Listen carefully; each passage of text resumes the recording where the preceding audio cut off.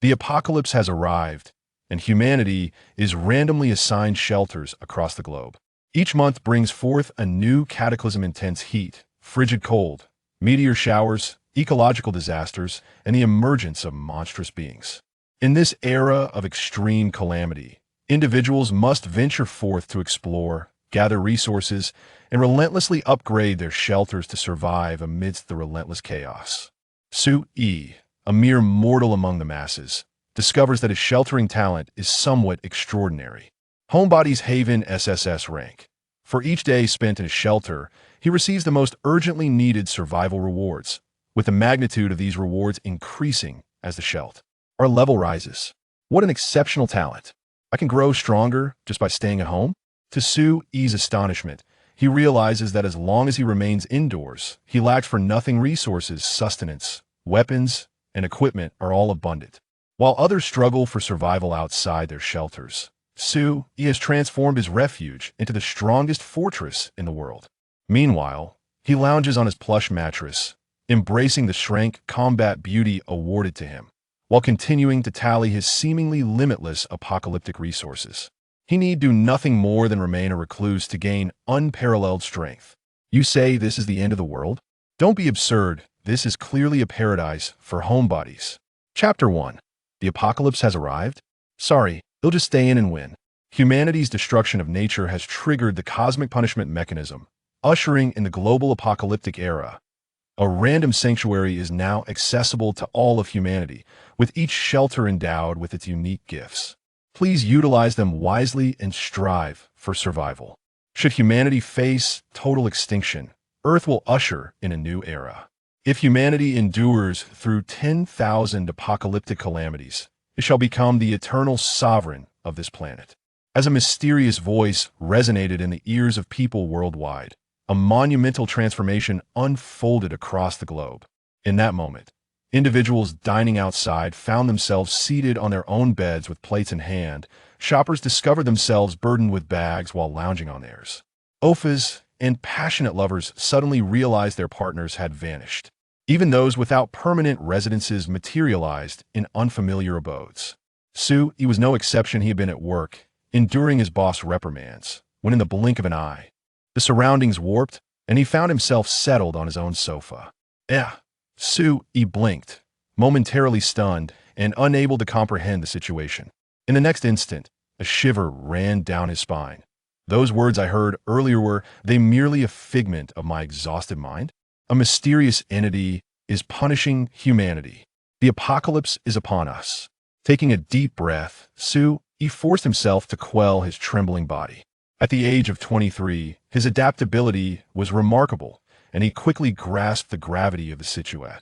In 10 minutes, the first wave of apocalyptic disaster will manifest. Themed: extreme heat. Across the globe, scorching climates with temperatures plummeting to a minimum of 60 degrees prevail. It is imperative to assess the attributes of your shelter diligently, gather resources, and ensure your survival. In death, no one will mourn you, for all are preoccupied with their own survival. Sui murmured, placing down a mysterious note from the table. The note was inscribed with essential information that enabled humanity to swiftly comprehend their dire circumstances. In a mere 10 minutes, the first wave of the apocalypse would commence. Is this merely a figment of my imagination, or could it be an elaborate prank by a high-tech organization? Sui furrowed his brow, attempting to softly command, "Open the shelter data panel." Whoosh! A translucent data frame materialized before Sui, causing his eyes to widen in astonishment. If this is a prank, the scale is truly immense. Sui pondered deeply, scrutinizing the information displayed before him. Shelter unnamed. Shelter level, level 0. Shelter owner, Sui. Shelter population, 1. Shelter space, 1 room, 1 living area, 1 bathroom. Shelter safety rating, 1 point. Shelter comfort rating, 1 point. Shelter item resources, 7 chairs, 1 bed, 1 sofa, 1 refrigerator, 1 computer. Shelter food resources, 5 small loaves of bread, 2 boxes of instant noodles, 3 bags of chocolate snacks, 2 packets of dried noodles, 4 bottles of beverages, 8 bottles of beer, 2 barred rels of drinking water. Shelter miscellaneous. Items of no value, Miscellaneous not accounted. Apocalyptic survival points, 0 points. Current primary objective, survive. Primary task reward. Upon task completion, participants will be scored based on their survival performance, followed by random commendations. Current special reserve, 1 shelter talent awaiting activation. How surreal.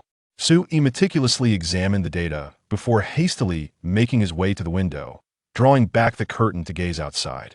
The streets were already teeming with people as throngs rushed out of their homes, creating a cacophony of chaos. Some were disheveled, others wore expressions of sheer terror, while many rushed to the nearest convenience stores. This is incredible. I can teleport. Can it take me abroad? I want to travel. What a bunch of fools. Doesn't the collective teleportation of so many people indicate the severity of the situation? The apocalypse is upon us. We're doomed. My phone has no signal. I can't make any calls.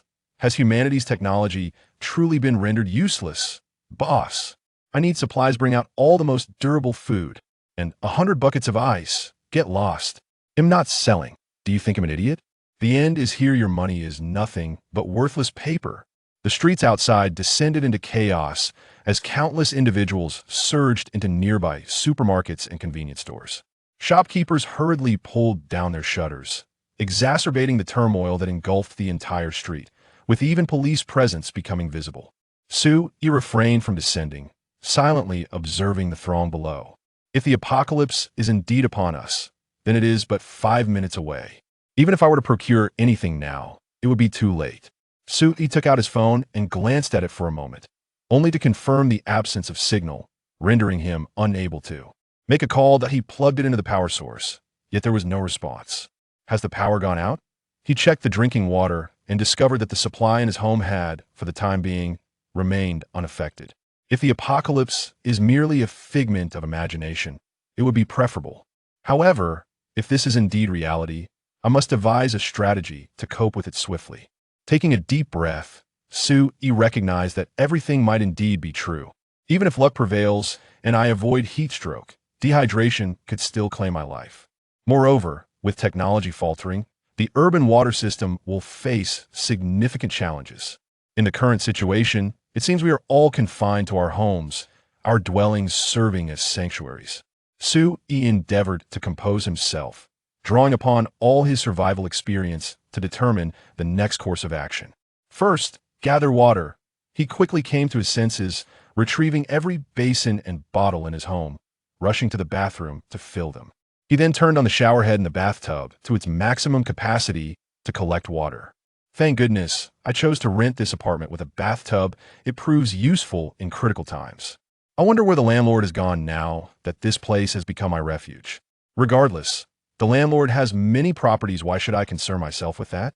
Sui murmured to himself, repeatedly splashing cold water on his cheeks. Seizing the remaining time, he aimed to keep his skin adequately hydrated. Then, he took a moment to inspect the refrigerator and other essential storage facilities. Excellent. They're all powerless. Simultaneously, he gathered all the thermos flasks in his home, filling them with water and adding a few ice cubes to each. The thermos is not merely designed for retaining heat, it can also preserve cold temperatures. It is time to reduce the frequency of opening the refrigerator.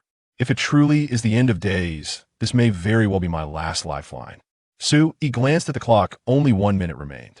Given my current circumstances, I lack the means to endure such a perilous environment. It appears I must rely on the sanctuary's innate abilities. Sui raised his head, scrutinizing the data before him, inhaled deeply, and cautiously uttered, "Activate the sanctuary's ability. Greetings, your unactivated ability has been detected and is now being initiated." A new notification appeared before Sui, and soon a beam of white light flickered in front of him. As the light dissipated, new information regarding his ability emerged. Congratulations, you have acquired the sanctuary ability, Homebody Haven. Homebody Haven SSS level. For every 24 hours spent in your sanctuary, you will randomly receive one of the most urgently needed survival rewards. The efficacy of this ability will enhance as the sanctuary levels up. An SS-level sanctuary ability. Sui was momentarily taken aback, then elated. Staying at home yields rewards? And the most urgently needed ones, at that providing exactly what is lacking? Darn, What was I exerting myself for? This ability is essentially inviting me to recline during the apocalypse. Chapter 2. Supreme Sanctuary Ability. The First Day's Reward. Su-E is a man of caution. Naturally, Su-E is convinced that the end of days is indeed approaching. He was engulfed in trepidation, striving to utilize all his acquired knowledge to enhance his chances of survival. Yet, when the talent of the sanctuary manifested, Su-E suddenly realized that he could simply relinquish his efforts. An SS-level talent, it appears undeniably formidable. However, I must await until this time tomorrow to ascertain its precise effects. For now it is what it is. I have done all that I could, and all I can do is wait. As Su-E's murmurs faded into the air, he was abruptly struck by an overwhelming sensation of searing heat.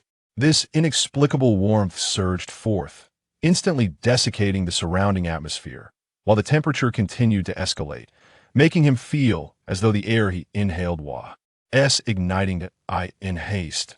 Su-E turned his gaze, only to behold the sky outside transformed into a vivid crimson, the very essence of the world altered. Endless waves of scorching heat were relentlessly pouring into the room through the open window. In an instant, the temperature within felt akin to that of an oven, searingly intense. Oh no, I forgot to close the window. The first round of the apocalypse has commenced. Su-E's expression shifted dramatically as he rushed to the window, extending his hand to draw the curtain, only to inadvertently burn himself on the steel bars of the security wind. Ow! Ouch! That's scorching. Has the Earth's temperature risen so swiftly? Pausing momentarily, Su-E happened to hear piercing screams and pleas emanating from the previously chaotic streets. It's so hot. I'm going to die from this heat. What in the world is this weather? Someone, please help me. I feel so dizzy I think I'm suffering from heat stroke. I thud.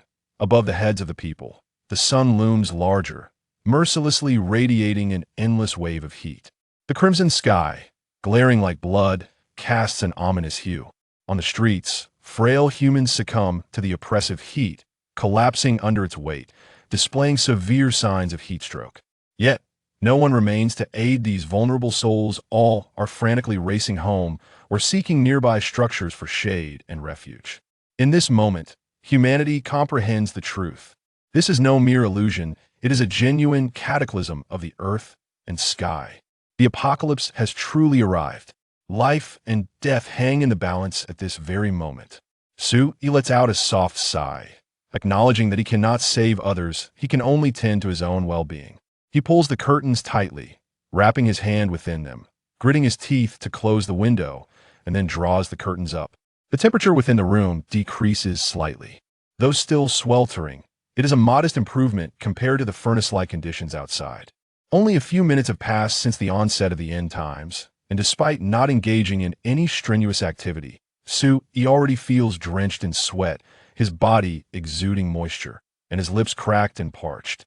His head begins to spin, fatigue inexplicably washing over him, accompanied by an unsettling sense of agitation. This is a clear indication of rapid dehydration. Su-E, wary of the situation, hastily removes his clothing, guzzles a bottle of water, and retreats to the bathroom, immersing himself in the bathtub. However, the water in the tub has already turned lukewarm, as the extreme heat of the earth continues to warm the once cool water.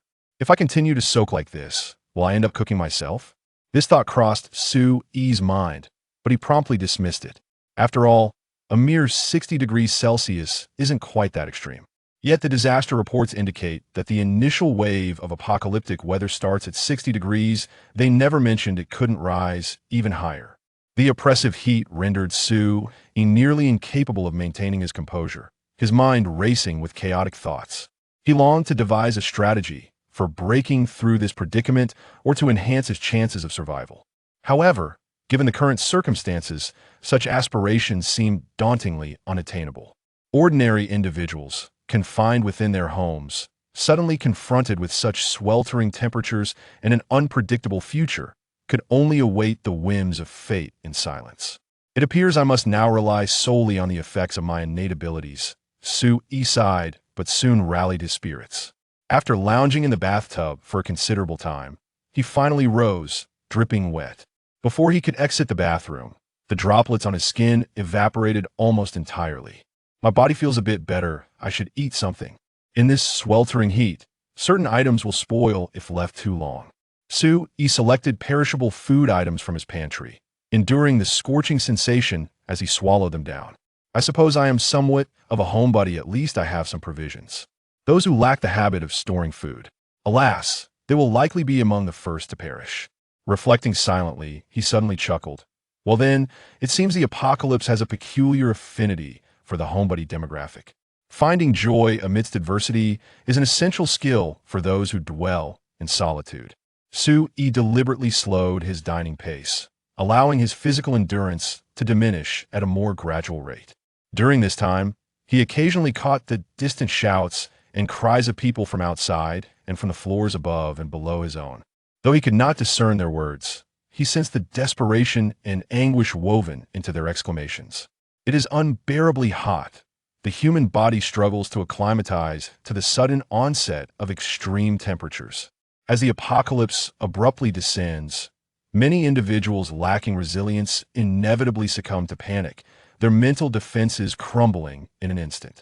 Excessive heat can induce agitation, overwhelming pressure, rendering one unable to remain composed. To alleviate his mental strain, he continually sipped water while retrieving paper and pen to contemplate his current survival situation. If my abilities prove effective, then by noon tomorrow, I shall receive my first reward. Considering the effects of my talent, what do I most urgently require at this moment? He surveyed his supplies, pausing thoughtfully. The initial wave of disaster is heat. Extreme temperatures correspond to rapid moisture loss, indicating that my most pressing need is water. However, in light of my current provisions, both food and water can sustain me for several more days, thus not qualifying as the most critical resources. In fact, I find myself in greater need of food as perishability accelerates in sweltering conditions. Thus, it is highly probable that the reward at noon tomorrow will provide me with either sustenance or hydration. He raised his head to gaze at the ceiling, a hint of perplexity in his expression. But how will the rewards be bestowed upon me? Will they simply descend from the heavens? Unbeknownst to him, all he could do was wait.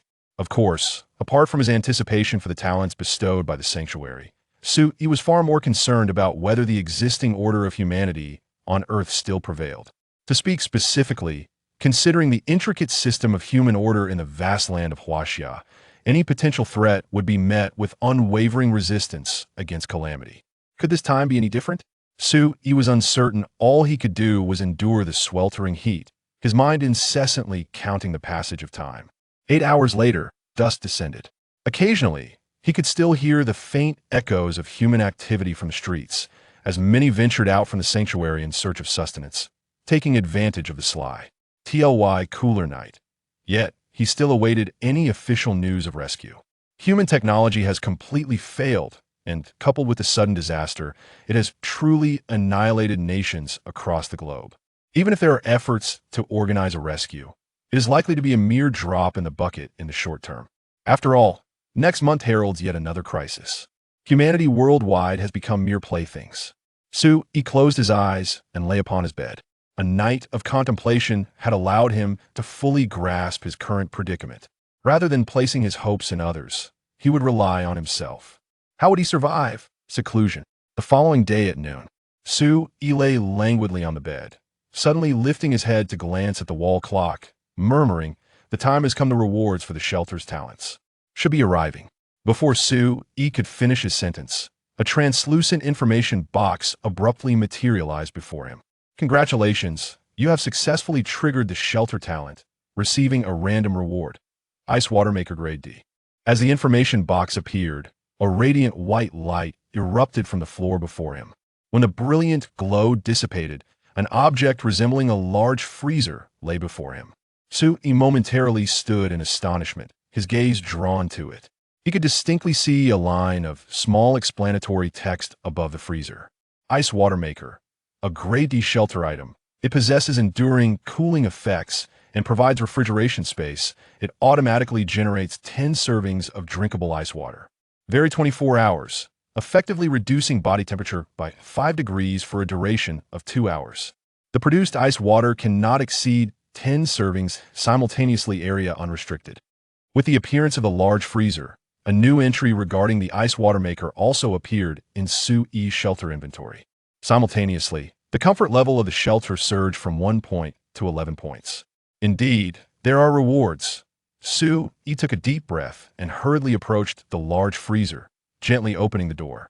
Instantly, a chilling mist enveloped him. The frigid sensation was so delightful that Su-E nearly squinted his eyes in pleasure, almost exclaiming.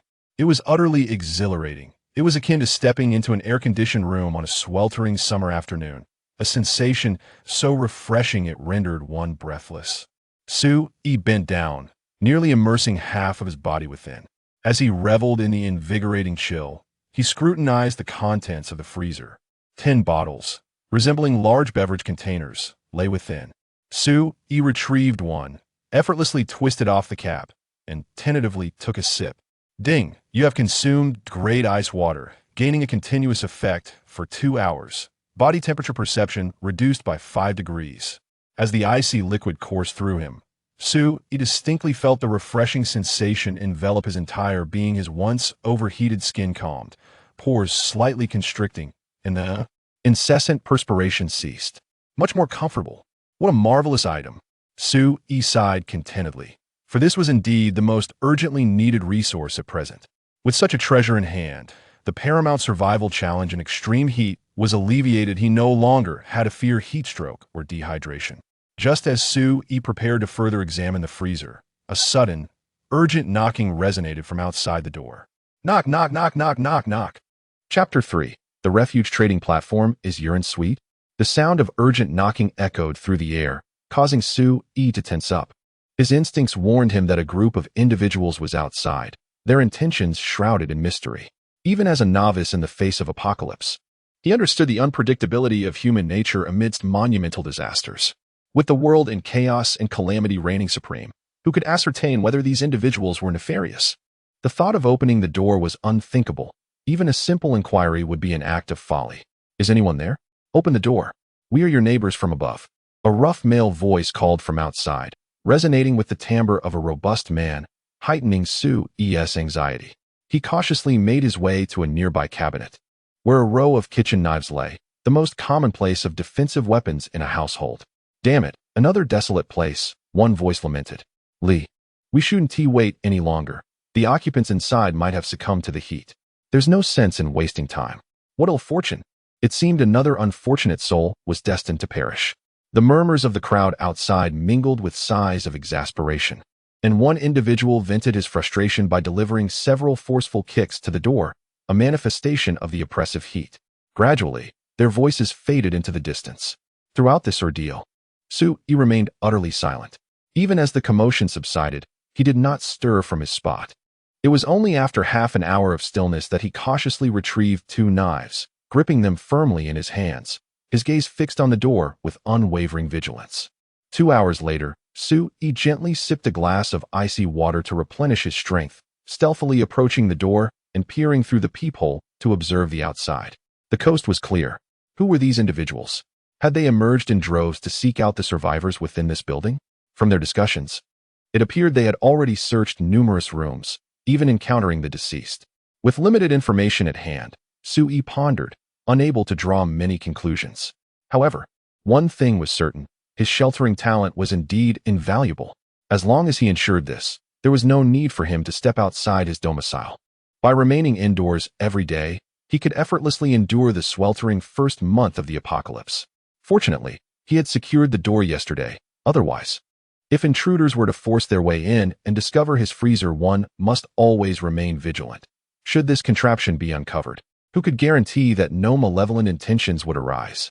With the collapse of societal order, the absence of legal protection for those surviving the apocalypse meant that everyone could only rely on themselves, and trust in others was a dangerous folly. If I wish to survive, I must exercise utmost caution, Su-E silently affirmed, as he moved the furniture in his home to barricade the door, subsequently shifting the refrigerator into position. Various items capable of blocking the entrance were strategically placed at the threshold. The strategy was simple, a tortoiseshell tactic. Regardless of the tumult occurring outside, he resolved to remain within. With this arrangement, Even if someone attempted to break down the door during the night, they would likely be thwarted. Wiping the sweat from his brow, Sui gazed with satisfaction at the entrance now obstructed by a haphazard array of belongings. As for the world beyond the window, Sui harbored no concerns. He had drawn the curtains tightly, and coupled with the scalding, nearly molten anti-burglary bars, no fool would dare to ascend to the 6th floor unassisted to invade his home in such sweltering temperatures. Such a feat was simply beyond human capability. Once he had ensured everything was secure, Sui began to transport the food and water from his abode, storing them diligently in the freezer. This freezer was remarkable. It remained efficient in cooling despite being unplugged. Sui was not an engineer and lacked comprehension of the underlying principles, yet he endeavored to make the most of its utility. Fortunately, his reserves were modest, and the freezer was aptly sized to accommodate them. After completing this task, Sui was already drenched in perspiration. He extracted some ice shavings and cubes from the freezer and tossed them into the bathtub to lower the temperature before shedding his clothes and immersing himself within. Sipping on icy water while relishing the less scalding bathwater brought him immense comfort. Sui squinted his eyes in pleasure, simultaneously reflecting, "Indeed, my SSS-level shelter talent is formidable. I wonder what rewards it shall bestow upon me in the coming days." This led him to ponder. If my shelter possesses a talent, then surely everyone else's must as well. Additionally, he wondered about the well-being of his parents, regrettably unable to establish contact at present. Sui sighed inwardly, reminiscing from afar about his parents and friends back home, yearning for news of their circumstances. Just as a tinge of melancholy swept over him, a new notification sound pierced the air. Congratulations to all. Every human who hears this message is among the fortunate few who have lived to see the second day. Today's latest report on the impending apocalypse unfolds as follows. The current number of surviving shelters worldwide exceeds 8.2 billion. Yesterday, humanity lost over 1.3 billion shelters. Today's calamity reveals a temperature increase of 10 degrees, with nighttime temperatures remaining unchanged. Let us all strive to survive. The data announced by the alert caused a slight shift in Sui's expression. An increase in temperature? It is already unbearably hot at 60 degrees. What will happen at 70 degrees? Countless lives will surely be lost. Sui's heart sank. The loss of shelters must equate to a loss of lives. With over 10 billion humans surviving globally, the death toll of 1.3 billion in just one day is harrowing, and the days to come will only witness a greater demise. When the supplies in the shelters are exhausted or the severity of the disasters escalates, humanity will inevitably face its most challenging period of survival. What is the origin of this calamity that seeks to push humanity to the brink? The weight in Sui's heart grew heavier, yet soon another alert chimed in. As a reward for surviving the first day, we will now establish a communication platform for shelters across various cities globally. Additionally, a trading section for major urban areas within the shelters will be opened, allowing any shelter to freely trade any goods or supplies. Please be advised that all transactions must ensure authenticity. Any fraudulent activity will result in the swindler facing the confiscation of tenfold their shelter supplies. Collective rewards? Dividing into city regions to facilitate communication and trade? This is increasingly resembling a game. However, the foundation of this game is built upon the sacrifice of human lives across the globe. Sui lifted his gaze and beheld a new data panel, reminiscent of the chat interface familiar to all gamers. With the title, Jinling City Shelter Communication Channel, emblazoned at the top. Below it, a stream of various shelter messages cascaded, gradually flooding the screen. Unnamed shelter, hello? Is anyone there? Unnamed shelter, what time is it? Are you still not accustomed? I have 2 liters of drinkable liquid available for trade in exchange for any food. I've already listed it on the trading platform. Is there anyone willing to swap? Dragon 1, shelter no name yet? I can't tell who's who anymore. By the way, what are your shelter talents like? Let me disclose mine first. I possess an A-grade shelter talent, and I feel confident I can survive. Wang Qinchin, shelter huh? Aren't we supposed to use our own names? I won't disclose my talent. I fear you may be ill-intentioned. Unnamed shelter, what time is it? Why are you still being secretive? We humans must unite. Help the vulnerable. We shall weather the storm together. Speaking of which kind-hearted soul will assist me? A weakling? My child has tea eaten all day, and our drink supply is nearly depleted. Unnamed shelter, Mom. Dad. Where are you? It's me, Daniel. It's me, Daniel. Unnamed shelter, Daniel. Could you refrain from flooding the chat? We are on the brink of dehydration, and here you are, like a tadpole searching for its mother? Sui silently observed the chat messages, choosing not to engage in the conversation. Within the chat messages, there is a plethora of inquiries for missing persons, cries for help, and various transactional requests. A few individuals attempt to communicate regarding their talents in the apocalyptic circumstances, suggesting these shelters possess superior skills and are currently free from the pressure of survival. As it stands, we are on the second day. Rational analysis indicates that, despite the prevailing panic and fear, the majority should be able to endure, as the true crisis of existence has yet to unfold. After a brief observation, Sui noted that everyone was exceedingly cautious, refraining from sharing any substantial information. Of course, there were also those claiming to represent official channels, fervently urging the unification of the living forces to rekindle the organizational capabilities of the Chinese populace. However, in these uncertain times, no one dares to ascertain the presence of charlatans among them. After a moment's contemplation, Sui opened the trading interface, which displayed a myriad of transactional information from the shelters in Jinling City and its neighboring regions, catering to diverse needs. Most transactions operated on a barter system, with numerous one-sided pleas for assistance. Transaction information: 1 liter of urine available. Sweet tasting. Seeking food in exchange.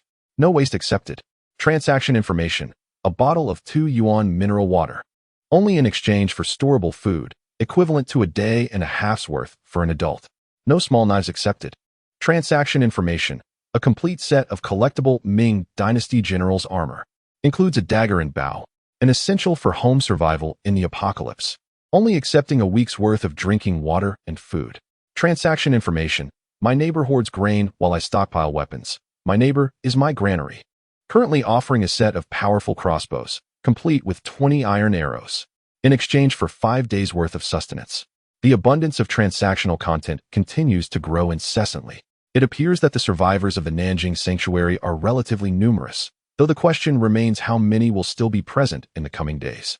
Sui meticulously examined the surroundings and discovered that the valuable items were rather scarce. The various trade goods primarily consisted of food, beverages, weapons, and essential tools.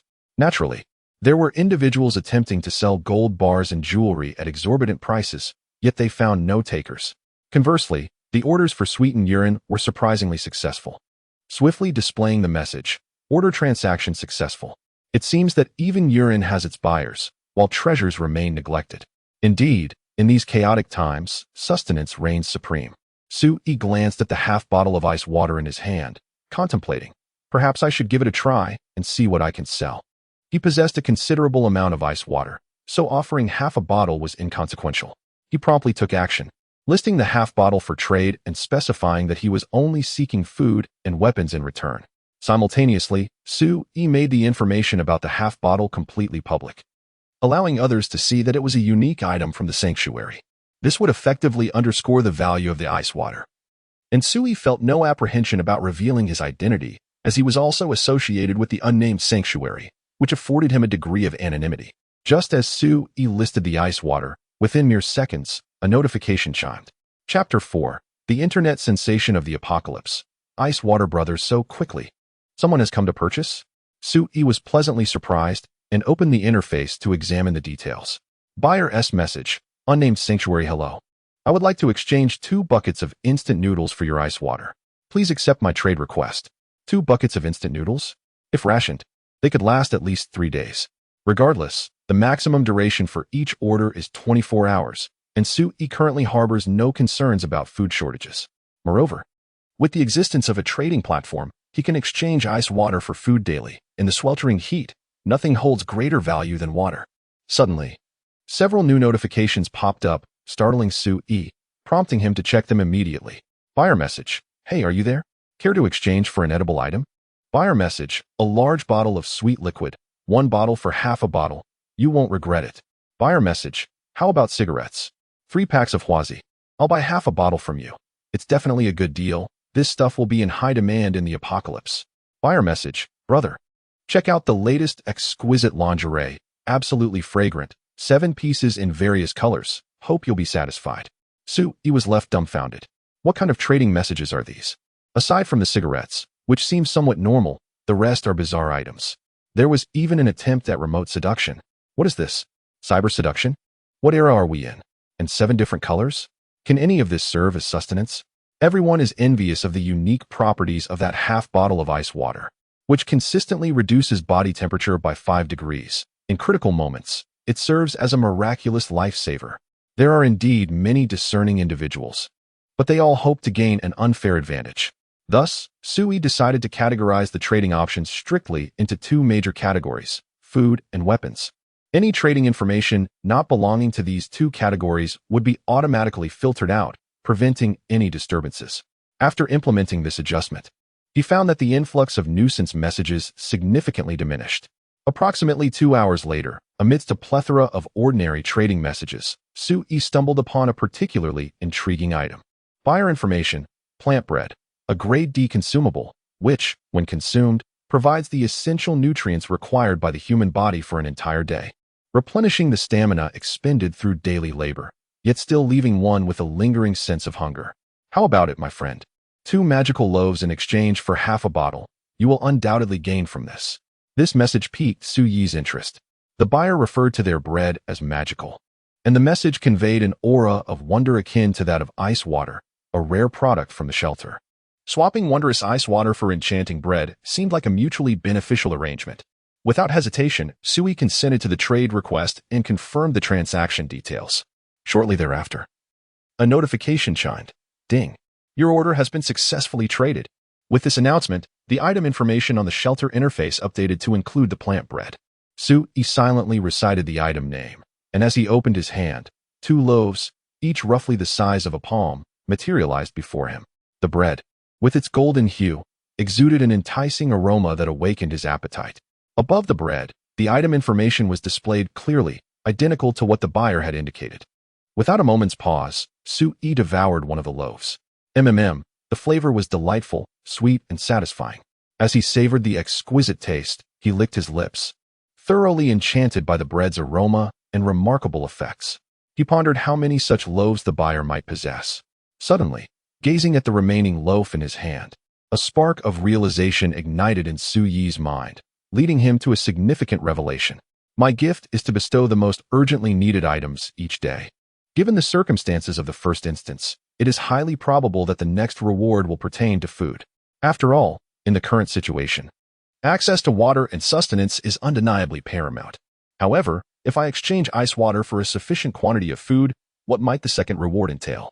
Sui murmured to himself, if I already possess ample provisions, will the nature of the second reward change?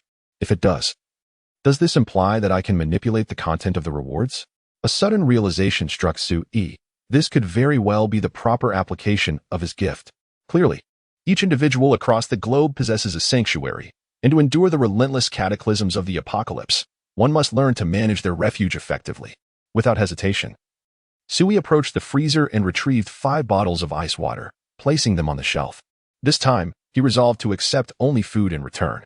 Within 2 hours, a plethora of trade requests inundated him, featuring both ordinary and extraordinary food items. Sui selectively chose those that were abundant and easy to store, such as instant noodles and biscuits. The emphasis was on quantity. The prices for the extraordinary food were exorbitantly high, although they were useful. They yielded very few items in exchange. After selling the 5 bottles of ice water, Sui found himself with a bathroom overflowing with various dry food supplies. Boasting an impressive variety, he estimated that, if he were prudent with his consumption, it would be feasible to sustain himself for over half a month. Thus, the issue of food was resolved. Tomorrow, he would await the nature of the reward that would be bestowed upon him. Sui whispered to himself, having already devised his plan. As long as the world did not come crashing down, he would remain indoors as much as possible, fully harnessing the talents of a refuge. Sui decided to remain indoors and accumulate a plethora of disaster relief rewards. Although it was somewhat tedious, at least his safety was assured. Reclining on the sofa, he languidly browsed the chat channel for the Jinling region. The entire city was currently devoid of water and electricity, and mobile phones and computers were long out of commission. His sole diversion was to observe the situation within the city, seeking intelligence from the outside world through remote conversations. Sui initially intended to eavesdrop discreetly, however. He was taken aback when he opened the chat channel to find a significant portion of the city's populace calling out to him. Is Ice Water Brother there?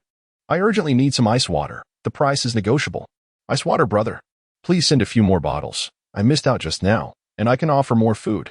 Ice Water Brother, Big brother, I just risked my life to go to the supermarket for a zero-cost purchase. Please trade me a bottle of water. The city channel was filled with cries for ice water brother, and Sui quickly realized they were calling for him. They all desired ice water. Some individuals, seemingly oblivious to external information, curiously inquired, "What are you all shouting about? Who is Ice Water Brother? Are there internet celebrities even in the apocalypse? Ice Water Brother is far more impressive than any internet celebrity." Someone promptly clarified. Just now, several bottles of ice water surfaced on the trading platform. Consuming that can lower one's body temperature. Just think, the temperature is about to rise, reaching a sweltering 70 degrees. Having a bottle of ice water in hand could be a matter of life and death. An internet celebrity? Can they even be compared to my Ice Water Brother? He is nothing short of a saint. Brother Ice Water, I implore you, sell me another bottle. Ice water. Ah, ice water. I need ice water. I feel as though I am at my limit. My body is burning, and it feels as if ants are crawling all over me. I beg you, Brother Ice Water, just one more bottle. I am suffering. Even half a bottle would suffice. Sui inhaled sharply, astounded by the madness of humanity. Many discerning individuals recognized the significance of ice water, and through information exchange, they all became aware of its crucial value. Yet, alas, they could not summon Brother Ice Water. He seemed to have vanished without a trace. In the chat channel, only a few fortunate souls flaunted their procured ice water or flipped it for profit. Special ice water, starting at 10 boxes of instant noodles. The highest bidder wins. Brother Ice Water's ice water is now available. Come with ample food, or a gentle college girl also acceptable. The one-sip ice water version is now online. Tested personally. Even a small sip can provide a cooling effect. Special price, 5 packs of instant noodles or 5 bottles of regular drinks for 1 sip. Upon reading this information, Sui felt a jolt of realization. Good heavens! The entrepreneurial instinct of the Chinese people is remarkable. Even in the apocalypse, they do not forget to profit from the price difference. The miraculous ice water kept a portion for himself, while reselling some could indeed ensure that many fortunate individuals secured their early supplies. This also made Sui acutely aware of the immense value of the ice water he possessed. Damn it. I sold it at a loss. Sui sighed, yet he had no intention of selling the remaining ice water just yet. Currently, I am the sole possessor of cooling ice water in Jinling. The 4.5 bottles available in the market have yet to be consumed. If I list it again, it would only drive the price of the ice water even lower. Wait a moment longer, until they are left with no ice water, until they find themselves at a dead end. That shall be the moment when my interests are maximized. Sui remained composed, feeling no remorse for his actions. In times of catastrophe, one's own welfare takes precedence above all else. The fate of others is of no concern to me. Chapter 5. Chaos spreads. The crisis outside the door time flies, and soon it is 8 o'clock in the evening. The temperature has not dropped with the onset of night. The additional 10 degrees of heat today makes each breath feel as though one's organs are being roasted. Sui, feeling irritable from the heat, busied himself refreshing trading information and regional chats to pass the time. Suddenly, a cacophony of voices erupted from the street outside the window. Have people emerged? Quickly, Sui strode to the window, slightly parting the curtains to peer outside. He observed several individuals carrying candlesticks and rudimentary torches, gradually emerging from the residential building where Sui resided. Move quickly, don't dawdle. It's sweltering outside. Brotherly, will we truly find something to eat? It's much hotter out here than in the house. I feel as if my throat is on fire. Even if we cannot find anything, we must search. Otherwise, we shall starve to death. This wretched weather. It's astonishing that it hasn't cooled down at night. A group of men clad in work uniforms voiced their complaints loudly as windows on various floors were opened, with some people peering down. Brotherly? A thought struck Sui. Is that not the man who knocked on the door during the day? Sui recognized the group of men, yet remained oblivious to their origins and intentions. Engrossed in his work, he had seldom interacted with his neighbors. I am parched, he lamented. I recall there are several shops along this street. Let us go take a look. Have the fellows brought everything? We cannot afford to return empty-handed, as we did last night. Brotherly, everything is prepared. By the way, can we exchange some food for ice water later? I have heard it possesses miraculous properties. Ice water?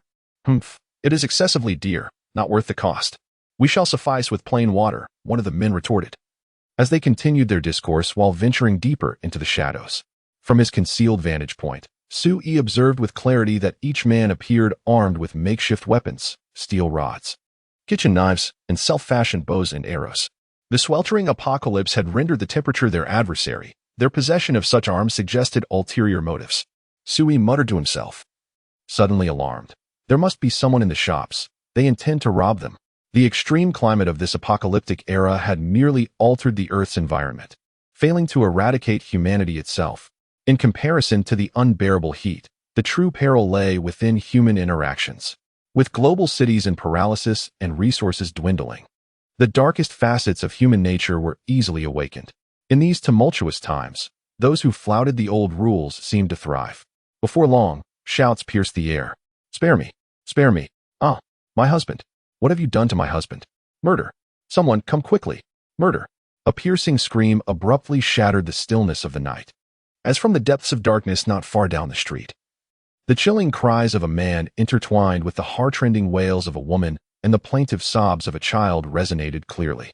In an instant, a tense atmosphere enveloped the nearby residential buildings. In the shadows, countless pairs of prying eyes silently observed the direction from whence the sounds emanated. "Brother, why don't you let me have a go at that woman? She has quite a charm," one man remarked. "What do you know? We need to conserve our strength. In this sweltering heat, engaging in such activities could lead to dehydration," another replied. "Ah, what a pity. I only got to touch her, but the sensation was delightful. Haha, quick. We have food now. Let us make several trips tonight.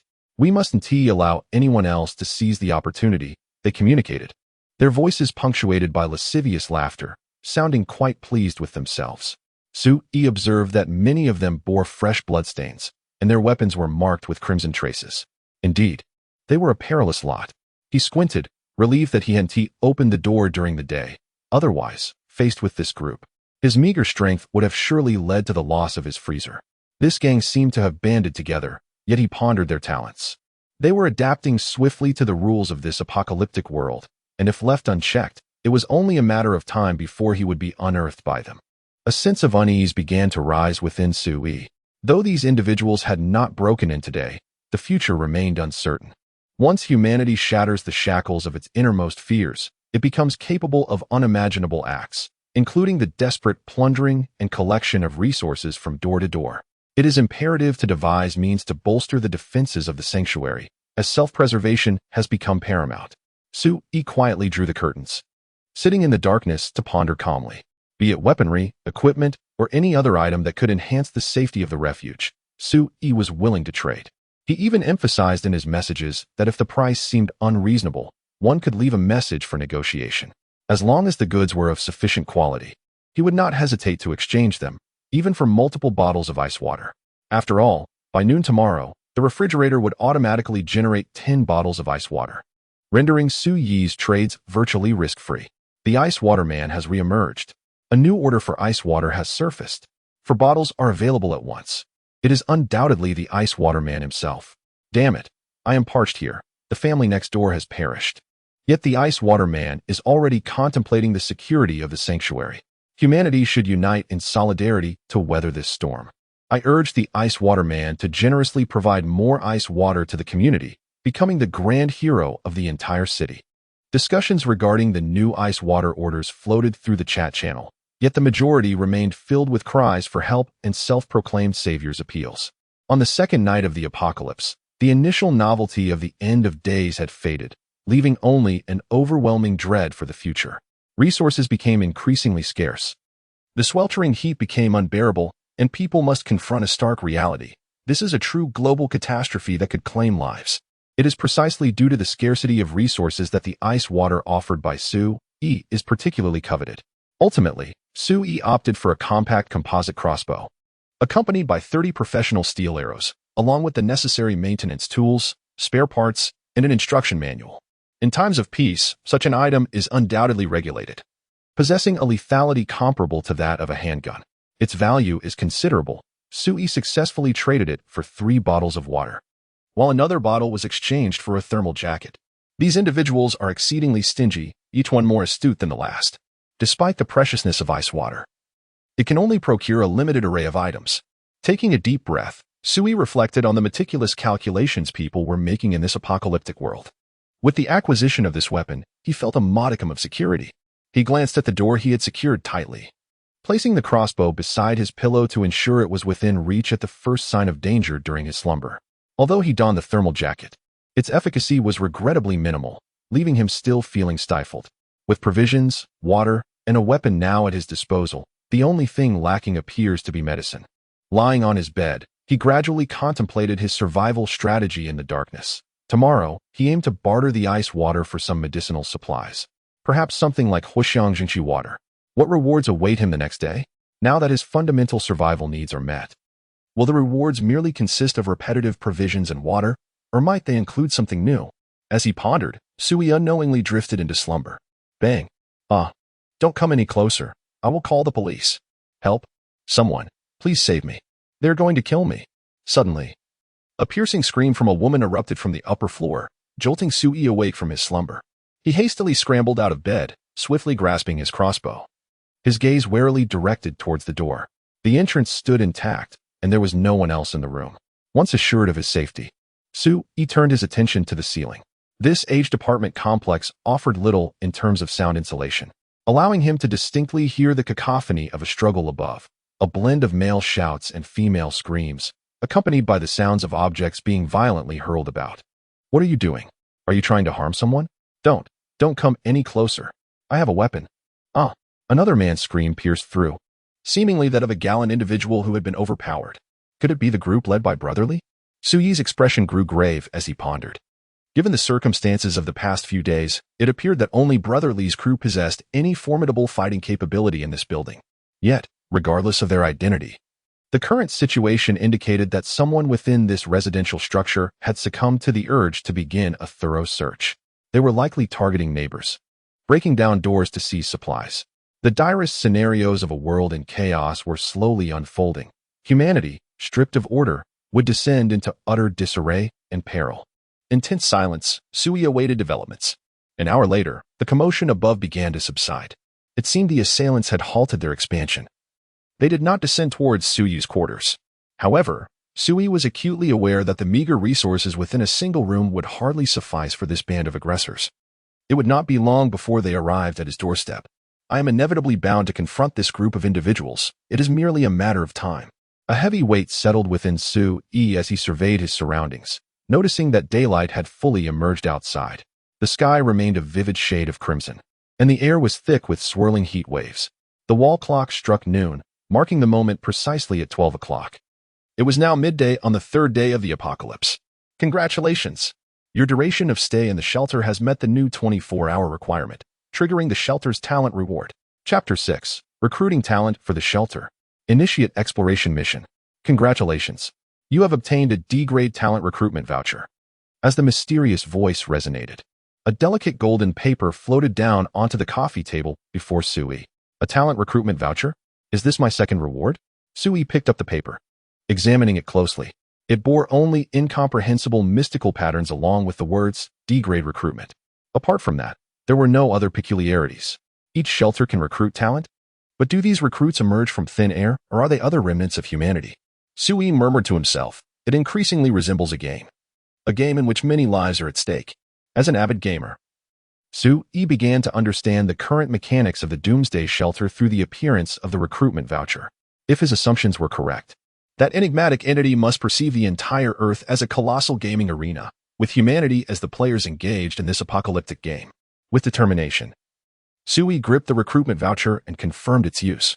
A radiant burst of golden light erupted from his palm, subsequently separating and drifting before Sui, continuously expanding until it gradually coalesced into a golden humanoid form. As the golden brilliance dissipated, a petite yet bright-eyed young woman stood before Sui. Astonishingly, she had transformed into a living being. Sui was left utterly stunned. Despite his mental preparation, he was still profoundly impacted by this spectacle. The girl before him stood at barely 1.60 meters, seemingly in her early 20s, possessing an unremarkable appearance, yet her luminous pupils exuded an intense vitality. Warrior Linyu.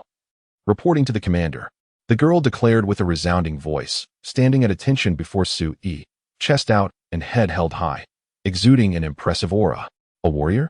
It was only then that Sui noticed her clad in camouflage combat attire, adorned with meticulously designed pockets and accessories, fully functional and ergonomically suited for the human form.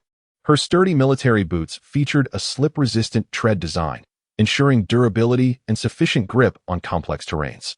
Lin Yu sported a multifunctional tactical belt at her waist, equipped with a sidearm, magazine pouch, flashlight, and various survival tools, each meticulously organized and ready to respond to any sudden situation. A female soldier? Sui, surprised, gazed at Lin Yu and inquired, "Are you from Earth? Where do you hail from?" "I have received my orders. The apocalypse is upon us, and the survival of humanity rests at this moment. I have been tasked with the duty to protect the commander and shall obey your commands." This may indeed be the new humanity crafted by that enigmatic entity, using Earth's inhabitants as a blueprint. In her memory resides an innate concept of loyalty towards me, encompassing an understanding of the current circumstances. Sui pondered silently. This is what they call refuge talent. It increasingly resembles a post-apocalyptic management game. Simultaneously, a notification echoed in Sui's ears. "Congratulations, you have successfully recruited a D-class combat talent. Special Forces Lin Yu. You have successfully activated the talent information panel. You may now inquire about the status of all talents within your refuge through the talent module interface." As the notification sounded, an additional talent category appeared in the refuge information before Sui. The population of the refuge increased from 1 to 2, while the safety level rose from 1 to 11. Sui's finger delicately tapped the talent module, and soon Lin Yu's detailed information emerged before her. Talent data information. Name, Lin Yu. Age, 22 years. Type, soldier. Talent grade, D. Physical strength, 85. Neural response, 83. Endurance, 88.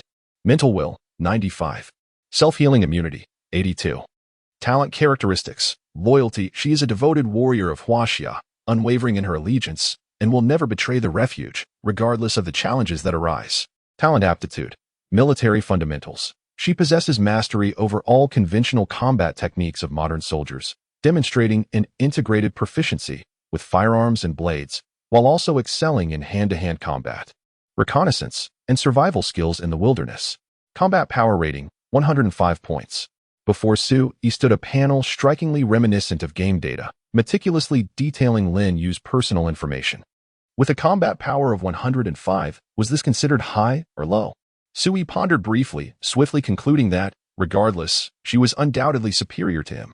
As an ordinary office worker, Sui often indulged in video games, read novels, and occasionally exercised. Given his physical condition, it was inconceivable that he could outmatch a professional soldier, even if she were merely a female one. "Commander, what do I need to do now?" Lin Yu inquired, her gaze penetrating and her voice crisp. Her countenance was both resolute and refined. Her skin bore the sun-kissed hue from prolonged outdoor training, and her short hair was neatly tucked beneath her helmet, devoid of any disarray. Her high nose and tightly sealed lips suggested an unwavering determination, as if no challenge could ever shake her resolve. She embodied a sense of security as a warrior, a fact that even Sui, despite being a man, could not contest. "Let us not rush," Sui gestured dismissively, posing a question. "Are you hungry? Would you like something to eat?" The talent interface contained a wealth of additional data yet to be revealed, which Sui could delve into, such as hunger, illness, and psychological state. Clearly, even the talents in the shelter required sustenance, were susceptible to illness, and could potentially face mental health issues under the pressures of a post-apocalyptic world. "I am not hungry," Lin Yu replied, shaking her head with a calm demeanor. "Commander, our situation is dire. We are severely lacking in supplies, and I cannot afford to waste food.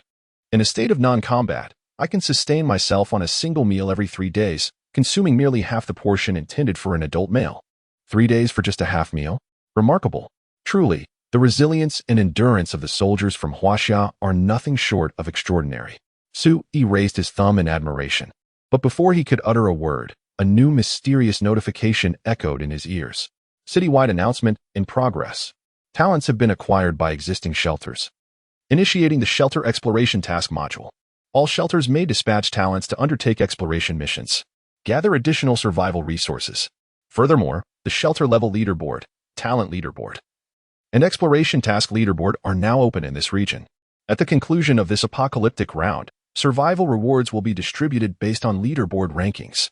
This announcement resonated throughout the city, igniting a fervor among the populace. The once stagnant chat channels erupted with excitement.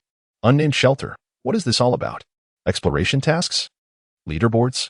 This apocalypse feels strangely reminiscent of a pay-to-win online game. Unnamed shelter. Here we are, barely surviving, while some mysterious entity watches us play a game. Damn it. I'm on the verge of dying of thirst. I am Big Bull. Which esteemed individual has recruited a talent? How impressive are they? Can anyone assist me in contacting my parents? Wang Qinshin.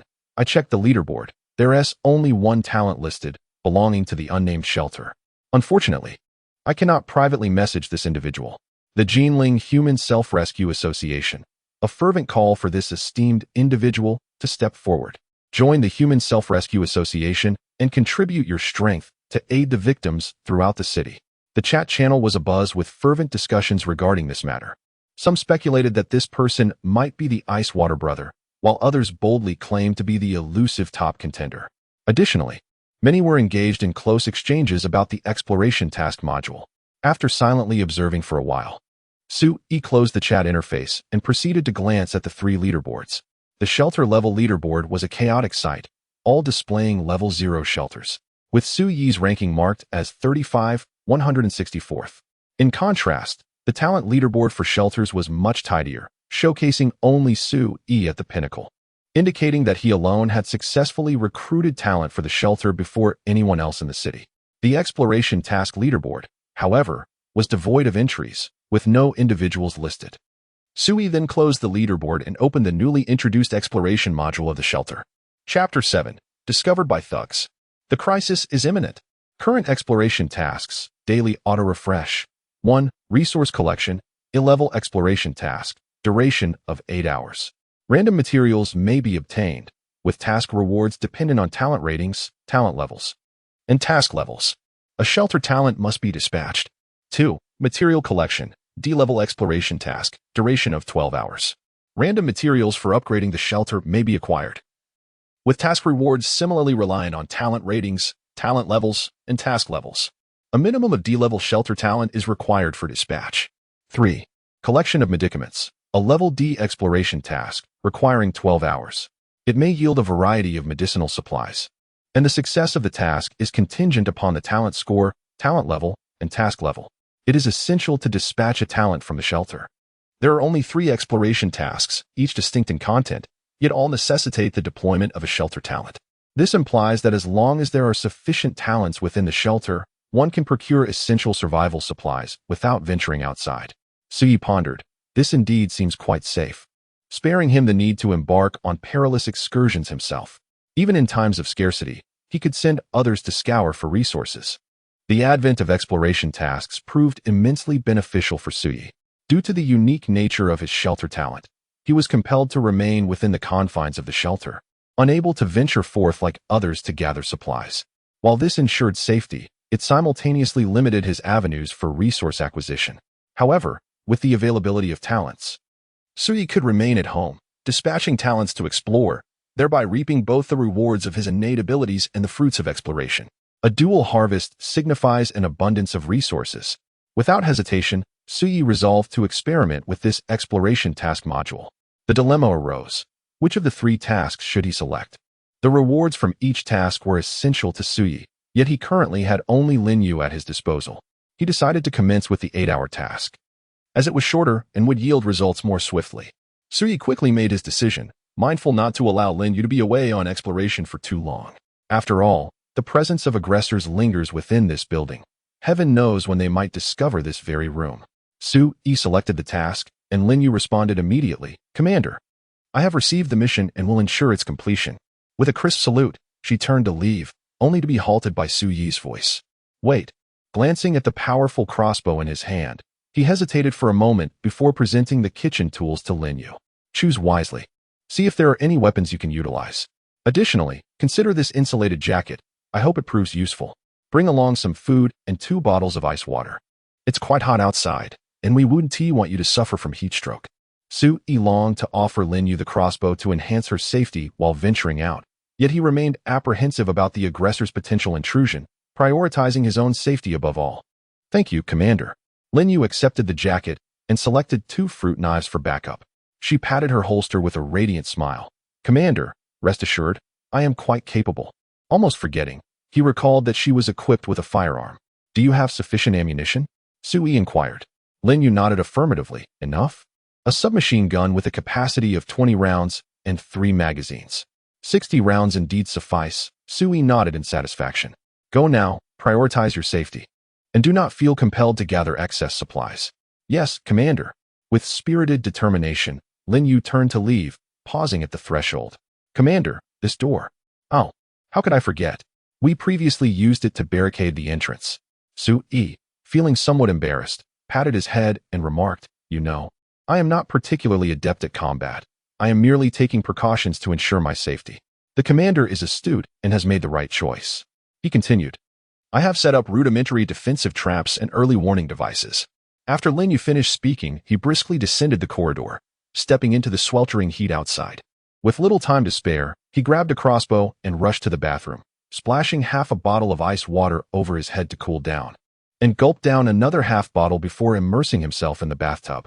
At that moment, Sui felt a slight alleviation of his heatstroke symptoms. The weather was indeed oppressively hot. It was stifling even indoors, and he could only imagine the conditions outside. He hoped that Lin Yu would remain safe, as he was currently his sole refuge. The ice water from yesterday had all been consumed, yet the refrigerator had replenished with 10 bottles. He allocated 2 bottles for Lin Yu, drank one himself, leaving him with 7 bottles. Perhaps it was time to exchange some for better provisions? As Sui reclined in the bathtub, he accessed the city trading platform of the refuge. He perused the offerings and noted an increase in extraordinary items since yesterday. Most were food and drinking water, but the prices were exorbitantly high. It seemed that not only was his refuge's talent advantageous, but others' abilities were formidable as well. He silently contemplated, finding little of significant value to purchase. However, considering that the worth of ice water might depreciate with the influx of superior items, he decided to spend 3 bottles to acquire some durable food supplies. Only 4 bottles of water remained, and Sui decided not to utilize them for the time being, choosing instead to wait until evening to reassess the situation. The afternoon stretched on with a monotonous dullness, prompting Sui to rummage through the collection of comic books at home, indulging in a repetitive reading spree. Around 5 o'clock, the familiar sounds of clamor and curses echoed from upstairs once more. This time, however, Sui felt somewhat accustomed to the disturbance, no longer gripped by panic. He merely listened intently for a moment before checking every corner of his home, ensuring that all was securely concealed. The ruffians above had wreaked havoc on countless individuals, and he wondered when their misfortune might extend to him. In his heart, Sui silently mused. Regardless of the circumstances, this poses a latent threat. For the sake of safety, I must devise a strategy to deal with this band of marauders swiftly. Should I have Lin Yu take up arms against them? That seems ill-advised. Although Lin Yu is a soldier, she is still at a disadvantage. Any unforeseen mishap could result in significant loss for Sui. Moreover, he remained uncertain of the adversary's inherent abilities. He had glimpsed discussions in the chat channel about individuals activating combat-related talents. Should one of the assailants upstairs possess such a talent, even Lin Yu's military training may not suffice to confront them. Patience is key. Sui took a deep breath, resolving to endure for the time being. As long as they refrained from troubling him, he would maintain a low profile and quietly gather strength. As evening approached, he heard the sound of disordered footsteps emanating from above, accompanied by snippets of heated dialogue.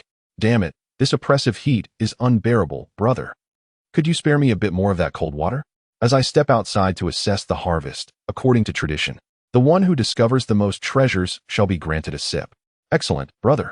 Observe my performance. By the way, earlier today, I seemed to hear a woman's voice faintly emanating from downstairs, mentioning something about a superior. Could it be that we have officials residing here? The conversation drifted past Sui's door, gradually descending to the lower levels. Sui stood by the window, silently peering through the curtain's gap, witnessing a group of men dragging empty burlap sacks out of the residential building. At the forefront was the same cadre led by Brother Lee from yesterday, yet their ranks had swelled to 13. It appears I have drawn attention to myself, Sui mused, as the poor soundproofing of the aging building rendered his summons to Lin Yu seemingly perceptible to Brother Lee and his entourage. This edifice comprises 8 stories, with a staircase accommodating 4 households per floor, and is reputedly fully occupied due to the surrounding amenities. The residents are primarily local office workers, alongside construction laborers, as indicated by their robust physiques. Assuming at least one occupant per household, the building must host a minimum of 32 individuals.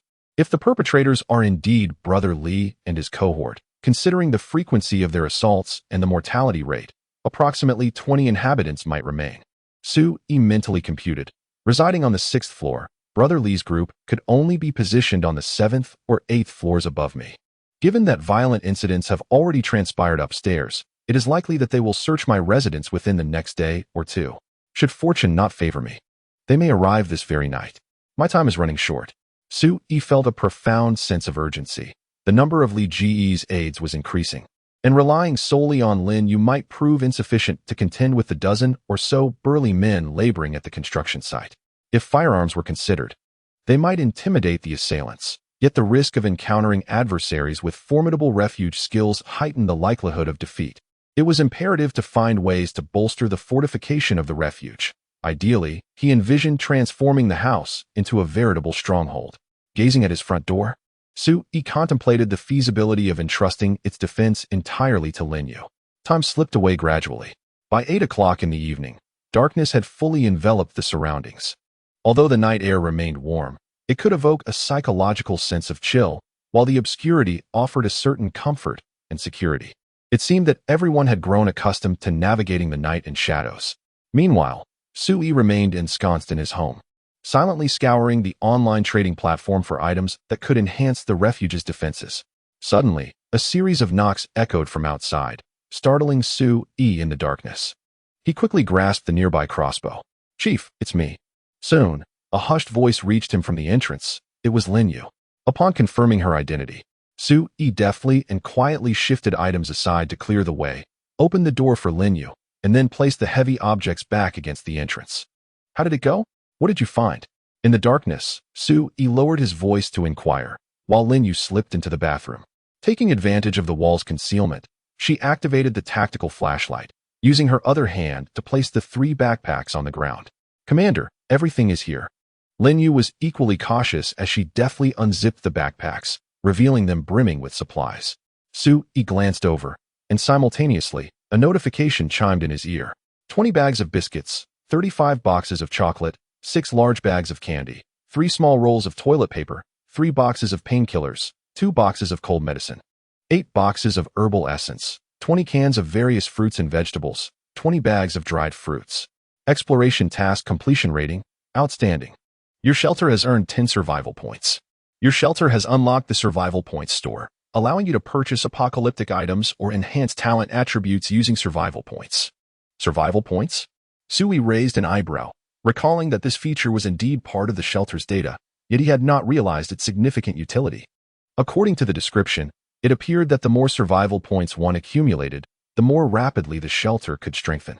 Currently, the sole reliable method to earn survival points seemed to be through exploration tasks. Well done. Sue-E patted Lin Yu on the shoulder and instructed, "Turn off the light. Select some items to stash in the freezer, and then we shall have dinner." "Understood, Commander, but I am not hungry yet." "Even if you are not hungry, you must eat a little to replenish your energy." Sue-E noticed a barely perceptible stamina bar atop Lin Yu's head, which had diminished from its midday green fullness to a half-yellow state. This 8-hour expedition evidently left Lin Yu somewhat fatigued. She required rest. Thus, Sue-E abandoned the notion of urging her to continue exploring throughout the night. Currently, their shelter possessed but this one capable individual, and it was imperative to care for her well-being without excessive strain. The addition of a helper in their dwelling made Sue-Ye's tasks considerably easier. At 10 p.m., the two shared a modest meal, opening 2 cans to replenish essential nutrients. Subsequently, Lin Yu proactively suggested enhancing the basic protective measures of their abode during the night, proposing the installation of internal traps and warning devices. Sue-E readily agreed, delighted at the prospect of having a professional soldier undertake these improvements, certain that her expertise would surpass his own efforts. As Lin Yu busied herself with the tasks at hand, Sue-E assisted alongside her, patiently inquiring, "What additional materials do you require? Please let me know, and I shall find a way to procure them." "Commander, I still need nylon rope, more knives, and conventional items such as chili powder would also be beneficial," Lin Yu replied, fully aware of the shelter's current situation and refraining from making excessive demands. "Understood. I will procure these items," Sue-E affirmed, nodding as he opened the trading platform and search for the necessary supplies. Since the inception of the trading platform, individuals throughout the city, grappling with shortages, had begun listing nearly everything for exchange, even used sanitary products. The platform boasted an extensive array of commonplace items, and naturally, the materials Lin Yu requested were no exception. Su-yi consumed a small quantity of perishable food and a bottle of ice water, successfully procuring the items Lin Yu desired.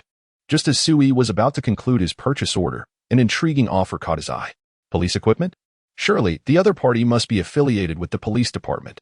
He hastily sent a transaction request, noting, "I am the ice water guy, and I have 3 bottles left. Do you possess a handgun and ammunition? Grenades would suffice as well." The response arrived swiftly, indicating a refusal to trade. However, it included additional remarks. "Greetings, ice water guy. We are in dire need of substantial food and drinking water. While we indeed require your ice water, 3 bottles can only be exchanged for a 54 type handgun. I can also provide you with 10 rounds of ammunition, sufficient for your self-defense in the near future as you await rescue." Awaiting rescue? It appeared the other party held an official status, their resolve to save the city undiminished. This was characteristic of the Chinese spirit. In the face of calamity, heroes inevitably emerge. Su-yi pondered, realizing that the refusal was not a genuine rejection of the transaction, but rather a means to facilitate private communication between shelters, ensuring thorough dialogue with the buyer. A handgun and 10 rounds of ammunition seemed of little assistance. If that were the case, I could forego the handgun. But acquiring more ammunition would indeed be advantageous. Su-yi turned to Lin Yu, who was working nearby, and in a hushed tone inquired, "Lin Yu, what caliber are your bullets?" "The CZ-75 submachine gun uses modified magazines that can hold 20 rounds, and the bullet type is 9mm handgun ammunition," she replied. 3 bottles of ice water, 100 rounds of 919mm handgun ammunition. "Do you possess a submachine pistol?" The other party quickly sensed something amiss, and, in a tone of surprise, messaged back, "Ice water brother, who are you? To possess firearms in Huaxia, could you be my comrade? I cannot provide you with so many bullets. I am uncertain of your identity. At most, I can offer you 20 rounds. Additionally, I will include 10 bags of biscuits, 100 rounds of ammunition. Are you truly my ally? Very well, I shall concede to 50 rounds. That is my utmost compromise. Moreover, I will add a box of painkillers, a box of cold medicine, and a box of Huaxiang Zhengqi liquid, 100 rounds of ammunition." The terms proposed by Su-yi nearly swayed the other party. Though they could perhaps endure food shortages temporarily, medicine was undeniably precious.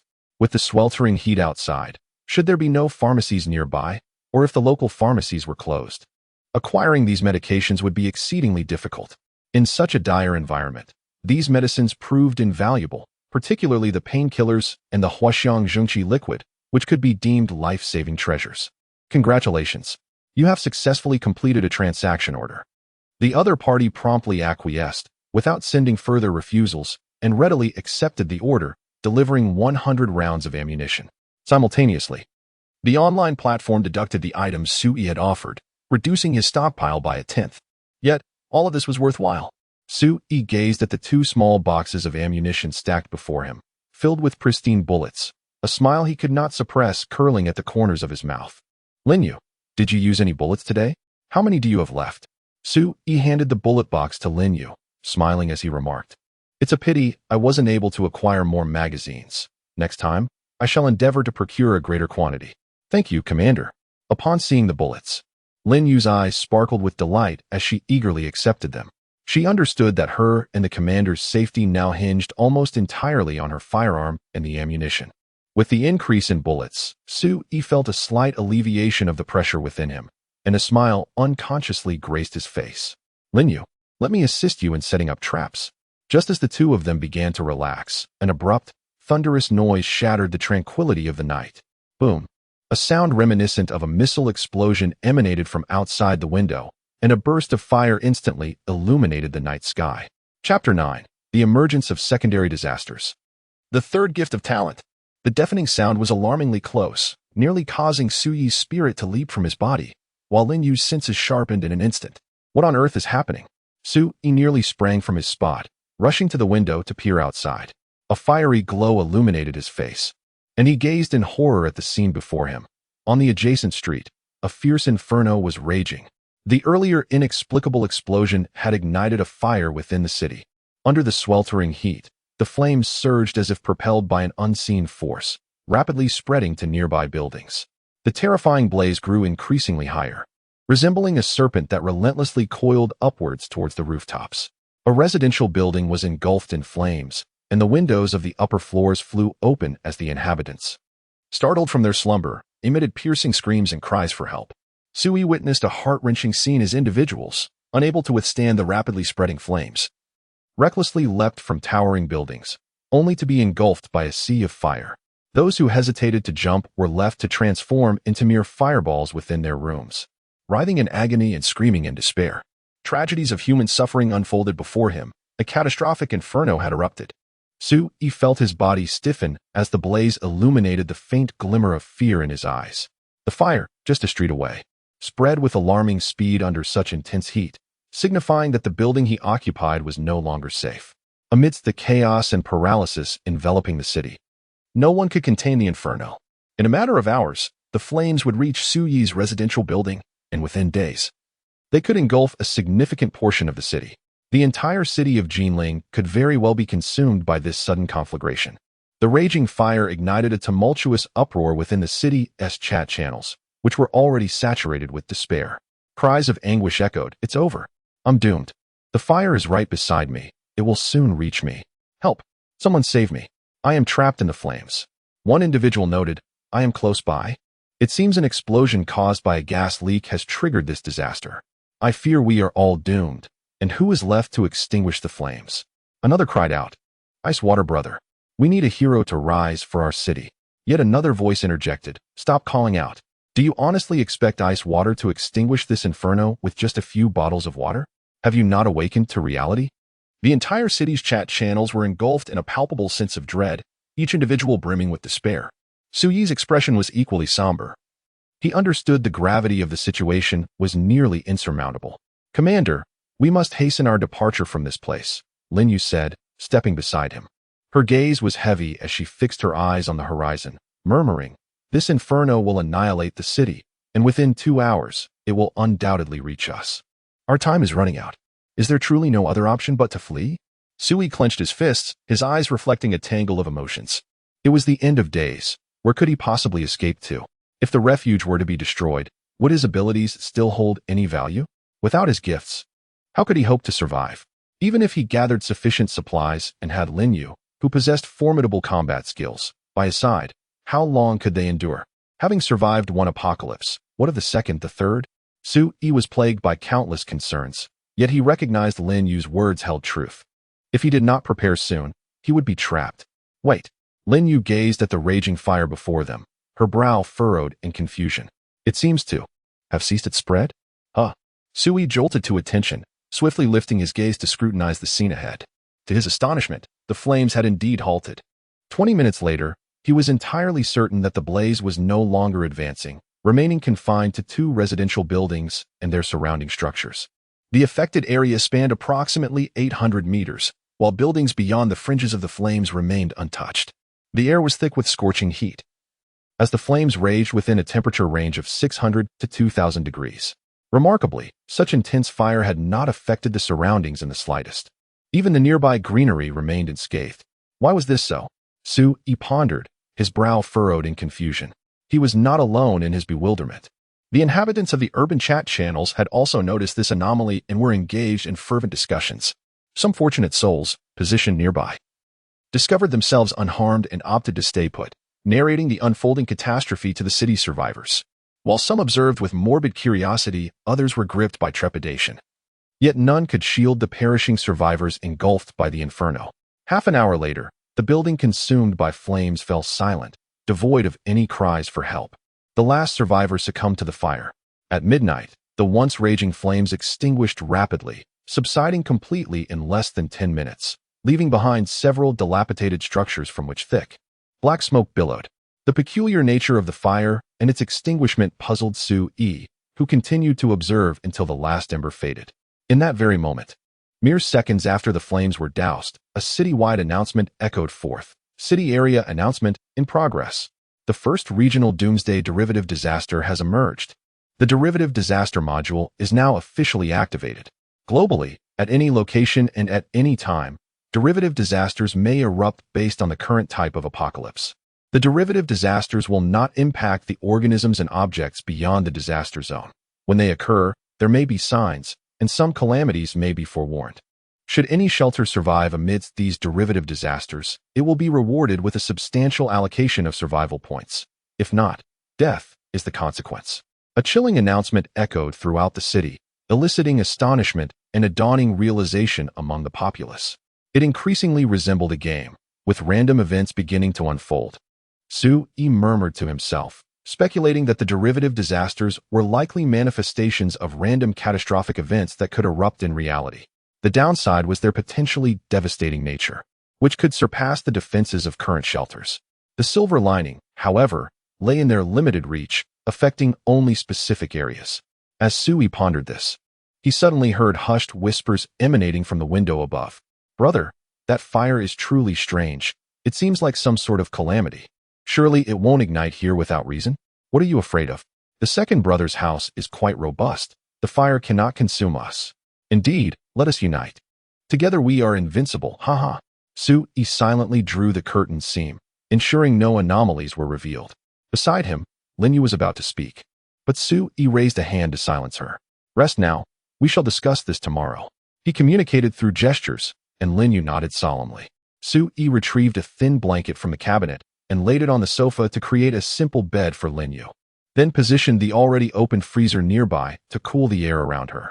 This freezer operates without electricity, providing a continuous source of cooling. Consequently, Sui utilizes it as an air conditioner, keeping it running to lower the temperature within the room. Only in this manner can they ensure that neither of them suffers from the heat and loses sleep. After making all the necessary preparations, Sui laid down on the bed, closed his eyes, and drifted into slumber. Perhaps it was the comforting presence of Linyu beside him that allowed Sui to sleep so soundly. It was not until 11 o'clock the following morning that Linyu gently roused him. "Commander, I heard some commotion outside. It seems that the group upstairs has descended to search for supplies. Earlier this morning, they appeared to have killed someone upstairs, from the sound. It seemed to be an elderly person." Linyu looked at Sui with a serious expression, her eyes radiating a fierce disdain for evil. Sui, shaking off the drowsiness from his sleep, waved his hand dismissively. "Ignore them. We must prioritize our own safety." "Understood, Commander. Should I still venture out to explore today?" Linyu inquired. "Our supplies are insufficient, and since that group has left, I could explore without worrying about your safety. Let us wait a little longer." Sui declined. He was biding his time, anticipating the talent reward on the third day. After a simple meal, Sui sat beside the freezer to cool down. Time passed swiftly, and soon it was just past noon. A familiar, melodious notification chimed in his ear. "Congratulations. Your time spent in the shelter has reached 24 hours, triggering a talent reward. The time counter has been reset." Chapter 10. New Talents. Conditions for Shelter Upgrade. Congratulations on successfully recruiting a D-level auxiliary talent, Engineer Leo. As the mysterious chime echoed, a figure of golden light materialized before Sui, and in the blink of an eye, a woman stepped forth from the luminescence. She possessed an elegant stature and a distinctive aura, her smooth black hair simply tied back into a low ponytail. Behind golden-rimmed glasses shone intelligent eyes. She wore a minimalist dark work uniform, complemented by a multifunctional tool belt adorned with an array of compact and precise instruments, ranging from screwdrivers to miniature welding devices. Even her gloves were specially designed anti-static ones, and she carried a backpack filled with various electronic components and measuring instruments. Another talent reward. Sui's eyes sparkled as he realized that as long as there was an adequate supply of food and water, the rewards for talent units had appeared consecutively. Did this indicate that, according to the mechanisms of talent, the resource he currently lacked most was skilled personnel? The data on the shelter's population suggested that population itself was indeed a critical resource, with talent units representing a more advanced form of this resource. Sui contemplated this as the new talent. Leah politely greeted him. "Hello, boss. I am delighted to serve you." "Boss." Yet another new appellation. However, these talents are loyal to the shelter, rendering their titles inconsequential. As Sui assessed Leah, he opened her data panel to review. Talent data information. Name, Leah. Age, 28 years. Type, engineer. Talent grade, D. Physical strength, 75. Neural response, 90. Endurance, 80. Mental will, 78. Self-healing immunity, 78. Talent traits, wisdom. She possesses an exceptional IQ and problem-solving abilities, demonstrating strong logical reasoning skills, making her an intellectual asset in research. Talent gift, engineering specialization. She possesses an extraordinary aptitude in the field of engineering research, mastering various engineering techniques, and excelling in the development, enhancement, and creation of technological items for shelters. Research capability rating, 85 points. A brand new talent type, engineer, with a focus on development. Skilled in creating technological items for shelters? Sue-E keenly sensed the uniqueness of these keywords. If Lin Yu epitomized a combat talent, then Li Ya's data panel was particularly intriguing. In a world where human technology had utterly failed during the apocalypse, how could Li Ya, as a research talent, recreate technological items under such circumstances? Sue-E noted that the technological items mentioned in Li Ya's data bore the prefix shelter. Is shelter technology a distinct system from human technology? Sue-E pondered briefly and turned to Li Ya, seeking confirmation. Li Ya, what are you capable of creating? I excel in anything that can improve the current shelter environment. Li Ya replied with a bright tone and firm conviction. This includes defensive facilities, living amenities, expansions, and so forth. Of course, I am not yet able to develop anything overly advanced. Li Ya's rank is merely D, and correspondingly, the items she has developed are not particularly high in grade. However, the mention of expansion caught Sue-Yi's attention, filling him with excitement. Could it be that Li Ya is capable of expanding the shelter? This would imply that the shelter's capacity could indeed be augmented.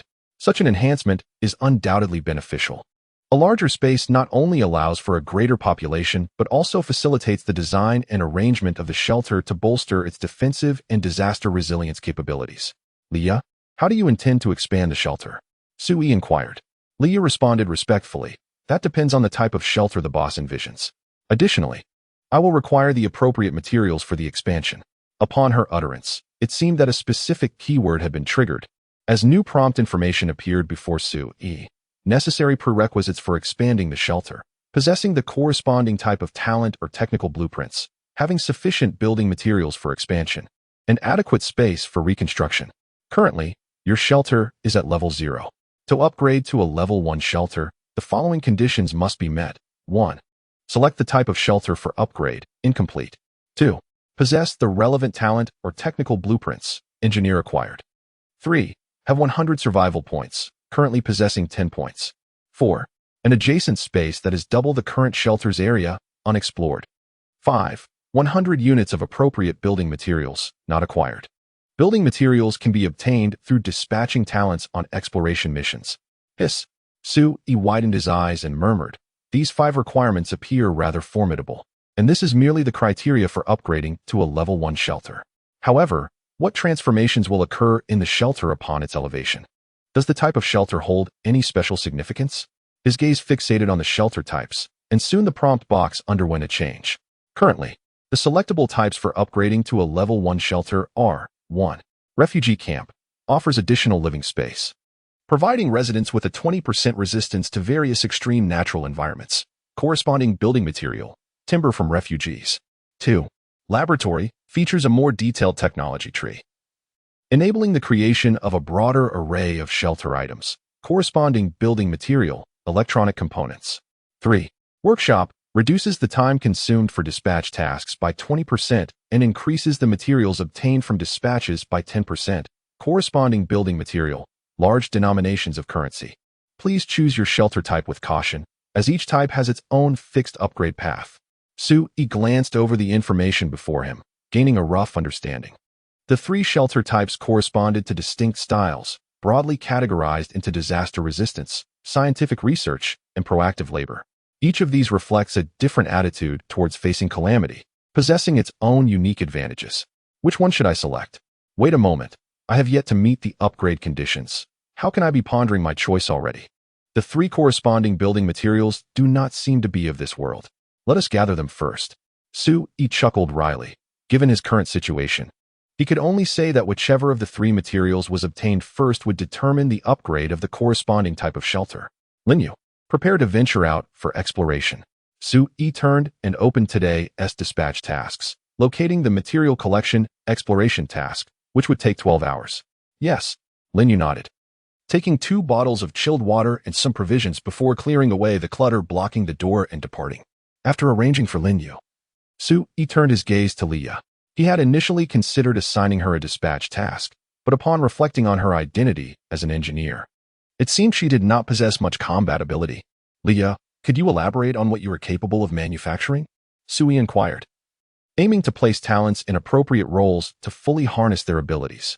Boss, I am unsure how to introduce it. Leah shook her head and suggested, however, if you could specify what is needed, I can commence work immediately if it is within my capability. Do you not require specific materials to create items?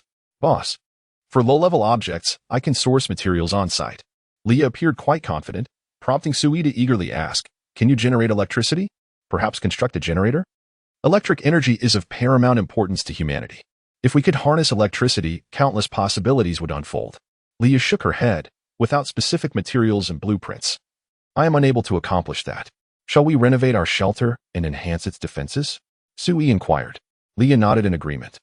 We can conduct some simple repairs to strengthen it, but the improvements will be limited. Whatever enhancements we can manage will suffice, Su-yi replied, satisfied that as long as the shelter was sufficiently robust to withstand potential threats, that would be enough. Let us get to work then. I'll assist you. Oh, and please keep the noise to a minimum to avoid alarming the neighbors. Understood, boss, Leo acknowledged, picking up her toolkit and diligently commencing her tasks. She did not solicit Su-yi's help, instead engrossing herself in measuring and planning within the room. Su-yi wandered nearby, eager to assist yet unable to find a way to contribute. His mind was abuzz with thoughts regarding the upgrades to the shelter, personnel arrangements, and the latent threats posed by individuals like Li Gu, a myriad of contemplations colliding within his consciousness. The temperature in the room remained stifling, yet the refrigerator beside him emitted a steady stream of coolness, providing a refreshing sensation that lulled Su-yi into a drowsy stupor, eventually leading him into slumber. Boss, wake up, Leah gently called, jolting Su-yi awake as he rolled over from the bed. Outside, darkness enveloped the surroundings, and Su-yi suddenly realized, Leah, how long have I been asleep? 9 hours, boss, Leah replied softly, squatting beside the bed. You were under considerable mental strain, hence your deep sleep. However, this is beneficial. Restorative sleep can mend your mental state. By the way, an hour ago, a group of people arrived outside. Leah reported softly. It seems to be a group of men attempting to force open our door, but they have failed. It's Brother Lee and his gang. Su-yi immediately felt a surge of anxiety, instinctively glancing towards the entrance. However, that fleeting glance left him momentarily astounded. The once aged wooden door now boasted a robust internal structure, interwoven and fortified with steel bars. The exterior remained wood, but the interior was intricately layered with tightly woven steel. The entire door exuded a sense of weight and discomfort, instilling in Su-yi an immense sense of security. This was far superior to his previous door, cluttered with odds and ends. It was evidently formidable against any external breach. Did you do all this? Su-yi turned to Leah, astonished. She nodded. Yes, boss. Due to limited materials, I could only manage this for now. Materials? Where did you procure them? Su-yi then realized that there were hardly any iron items in his home.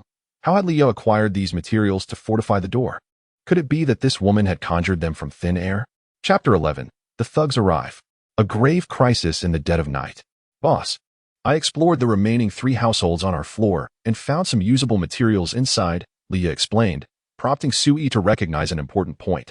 It seemed that as long as he issued commands, she could devise ways to accomplish the tasks. For instance, Leah would proactively scout the surrounding areas of the shelter in search of suitable materials. You didn't encounter any danger, did you? Su-yi paused, reminding her, be cautious. We cannot afford to take unnecessary risks. I appreciate your concern, boss. Before I ventured out to explore the surroundings, I ensured that safety was my priority. And I managed to keep things rather discreet. Leah paused momentarily and continued. I initially planned to create some lock-picking tools to gain access to my neighbors' residences.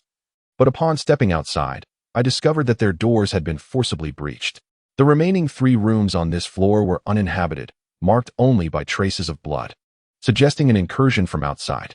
The interiors were in disarray, with provisions and water having been pillaged, leaving me to scavenge only some neglected repair materials. In light of my neighbor's unfortunate circumstances, I made limited modifications to our front door, in addition to constructing a few traps for the doors and fashioning 5 steel spears.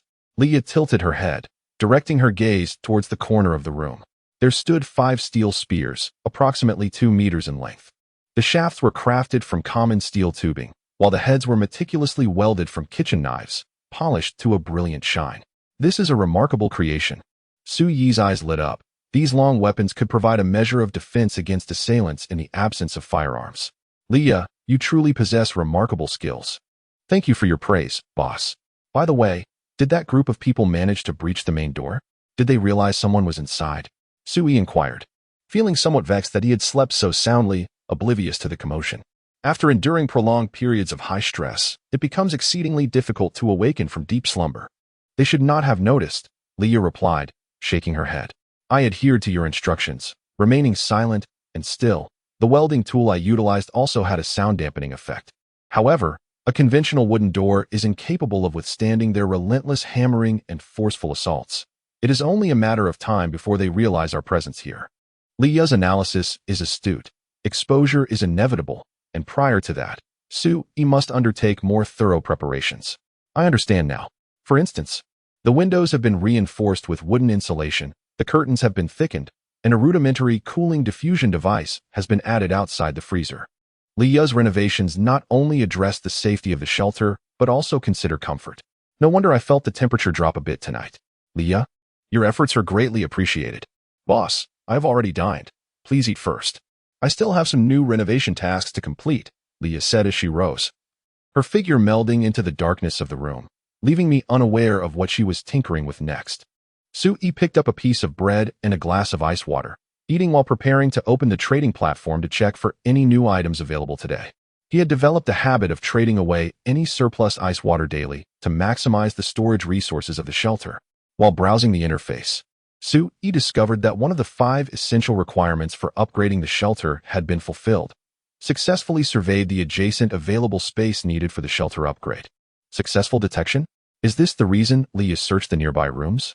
Su Yi pondered, if there are other shelters adjacent to ours, does it mean we must eliminate them to meet the expansion criteria? In modern times, most shelters are interconnected, and when both residences serve as sanctuaries, inherent conflicts and contradictions arise regarding the expansion of these havens.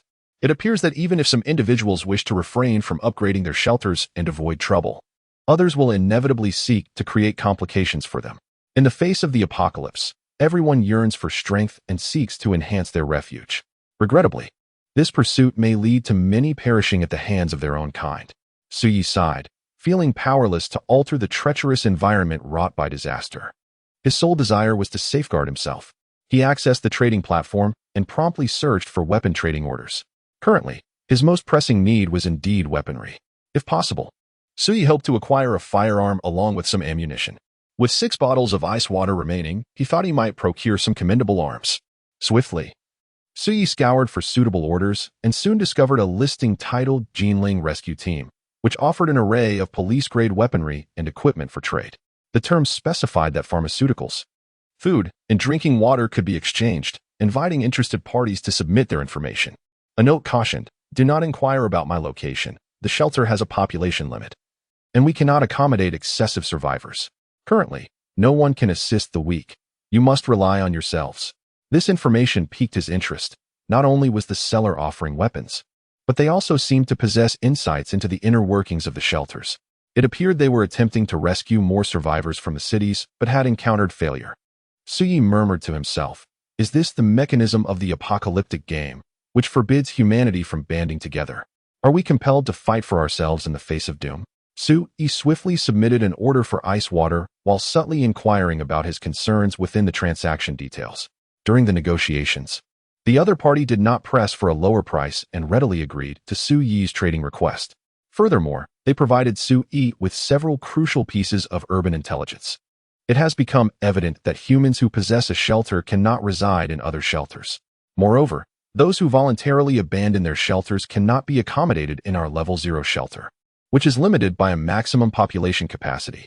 We are unable to extend aid to more individuals and can only strive to provide food and weaponry support, all while considering our own survival.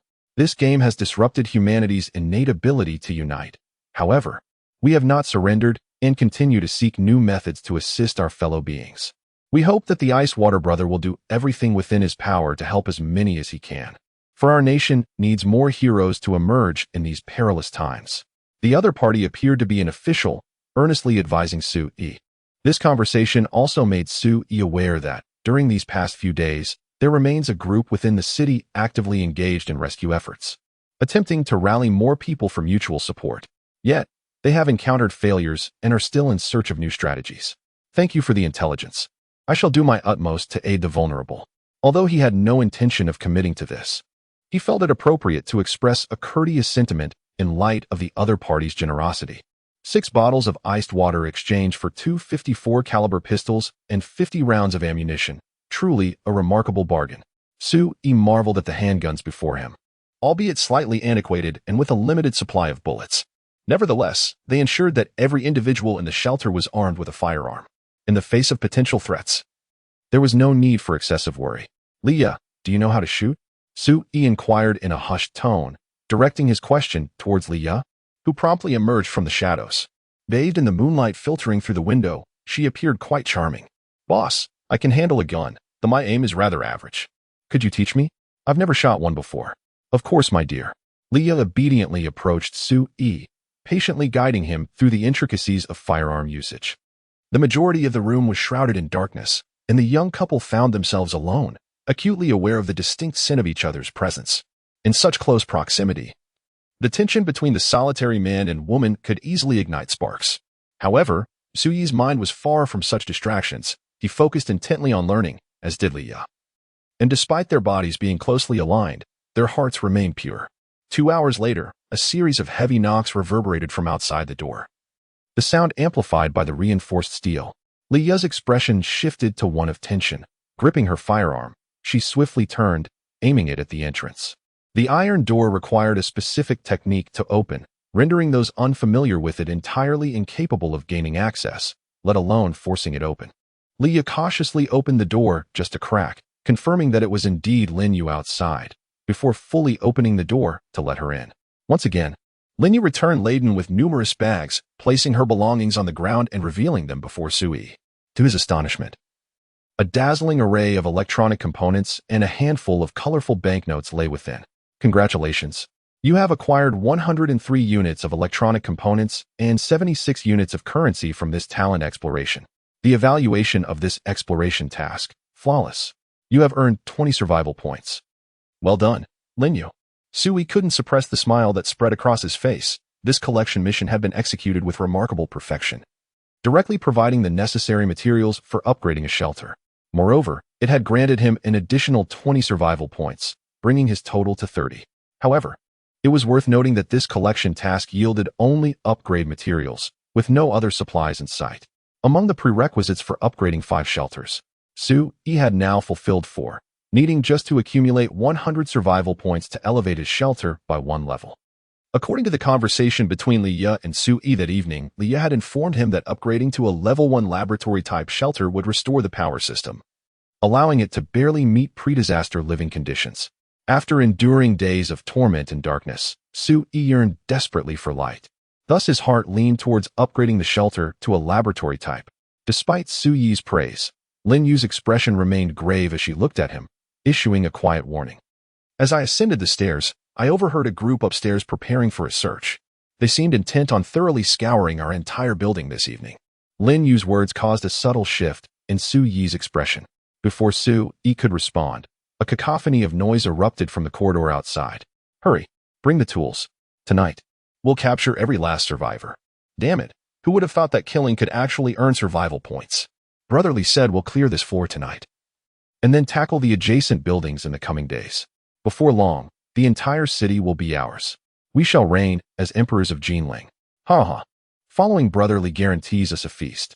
The voices of the group grew increasingly closer, soon converging at Sui's doorstep. It's here. I sensed something amiss earlier. I cannot open this wretched door. Brothers, break it down. If there are killers, we'll scavenge for supplies. Sui's demeanor darkened, as the actions of these marauders exceeded his expectations. Without any warning, they launched a nighttime assault. Chapter 12. Gunfire in the dead of night. A grave crisis in the shelter. Just as Lin Yu's news reached Sui, the assailants had already gathered in the corridor outside. Sui had scarcely any time to react. He could hear the men outside beginning to thoroughly inspect the floor, while muted voices from the neighboring apartment revealed the presence of the intruders. Where are the traces I left here yesterday? Has someone been here? It seems that something is amiss. It must be the household that has shut its door. I knew someone was inside. Damn it. Let's find them. How dare they hide? Sui squinted, directing his gaze towards Lin Yu. Lin Yu discreetly gestured for Sui and Li to position themselves in the room's blind spot. Sui nodded, cautiously aligning himself against the wall, while Li took her stance diagonally opposite him. Lin Yu crouched behind the freezer, and the trio, armed and breathless, awaited the arrival of their adversaries. Before long, a violent banging echoed from outside. Bang! Bang bang! Come out, you inside. If you hide any longer, I swear I will kill you all. Damn it! How dare you toy with me? I came knocking on the very first day, and yet you remained silent. Break down this door, bring the hammer. Bang! Boom! Accompanied by the raucous cries of the assailants, the sound of splintering would reverberate. As the aged wooden door proved utterly incapable of resisting the onslaught. Once the door splintered, beams of searing flashlight penetrated the room through the gaps in the steel bars. The flickering light revealed shadows shifting outside the steel door, and Sui, utilizing the mirror's reflection, estimated at least 20 figures. The ranks of these marauders had swelled, and with the odds stacked against them, Sui refrained from recklessly disclosing their position by firing his weapon. In contrast, Lin Yu exhibited remarkable audacity. At the very moment the light flooded in, she decisively fired her weapon. Rat-a-tat-tat. A small burst of bullets erupted from the muzzle, and almost instantaneously, the outside echoed with a yelp. Ah, they have guns. The people inside are armed. Damn it, I've been hit. Brotherly, I've been shot. I am dying. Hide. We must find a place to conceal ourselves. Where are our firearms? Retrieve them and fire. Outside, chaos ensued, punctuated by anguished cries as Lin Yu's sudden assault effectively shattered the adversary's arrogance. Impressive. Sui's eyes lit up as he glanced at Lin Yu crouched behind the freezer. He was well aware of the intricate modifications Li had made to the iron door. Although there were gaps between the steel bars, they were hardly substantial. If Sui were to shoot, his bullets would likely be unable to penetrate the narrow openings, potentially ricocheting within the room and injuring their own. Lin Yu's marksmanship was indeed remarkable. She wielded a fully automatic submachine gun with finesse. However, the assailants outside were not to be underestimated, and soon dark muzzles pressed against the crevices of the iron door. Bang! Bang bang! The crisp gunfire erupted in the darkness, and the bullet's fiery glow danced chaotically along the room's walls, shattering various items. The assailants too were armed, likely having procured their weapons from an online marketplace. Eliminate them. Open fire. We are out of ammunition, damn it. Is anyone still alive in there? There's no movement inside. Let's smash this wretched door open. Take advantage of their weakness. The assailants shouted from outside, having already emptied a magazine. Just as they continued to batter the door, Sui noticed Lin Yu signaling to Leah. Leah nodded, exposing half her body from behind the cover, aiming at the doorway illuminated by a flashlight, and fired 3 quick shots. Bang! Bang! Bang! One bullet ricocheted off the iron door, veering off in an unknown direction, while the other 2 evidently found their mark outside. Ah, damn it! There's still someone alive inside. My brother has been shot. What should we do now, brotherly? Open fire. Continue firing. The assailants outside are in a frenzy, reloading their weapons before resuming their barrage. The bullets ricochet around the room, yet they fail to harm Sui and the others.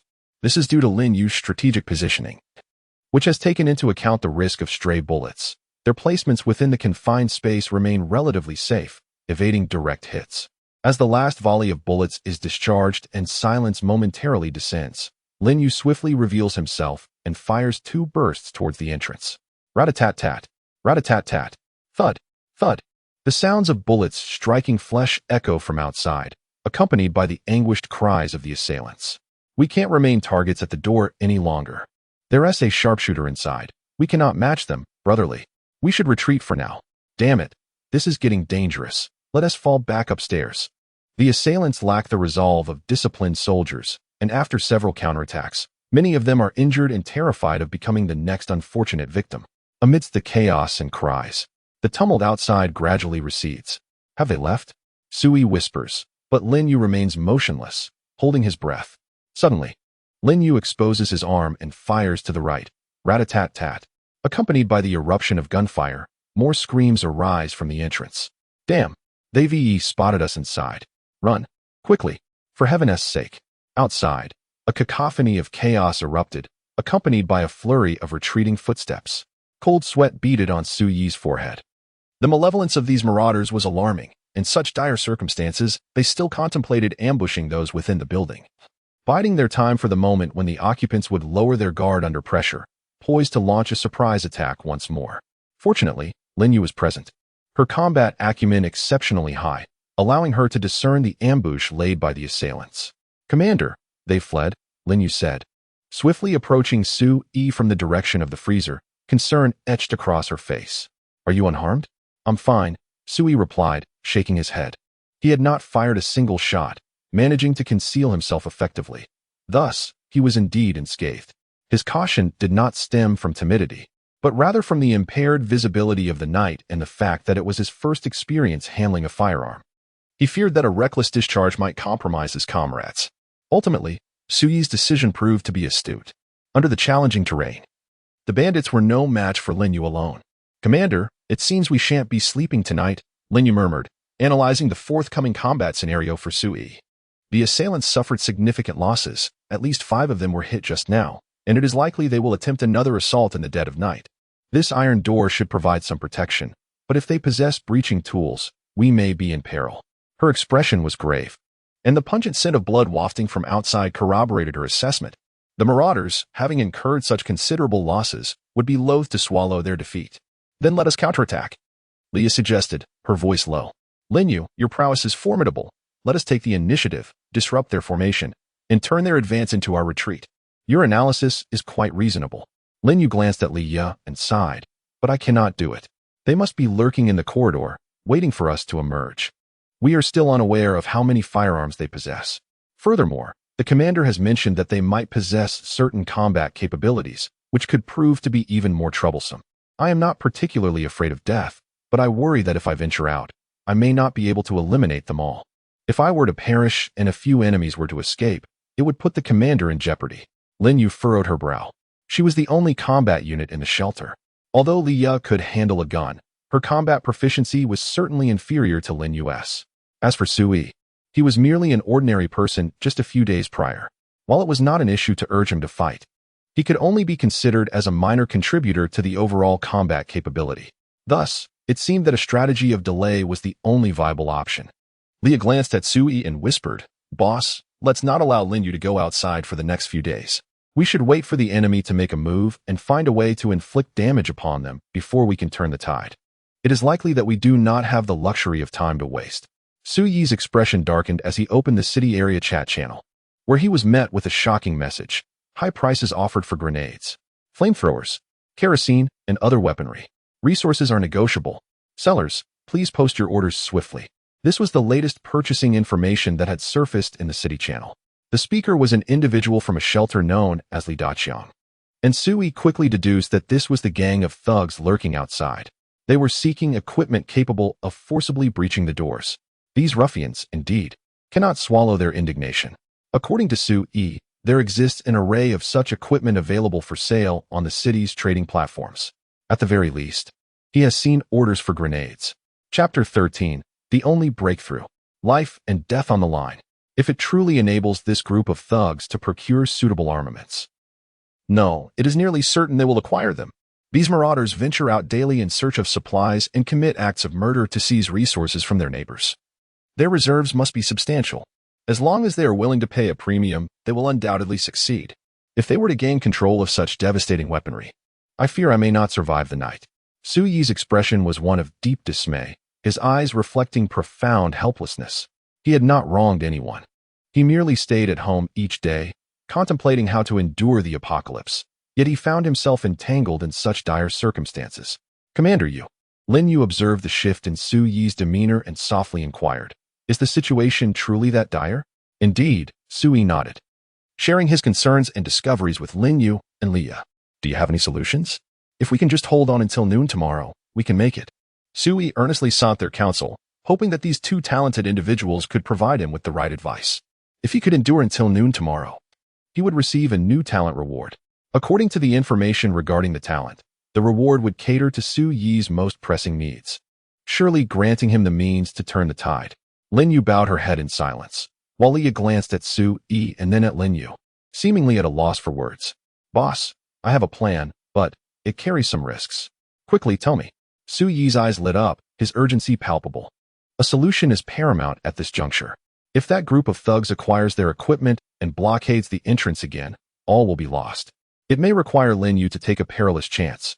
Leah turned to Lin Yu and quietly stated, among the three of us, only Lin Yu possesses the greatest combat prowess. Given that it is nighttime, the external conditions are conducive to defense and solitary stealth operations. If we provide cover for her to venture out, she will undoubtedly draw the attention of these thugs. Should they dare to blockade again, Lin Yu can seize the opportunity to strike from outside, coordinating with us to effectively thwart their advance. However, numerous challenges loom. 1. The thugs outside may be armed and stationed, and once we open the door, we might find it impossible to escort Lin Yu out, thereby compromising our protective barrier. 2.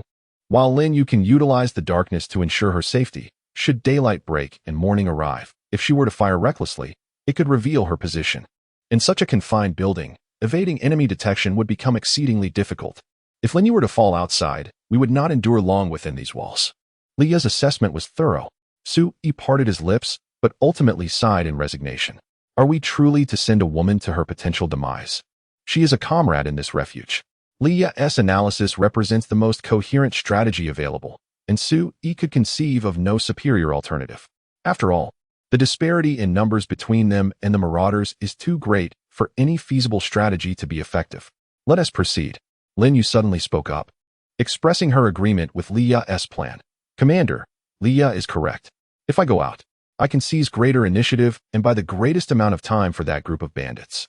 You will die, Su Yi said, his expression complex as he gazed at Lin Yu. There is a significant probability that you will perish outside. I am not afraid of death, as long as it ensures the commander's survival. Su Yi fell silent. His human instinct told him that it was wrong to send a woman to her demise. Yet, the instinct for survival urged him that this was the only recourse. Even if Lin Yu's perilous endeavor was likely to be futile, it was preferable to the three of them being trapped in this room. So how do we escape? Leah inquired, turning her gaze towards Lin Yu, who looked out the window, her eyebrows arched. Through the window. Can you manage it? Yes, it is a basic military training exercise. Lin Yu replied confidently, even playfully winking at Leah. For a soldier of Huaxia, scaling walls is fundamental. Lin Yu, you are not in training now. You have no safety harness. Given the current circumstances, I cannot provide you with climbing tools. Leah's expression was serious. You must climb the wall barehanded. I do not wish for you to fall. That would be a meaningless death, and it would be better to stay by the commander's side. Rest assured, I will ensure the commander's safety. Lin Yu no longer hesitated. She bent down and swiftly approached the window, gently drawing back the curtains. With deft hands, she quickly removed the coverings from the door frame and flung open the window. A wave of heat surged into the room. Lin Yu secured a bottle of ice water to her waist and, in a fluid motion, leaped out of the window, her figure vanishing into the night. Lin Yu. Su Yi rushed to the window, craning his neck to gaze outside. Bathed in moonlight, a lithe silhouette was perched on the air conditioning unit, skillfully navigating the scorching water pipes along the exterior wall. Every surface she touched was searing. The scene was perilous. Should she misstep, the consequences would be catastrophic. The heat enveloped her, sapping her strength and moisture with relentless fervor. Trust in Lin Yu. This is our sole path to survival. Am I too soft-hearted? Su Yi mulled over this as he lowered his head, a bitter smile gracing his lips. If he were truly soft-hearted, he would not silently acquiesce to their decisions, allowing Lin Yu to embark on this fatal endeavor. Su Yi understood that this course of action was indeed the right one. Yet, humanity resides within us. He also recognized that in this apocalyptic world, he must harden his heart, learn to extinguish his conscience. However, he was not a character in a novel, born with an innate coldness. Yet, for the sake of survival, he had to adopt such a demeanor. Yes, I have already done so. Su Yi lowered his head, silently reflecting, his expression a tapestry of complexity. If Lin Yu were to perish, I too would not survive until noon tomorrow. Su Yi's emotions were in turmoil, and he could only continuously reassure himself. Lin Yu might not be human. She could merely be a construct of that enigmatic entity. Perhaps just a replica of a human soldier. But is she truly not human? The more he attempted to soothe himself, the more he recalled the sense of security Lin Yu had provided him over the past few days. Regardless of whether this woman was human or not, Su-yi was acutely aware that he owed her something. Boss, this is the apocalypse. You must learn to be more ruthless, Leah whispered, pressing close to Su-yi, her vigilance directed towards the entrance. If you don't, you won't be a competent leader. I'm already learning, Su-yi mumbled, rubbing his forehead and letting out a deep sigh. Leah, I have been quite cold already. I just, perhaps need a little more time to adjust. No matter how guilty he felt, he still allowed Lin Yu to take risks. He had indeed hardened his heart, yet his conscience remained unsettled. The atmosphere in the room grew heavy with silence for a moment. Su-yi's expression gradually softened as he recalibrated his mindset. After all, it could at least be confirmed that those who were recruited exhibited a high degree of loyalty towards him. Su-yi took a deep breath, silently wishing, "May I endure until tomorrow noon." In the oppressive environment of the apocalypse, taking time to reminisce about one's conscience was indeed a luxury. Uncertain of how much time had passed, the outside remained eerily still. The throng of marauders appeared to lack the necessary equipment to breach the door, as only a cacophony of curses and the anguished cries of the wounded echoed from above. Lin Yu's whereabouts were unknown, and there was no trace of her lifeless body below. Su-yi was oblivious to her hiding place. As time inexorably passed, dawn broke. Su-yi strained against his drowsy mind, and when he noticed the sky outside had turned a vivid crimson, he was suddenly jolted by the sound of rapid gunfire emanating from the upper floors. Lin Yu had made her move. Chapter 14, The Daylight Duel. The grenade exploded. Su-yi jolted upright, quickly casting his gaze towards the ceiling. Beside him, Leah gripped her pistol tightly, anxiously glancing towards the doorway. Soon, the air was filled with the sounds of bullets discharging in the ongoing gunfight, interspersed with screams and shouts of fury. "It's from the window. Over there. Damn. It's a woman. Is she one of the residents from below? I don't know. Li Gu, my brother's breath has ceased. He is dead. He has gone. Damn it. I refuse to wait any longer. What kind of strategist are you? Li Gu, do not heed his words. Let us seek vengeance now. One grenade will suffice to obliterate this wretch. That audacious woman dares to counterattack against me. Wait. Li Gu, she has already appeared. There are likely no more occupants below. It's merely a single-room tenant. We cannot squander a grenade on an empty space. I thought the resident downstairs was a man. When did it change to a woman?" The chaotic sounds from above continued unabated, and Su-yi strained to listen, his expression growing more serious. Indeed, they had procured grenades. No wonder Lin Yu suddenly opened fire. She was drawing fire to prevent the enemy from using grenades against Su-yi. Hush. Leah placed her finger against her lips, signaling Su-yi to remain silent. If the adversaries discovered that there were still individuals upstairs, it would likely spell certain doom for them. In such a confined space, they would undoubtedly suffer the full brunt of any grenade explosion. As anticipated, within mere moments, rustling sounds emanated from outside the door. Su-yi's hair stood on end as he caught a glimpse through a strategically placed mirror in the corner. Revealing a pair of eyes darting through the crack of the iron door, someone was spying on the interior. The figure pressed against the iron door, their eyes roving restlessly like a malevolent spirit, sending chills down his spine. Before long, a shout rang out from outside. Li Gu, there's no one downstairs. Not a sound at all. But this iron door is locked tight. It seems she didn't exit through the front. Indeed, that woman has emerged, climbing through the window to launch a surprise attack on us. Damn, is that wretched woman Spider-Man? Conduct a full search of the building. We must capture her. Damn it. Li Gu, if we catch her, hand her over to me. I want to avenge my brother, and I shall kill that woman with my own hands. A flurry of footsteps echoed from above, indicating a mobilization of personnel. Li Gu, I'll accompany you. I believe you're the most capable fighter. It's safer with you. Stop wasting breath. Check your firearms, and make sure the grenades are with the strategist. Are there enough bullets? That woman's marksmanship was on point last night. Don't be careless. Split into 2 teams. We'll commence the search from the top floor. While you head to the first, let us search together towards the center. Spare no room, and meticulously inspect every window on each floor. Remember the strategist's words. Act swiftly. Capture them. The assailants above have commenced their actions, and soon the corridor resounds with a cacophony of footsteps. Su-yi bit down hard on his lip, his eyes glinting with icy hatred. These scoundrels, I have done nothing wrong, yet they are intent on my demise. Lin Yu, you must survive. Whether for his own safety or Lin Yu's. At that moment, Sue-yi fervently wished for her well-being. Approximately 10 minutes later, the sharp crack of gunfire echoed from downstairs. Damn it! That woman is on the second floor. The strategist is dead. The strategist is dead. Hell, her aim is too precise. She shot him in the head. Which room on the second floor? Have we captured her? Sue-yi heard the urgent shouts of Brother Lee, hastily descending with his men, anxiously inquiring about the fate of their strategist. Brother Lee, the strategist is gone. That woman is in the room on the right side of the second floor. We previously searched this place, and the door was left ajar. Damn it. Old song. Old song. A bunch of useless fools, unable to protect the strategist. What are you waiting for? Are you afraid to rush in and capture her? Brother Lee, that woman is extraordinarily cunning. Her marksmanship is unparalleled. The scene downstairs was in disarray. Sue-yi listened anxiously for what felt like an eternity, yet no new shots rang out. Clearly, the assailants were hesitant to pursue into the room, inadvertently granting Lin Yu an opportunity to escape. They failed to seize her.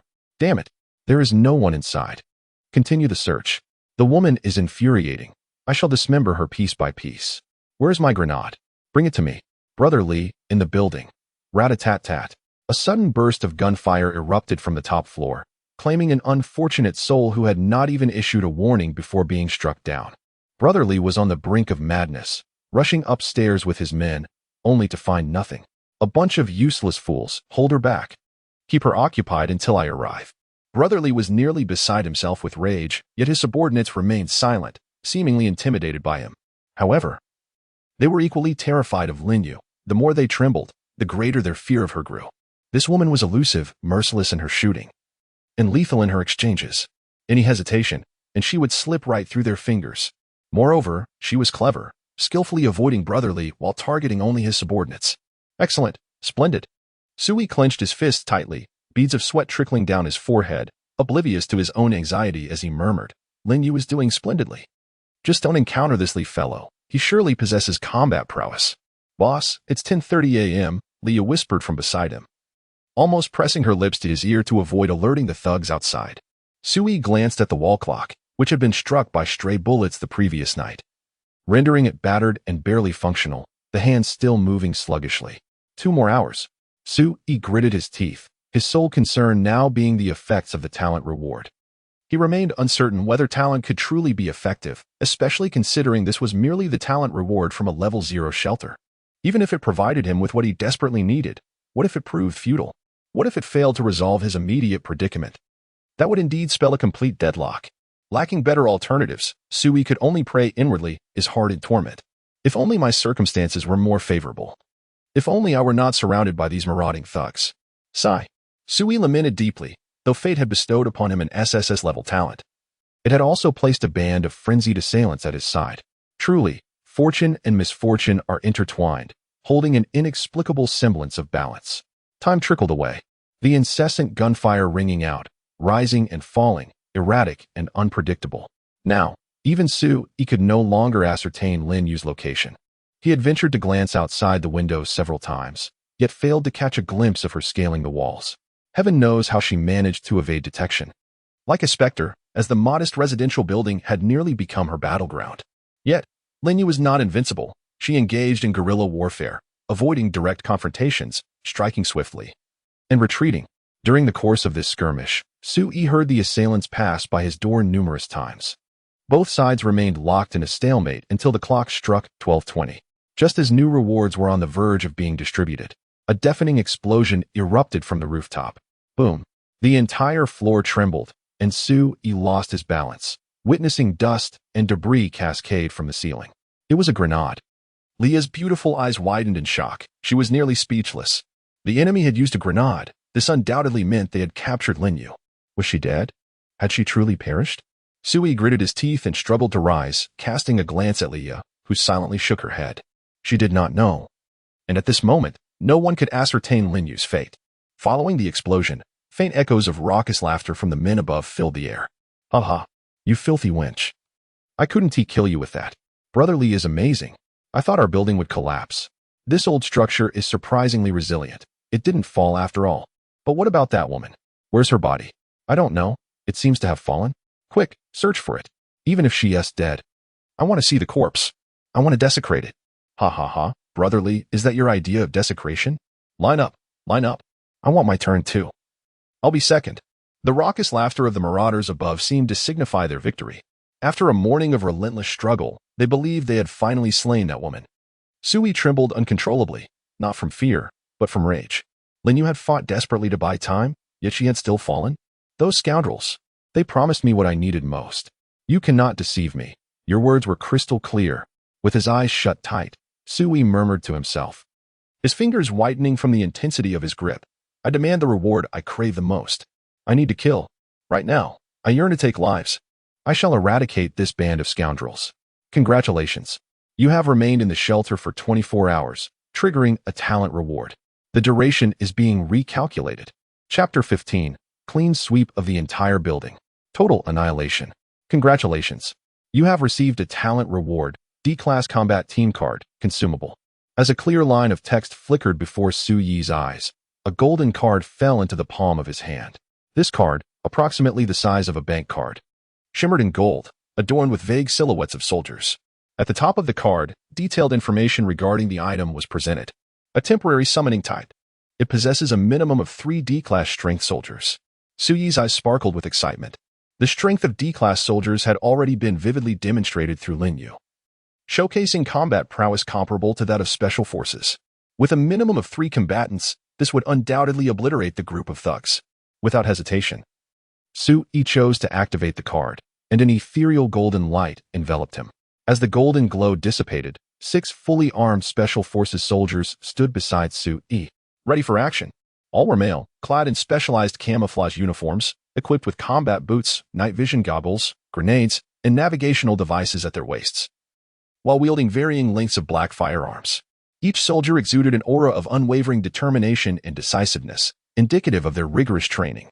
A mere glance revealed that their roles were distinctly defined. There was a battlefield medic equipped with a medical kit, a primary assault soldier brandishing a submachine gun, a comrade nearby holding a specialized rifle, and a sniper, armed with a Barrett, strategically positioned to protect the core.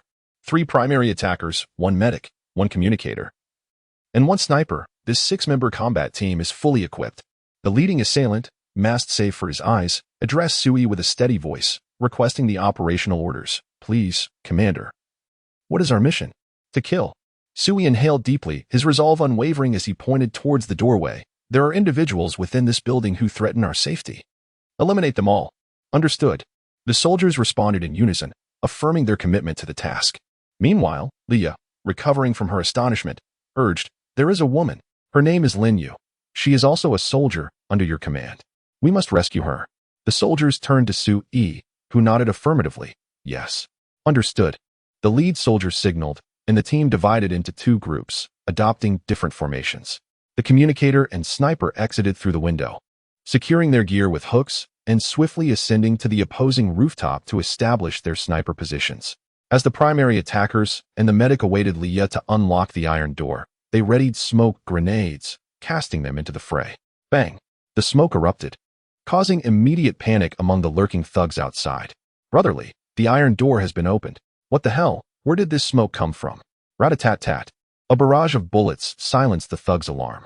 The male soldiers exchanged signals, stealthily merging into the smoke, moving with tactical precision. Moments later, the rhythmic sound of gunfire echoed. Rat-a-tat-tat. Rat-a-tat-tat. Rat-a-tat-tat. Rat-a-tat-tat. This signifies that every adversary they encountered was rendered incapable of issuing any further warnings, meeting their demise with remarkable swiftness. As the warriors commenced their cleansing operations, the cacophony of the rioters echoed forth. It's the enemy. They are back. Soldiers? Good heavens, they are indeed soldiers.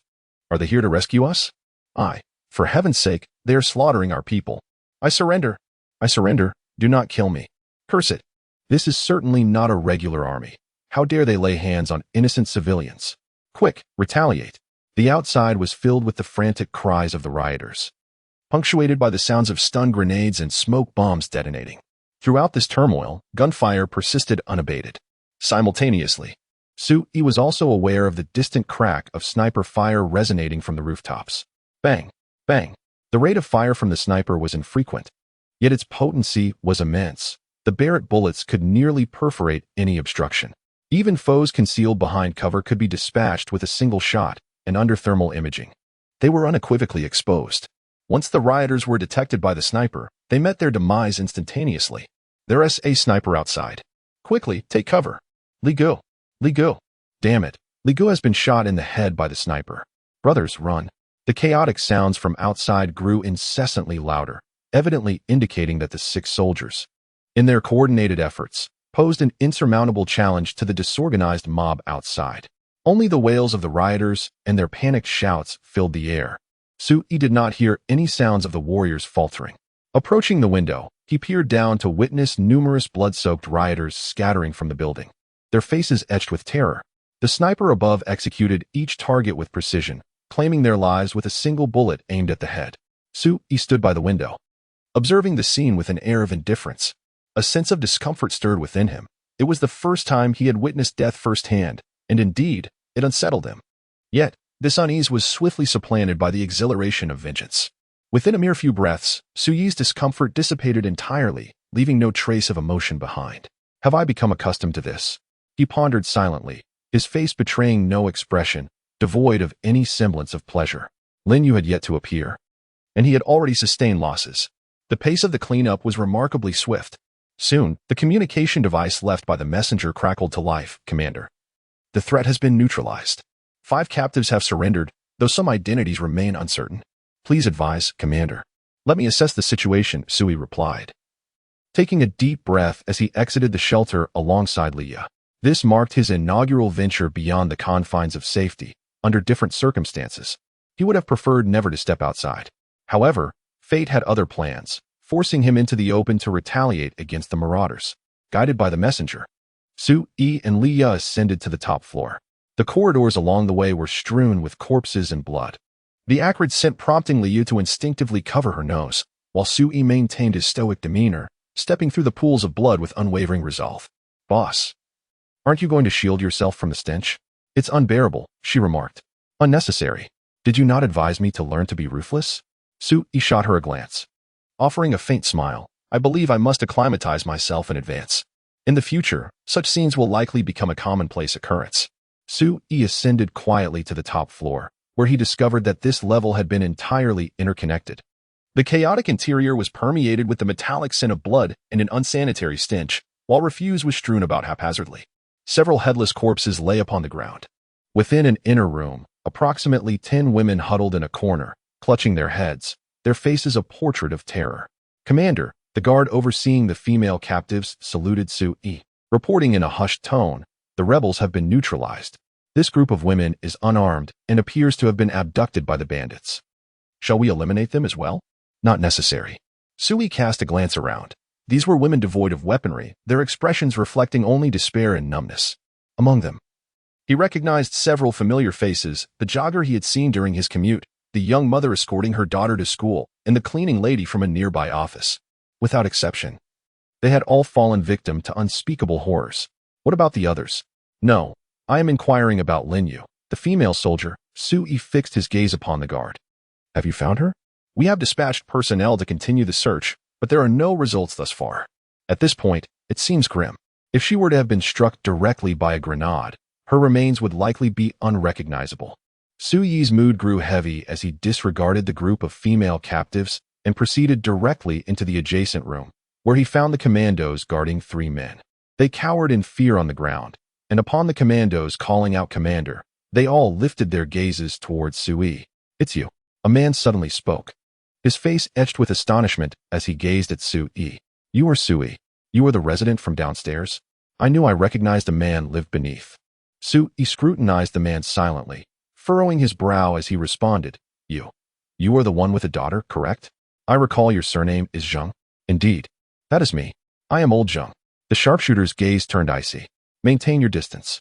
Do not approach the commander. Yes. Sui continued. What of your wife and daughter? Ignoring the question, Sui coldly regarded old Zhang, who appeared momentarily taken aback, then lowered his head in resignation. I do not know. Do not know? They are just next door, are they not?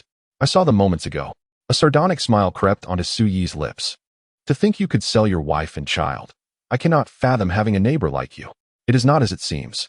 Sui, I cannot contend with that man surnamedly. Old Zhang's face flushed crimson as he desperately tried to justify himself. To survive, he had betrayed his wife and daughter. Su-yi regarded him with indifference. Such matters do not concern me. They are your domestic issues, yet you seek to end my life. You were among those who attacked last night, were you not? Old Zhang opened his mouth to protest, but ultimately hung his head in defeat. Su-yi, I beg you, I truly do not wish to die. The relentless sun bore down on old Zhang's back, nearly rendering him faint from the heat. Yet the sweltering temperature could not dissipate the terror that gripped his heart. Who could fathom how the unassuming young man from downstairs had suddenly amassed such a formidable armed force? Had I known of Su-yi's formidable prowess, I would have forsaken any allegiance to the Li clan and instead allied myself with Su-yi from the outset. As for the Li individual, Su-yi inquired, prompting a nearby man to hastily interject, Boss, he is dead. That Li fellow was shot in the head. I witnessed it with my own eyes. Where is the body? He is not dead. Before Su-yi could finish his question, Old Zhang abruptly spoke up, capturing Su-yi's attention. What did you say? Su-yi turned to Old Zhang, his brow furrowed in inquiry. How do you know he is not dead? He possesses an immortal body. Old Zhang raised his gaze to meet Su-yi's, gritting his teeth as he resolved to divulge. That individual is exceptionally powerful. No one has succeeded in killing him. Attempts have been made, yet he resurrects. His heart was pierced, and his head severed, yet he still returned to life. This man is virtually indestructible. Chapter 16. The Vanishing Corpse, a New Crisis. There were those who had previously challenged him, yet none could extinguish his life. Old Zhang's revelation elicited peculiar expressions from the two men nearby. They were taken aback by Old Zhang's audacity to betray his brother so completely, seemingly unperturbed by the potential repercussions. Is that true?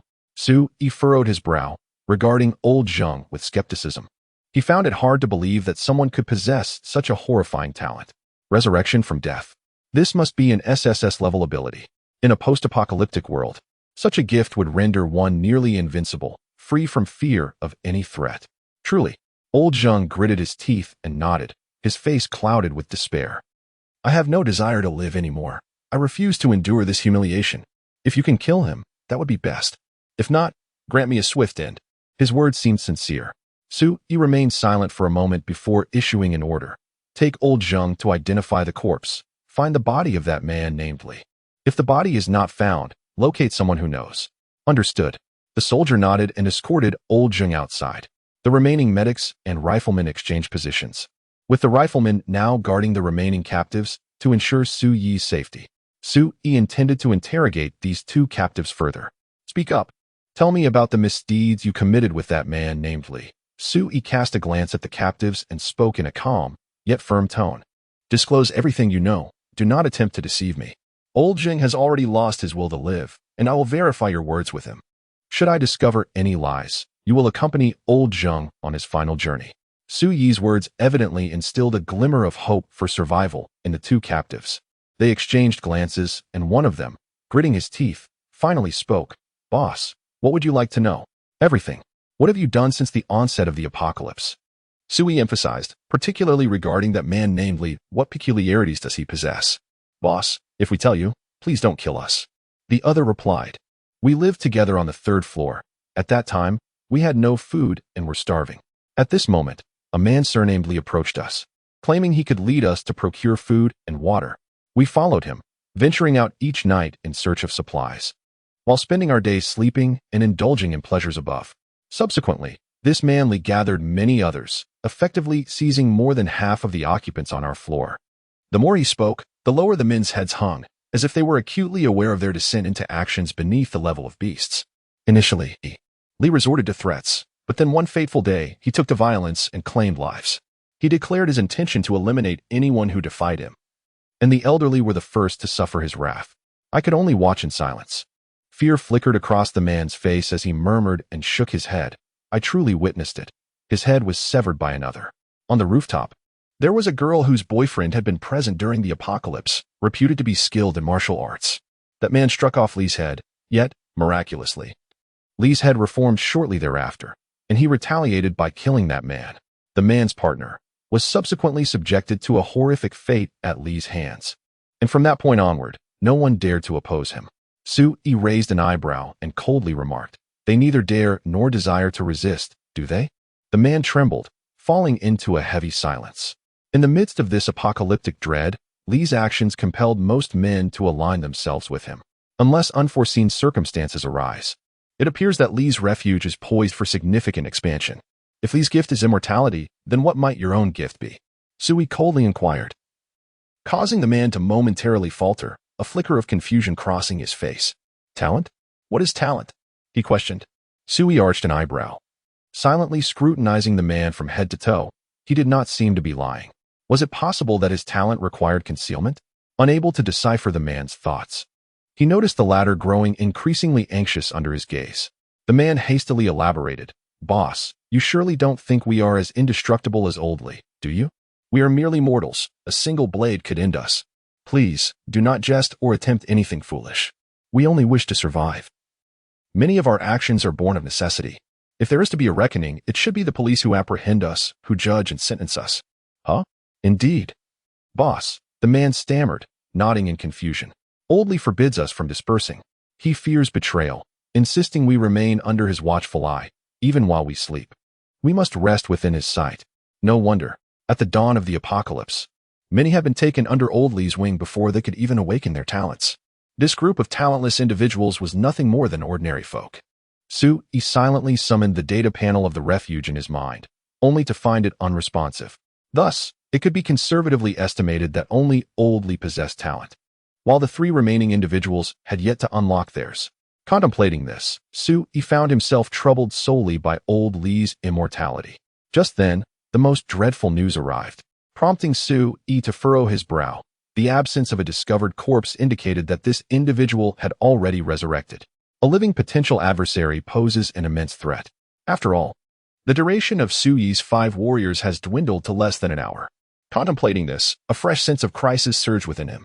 With a furrowed brow, Sui swiftly commanded, transfer all supplies from here downstairs. Everything edible and usable, take it all. Leave nothing behind. Furthermore, notify Leah to reinforce her home. She shall manage all the supplies of this entire building. Yet, the time I can afford her is merely 1 hour. At Sui's command, everyone except the sniper sprang into action. The 3 captives, under close watch, were compelled to labor diligently, transporting the supplies that Li Gu and his companions had painstakingly gathered over the past days down to the lower level. 7 robust men tirelessly moved the materials with commendable speed, though Sui still deemed their pace insufficient. He constantly calculated the time in his mind, pacing restlessly before the group of women in the inner room. Sui harbored no ulterior motives. Rather, he was contemplating whether he could harness these women to bolster the safety of the shelter. They must have suffered greatly under Li Ji's torment, and thus, they should harbor some resentment towards him. Resting his chin on his hand, he murmured, if I could awaken their latent animosity, they might become my allies, for indeed, an enemy's enemy is a friend. As for how to approach these women, Sui had yet to devise a strategy. His current focus was solely on augmenting the available forces, uniting all to resist the potential resurrection of Li Gu. As Sui pondered how to initiate communication with this group of apathetic women, a new prompt suddenly materialized before him, rendering him momentarily speechless. Chapter 17. Destroy the shelter. Inherit vast resources. Detected that you have remained in another shelter for over 30 minutes. The current owner of the shelter is absent and in a state of helplessness. Do you wish to occupy or destroy the shelter? Occupy or destroy? Sui was taken aback, realizing he had unconsciously lingered in this room for half an hour, triggering a latent Doomsday game mechanism. In this regard, the Doomsday game not only heralded terrifying catastrophes but also encouraged mutual slaughter among humanity, given that even the act of killing was incentivized. The emergence of mechanisms for destroying and occupying other shelters was hardly surprising. According to the captives' accounts, this house originally belonged to Brother Lee, who had later breached the walls to create a larger living space. Sui narrowed his eyes. If I proceed with this option now, will Brother Lee's shelter cease to exist, yet his talents remain? The answer seemed all too evident. Without a moment's hesitation, Sui swiftly confirmed his choice. Destroy the current shelter. As Sui affirmed this decision, a crimson light abruptly manifested before him. The women, in a state of panic, recoiled further into the corners of the room, gripped by fear of impending torment and upheaval. Sui was too preoccupied to attend to the emotions of the unfortunate women surrounding him. His unwavering gaze was fixed on the crimson light before him, observing as it proliferated, swiftly enveloping a significant portion of the room within mere breaths. Once the red glow dissipated, Sui received a new notification. Congratulations! You have destroyed a level 0 shelter, and as a reward, you have earned 100 survival points. The current shelter owner will lose their shelter abilities and all mechanisms of the Apocalypse game. You now possess a 30% chance to inherit the items from the current shelter, with an inheritance rate of 20. As this is your first destruction of a shelter, the inheritance probability has increased to 100. The inheritance rate has been elevated to 100. A series of notifications filled Sui with elation. Indeed, with the destruction of the shelter, he had lost his resurrection ability. Ha ha ha, splendid, truly splendid. The excitement in Sui's smile was scarcely containable, oblivious to the increasingly desperate gazes directed at him by the women. To them, this young man had seemed relatively normal until he suddenly erupted into uncontrollable laughter. Nevertheless, at least he was not unattractive. Allowing him to have his way was not entirely a disgrace. While the women struggled to reassure themselves amidst their despair, Sui was already confirming new information. Confirming inheritance. Sui raised an eyebrow, as he would not overlook any opportunity to augment his strength. Although Brother Li's shelter might not contain anything of great worth, any addition would be beneficial. He was not one to be picky. Inheritance completed. Currently, the destroyed shelter harbors 876 survival points, an E-level dumpling machine, and 3 bottles of F-level cooling liquid. Sui was momentarily stunned, his eyes widening in disbelief. How could that person surnamed Li be so affluent? How did he accumulate over 2,000 points? Sui murmured, suddenly realizing that he had seemingly overlooked something. If both killing and destroying shelters yield points, then that thug Li could hardly be unaware of this fact. This building accommodates 32 households, implying at least 32 shelters. Aside from Li and Sui's shelters, theoretically, Li could have amassed at least 3,000 points by annihilating the remaining shelters over the past few days. When considering the points gained from external killings, it stands to reason that Li's total points could not possibly be less than 3,000. The E-level dumpling machine and F-level cooling liquid were items Sui had previously encountered in the survival points marketplace provided by the shelter. Their prices were not exorbitant. Yet their mere presence indicated that Li had begun to understand the significance of points and had initiated their preliminary utilization. So why has he left behind such a substantial amount of points unused? Sui blinked, contemplating that it was possible Li had discovered the potential for upgrading shelters. He might be hoarding points for an upgrade or to purchase more expensive items. Ultimately, before he could amass sufficient points, Sui had intercepted them, leaving Li's hard-earned survival points to serve as a windfall for him. Such a bounty of points would undoubtedly make him exceedingly wealthy in an instant. With a sigh, Sui realized that he had finally met the last requirement to upgrade the shelter. He could now elevate the refuge. With Li Ji's immortality talent now gone, even if he were still alive, he posed little threat. At least on the surface, without Lin Yu, Sui still had Li Ya by his side. 2 against 1. How could they possibly lose? Moreover, Sui had no intention of venturing out carelessly. As long as he ensured that Li Ya continually enhanced the shelter's defenses, he could remain indoors and grow stronger each day. In this manner, Sui doubted that a Li Gu without a shelter could do anything against him. He hastened his pace. Grabbing the walkie-talkie provided by the communication soldier, Sui instructed the male soldiers transporting supplies in a firm voice. We have less than half an hour left. Work faster. He added, additionally, leave 2 individuals to set up traps at the entrance. Remember, the more, the better. Do not fear wasting resources. Fully utilize your military training to maximize the safety of the shelter. Yes, Commander. Curiously, while the intercom system in the city police station had failed, these summoned soldiers possessed an intact combat communication system. It seemed that the technological limitations imposed by the apocalyptic game only targeted the original technological framework of humanity. The technological modules born from the shelter's mechanism remained unaffected and unrestricted. By the way, Commander, how should we handle these captives? The communication soldier inquired, seeking guidance. They appeared to understand that they would soon depart, and that leaving such threatening individuals near the commander was unwise. Sir, I request authorization to eliminate these perilous individuals, ensuring your utmost safety.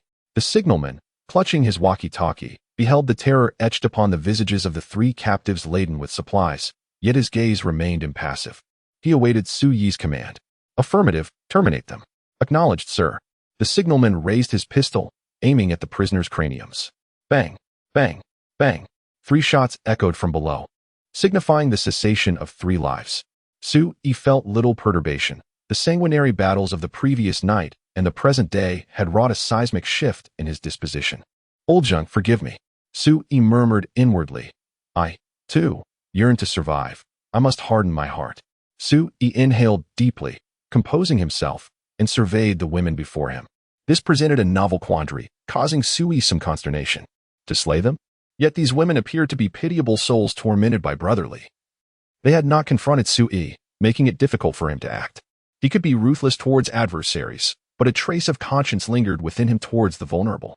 Best to banish them. Sui inhaled deeply, furrowing his brow, and resolved, I may spare their lives, but they cannot remain within this edifice.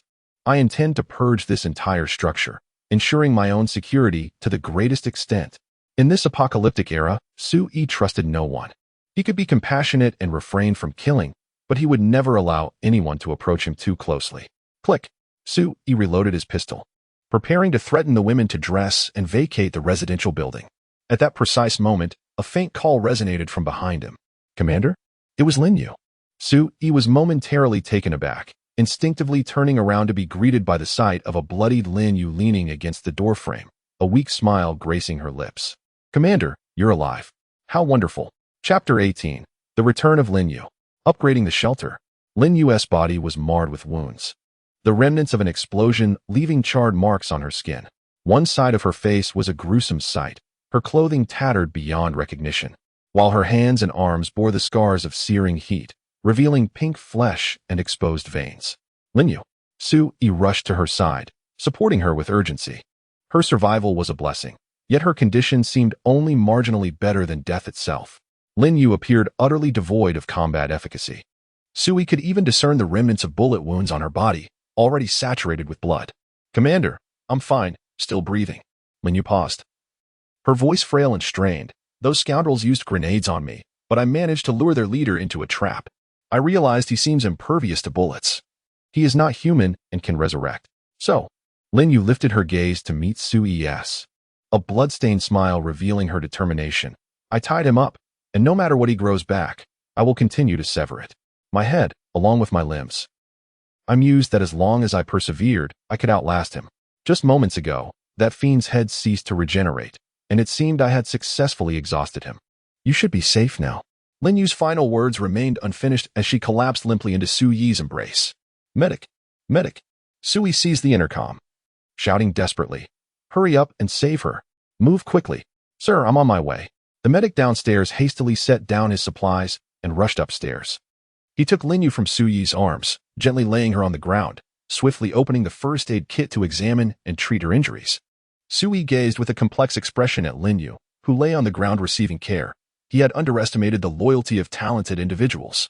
Lin Yu had discovered Brother Li's resurrection ability, yet she still harbored no thoughts of fleeing, determined to hold him off with all her strength. Although she believed she had exhausted Brother Li, such details had grown inconsequential. Without his ability, Brother Li was undoubtedly dead after Lin Yu severed his head. Now, Sui's only desire was to ensure Lin Yu received treatment as swiftly as possible. A talent so steadfastly loyal in battle held immense significance for the shelter. Sir, I cannot save her. The medic lifted his gaze, an expression of regret on his face. She has 7 bullet wounds and has suffered from grenade blasts. Her skin has been severely burned by the intense heat. She is critically dehydrated, has lost a significant amount of blood, and her internal organs are damaged. Surgery is imperative to save her, but I lack the necessary conditions and medical supplies to perform the procedure. Her endurance until now must be attributed to sheer willpower. I anticipate she will succumb before dusk. It is already afternoon, and only a few hours remain until nightfall. Even though he appears to be escorting Lin Yu to the nearest hospital in search of an operating table and medical supplies, the medics will not last that long. They too are on the verge of disappearing. She must be saved. I recall that the survival supply store possesses healing items. Upon returning to the refuge, Leah also noticed the gravely injured and unconscious Lin Yu, exclaiming in alarm as she rushed over to assist her. Leah wished to inquire of Sui, but he had already plunged into the interior of the building, opened the survival points store, filtering the categories of items, intelligently adjusting the purchasing requirements, medical supplies for critically injured combat personnel. In a brief moment, The information of the store's products rapidly transformed before Sue-E, revealing new offerings. An array of miraculous healing supplies appeared, most of which seemed beyond the reach of human technology, yet their prices were exorbitant. The least expensive healing item still demanded 500 survival points. Without much hesitation, Sue-E made a slight selection and proceeded to make a purchase. For those who risked their lives for him, Sue-E was indeed magnanimous, even if they were merely replicas created by the refuge. Congratulations! You have successfully purchased C-grade medical consumable, Gene Enhancement Serum. Gene Enhancement Serum, C-grade medical consumable, when administered to the target, can inject new gene sequences, comprehensively heal most of the target's injuries, and has a certain probability of optimizing the target's gene sequence, thereby enhancing the target's physical attributes. Purchase price, 1,000 survival points. The price of 1,000 points. Looking across the globe, it is likely that few possess the means to so readily expend such a vast sum of points. Without a moment's hesitation, Sue-E procured the necessary resources, directly administering the treatment to Lin Yu. As the emerald liquid was injected into Lin Yu's veins, her previously pallid complexion began to regain a healthy flush, and the visible wounds on her body gradually healed, although she remained in a state of unconsciousness. The latest assessment from the medic indicated that Lin Yu's condition was steadily improving, with expectations of her awakening in a few hours. It was a relief to know she could be saved. Sue-E exhaled, recognizing that Lin Yu had fought so valiantly, he had no reason to abandon her. After ensuring Lin Yu was properly cared for, Sue-E intended to issue new orders to the soldiers.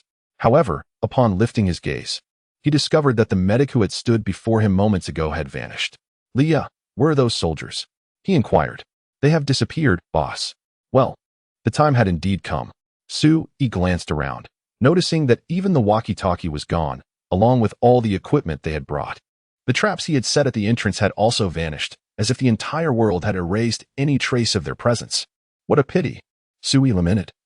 Feeling a sense of loss, 6 fully armed Special Forces soldiers constituted an exceptionally formidable security force. Had they remained, the safety of the shelter would have been significantly enhanced.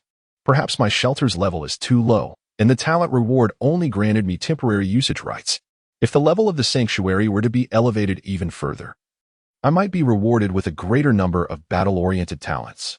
Sue-E is now fervently eager to upgrade the sanctuary. However, with prudence in mind, he instructs Leah to ascend the stairs and disperse the group of women. Naturally, Sue-E is not entirely heartless, as he allows them to keep some clothing and a portion of food. Nonetheless, these women cannot remain on this floor any longer. Sue-E must ensure the internal security of the entire building, guaranteeing that no strangers linger within. After Leah has successfully ushered the women away, she remains downstairs, commencing the transformation of the building's external entrance as per Sue-E's directives, while simultaneously installing new traps along the corridor. Outside the window, the sky has unknowingly darkened. The crimson glow has vanished, replaced by an inky black night, with only the bright moonlight offering a modicum of illumination to the humans wandering through the night. Sue-E opens the chat interface of the sanctuary, eager to observe the information of the day and to ascertain whether the daytime skirmishes within the building have impacted those in the vicinity. Indeed, as soon as he opens the chat channel, he notices numerous discussions surrounding this very matter. Truly, the scene felt akin to watching a crime thriller. The gunfire persisted from last night until this afternoon. I reside in the building across, and I even witnessed an individual scaling the exterior like Spider-Man, evading capture while engaging in guerrilla tactics. Alas, my phone is inoperative. Otherwise, I would have recorded a video for you all. I watched the entire day. They fought with such fervor. Fervor? Who knows how many lives were lost? The stench of death is so potent that I can perceive it from a distance. That building must be engulfed in an unbearable odor. Alas, this is the apocalypse. Humanity has begun to turn upon itself, utterly oblivious to the necessity of unity. Are you truly viewing this as a mere action film? Do you possess no other thoughts? I have heard whispers that numerous women emerged from that building, seemingly expelled. Wait for me, my friend. Say the one with the largest posterior for me. I have a penchant for such tastes. The conflict erupting in this building has evidently captured the attention of certain survivors in the city. Nevertheless, the predominant discourse within the chat channel does not solely revolve around this incident. After all, the apocalypse has been unfolding for several days now, with chaos and murder rampant throughout the city. The skirmish in this building is but a ripple in the vast ocean of turmoil, drawing only the nearby survivors' focus and conversation. There appears to be no new peril, but it is certain that this building has attracted someone's interest. Sui closed the chat interface and murmured his analysis. Given the display of my strength during the day, surely no one would be foolish enough to seek trouble? If I can secure a few more days of respite, I will endure the most challenging phase of this apocalypse. Taking a deep breath, Sui ensured that the curtains in his home were drawn, guaranteeing no disturbances, before he summoned the shelter interface. He checked the upgrade requirements for the shelter. Congratulations! All 5 prerequisites for upgrading have been met. You may currently upgrade the shelter to a level 1 experimental house, or you may choose to await further upgrade options. Without hesitation, Sui commenced the operation. He had no time to ponder, for there were merely 3 types of shelters available for upgrade, rendering his choice somewhat inconsequential. What truly mattered to him was whether the rewards bestowed upon upgrading would be more substantial. Chapter 19. Dual Achievement Rewards. Awakening of the Bloodline. Congratulations! The conditions have been met, and the shelter is now commencing its upgrade. As the information before Sui transformed, waves of golden light emerged from the void, enveloping the entire room. Everything within the confines of the space was shrouded in this radiant golden glow, dazzling yet gentle on the eyes. Although it obscured Sui's view of the specific details of the upgrade process. After several breaths, the golden light dissipated, returning everything to tranquility. Sui quickly surveyed his surroundings, only to be met with disappointment. The shelter appeared unchanged, still resembling the same dwelling he inhabited. The area, items, and rooms remained as they were. Congratulations! Your shelter has been upgraded to a level 1 experimental house.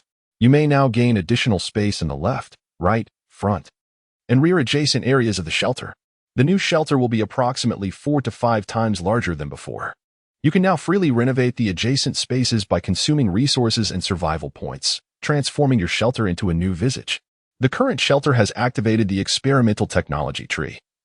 You may assign suitable talents and, by expending resources and survival points, enhance the technological level of your shelter. After a series of entirely new revelations, Sui suddenly realized that this was merely an upgrade. The specific transformation process of the shelter required his personal involvement. He discovered that within the shelter module information before him, a new option labeled Shelter Reconstruction had appeared. He reached out to click it open, and at once, a wave of disorientation washed over him. Sui felt as though his soul had been extracted from his body, his perspective shifting to an aerial view. Observing the entire shelter from above, all walls and obstacles had become ethereal, while green markers adorned the floor, indicating the areas that encompassed both his own resources and those of his neighbors in every direction. This verdant expanse covered the entirety of the current floor, signifying that all of it belonged to Sui's shelter space. Furthermore, he noticed a series of construction options had materialized before him, allowing him the freedom to place new rooms within these green zones, breach walls, adjust the positions of load-bearing structures, or select colors and purchase various decorations for the rooms. This had truly felt like a construction game. Sui's eyes widened, overwhelmed by the notion that the world had completely spiraled into madness. He felt as if he were immersed in The Sims, engaging in an incredibly intricate and detailed shelter-building module. Yet, he was undeniably a living human being, existing on Earth. How had his very survival begun to resemble a mere game? Deeply shaken, Sui refrained from immediately transforming the shelter. Instead, he quietly exited the construction interface. He needed to calm his emotions and take the time to thoughtfully consider how to adjust the upgraded shelter. As Sui exited the shelter's crafting interface, he was suddenly enveloped by a wave of new notifications. Congratulations! The upgrade of your shelter has been completed, and your shelter's talents have been enhanced. The effect of the talent Home for the Recluse has been improved. Home for the Recluse. For every 24 hours you spend within your shelter, you will randomly receive one of the most urgently needed survival rewards. The minimum reward is of C grade, excluding special rewards. Furthermore, the current talent reset time is set to noon sharp. You are entitled to 1 hour of exemption time for outdoor activities each day, which does not affect the reward calculation time. After upgrading the shelter, the talent effects will continue to improve. Congratulations! You are the first survivor in this city to upgrade a shelter, and you have received a special award. Horn of the Pioneer. Horn of the Pioneer, a C-grade special item, applicable to any talent, adding the Pioneer trait. Effect of the Pioneer trait. In these perilous times, the most vital quality of a brave pioneer is luck, and the possessor of this trait often enjoys favorable fortune. Special reward? Sui stroked his chin, feeling a sense of delight. He had not anticipated being the first in the entire city to upgrade his shelter, nor that he would receive a reward akin to a gaming achievement. Just as he began to explore how to utilize this reward, yet another notification appeared before him. Congratulations! You are the first survivor in the nation to upgrade a shelter, and you have received a special award, Awakening of the Bloodline. Awakening of the Bloodline. An A-class special item that can summon extraordinary talents unique to the nation, endowed with the potential for growth and immense capabilities, along with special rewards. Suyi's eyes widened in astonishment. Not only was there the achievement of being the foremost in the urban area, but also the prestigious title of being the best nationwide? An A-class talent, this was a tremendous windfall. Yet, Suyi soon realized a rather disheartening truth for the nation. Despite the apocalyptic days that had unfolded, he was the only one to have upgraded his shelter. The survival pressures on others must be immense. However, this was not a doomsday scenario akin to a biochemical crisis. Under the searing heat that enveloped the globe, the very air had turned into humanity's adversary. After all, even with firearms in hand, humanity could not combat the pervasive heat through gunfire. Suyi's musings did not linger for long. He was acutely aware that he was merely an ordinary individual, lacking the grandeur to fret over the fate of all mankind. His singular desire was to survive, to endure well. The special rewards from these two achievements were securely stored within the shelter's data, accessible to Suyi at any moment, just as he had initially activated his talents. Utilizing the awakening of the bloodline, as he invoked the reward, a radiant golden light blossomed around him, swiftly coalescing into a humanoid form. Before long, a woman clad in a white cheapao stood before Suyi. Her features were exquisitely crafted, her skin as pale as jade, and beneath her elegantly arched eyebrows, her eyes sparkled with the clarity of autumn waters. "Sir," she greeted, bowing gently to Suyi. She appeared as a genteel maiden emerging from the pages of classical poetry. Her beauty captivating, and the faint smile upon her lips enveloped him in a refreshing aura akin to the gentle caress of spring. "What is your name?" Suyi gazed at the woman, utterly captivated. He had not anticipated summoning such a stunning beauty. Her visage was breathtaking, embodying an enchanting allure that could ignite an instant infatuation. "Sir, my name is Jiang Xiaozi," she replied softly, lowering her head. "I hail from the Jiangnan region, and it is indeed a fortunate encounter to meet you today." "A lovely name," Suyi acknowledged. Jiang Xiaozi's figure was tall and gracefully proportioned, the white cheapao accentuating her slender waist, rendering her exquisitely alluring. The woman exuded a noble aura, possessing a distinctly refined beauty typical of Eastern women, suggesting an extraordinary lineage. Yet, what captivated Suyi most was not merely her impressive physique beneath the cheapao, but rather the ancient jade pendant adorning her waist, intricately carved with elaborate patterns. The jade, circular in form, radiated a gentle green luminescence visible to the naked eye. "Congratulations! You have acquired an A-class special talent, Jiang Xiaozi." An information prompt materialized before Suyi, prompting him to access Jiang Xiaozi's data panel. Upon a brief glance, his expression shifted dramatically. Chapter 20. The Extraordinary Traits of A-Class Special Talents. The strategist is in position. Name: Jiang Xiaozi. Age: 28. Type: National Fortune. Talent grade: A-Class Physical Strength, 60 Nervous Reaction, 68 Endurance, 50 Mental Will, 368 Self-Healing Immunity, 211 Talent Trait. National Fortune Endowment: she possesses specific qualities of the Huaxia ethnicity. Endowed with the national fortune, the sanctuary she inhabits will remain impervious to apocalyptic-derived disasters. Filial piety first, within the sanctuary. For every resident over the age of 40, the rewards for exploration dispatched from the sanctuary, the acquisition rate of high-level talents, and the speed of technological research will increase by 1%. The maximum enhancement cap is set at 100%. Thoughtful planning: any matters pertaining to strategy, tactics, scientific research, traps, and defenses that require contemplation within the sanctuary shall not encounter failure.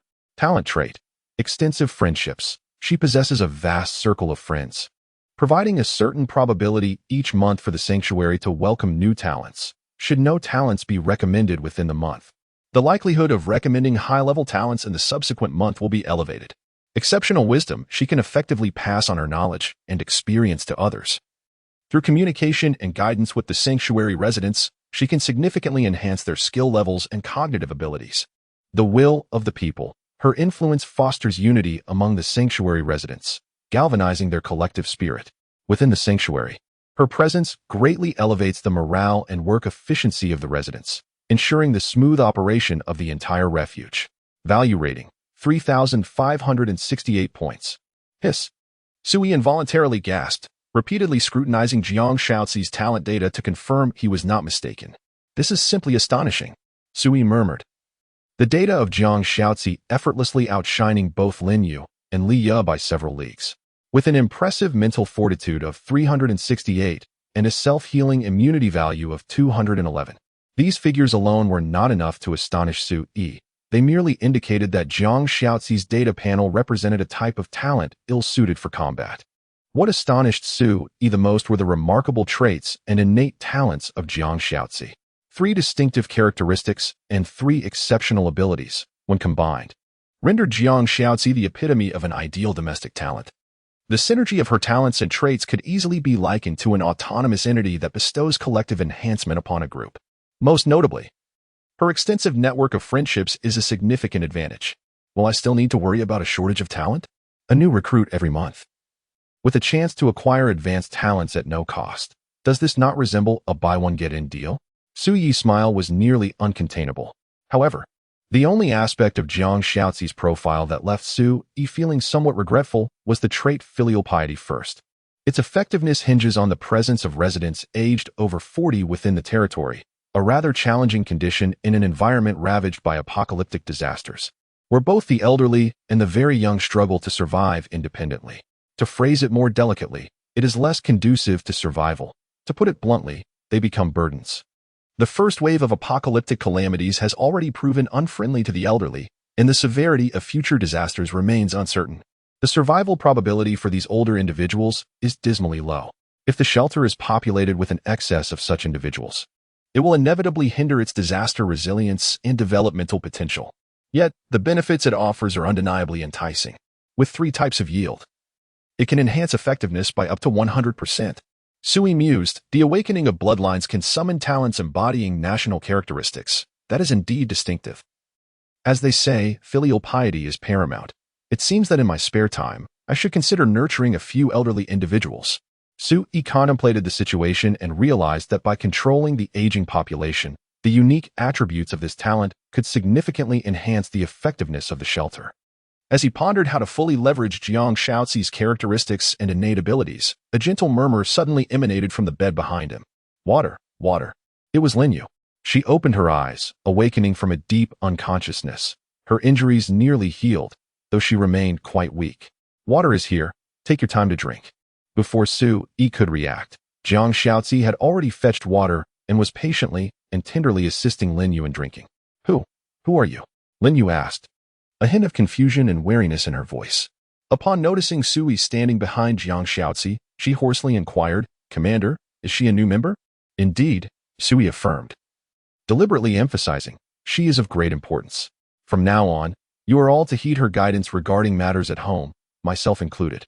Jiang Shaoxi's characteristics clearly indicated that she was a strategist type, talent in domestic affairs, endowed with considerable wisdom. This woman is astute. It would be prudent to follow her counsel in any situation, for it is unlikely to lead one astray. Even if a mistake were to occur, it would not be a grave concern, for Sui believed that if Jiang Shaoxi's wisdom could falter, he would undoubtedly struggle to identify the underlying issues. As a leader, one must possess self-awareness to effectively recognize and utilize the talents of others. It is of utmost importance. Lin Yu pondered this notion, struggling to uphold her frail body as she attempted to rise. Comrade, allow me to handle this myself. Listen to her. You must rest well. I too hold significance. The man in the shadows replied gently, a warm smile gracing his features. Our family has grown a bit stronger than it was a few days ago. There is a semblance of vitality now, Sui remarked, seated at the bedside. Addressing Jiang Shaoxi, including you and me, there are currently 4 individuals in the shelter. You, Li Ye, and Lin Yu. Lin Yu is my first subordinate, a soldier of great loyalty. Li Ye is an engineer with considerable insight into modification and technological research. Furthermore, I have recently reviewed additional information related to talent and have delegated some operational authority of the shelter to you. Sui paused, his expression turning serious. Shaoxi, may I address you as such? The future of our shelter will heavily rely on you. I am not particularly clever, and I hope you can utilize your wisdom to safeguard us all. Understood. Lin Yu glanced between the two, and once their conversation concluded, she could not help but interject. Chief, have all the enemies been eradicated? Sui nodded, indeed. Chief, I seem to recall, you had some soldiers with you. Where are they? They have departed. Sui replied with a wry smile. Our shelter currently comprises only 4 individuals, though perhaps it may expand in the future. Very well, sir. Jiang Xiaozi nodded and gracefully rose to approach the pile of supplies. Her movements were light and elegant, swaying with a captivating charm that was a delight to behold. Lin Yu also observed that the room, which had not been particularly crowded, was now filled to the brim with various provisions. From toilet paper and toothbrushes to food and drink, everything was in abundance, overflowing even into the doorway. Wow! Lin Yu exclaimed, her beautiful eyes wide with astonishment. Chief, have you robbed someone? Indeed, we have plundered our enemies, Sui chuckled, his spirits lifted. With the external threats neutralized and an influx of capable individuals in the shelter, everything seemed to be progressing favorably. Even though the outside world remained a scorched, apocalyptic landscape, his refuge had begun to take shape, developing a degree of disaster resistance and security. The chief is truly remarkable, Lin Yu praised sincerely. Sui shook his head in modesty, replying, I am not exceptional. Had it not been for your valiant efforts to hold off the enemy, we would have been in peril. You are the true hero of this crisis. Chief. It is my duty, Lin Yu said, her cheeks flushing slightly, revealing a rare moment of shyness in the otherwise spirited girl. Protecting you is my responsibility. Indeed. Sui smiled and nodded. By the way, it seems the medical supplies I provided you have some probabilistic effects. They might enhance your abilities. How do you feel now? Feel? Lin Yu shook her head. I am uncertain. I feel a bit weak and cannot accurately assess my condition. Sui nodded in understanding and casually opened Lin Yu's status panel to take a glance. Chapter 21. Unveiling the Technological Tree. Embarking on a new life. Lin Yu's fundamental attributes have all surpassed 100 points, and she has additionally acquired a new talent characteristic, Inquisitive Explorer. When assigned to exploratory missions, she possesses a slight chance of obtaining additional resources.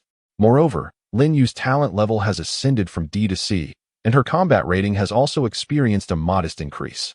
However, her physical condition has been marked as weak, indicating a required recovery period of 10 hours. It appears that the effects of this 1,000-point genetic potion are quite remarkable. Sui felt a twinge of astonishment. It exceeded my expectations and can indeed be deemed a remarkable value for money. Sui speculated that this outcome might stem from Lin Yu's initially low talent level, coupled with a fortunate encounter with the enhanced probability of the genetic potion. Speaking of luck, Sui recalled that he still had a unique reward to utilize. Horn of the Pioneer, which could impart new characteristics to talents, potentially bringing about good fortune. According to the introductory information, while its effects are somewhat uncertain, it is nonetheless a special reward. Currently, I possess only 3 talents. To whom should I bestow this? Sui pondered thoughtfully. Logically, it would be prudent to grant it to Jiang Xiaozi, the one with the highest rank. Yet, Jiang Xiaozi's attributes and innate abilities are predominantly fixed enhancement effects, and as she is primarily an administrative talent, her responsibilities within the refuge are not closely related to the concept of luck. Even though Jiang Xiaozi's characteristics reference terms such as strategy and tactics, Sui has yet to engage with these concepts and remains uncertain whether these elements necessitate the support of luck. Rather, Lin Yu, who has consistently served as the primary force in the exploration of resources, finds herself in dire need of fortuity. Should fortune favor her, the supply she brings would undoubtedly be more abundant. Scientific research demands a grounded approach, so it is only fitting that Lin Yu be the one to wield this particular trait, as the benefits would accrue most significantly to her. Without hesitation, Sui, while Lin Yu rested with her eyes closed, accessed the shelter panel and chose to bestow upon her a special reward. A flash of golden light enveloped Lin Yu, accompanied by a notification indicating that she had acquired the trait of the Horn of the Initiator. Commander, I feel as though my mind has expanded with new insights. Lin Yu suddenly opened her eyes, her expression one of bewilderment. Sui smiled and reassured her, do not overthink it. Simply relax and rest. You are our sole guardian at present.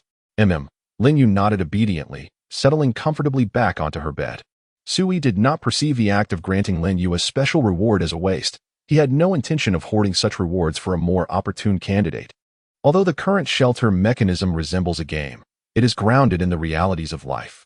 While prudent accumulation may be beneficial, thoughtless hoarding would only jeopardize one's safety. Some resources should be utilized when needed. The sooner they are employed, the sooner one can relish their advantages. The night was vast and silent, with only the resonant sounds of Leah downstairs constructing safety facilities and Zhang Xiaoci softly tallying supplies. Su-yi opened the shelter interface, and it was only at this moment that he had the opportunity to thoroughly assess the day's gains. Thanks to today's talent rewards, Su-yi completely vanquished the marauders and seized control of the entire building. The supplies that Brother Li and his companions had diligently gathered from outside over the past few days now benefited Su-yi. He estimated that if only 4 individuals utilized these resources, they would undoubtedly sustain them for several months, allowing for a relatively comfortable existence. Moreover, there were even cigarettes and a few colorful magazines and comics among the supplies. It seemed that Brother Li and his group were indiscriminate in their collection of resources, bringing everything they could into the building. While an abundance of supplies was advantageous, it also presented certain drawbacks. With the limited storage capacity of the freezer, some food items were likely to spoil prematurely in the heat. Su-yi frowned, realizing he needed to act quickly to trade away some perishable goods in exchange for new items. By the way, how many survival points do I have left? Su-yi glanced at his status and discovered he still possessed 806 survival points. First, he would develop the vacant areas of the shelter, and with the surplus points, he would see if he could acquire something valuable. Upon opening the shelter's construction module, he experienced that ethereal sensation once more. Su-yi's perspective elevated to a bird's eye view, and this time he was not overwhelmed by awe, but instead immediately began to scrutinize the overall structure of the shelter. This building was an old residential complex, comprising 8 floors with 4 households on each floor. Su-yi's current shelter encompassed the area of the entire 6th floor, including the stairways connecting the upper and lower levels. According to the trend that the shelter's upgrades will gradually extend to the surrounding areas, Su-yi easily surmised that as the shelter evolves, it would eventually encompass the entire building. Thus, his vision for development should be somewhat more long-term, aiming to construct a blueprint centered around the entire edifice. Currently, he finds himself incapable of directly developing any features on the other floors, which naturally precludes the establishment of defensive mechanisms on the ground floor. Therefore, defense should not serve as the primary objective, especially considering the exorbitant costs involved. Glancing at the available constructions within the shelter, Su-yi noted a variety of basic defensive facilities such as iron gates, electric doors, barbed wire, and even wall-mounted guns, laser traps, and movable floors. The options were indeed vast and varied, far too numerous to examine thoroughly at a glance. However, without exception, these items bore a hefty price tag. Even the simplest iron gate demanded a staggering 100 survival points. While the advantage of constructing within the shelter lies in the immediate installation, eliminating the need to gather building materials and undertake manual construction, Su-yi remained disinclined to make any purchases. He realized that the only suitable defensive mechanism available for acquisition was the iron gate, which Liu could fabricate herself. Although her version may not be as robust or superior as those offered within the Shelter-S construction module, it would suffice for the time being. As for the other defensive modules, they were either unavailable due to insufficient shelter levels or contingent upon prior conditions. Su-yi discovered that not only the defense modules and items, but also the majority of constructs that could be erected within a level 1 shelter, including circuits, underfloor heating, central air conditioning, and chemical research labs, required a prerequisite room known as the research room. Research room consuming 1,000 survival points. The creation of a level 1 research room unlocks the technological tree system pertinent to the current shelter type, allowing the development of additional prerequisite technological modules for the shelter. It became clear to Su-yi that one must possess a technology tree to ascend within the realm of technology, thereby enabling the direct acquisition of more shelter constructions. He nodded in agreement. It made perfect sense. He increasingly felt as if he were engaged in a game. This entire setup was remarkably authentic, perfectly aligning with the unique apocalyptic survival experience of humanity on Earth. With no other option, Su-yi begrudgingly spent the substantial sum of 1,000 points to procure the research room. Please select the placement location for this room. The area available for placement has been highlighted in purple. As the prompt illuminated before him, Su-yi realized that the research room occupied an enormous footprint. This single room surprisingly consumed the entirety of the adjacent 2-bedroom, 1 living room space. Although the newly upgraded level 1 shelter was quite spacious, this room alone claimed 1/3 of it. Truly, it deserved its status as the most crucial prerequisite structure, evidently requiring significant space. With a sigh, Sui pondered briefly and chose to position it further inward, distanced from the corridor. Given the importance of this structure, it must be well protected.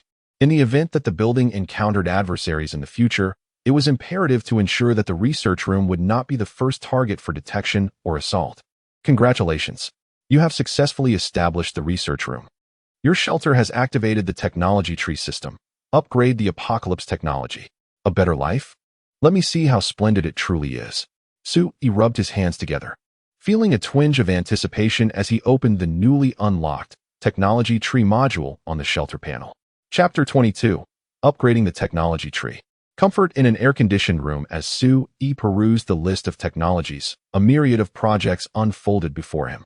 At the top of the list was inscribed Experimental Room Sequence, followed by various technological endeavors such as Basic Power System, Autonomous Water Resource System, Enhanced Basic Defense Measures, Preliminary Projects for Improving Living Facilities, Research and Exploration Capability Enhancement, Agricultural Automation System, Medical Aid Station, Air Purification System, Intelligent Monitoring Network, Waste Management Center, Central Air Conditioning Module.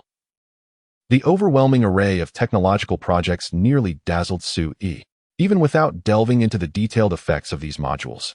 The mere names alone evoked a vision of the dramatic transformations that would occur in the shelter if all these projects were activated. Let me examine the costs.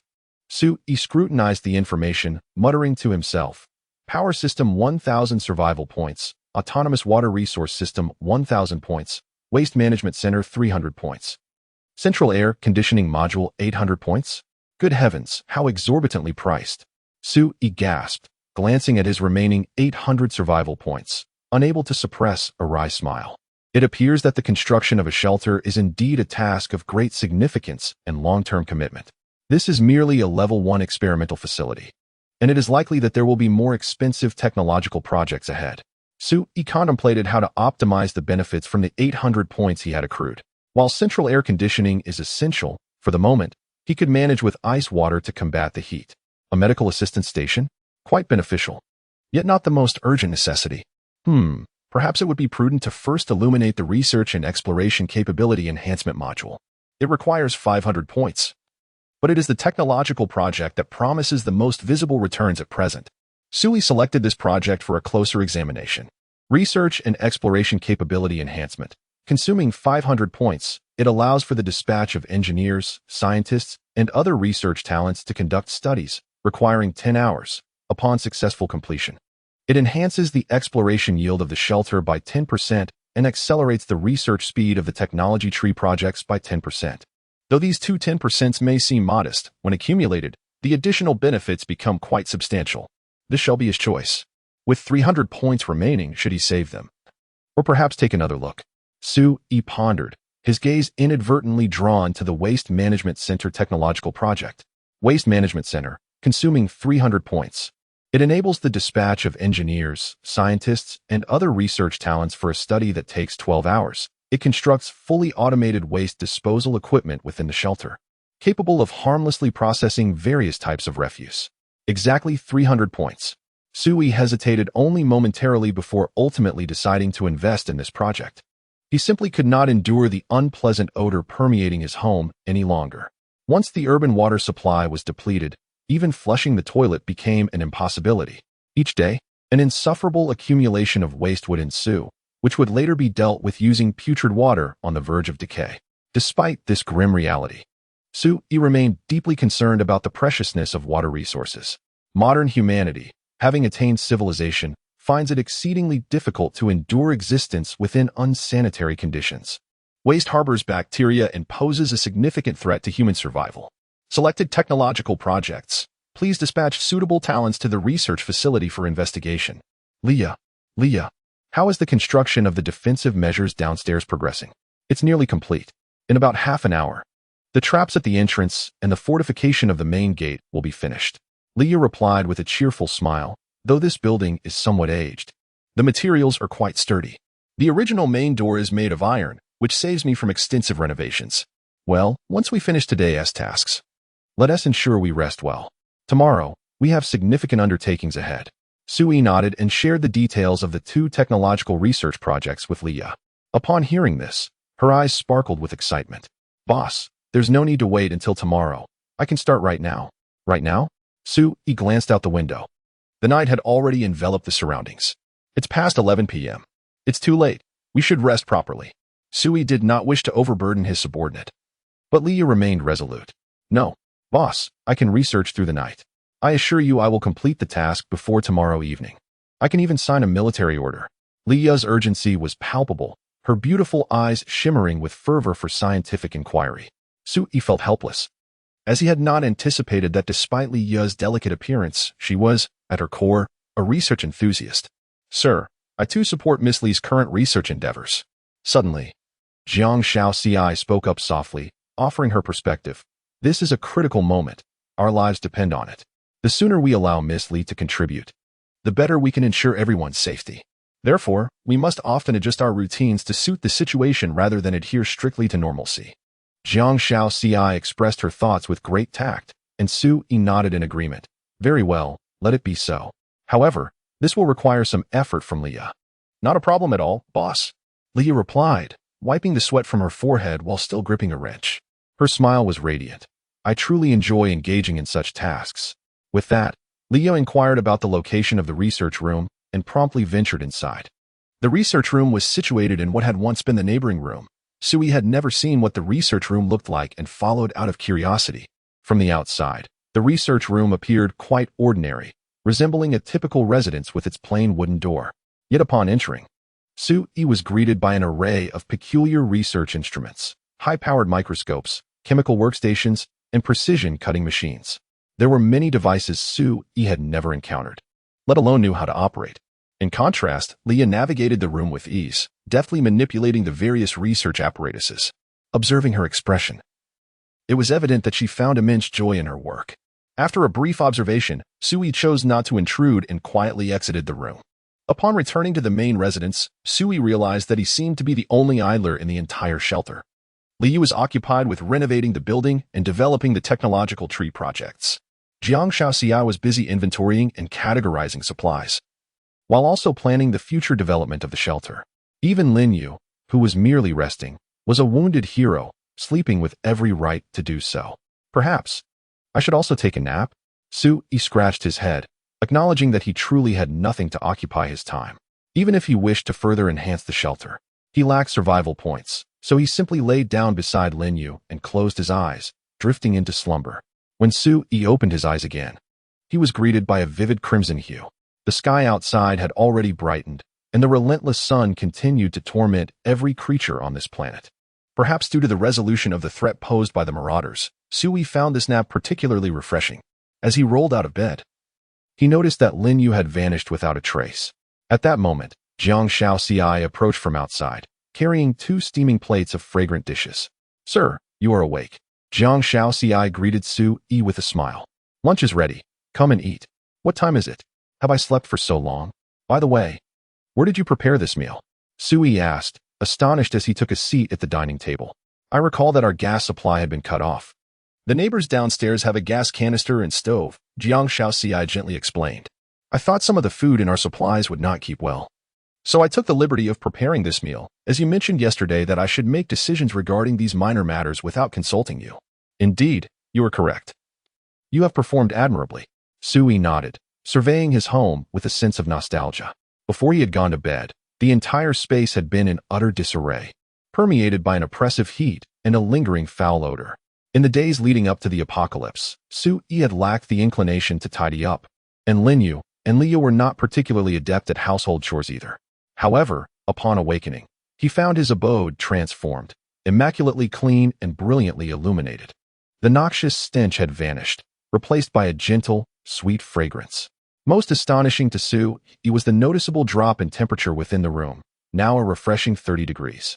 Considering the global heat had soared to a sweltering 70 degrees, such a temperature felt almost wintry. How could it be so cool? Sui murmured, his gaze sweeping the room until it landed on the freezer, which had been repositioned by Jiang Xiaoxi, now situated by the doorway. The cabinet was ajar, revealing a rudimentary device akin to a fan, tirelessly drawing the cold air from the freezer into the room. An air conditioner. Sui's eyes widened in disbelief. Xiaoxi, did you create this? he exclaimed. "This is no longer a freezer. It is clearly an air conditioner." "Not I, but Miss Li," Jiang Shaozi replied, shaking her head modestly. "She crafted the device to enhance your quality of sleep. Without your direction, Leah would not have taken the initiative to do such things." Sui smiled, fully aware of Leah's character as a rather passive research talent who predominantly adhered to instructions and seldom took the initiative. In stark contrast, Jiang Shaozi exhibited a remarkable degree of proactivity, engaging in independent thought to determine her course of action and striving for excellence. The freshly transformed room before him stood as a testament to her industriousness. However, Suyi's moment of reverie was swiftly interrupted by a new notification that captured his attention. "Congratulations. Your stay in the shelter has met the 24-hour requirement, triggering a talent reward." Chapter 23, The Mastermind's Crafting Plan. You have received a C-grade talent reward, Infinite Barrage Rifle, High Precision. As the notification materialized, a rifle materialized on the dining table. Jiang Shaozi's chopsticks hesitated momentarily. Her beautiful eyes cast downward, feigning ignorance as she resumed her refined dining. Sui offered no explanation, instead seizing the rifle to examine it. The weapon's frame, constructed from a lightweight, high-strength alloy, gleamed with a chilling metallic luster. Its lines were both simple and elegant, equipped with an intelligent sight and a silencer. Notably, the magazine housed an energy conversion system, exuding an aura of futuristic technology. As Sui scrutinized the rifle, its information unfolded before his eyes. Weapon name: Infinite Barrage Rifle Weapon Grade. See Weapon Traits. Unlimited ammunition. It can fire an unlimited number of gunpowder-based bullets, but caution is advised regarding barrel cooling. High-precision medium-range sniper. Within an 800-meter range, it can be adjusted to a single-shot sniper mode, maximizing its power. Silencer. The sound of its firing is faint, nearly imperceptible in open spaces. Basic attributes. Weight, approximately 4.6 kilograms. Length, 1,020 millimeters. Barrel, 450 millimeters. Adjustable stock. Caliber, 5.56 millimeters. Compatible with various caliber conversion kits. Range, effective range of 800 meters, with a maximum range of up to 1,500 meters. Rate of fire, adjustable between single-shot, 3-round burst, and fully automatic, with a rate of fire reaching 800 rounds per minute in fully automatic mode. Ammunition type, built-in infinite ammunition, requiring no reloading. Other types of bullets are not usable. An infinite ammunition rifle? With sniper capabilities? Suyi's expression was somewhat nuanced. He felt as though he had entered a realm of infinite possibilities. Does this contraption truly exist? A mysterious entity has seemingly crafted a localized apocalyptic game for Earth. A Class C weapon, its reward grade has indeed elevated by a level, likely correlated with the enhancement of my talents. Yet, in terms of the talent mechanism, is it weapons that I currently lack? Sui pondered, resting his chin on his hand. If one were to assess seriously, the shelter currently boasted ample food, water, and personnel, yet it was indeed deficient in weaponry. Including the firearms confiscated from the thugs led by Brotherly, the entire shelter possessed merely 5 handguns, and the ammunition had dwindled to less than 100 rounds following yesterday's skirmish. Although the prospect of equipping everyone with a handgun is feasible, the remaining ammunition reserves are utterly inadequate for enduring high-intensity confrontations. Thus, the talent reward fortuitously bestowed upon me a rifle that requires no ammunition. This indeed is a timely boon. However, given my reclusive nature, opportunities to utilize this weapon are rather scarce. Sui lifted his gaze and inquired of Jiang Shaozi. Where is Linyu? He intended to bestow this rifle upon Linyu, as she is currently the primary explorer of the refuge, and possessing this weapon outdoors would significantly enhance her safety. She has gone to examine the corpses, Jiang Shaozi replied. You mean the body of that individual known as Brotherly? Sui mused, resting his chin upon his hand. Come to think of it, I neglected to ask her yesterday how she managed to delay for such a long time and how she captured Brotherly. This piqued Suyi's curiosity immensely. Fortunately, it was Linyu alone who attracted the attention of all the marauders. Otherwise, both Sui and Liya would have been in peril. I inquired. Jiang Shaozi set aside his bowl and chopsticks, patiently elucidating for Sui, according to Miss Lin. She adeptly utilized the exterior walls of the buildings and various residences as cover during the skirmish yesterday. This was made possible by the fact that the enemy had previously forced their way in, leaving most doors ajar. Miss Lin navigated through the exterior walls, capturing isolated adversaries within different rooms, thereby ensuring a one-on-one combat advantage for our side and continually diminishing the enemy's fighting force. Although Brotherly employed a grenade, Miss Lin managed to evade the ensuing damage, so she sustained no significant injury. Regarding the capture of Brotherly, it is quite fortuitous that among the new warriors you brought, there exists a marksman whose presence has instilled fear in Brotherly, diverting much of his attention. It was then that Miss Lin seized the opportunity to launch a surprise attack, successfully abducting him. Having sensed that Brotherly might possess the ability of resurrection, she took the precaution of binding him in an effort to thwart his incessant revival. You are already aware of the subsequent events. Jiang Shaozi recounted the entire narrative. To which Su Yi inquired, did Lin Yu inform you? Indeed, I felt it imperative to familiarize myself with everyone in the sanctuary. Thus I engaged in preliminary discussions with them. Jiang Shaozi nodded, expressing admiration. Miss Lin's combat prowess is exceptionally remarkable, and her fighting spirit is commendable. She is a rare and exceptional warrior. I concur, Su Yi agreed, nodding. Having personally experienced the gunfight yesterday, he profoundly understood Lin Yu's significance. However, to prevent a recurrence of such incidents, Jiang Shaozi turned to Su Yi and suggested, I propose that you adjust the sanctuary's developmental direction, placing a primary focus on fortifying its internal defense mechanisms. That's precisely my thought, Su Yi replied with a smile. It seems we are on the same wavelength. I am considering assigning this responsibility to Leah. No, that is insufficient. Such as? Su Yi humbly sought guidance. What are your suggestions? Please feel free to share. Residents, we require more assistance. Jiang Shaozi spoke softly. I understand that you do not trust outsiders, for the complexities of human nature are indeed difficult to fathom. However, aside from this concern, population is a crucial factor in the fortification of our refuge. If we possessed a sufficient number of inhabitants, battles like yesterday's would not have been so perilous. The loyalty of these subordinates is questionable. They are driven by resentment and fear. Yet, even so, Brotherly maintains a formidable grip over them. Pausing for a moment, Jiang Shaozi promised earnestly, if you would permit it, I can take charge of this matter and ensure, to the greatest extent possible, the loyalty of the new residents towards you. By uniting the strength of the populace, we can forge a shield and sword for you. Her solemnity indicated that she had thoughtfully considered this developmental direction for the refuge. You raise a compelling argument, Su Yi pondered, furrowing his brow as he contemplated Jiang Shaozi's words with utmost seriousness. Though cautious by nature, Su Yi was not lacking in intelligence. He could discern the unspoken implications behind her statements. Given the current apocalyptic landscape, the strategy of remaining sheltered was indeed prudent. However, should circumstances arise that necessitate collective survival, a refuge lacking in numbers would inevitably suffer. Furthermore, based on the mechanisms currently exhibited by the apocalyptic game, it is evident that for humanity to thrive, there will inevitably be instances of absorption among refuges. Such assimilation would yield greater populations and resources, with population size itself serving as a fundamental prerequisite for survival. Even without considering the factors of the apocalyptic cycle, Su Yi must remain vigilant to the threats posed by other shelters as they grow in strength. I have also hesitated. Rather than attracting external populations, I would prefer to gather more talented individuals as residents.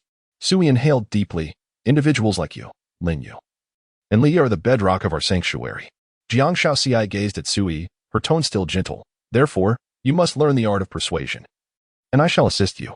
Su Yi met Jiang Shaozi's beautiful eyes, and a wave of emotion washed over him. This is what it feels like to encounter a strategist. One cannot help but be swayed. Jiang Shaozi's analysis was astute, and Su Yi found himself unable to refute it, nodding in agreement. Very well, I entrust this matter to you. However, since you can discern my character, you should understand me. Yes, sir, I know what must be done. Jiang Shaozi responded with a smile. I will devise a comprehensive recruitment system and management plan for the sanctuary. I will do my utmost to craft a secure identity for you. Jiang Shaozi spoke with an air of mystery, piquing Su Yi's curiosity. What identity is the most secure? Jiang Shaozi replied softly, a behind-the-scenes magnate. Ah, Chief, are you discussing some confidential matters? The door was cautiously pushed open by Lin Yu, who peered inside, hesitant to enter. The expressions of the two within were grave, particularly the chief, whose demeanor was tinged with both seriousness and surprise. It's all right, come in. Su Yi beckoned and inquired. Lin Yu, have you examined the body? What is the situation? It hasn't revived. He is utterly deceased. Lin Yu smiled with great delight. The corpse has already begun to rot. So I disposed of it from the building. Very well. Sui nodded, handing his rifle to Lin Yu while elucidating its fundamental specifications. Is this for me? Lin Yu exclaimed in astonishment, her fingers caressing the weapon with an almost reverential touch, her beautiful eyes reflecting a fervent admiration. The bond between a soldier and their firearm is instinctual, especially when it is an infinite ammo rifle, equipped with comprehensive functionalities to navigate perilous and intricate battlefield scenarios. Here, use your submachine gun for Shao Ci's protection. Commander, that gun has limited ammunition, only 20 rounds remaining. That should suffice. Sui chuckled softly. If we find ourselves in a position where Shao Ci must confront the enemy, it indicates that our downfall is imminent. You are right, Commander. I shall not allow anyone to harm our team. Lin Yu's youthful visage bore a resolute expression, gripping the rifle firmly, her heart brimming with newfound confidence in her strength. Indeed, Lin Yu had grown stronger. Her combat power rating had risen to 256 points after her recovery, and upon wielding the rifle, it soared to 456 points. This firearm had directly augmented her combat prowess by 200 points. According to Su Yi's estimations, Lin Yu's current combat capability was at least at the pinnacle level of ordinary humanity. Those who surpassed her could only be likened to superhumans from films. Then let us set forth. Su Yi opened the dispatch missions and discovered that the 3 tasks refreshed daily had all risen from D rank to C rank. With higher-level dispatch missions, it was reasonable to assume that resource collection would be more abundant. Su Yi selected a mission to gather medicinal supplies and assigned it to Lin Yu. Currently, the most scarce resource in the shelter was indeed medicine. Upon receiving the task, Lin Yu stood tall and saluted, exclaiming, "Rest assured, Commander, I promise to complete the mission." With that, Lin Yu shouldered her weapon and departed the shelter. Equipped with essential supplies, the number of combat talents was still woefully insufficient, and Lin Yu was the only one available at present. Sui sighed, realizing that her departure would significantly diminish the safety of the shelter. "Sir, everything will be all right," Jiang Shaozi reassured him. "Everything will come in time. Just be patient." "Oh, indeed. Please continue," Sui said, casting a glance at Lin Yu's retreating figure before turning his curiosity toward Jiang Shaozi. "Please elaborate on your plan for the mastermind's creation." Chapter 24. The Urban Psychopath. A New Crisis. After Lin Yu's departure, Sui engaged in extensive discussions with Jiang Shaozi. They envisioned a management system centered around the talents within the shelter, where suitable personnel would regulate the survivors, suppressing adverse elements among them, and guiding them to contribute more diligently to the shelter. Meanwhile, Sui would operate from the shadows, limiting survivors' opportunities to approach him, ensuring that only the most loyal talents remained by his side. As long as we establish a comprehensive shelter management system, characterized by a hierarchy that places the master at the pinnacle, supported by talent, and the survivors as the populace, we can ensure the safety of the master's life while simultaneously fostering the rapid development and expansion of the shelter. Jiang Shaozi softly remarked, "The so-called behind-the-scenes magnate need not engage personally in every matter. He merely needs to issue commands and delegate responsibilities to others. When no one can reach you, your safety is naturally assured. Consequently, there is no need to worry about the treachery of human nature." Jiang Shaozi's words prompted Sui to ponder. This system sounds somewhat familiar. Is this not akin to the emperors of ancient times? One could interpret it as such, Jiang Shaozi replied, her smile igniting a flutter in Suyi's heart. This woman seems to be draping herself in a robe of authority. However, to speak earnestly, Jiang Shaozi's insights were indeed astute. If we are to satisfy Suyi's vigilance while also considering the shelter's growth, this is the only path forward. We shall give it a try. The future remains uncertain for anyone. Sui did not immediately acquiesce but promised Jiang Shaozi to proceed according to this approach. "I will ensure everything is properly arranged," she nodded, reminding him, "Sir, the food has grown cold. Shall I heat it for you?" "No need. Let us eat as is." Sui gestured dismissively, feeling somewhat indulgent. In these days of apocalypse, most food in the city had spoiled, and even the drinking water had begun to emit an unpleasant odor. The majority of humanity's food and water supplies are progressively dwindling. Where else could one indulge in such culinary delights before the impending doom? Although it consists merely of simple fare, Suyi's treatment far surpasses that of most survivors in the city. After enjoying lunch, Jiang Shaozi rose to clear the dishes and subsequently took her leave from Sui, as she needed to continue organizing and planning for the entire building. In the afternoon, while Jiang Xiaozi busied herself with the building's arrangements, Lin Yu ventured out to explore, and Leah remained engrossed in the research room, diligently working on the technological project. In the entire residential building, Sui found himself the sole occupant with nothing to occupy his time, a rather imperial feeling indeed. Sui reclined on his bed for a midday rest, relishing the refreshing coolness emanating from the refrigerator, and mused to himself, I merely issue commands. It is the talent that brings them to fruition. This sensation is undeniably delightful. In a state of pleasant stupor post-feast, Sui dozed off for a while. Upon awakening, it was already 3 in the afternoon. This idle time as a reclusive bachelor was proving difficult to fill. After all, there were no computers or smartphones for entertainment. Sui resolved to seek out new pursuits to pass the time. Perhaps he should check the trading platform to see if he could procure some ammunition. As he opened the information interface of the shelter, just as he was about to access the trading platform, he suddenly noticed that today's shelter leaderboard module featured numerous new rankings. In addition to the rankings for shelter levels, talent, and exploration missions, there were several other lists now displayed. Moreover, there exists a plethora of rankings such as the Shelter Resource Reserve list, only accounting for the rewards from dispatch missions, the Shelter Destruction list, kill count, the Shelter Equipment list, only counting shelter gear, and the Survival Points list. The rankings are densely packed, stretching to at least a dozen in number. Sui cast a glance and was astonished to discover that he actually topped 5 of the lists. These include the Talent list, Level list, Exploration Task list, Resource Reserve list, and Equipment list. Am I truly this formidable? Sui blinked in disbelief, as it was the first time he realized how powerful his shelter truly was. Since the onset of the first wave of the apocalypse, not even a week had passed, and he had already claimed the top position in 5 categories. The more rankings one holds, the more advantageous it is. For at the conclusion of the current apocalyptic cycle, a mysterious entity will bestow rewards based on the leaderboard standings. The higher the rank, the better the rewards, facilitating an exponential advantage akin to a snowball effect.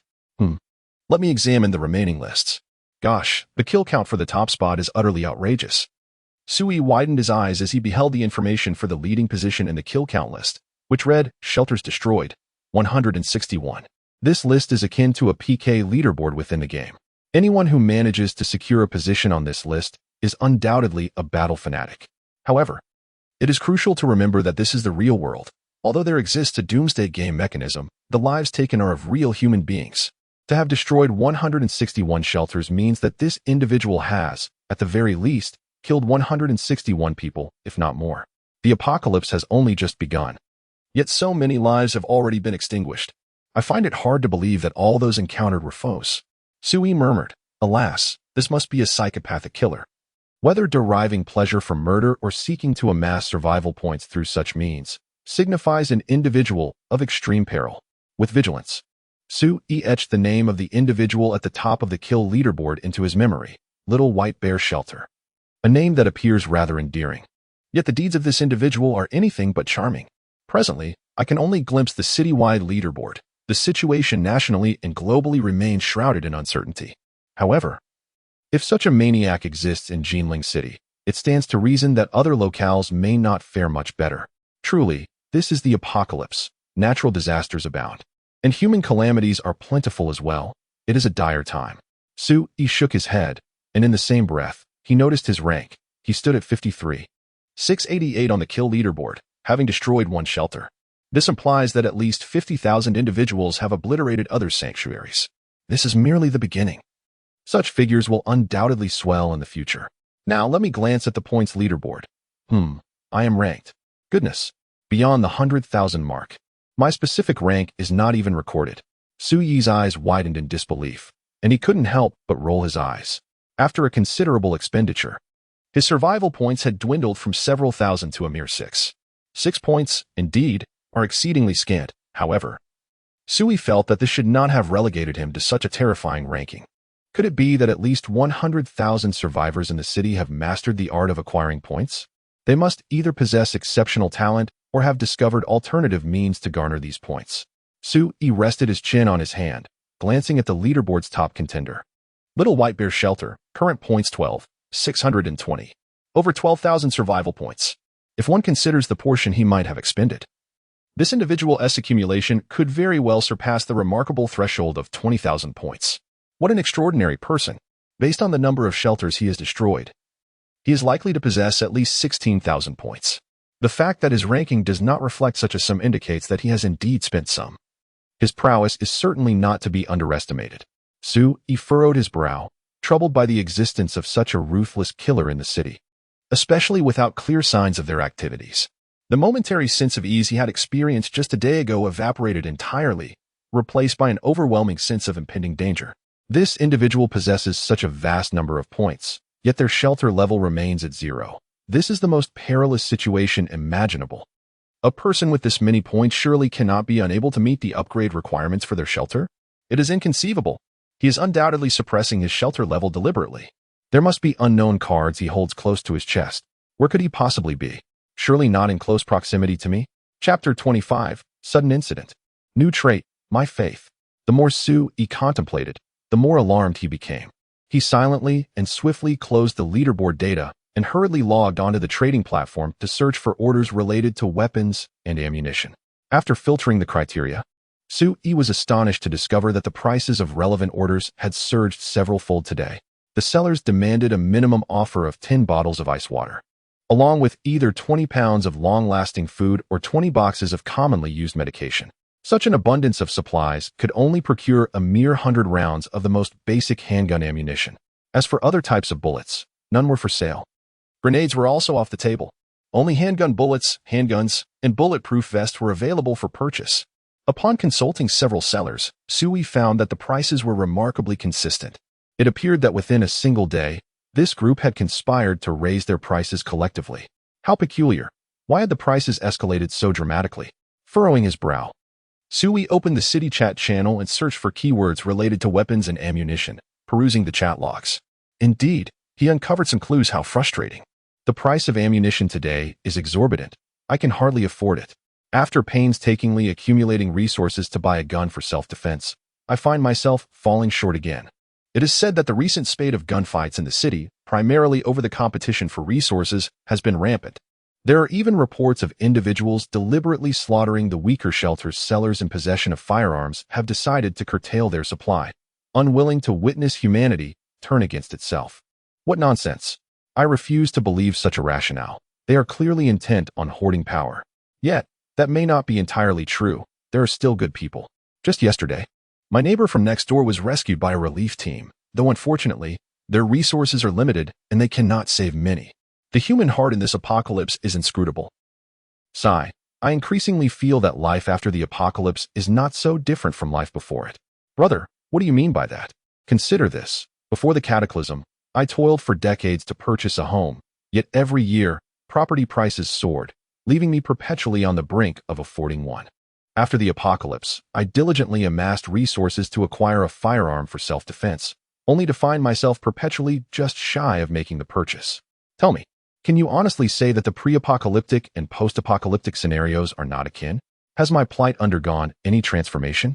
I remain ensnared in the depths of society. Alas, was this apocalypse merely in vain?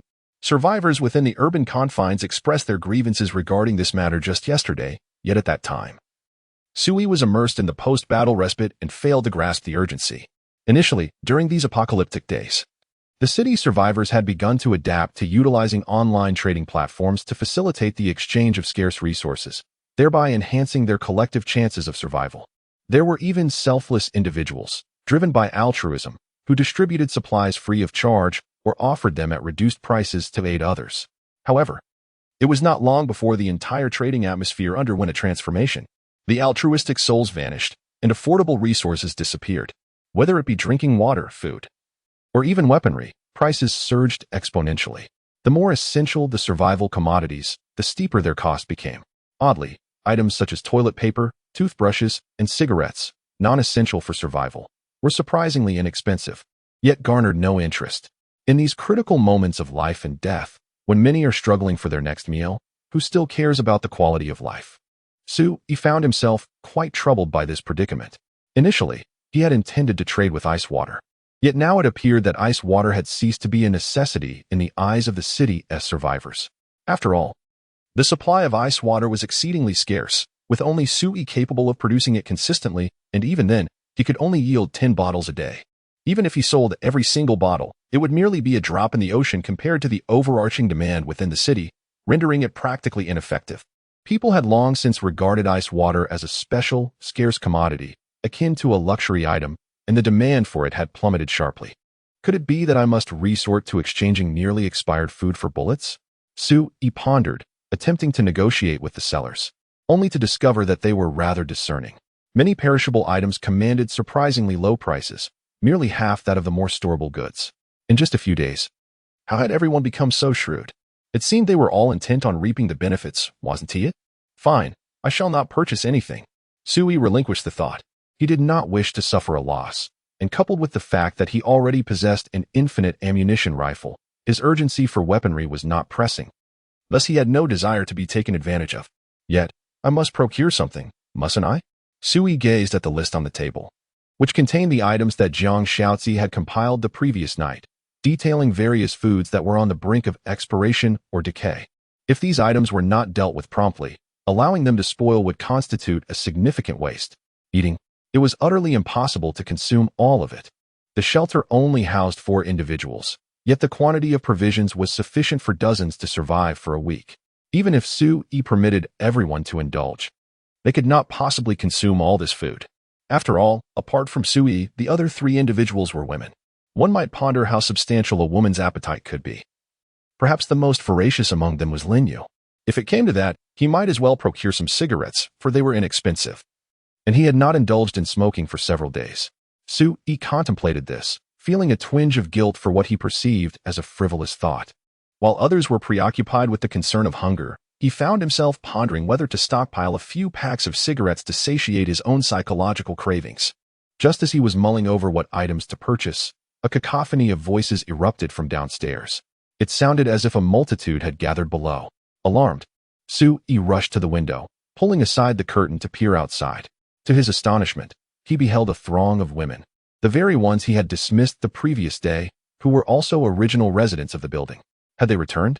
Sue-E furrowed his brow, his gaze honing in on Linyu, who stood prominently among them. She was brandishing a firearm, seemingly attempting to calm the crowd, before turning to enter the residential building, employing the unique method taught to her by Liya to unlock the door. Shortly thereafter, the sound of Linyu ascending the stairs reached his ears. At the same moment, a new notification appeared before Sue-E. He was still grappling with his understanding of the exploration dispatch mechanism. Moments later, Linyu pushed open the door, standing before Sue-E. "Commander," she exclaimed with a crisp tone, saluting him. Sue-E regarded her calmly, inquiring, "Is there a problem?" "Yes, Commander," she affirmed. Linyu took a deep breath, suppressing the tension within her, and tentatively began her report. "While carrying out my mission, I discovered a group of thugs perpetrating heinous acts against a number of innocent women not far from the shelter. As a soldier, it is my duty to protect the people, therefore." Sue-E lifted the curtain again and glanced downward, his tone indifferent. "You should be aware that they are the ones I expelled." "I understand, sir," Linyu replied, lowering her head. Her voice tinged with hesitation as she struggled to articulate her thoughts. "I did not intend to contravene your orders. It's just, they are indeed very pitiable. I am aware that, while on a mission, one must not allow unnecessary compassion or kindness to interfere. You did not specify who should be excluded, so, seeing their plight, sir, I apologize." With her head bowed, Linyu's resolve diminished with each word, her demeanor growing increasingly despondent. "I will let them go immediately." "That may not be necessary." Sue-E gestured dismissively, letting out a slight sigh. It seemed that Jiang Shaozi was astute.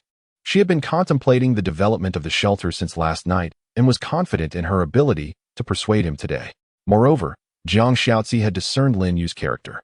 Although Linyu was part of the talent pool for the shelter, Sue-E regarded her as no different from any other human being. He firmly believed that this group of talents was essentially indistinguishable from humanity, and Linyu's background as a soldier from Huaxia further solidified this perspective. From this standpoint, Linyu possessed both the awareness and the resolve to stand up for the weak, demonstrating courage to sacrifice and protect the populace. These 8 characters vividly encapsulate the essence of the soldiers of Huaxia. As she proceeded with her actions, Sue-E found himself at a loss for words. Each individual possesses their own unique traits. Had it not been for Jiang Shaozi's remarks at noon, Sue-E would have merely instructed Linyu to expel this group of women once more. However, the circumstances have shifted. It is time to seek out Jiang Xiaozi. Su-yi turned away, drew the curtains, and softly remarked, "She will handle these women appropriately." "Commander, will we kill them?" Lin Yu inquired.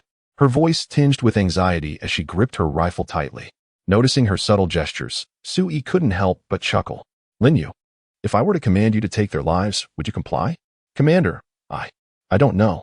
Lin Yu's face blanched, her eyes widening in disbelief as she gazed at Su-yi, unable to reconcile the notion that her loyalty was directed towards a merciless tyrant. "Would you pull the trigger?" "Military orders are as unyielding as mountains." Lin Yu's body tensed, murmuring, "To die in atonement." She struggled to accept the possibility of targeting innocent lives, which contradicted her principles as a soldier. "You appear quite conflicted," Su-yi remarked with a smile. "I shall not issue such an order. Seek out Jiang Xiaozi. She will provide sanctuary for these women, as she knows how to manage the situation." "Commander, you agree?" Lin Yu exclaimed, her expression transforming into one of surprise as her eyes sparkled with astonishment. "Do I come across as a murderer?" Su-yi was perplexed as Lin Yu opened her mouth and shook her head vigorously. "No, you are not. You are the greatest leader in my eyes.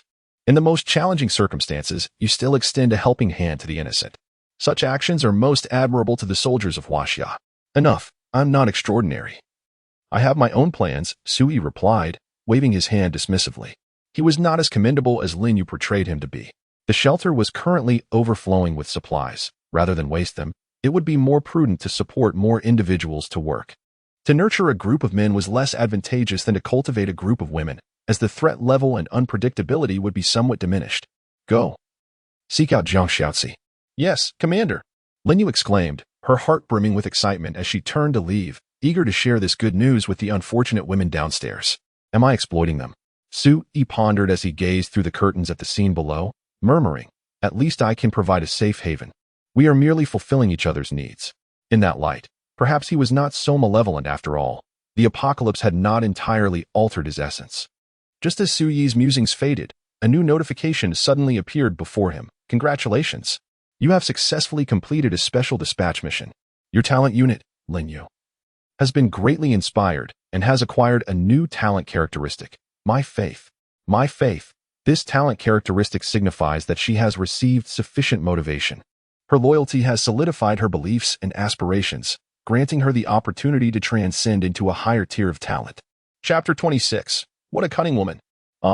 Su-yi was momentarily taken aback, pleasantly surprised by the unexpected delight. A special event, akin to the completion of a task? And there are rewards?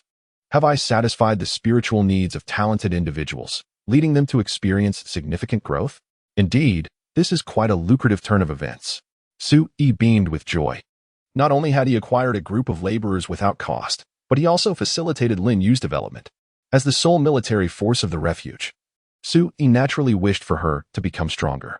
Currently, Lin Yu held a C rank status, and if she could further enhance her abilities, perhaps she could ascend to a B rank? How exhilarating! Yet, he pondered, when would this characteristic manifest its effects? Su-yi gazed out of the building. Outside, among the more than 10 women, a girl in her early 20s timidly spoke up. Her delicate face was pale, marred by a stark crimson bruise around her neck, and her tattered clothing hung in disarray.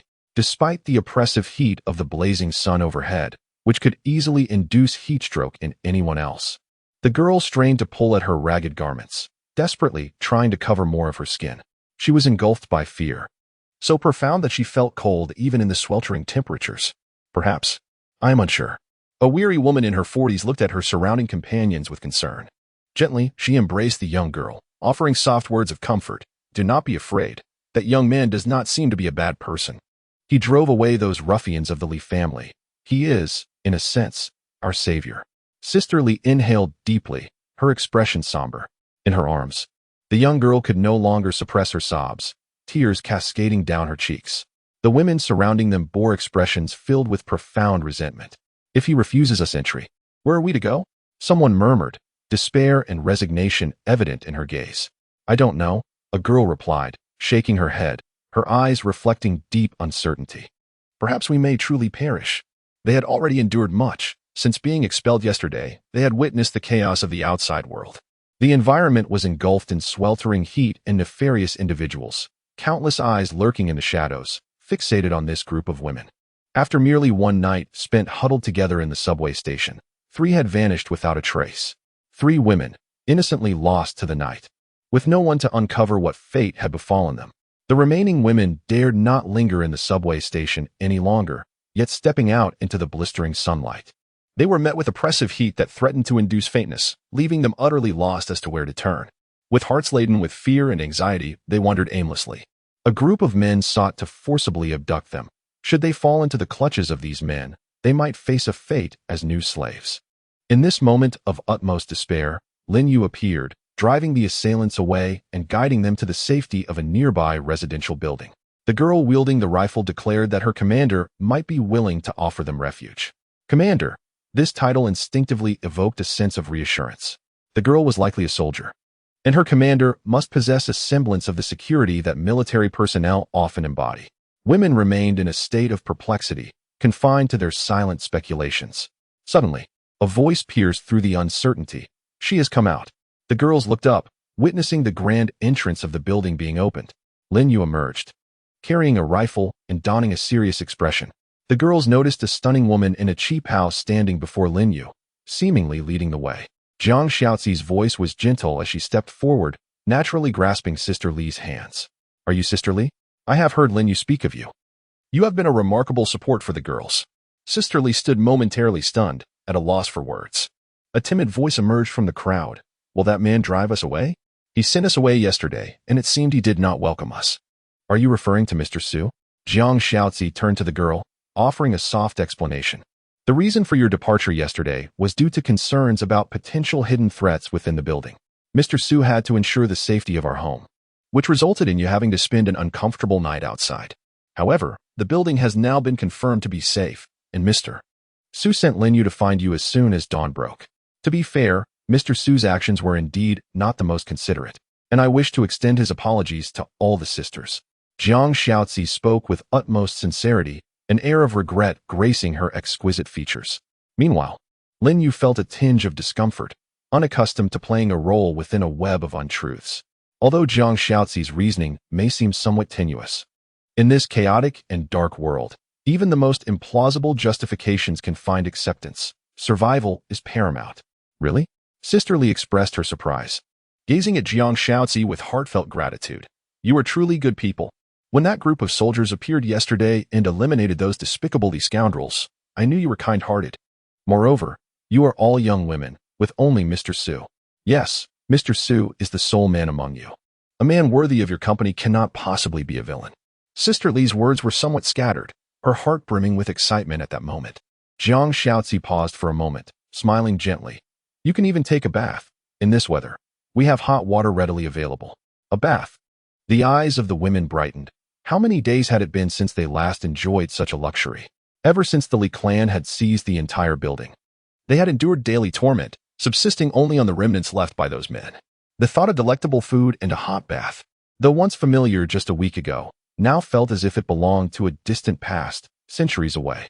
Sister Li nodded enthusiastically, leading her companions to follow Jiang Xiaozi into the building. Lin Yu observed from the side, her gaze often lingering on Jiang Xiaozi. Lin Yu murmured, no wonder the commander values her. She is indeed a cunning woman.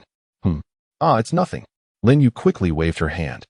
Just a figment of my imagination. I didn't say anything. Is that so? Perhaps I am just a bit fatigued. Jiang Xiaozi turned around with a smile. And Lin Yu, startled, quickly stuck out her tongue. Goodness, this woman's hearing is remarkably sharp.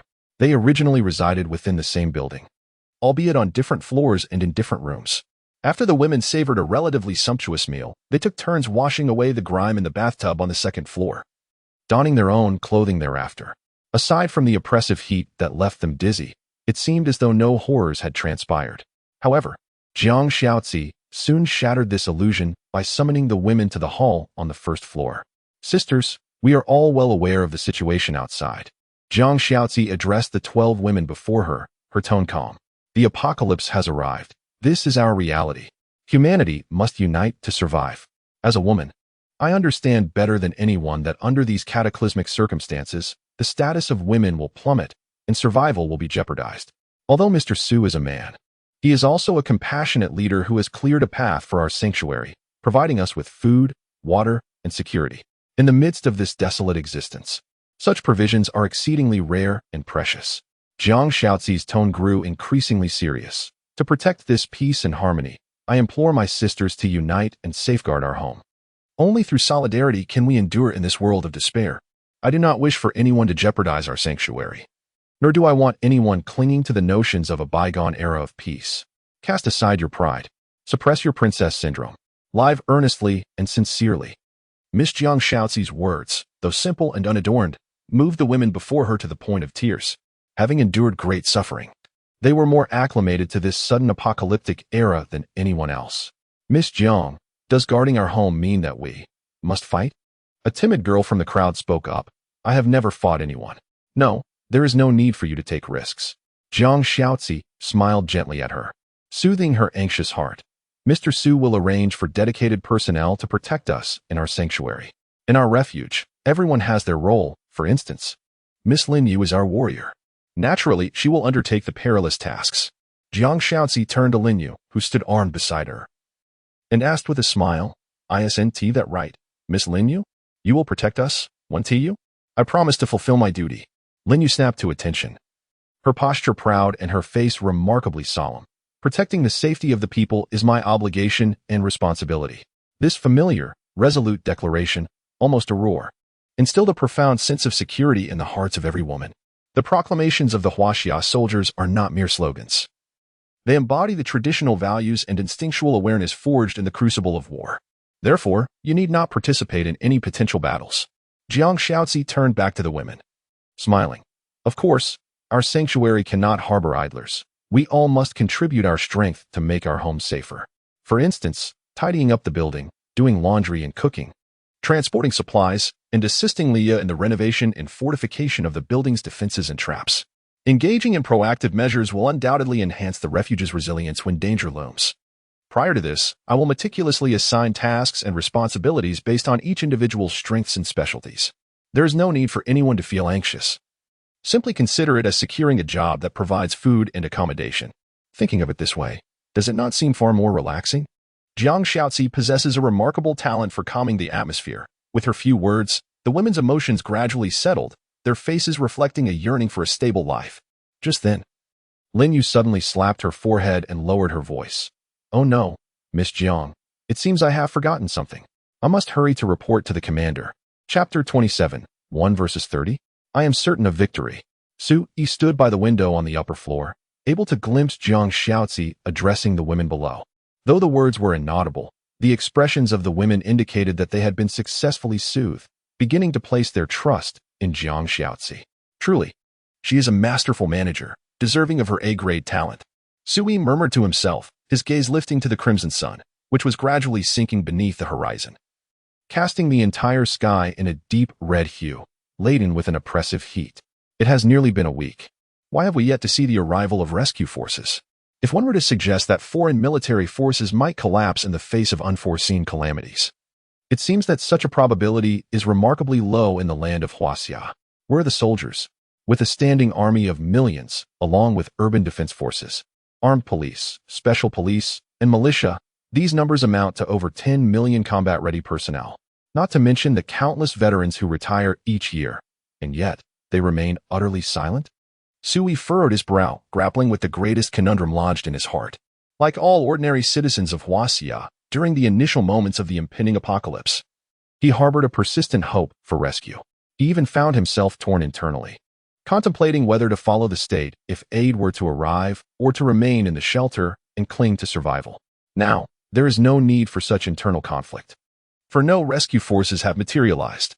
Not only is there an absence of military presence, but even the police have been scarcely seen, with no trace of official political authority. The city's chat channels are devoid of relevant information, save for an occasional few claiming to be police officers in shelters, gathering the homeless survivors. This is utterly irrational. To my knowledge, there is a military district adjacent to Jinling City. The military strength of this city is far from insignificant. The initial wave of disaster merely brought about extreme heat, devoid of any cosmic monstrosity. How could humanity's military might simply vanish? Yet we still have people. Soldiers are people too. Even unarmed or wielding cold steel, they represent a formidable force that should not be underestimated. Given the temperament of the soldiers of the Huaxia, it is inconceivable that they would vanish in the face of calamity. There must be some hidden circumstances that I am unaware of. Could this be attributed to the mechanisms of the apocalyptic game? Su-yi pondered briefly, his brow furrowed. Did the resultant disasters annihilate the nation's military might?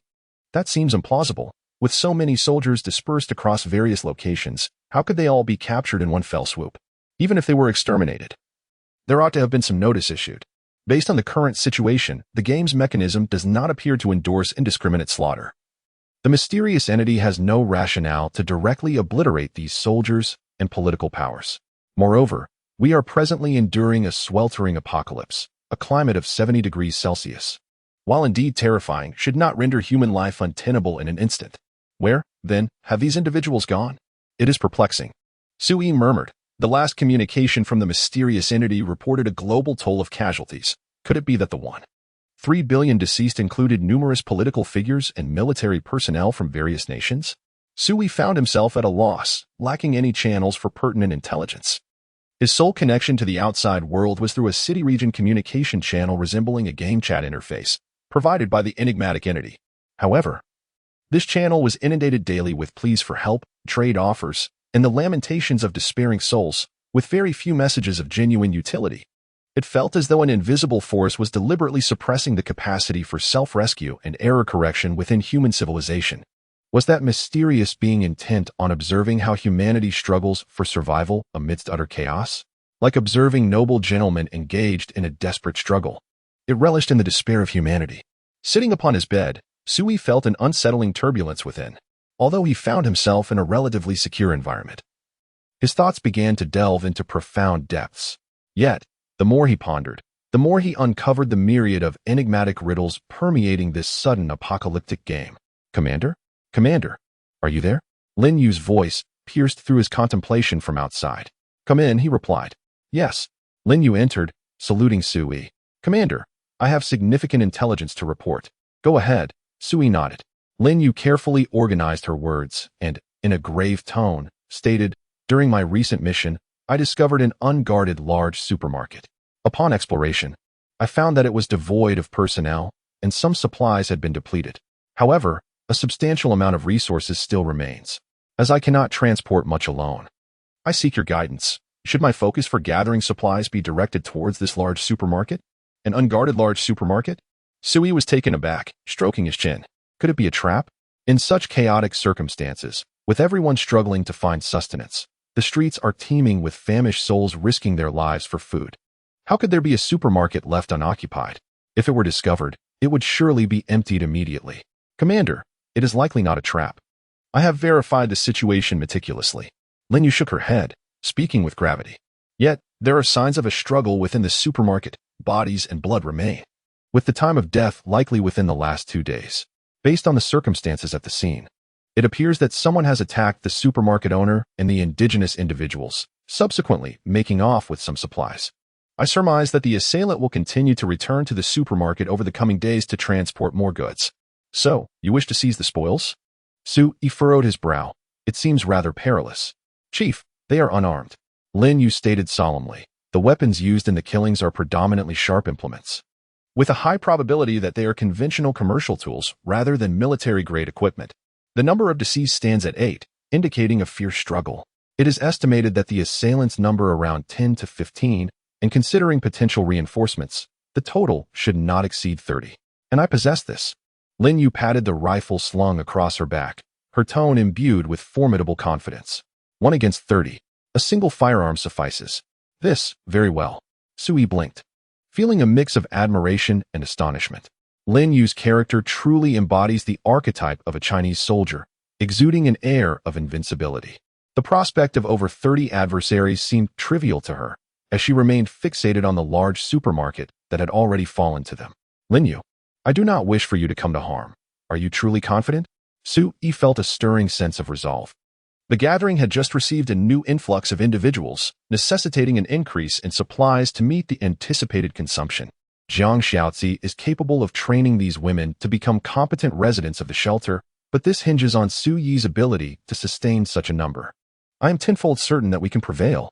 What I mean is, I do not want to see you injured. I shall be absolutely unscathed. Lin Yu raised her head, her tone calm yet resolute. A group of unruly thugs lacking professional equipment are unworthy to even behold my presence. Ah, such bravado. You truly are a warrior queen. Sui chuckled softly, acknowledging that Lin Yu indeed possessed the prowess of a true champion, having witnessed it firsthand. Very well, I consent. You may devise the battle plan as you see fit. I am not an expert in such matters. However, I advise you to consult Jiang Shaoxi for strategies. She is remarkably astute and can assist you. Additionally, inform Leah to craft some useful items for you. Sui paused, adding earnestly, do not rush. Take your time to prepare. I cannot afford to lose you. His words were sincere, devoid of romantic entanglements. He genuinely could not bear the thought of losing Lin Yu, for she was profoundly significant to him. Ensure a triumphant return. Lin Yu saluted sharply before turning on her heel to depart. Having received his permission, she promptly sought out Leah, who was immersed in her research.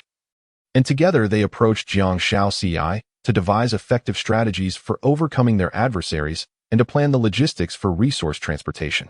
The three women convened for over an hour before dispersing to execute their respective tasks. At 8 p.m., Sui stood by the window, watching as Lin Yu, accompanied by Jiang Shaoxi and 12 other women, boldly exited the building. Goodness, they have mobilized entirely. Aside from Leah and Sui, Lin Yu led the women on their mission. Each woman wielded rudimentary steel spears and wooden shields hastily crafted by Leah in the research facility, equipped sufficiently to exhibit some combat readiness. I recall advising her not to be overly hasty, did I not? Sui felt a sense of unease, murmuring to herself, it's already night. Do they intend to launch a nocturnal assault? What a bold and audacious group of women. Chapter 28. Luring the enemy, the peril of night. At 8 o'clock in the evening, Jiang Shaoxi led the young women along the streets shrouded in darkness. A few flashlights illuminated their path, complemented by the rudimentary torches crafted by Leah, alleviating concerns about visibility during the night. However, the oppressive heat remained the most unbearable aspect. The girls were clad in numerous layers, wrapping themselves tightly, even donning masks that obscured their faces. At first glance, one might assume they were preparing for winter, with some even sporting down jackets. This was a method taught by Leah to combat the heat by wearing multiple layers. They created an insulating air barrier that enhanced thermal protection. The inner garments were chosen from moisture-wicking fabrics, such as cotton or advanced synthetic fibers, to keep the skin dry, while the outer layer consisted of thicker materials to ward off the heat. This approach proved effective. Although everyone was drenched in sweat, it was far preferable to having their skin exposed to the searing temperatures of 70 degrees. Nevertheless, each individual still experienced dizziness and fatigue. The sweltering heat wave had persisted for several days, and adaptation remained elusive. Just a little longer, Jiang Shaoxi encouraged, distributing small sips of ice water to lower their body temperature, while uplifting their spirits. Sisters, we are not in an era of peace. We cannot rely on men. We must unite and support one another. Once we complete this supply transport, I will propose to Mr. Su that we allocate more basic necessities for everyone. Moreover, this time we are not merely transporting food. Essential items such as sanitary pads and thermal insulation materials are also indispensable. Jiang Shaoxi's words illuminated the minds of the women, as fellow women. Their lives are slightly more complicated than those of men. If they could maintain a semblance of their peaceful existence amidst the apocalypse, it would be the utmost happiness. Jiang Shaoxi was not speaking falsely. She genuinely intended to procure a greater array of supplies beyond mere sustenance. Given the relentless high temperatures persisting for days, most food, aside from canned goods, had already perished. Rather than scavenging through the debris for something edible, it would be wiser to gather more essential supplies and prepare for a protracted struggle. Are we simply going to transport supplies? One girl pondered, glancing at the steel spear and shield in her hands, her voice tinged with uncertainty. It feels as though we are preparing for battle. These are merely for self-defense. We shall not engage in true combat, Jiang Shaoxi reassured, taking the initiative to lead the group. Before long, they arrived at a large supermarket situated 6 streets away. This towering 7-story shopping complex bore the scars of destruction, the entrance shattered and littered with debris, the walls stained with dried blood. The inside of the complex was utterly deserted. Jiang Shaoxi, accompanied by the timid and anxious women, ventured into the building, following the directional signs straight to the underground supermarket to commence their task. Initially, the women were apprehensive, fearing that a band of marauders might suddenly ambush them. However, as time passed, their trepidation waned. captivated by the diverse array of supplies within the complex, and they began to diligently collect and transport the goods. In this moment, every individual is striving for their survival, none daring to be complacent. The heavier and larger items are placed at the bottom of the shopping carts. Multiple carts are linked together, necessitating that one person pulls a multitude of them. Is there a nearby delivery point? 2 individuals should go and bring back the transport cart from the delivery point. It serves as an excellent means for transporting supplies. Jiang Xiaozi directs the women while casting a glance at the chaotic street, letting out a faint sigh. Even if she were to enlist Liya to unlock a truck, she would be unable to drive it. It appears that everyone will have to toil diligently and make several trips. Such a vast supermarket undoubtedly harbors numerous useful items for us, and it seems unlikely that we could move everything in just one night. Jiang Xiaozi murmurs to herself, raising her gaze once more to the dark depths surrounding her. Her sixth sense warns her that she feels as though someone is watching her.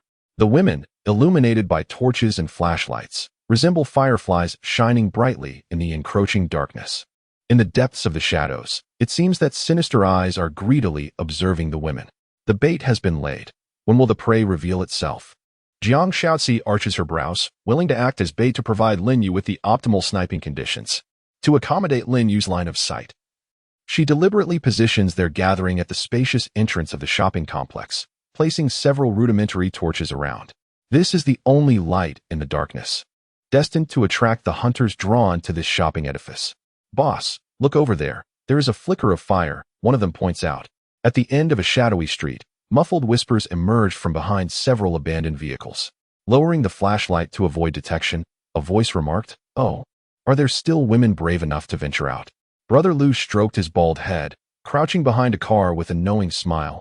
A cluster of women, mere lambs. It seems we shall indulge ourselves tonight.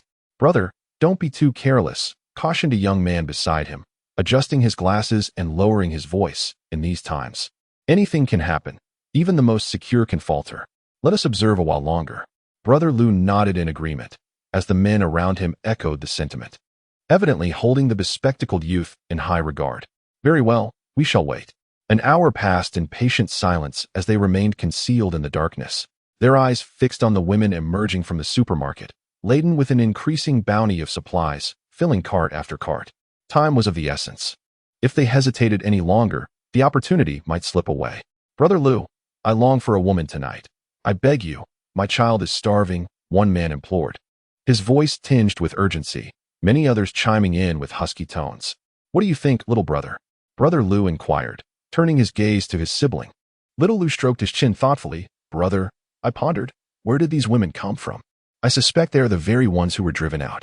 After a thorough analysis, Xiao Lu concluded that they likely had no companions left, and it was highly probable that they were merely a group of women.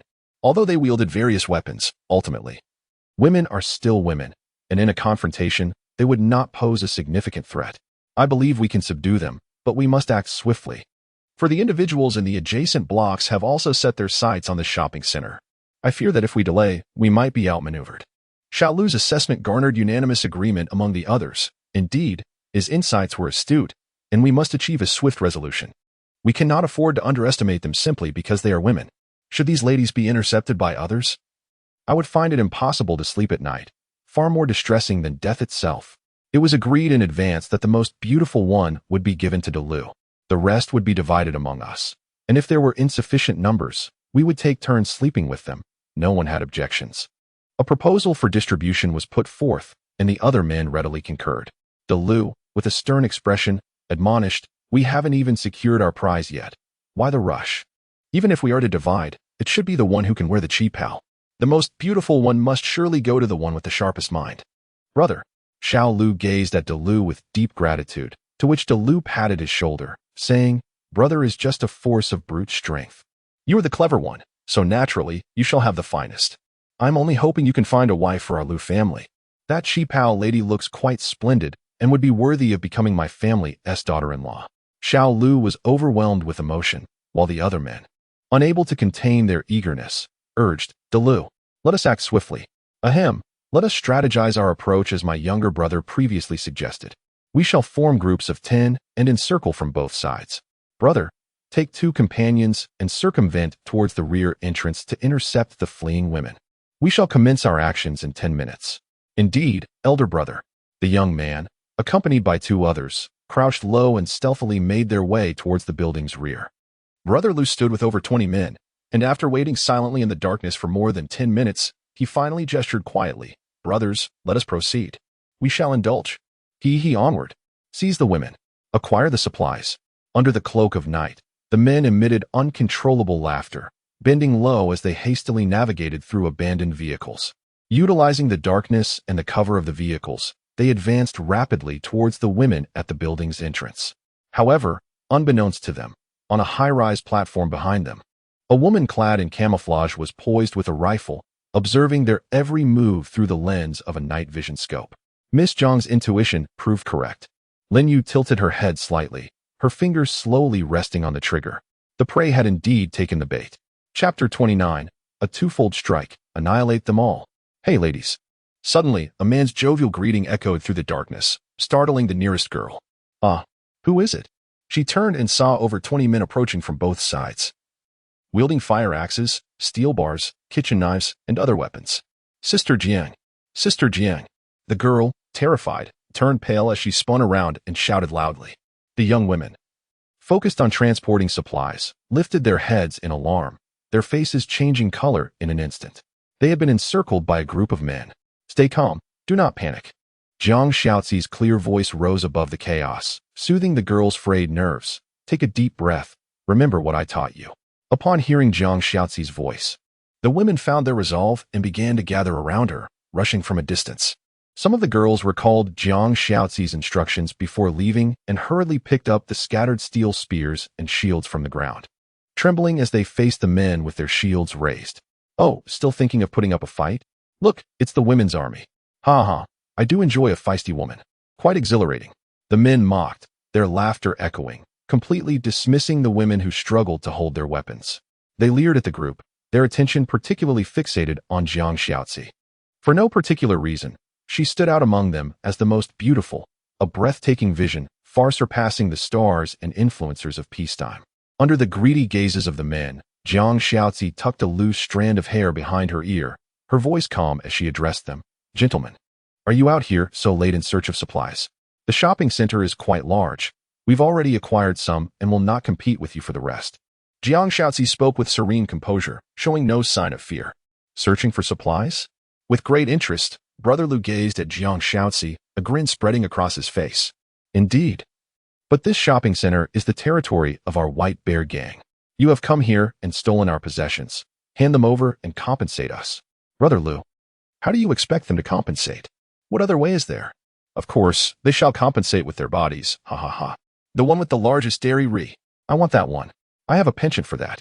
The men unabashedly revealed their intentions, laughter echoing without restraint.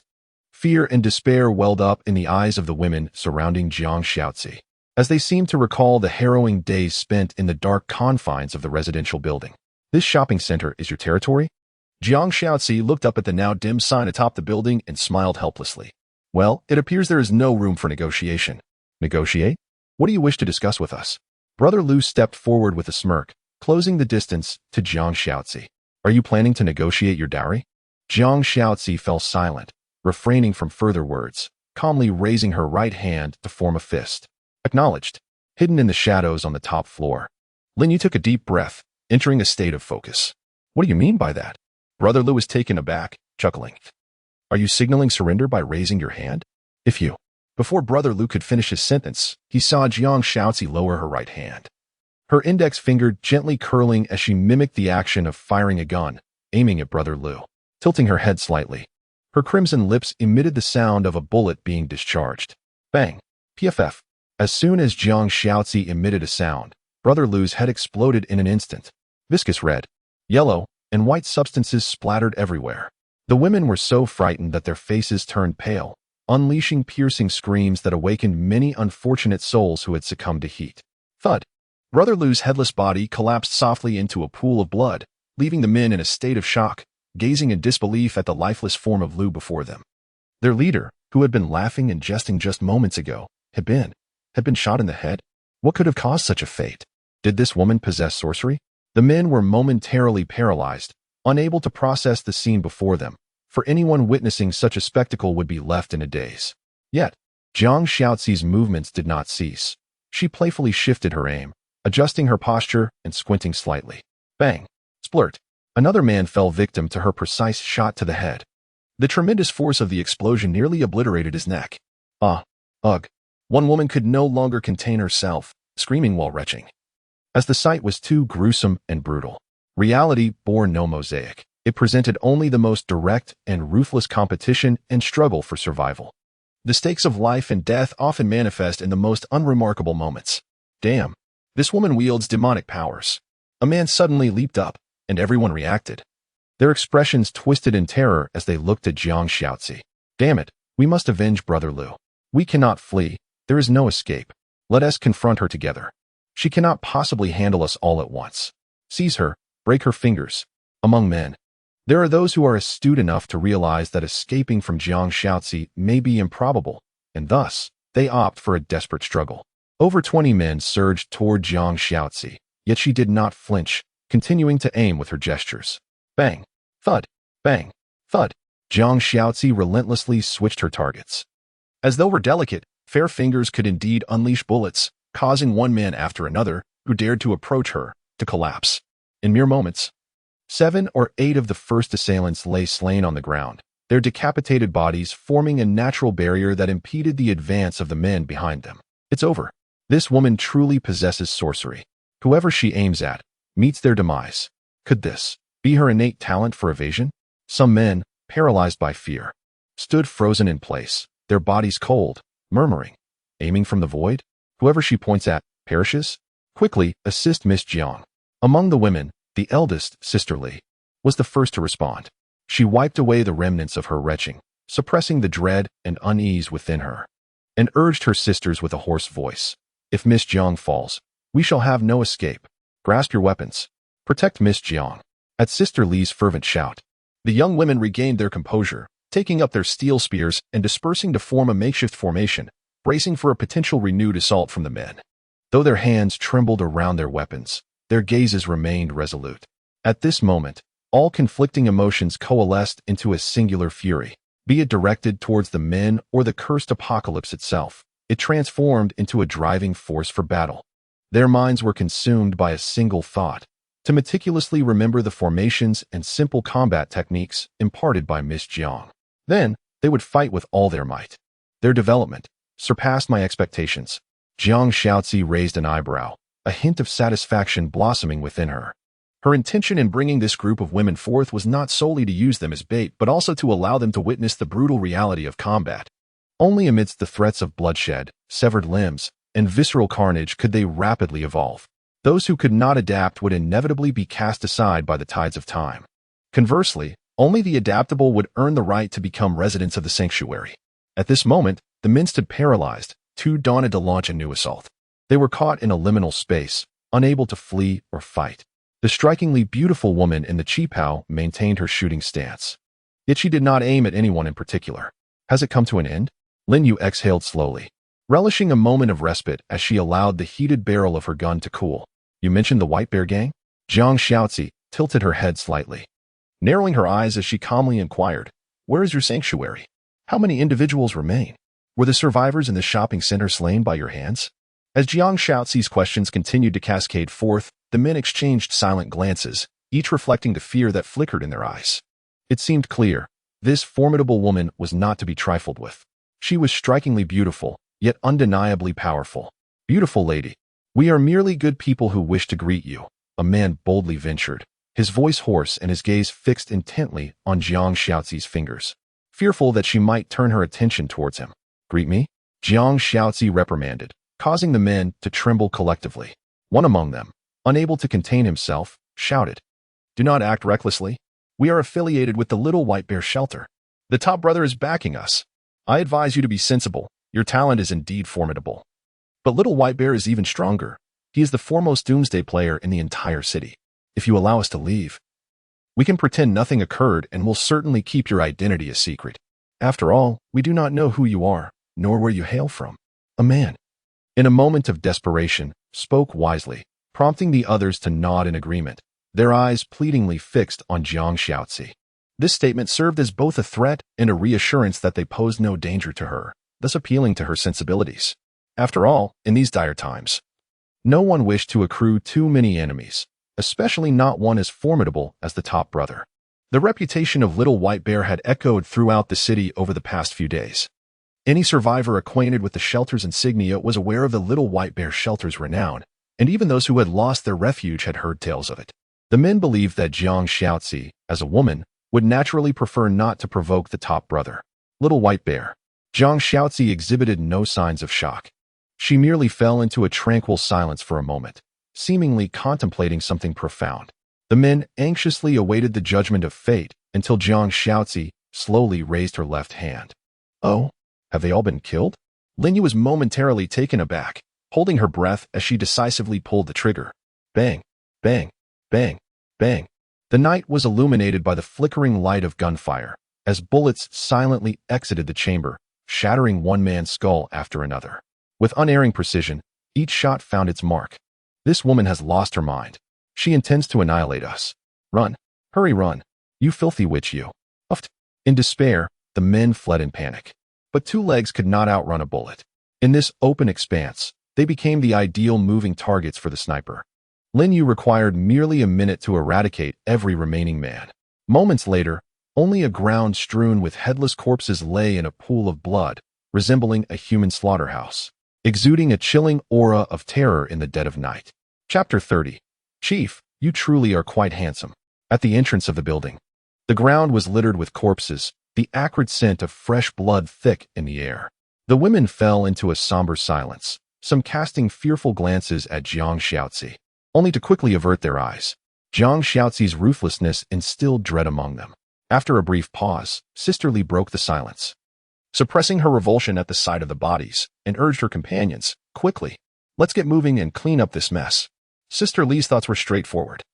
Since Jiang Xiaozi was the one who had killed, they ought to do something as well. She kills, we bury the bodies, each task distinctly defined, allowing them to make a show before Miss Jiang. To prevent her from perceiving everyone as worthless, it would be better if she dismissed us rather than resorting to violence. The women harbored profound fears. Although reluctant, they still braced themselves to work. No need. Jiang Xiaozi waved her hand, her voice calm and gentle, a stark contrast to her previous indifference. There are so many corpses that we cannot possibly manage them all.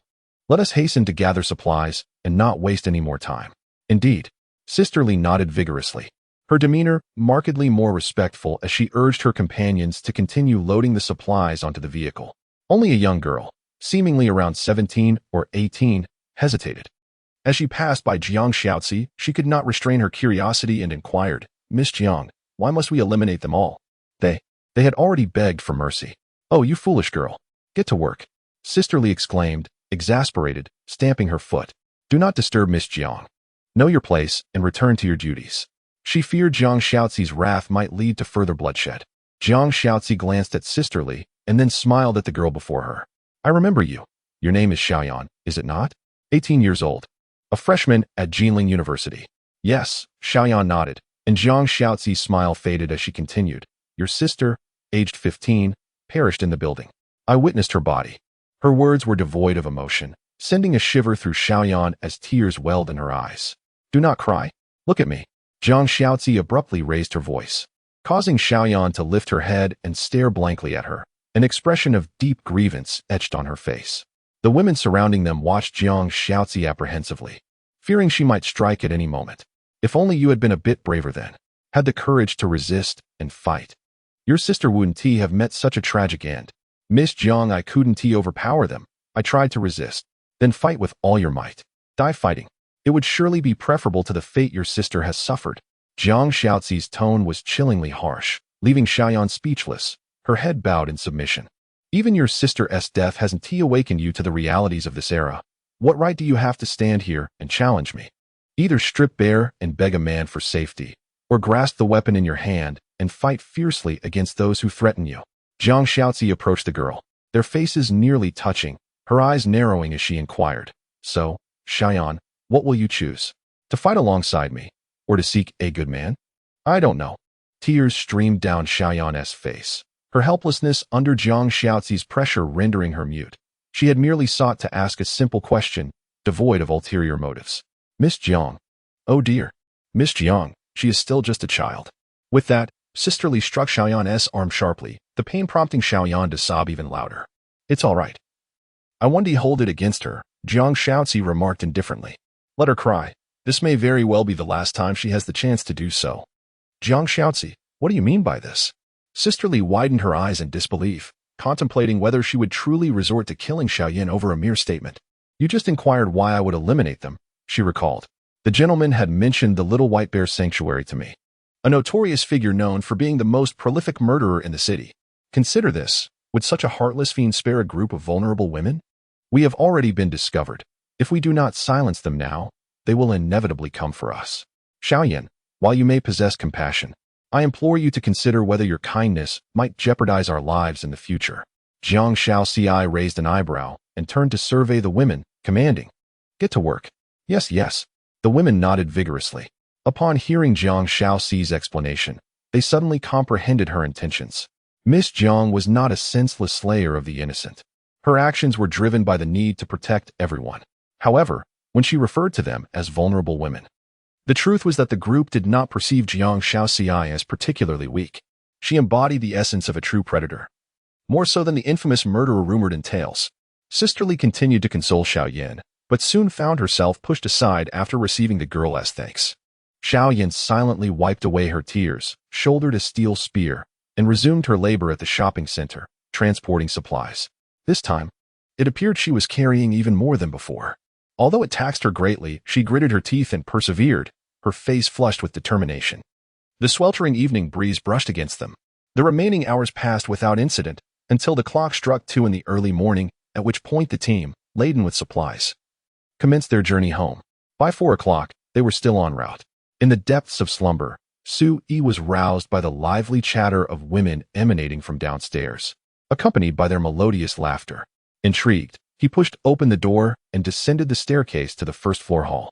Following the enhancement of his innate abilities, Su-yi enjoyed an hour of exemption for outings each day, alleviating any concerns about compromising his talent rewards. As he navigated the corridor, he beheld an array of supplies amassed in the hall, all neatly arranged within shopping carts. The hall brimmed with provisions, while the women, brandishing torches and flashlights, joyfully classified the items amidst their laughter, which resonated with the thrill of harvest. This joy was a happiness unscathed by the sweltering heat, a beacon of hope for survival. Lin Yu stood against the wall, her firearm in hand, her vigilant gaze scanning the surroundings. Sensing something amiss, she glanced up the staircase and caught sight of a man's silhouette. In an instant, Lin Yu stood at attention, reflexively shouting, Commander, greetings. At that moment, the boisterous chatter of the women fell into a hushed silence, the atmosphere abruptly tranquil. Countless eyes turned towards Lin Yu, then followed her salute to the source. In the stillness, the only sound was that of the man's boots echoing down the stairs, crisp and commanding. A figure emerged slowly from the shadows of the staircase. The women recognized Su-yi, who descended with an impassive expression, his demeanor betraying none of his inexperience. Please, rise, he urged. The women responded in unison, promptly standing and forming a line behind Lin Yu. Suddenly, Sisterly lowered her head and called out, Commander, greetings. The women gradually regained their composure, one after another exclaiming, Greetings, Commander. Greetings, Commander. Their voices were not entirely harmonious, yet they resonated with reverence and a hint of curiosity. A bold young lady, summoning her courage, lifted her gaze, carefully scrutinizing the commander before her in the flickering light of the torch mounted on the wall. He appeared rather youthful and somewhat handsome, with well-defined features and brows like swords. His fair complexion resembled that of a scholar, seemingly at odds with the rumored image of a portly commander. The familiar countenance of Su-yi quickly garnered the women's favor. He exuded an aura of harmlessness, his expression stern yet devoid of any overwhelming authority. Instead, he radiated a warmth that instinctively drew people closer to him. Standing before the women, Jiang Shaozi wore a smile that was neither fully a smile nor a frown. Choosing to remain silent and allow Su-yi to take center stage, Lin Yu, too, refrained from speaking, standing resolutely behind Su-yi like the most loyal of sentinels. Jiang Shaozi subtly blinked at Su-yi, urging him to utter a few words. This was the commander's first encounter with his constituents, surely. He ought to say something, at least a greeting. Su-yi inhaled deeply, suddenly acutely aware of the weight upon his shoulders. His refuge had welcomed its first group of residents. These women, who had endured hardship, now relying on him and entrusting their lives to his care. Indeed, he should articulate something to provide these afflicted souls with a measure of reassurance. Just as he began to part his lips to speak, a distinct murmur unexpectedly emerged from the crowd of women. "Commander, you are truly handsome." Chapter 31. Shall we sleep simply? Jiang Xiaozi, understanding and perceptive, took the initiative to break the silence, respectfully reporting to Sui. "Sir, we have gathered a considerable amount of supplies this evening. Here is the inventory, meticulously recorded." Jiang Xiaozi presented a sheet of paper as if performing a magic trick, filled with the details of the supplies. The women were left in wonder, unsure of when she had made the records, finding the scene utterly astonishing. Sui nodded solemnly, examining the list for a moment before lowering his voice to inquire, "How long can this sustain us?" Considering the issue of food spoilage, it should suffice for about half a month for such a large group, Jiang Xiaozi replied, also lowering her voice. "However, if we take into account the efficiency of subsequent explorations and the collection of resources, sir need not worry too much. I can manage that." "Good." Sui nodded with satisfaction. Ever since Jiang Xiaozi joined the shelter, he felt a profound sense of relief. It was truly reminiscent of the saying, "When there are matters at hand, one should seek expertise. When there are none, one should remain discreet." Cough. In any case, this reasoning holds true. Overall, Jiang Xiaozi is remarkably capable. You have done well, and everyone has performed admirably. Sui gazed at the crowd, and for reasons unknown, he suddenly exclaimed, "Comrades, you have all worked hard." Oh no. Being called commander, he instinctively uttered that phrase. The women were momentarily taken aback, but Lin Yu behind them immediately stood at attention, reflexively saluting. "To serve the people." The women, having come to their senses, united in a chorus, exclaiming, "Serve the people." The melodious voices of the young ladies resonated with clarity, their shouts growing more synchronized, reminiscent of the vigor exhibited by female soldiers. Sui observed the women, perceiving a flicker of excitement in their eyes, which seemed markedly different from the bewilderment of the daytime. These unfortunate women, who had been devastated by the destruction of their refuge at the dawn of the apocalypse, were expected to suffer a tragic demise in these dire times. Yet now, they appeared to have rediscovered their courage and conviction to survive. Excellent, splendid, such fervor. Sui highly praised and wholeheartedly acknowledged the transformation of the women. Jiang Xiaozi, smiling at this scene, waited for a moment of quiet before softly saying, "Sir, there are matters I wish to discuss with you. Please, go ahead." Sui replied with a nod, gesturing for Jiang Xiaozi to follow him upstairs. Once the two had ascended, the women in the hall erupted into animated chatter.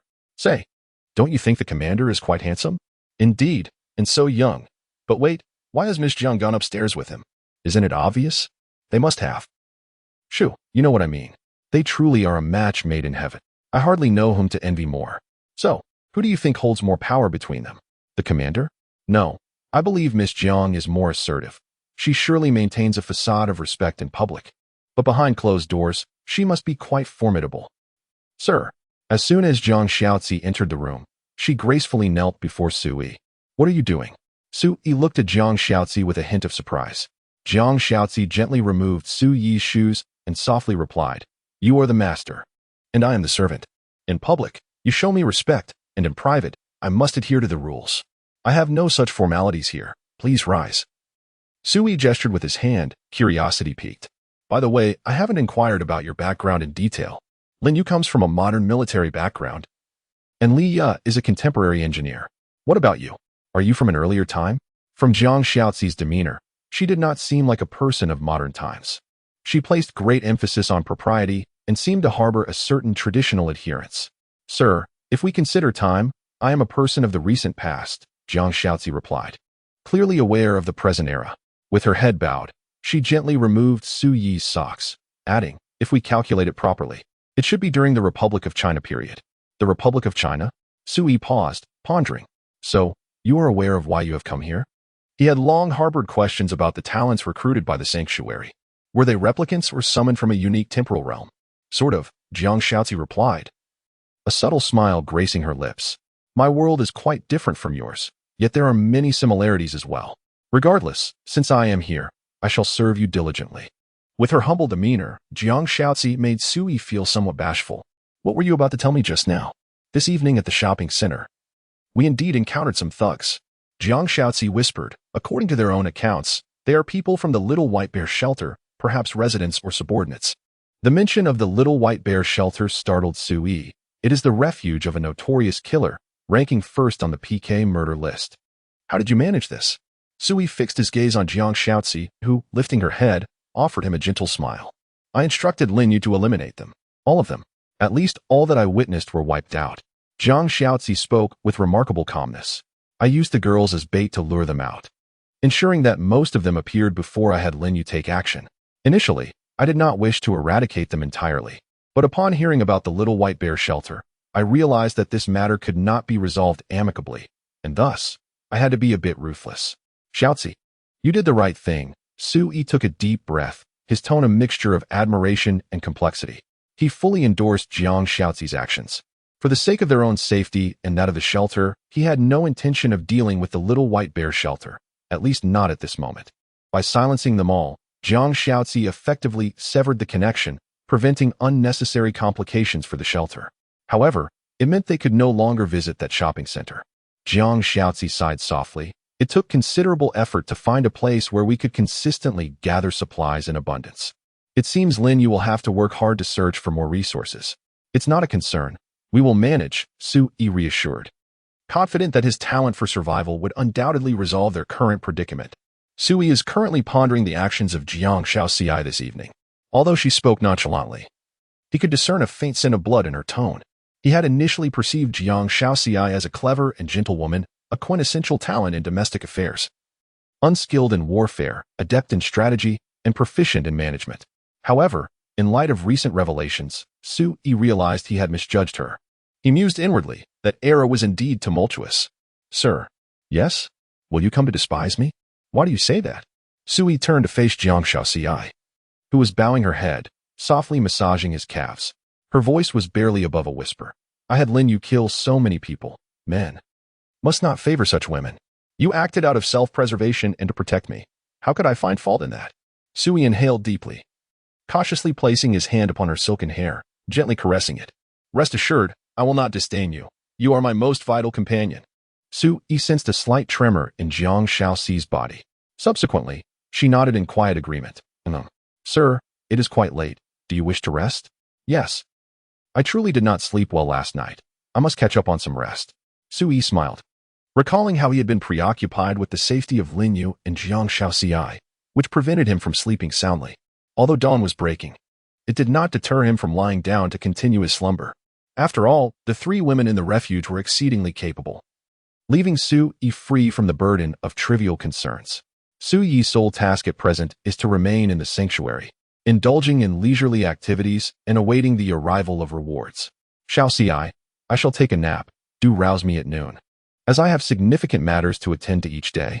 Understood, sir. Well then you. Wait, Shaozi, why are you undressing? Hey. Why are you getting into bed? Sui was taken aback, hastily retreating to the edge of the bed. Are you feeling tired too? Should I yield the bed to you? Sir. Jiang Shaozi was clad in a red garment resembling a belly band. Her head bowed in an effort to conceal the blush that colored her cheeks. Her voice was soft yet resolute. I believe we can share the bed. It may be more comfortable that way. Shaozi, you are misunderstanding. I am not that kind of person. Sui was momentarily stunned, gesturing earnestly. You are indeed beautiful, but our acquaintance is still recent. I comprehend your loyalty and reliance upon me, yet I would never impose upon you to share a bed. There is no necessity for such an act. Sir, you're mistaken. Jiang Shaozi lifted her gaze, her flushed cheeks framing her bewildered yet enchanting eyes. It is you who shall accompany me in slumber. What? I shall sleep alongside you. Sui was bewildered, blinking in confusion, struggling to grasp the situation. I accompany you. And you accompany me. It is all sleep, is it not? What difference does it make? In a brief silence, Sui observed Jiang Shaozi lower her head once more, her voice gently apologetic. Sir, I am sorry, it was I who overstepped. Jiang Shaozi bent to retrieve her qipao, seemingly unperturbed by the exquisite contours of her form laid bare before Sui. Her spirits were somewhat subdued. Yet it was not due to Sui's rejection. It resembled a homeless child, wandering aimlessly through the darkness. Perhaps, talent is merely human, no different from myself. Sui silently observed Jiang Shaozi and called out to her. Wait, Come up and sleep. Sir, have you truly agreed? Jiang Shaozi replied, her smile reflecting a flicker of joy as she turned her smooth, jade-like back to Su Yi, folding her qipao neatly and placing it on the bedside. Her unreserved trust and candid display of vulnerability compelled Su Yi to approach her with a newfound seriousness. Yes, I have agreed. Su Yi scratched his head, however. Shall we keep it modest? Sir, do you not intend to take me? I sense that you might be unwilling. Yet, I could be willing. Perhaps you should reconsider the notion of willing, Su Yi shrugged. You may simply require a stable bed to rest upon, rather than my company as a man. More likely, you seek a sense of belonging akin to that of a home. You hail from another world, a woman who has journeyed from one chaotic realm to another. A drifting soul also seeks a warm harbor, often at the cost of things they are reluctant to give. Sir, Jiang Shaozi smiled and lay beside Su Yi, tenderly covering him with a blanket. Has anyone told you that you are indeed a good person? Shaozi, in my era, good person is not a compliment. Sir, you are a good man. Chapter 32, New Rewards, The Greenhouse Room. A night of serene slumber. There were no storms or tempests. Only the silent musings of a man and woman, accompanied by the gradually rising sound of Su Yi's gentle snoring. Truth be told, Su Yi found immense pleasure in this restful sleep. Beside him lay a stunning beauty, clad in minimal attire, her smooth skin exuding a refreshing chill. Su Yi was uncertain whether this sensation stemmed from the air conditioning of the refrigerator or the intimacy of their skin touching. Though not a novice in such matters, he felt an unusual, faint tension this night. Sir, sir, as Jiang Shaozi's tender voice echoed in his ear once more. Su Yi opened his eyes to find the sun high in the sky. What time could it be? Rising from the bed, he turned to see Jiang Shaozi adorned in a resplendent red qipao, delicately arranging a sumptuous array of dishes on the table. It was already 11:30. He still had ample time to enjoy lunch. Jiang Shaozi approached Su Yi gracefully, assisting him in dressing, a gesture that left him somewhat discomposed. He was, after all, a modern gentleman and had never experienced such a feudal lord's lifestyle. Sir, Jiang Shaozi seemed to perceive Su Yi's unease, softly stating, You must allow me to do something for you, to make me feel truly important in your life. Reluctantly acquiescing, Su Yi chose to relax and permitted Jiang Shaozi to attend to him. After freshening up, he took his seat at the dining table, savoring the lavish lunch while inquiring, What are today's arrangements for the gathering? Rest, renovation, and cleaning, she replied. Jiang Shaozi delicately served food to Su Yi, while softly reporting, We have only recently occupied this building, and the rooms on both floors require organization. Additionally, many essential supplies need careful distribution. Therefore, I have not arranged for anyone to go out today, not even Linyu, for after the numerous lives we took yesterday, there are surely those nearby searching for us. Pausing for a moment, Jiang Shaozi smiled and continued, Let us take this opportunity to tidy our home properly. The arrangements are quite satisfactory. Su Yi nodded in appreciation. Jiang Shaozi added, For the sake of management, I have designated the 6th floor and above as restricted zones, prohibiting non-essentials from ascending. This way, that group of women will have no access to you, and should we wish to attract more residents in the future, they will not easily encounter you, significantly enhancing your safety. After a brief pause, Jiang Shaozi tentatively suggested, Of course, if you require anything, you may always instruct me, and I will select some trustworthy and attractive women to bring up. What for? Su Yi was taken aback and quickly waved his hand. No, thank you. I am not a lecherous fiend. We are all gathered here to survive, and there is no need to treat me as a feudal lord. Indeed, sir. Jiang Shaozi replied with a smile, clearly pleased. Su Yi, embodying the values of a traditional Chinese man, believed that in times of poverty, one should focus on self-cultivation, while in times of prosperity, one ought to assist the world. If we lack the capacity, we should simply strive to live well. If we possess the ability, we are more than willing to lend a helping hand to the less fortunate. The flourishing of the Huaxia nation to this day can be attributed to its fundamental survival philosophy. Since there is little to attend to today, let us allow everyone to rest well. Su Yi set down his chopsticks, having had his fill. He urged everyone not to fret excessively about the future, but to live earnestly in the present, striving to provide the best possible life within their means. However, he also made it clear that they would not tolerate ungratefulness. They must recognize the current era and refrain from engaging in futile endeavors, for regret would come too late. Yes, sir, Jiang Shaozi replied with a lowered head, obediently affirming, I will establish proper rules to prevent any worries for you. Shaozi, You truly are remarkable, Su-yi said with satisfaction, nodding and patting Jiang Shaozi on the shoulder. Do your best. Leadership has faith in you. Yes, sir, Jiang Shaozi replied with a gentle smile, wholeheartedly cooperating with Su-yi. After their exchange, she tidied up the dishes and left the room. Although there were no tasks today involving resource exploration, there remained plenty of business to address. Ever since Su-yi recruited Jiang Shaozi, she had become the busiest individual in the entire shelter. With Su-yi delegating responsibilities across various domains to her, he held the conviction that her managerial abilities far surpassed his own. Given that Su-yi had ensured the loyalty of his talented personnel, Jiang Shaozi now occupied a position just below him. In contrast, Su-yi himself found life increasingly easier since Jiang Shaozi's arrival. Embracing a soft and tender beauty as night falls, awakening to the aroma of steaming dishes, with every desire attended to at the mere utterance of a command, this, perhaps, embodies the essence of a life of ease and comfort. Su-yi mused as he reclined in a chair by the window, his eyes partially closed, savoring the warmth radiating from the crimson sun outside.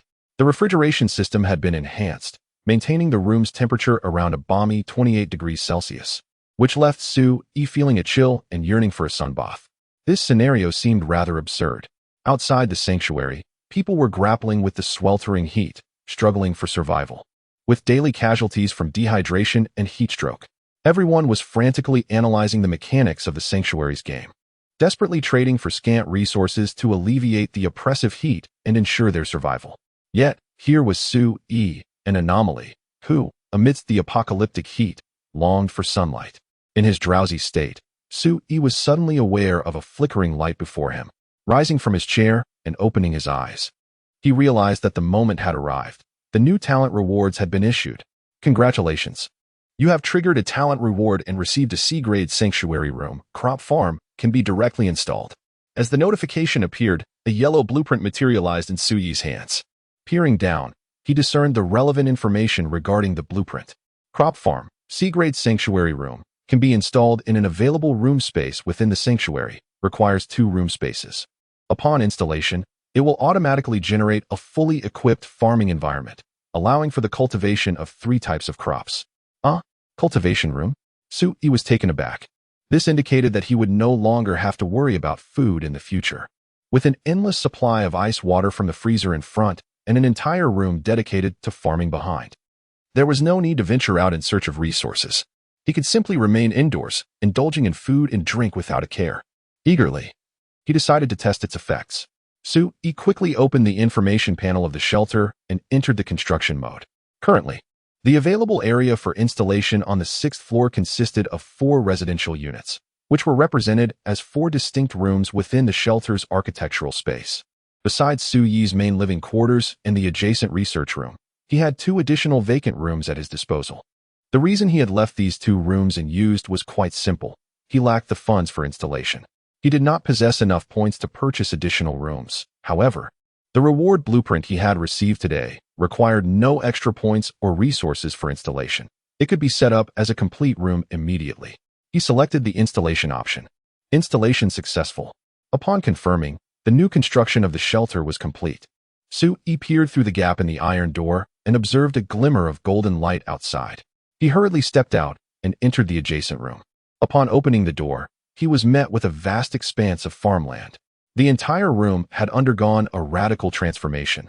There were no longer distinctions such as a bathroom, living room, or bedroom. Only a spacious greenhouse facility remained. This space was equipped with essential infrastructure for cultivating crops, including temperature control devices, ventilation systems, lighting apparatus, and sunlight equipment, among others. However, the greenhouse had yet to be stocked with crops. Just as Su-yi stepped into the room, a new informational prompt appeared before him.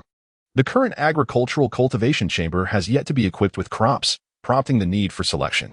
Below the information lies a list of various crops, vegetables, and fruits available for choice. The selection is not extensive, comprising approximately 20 common varieties, devoid of any surprises. With a spirit of experimentation, Su-yi tentatively chose to cultivate rice, sweet potatoes, and oranges as his targets. Upon confirming his selections, a radiant white light instantly enveloped the entire greenhouse. Within mere moments, a bountiful array of crops materialized, filling the greenhouse to capacity. Daily fertilization operations, 1 time. Available fertilization resources per day, 100 survival points, or standard fertilizer resources. Fertilization accelerates maturation time by double. Current base maturation time. 3 days for each 10 pounds of yield. Gasp. Su Yi's eyes widened in astonishment as he murmured, "This is truly a miraculous artifact. Fertilization hastens maturity. Even without it, the base maturation time yields produce every 3 days? By golly, am I not essentially obtaining food for free?" Chapter 33. The preliminary self-circulation system of the shelter. While a yield of only 30 pounds every 3 days may seem modest, it is crucial to consider the size of the shelter. With a maximum of merely 16 individuals, the daily consumption, assuming everyone is well-fed, amounts to only 1 to 1. 2 pounds, not kilograms, of food. For 16 people, even at their fullest, the total consumption would reach merely 20 pounds per day. Thus, this greenhouse directly satisfies nearly half of the food expenditures for the shelter. All of this represents a foundational profit from the greenhouse that requires no expenditure.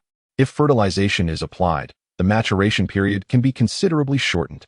Furthermore, Sui even noticed on the information panel within the room that there were upgradable operations available. Currently, this greenhouse room is at level 1. And as soon as the shelter ascends to level 2, Sui can consume survival points to simultaneously upgrade the greenhouse room, thereby enhancing food production. Calculating in his mind, Sui couldn't help but draw in a sharp breath. I have struck gold. When viewed over time, the food output from this venture will only increase. Is it the case that a sea-level item possesses such potential?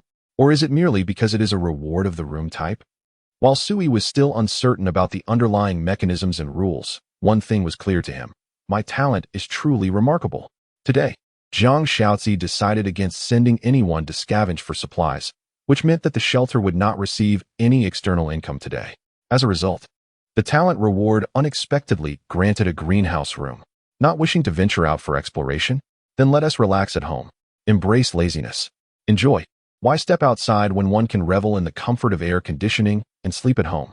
Ah, how delightful it is to navigate this apocalypse with increasing ease. As Sui mused, a new prompt suddenly appeared before him. Would you like to use survival points for fertilization operations? Points? Where would I acquire points? Linya has not brought any dispatch points for 2 days. I am not a maniac. Where would I amass such points? Wait. I seem to recall that I could also use regular fertilization resources, right? The normal fertilizing resource seems to be human excrement, doesn't it? Su Yi's eyes brightened at the thought. In ancient times, before the advent of modern organic fertilizers, astute farmers of Huaxia often utilized their livestock and human waste to enrich the soil, aiding the growth of their crops. However, the application of such manure was not as simple as merely pouring it onto the fields. There were indeed certain procedural steps involved.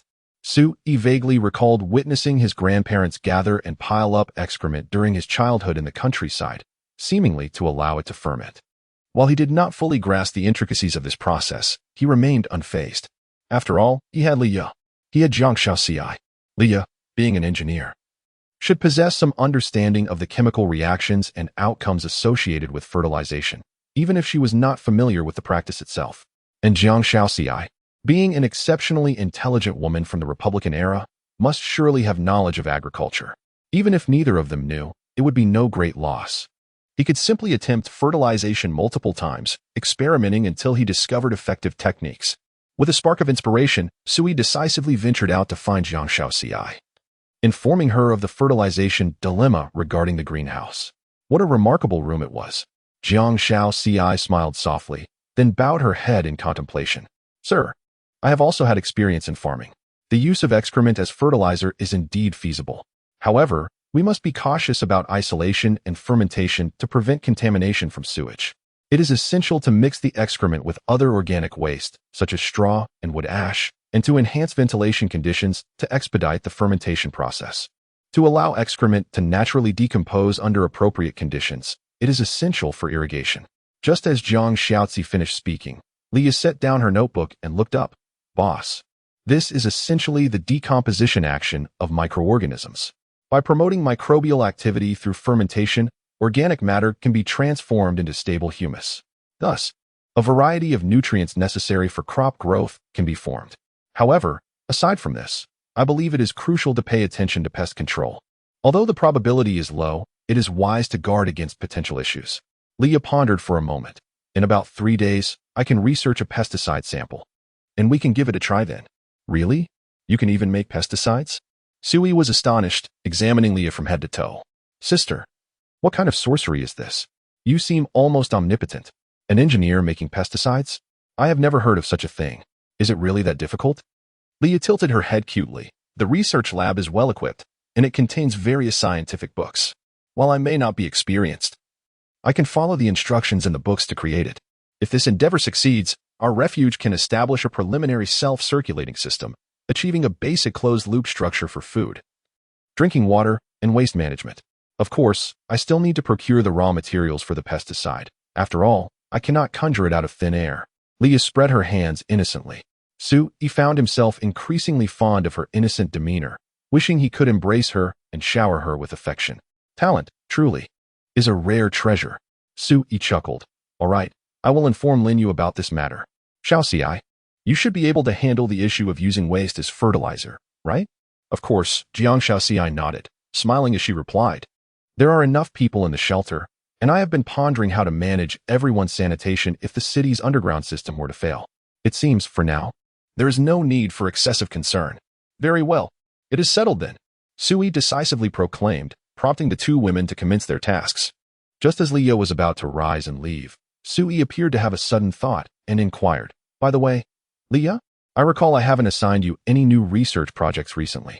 Why do you still spend every day in the lab? Initially, Sui had assigned Leah 2 scientific projects, Enhancement of Research and Exploration Capabilities and Waste Management Center.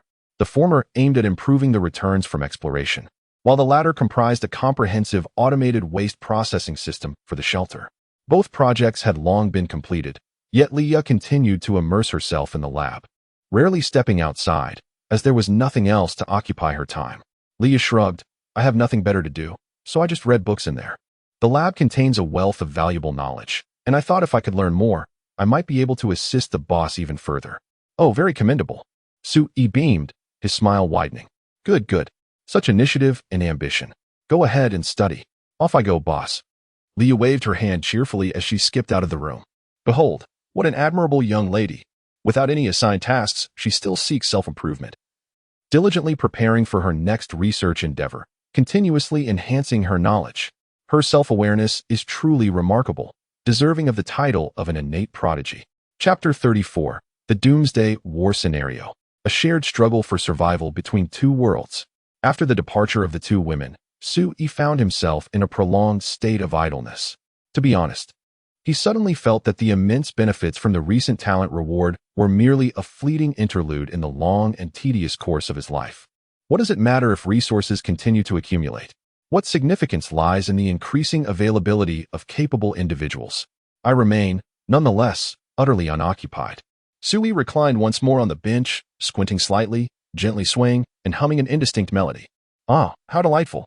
If wasting time is indeed a sin, then I must be engulfed in a sea of transgressions. In the midst of his murmurs, Sui drifted into a drowsy slumber. When he opened his eyes again, darkness had enveloped the surroundings. From downstairs, the chatter of women filled the air, interspersed with bursts of laughter. Following the arrangements previously outlined by Jiang Xiaozi, she had assigned accommodations to the women in accordance with the original residence layout, while the improvement and cleaning tasks for the entire building were delegated to small groups. Furthermore, starting from this evening, at least 3 women would take turns on night duty each day.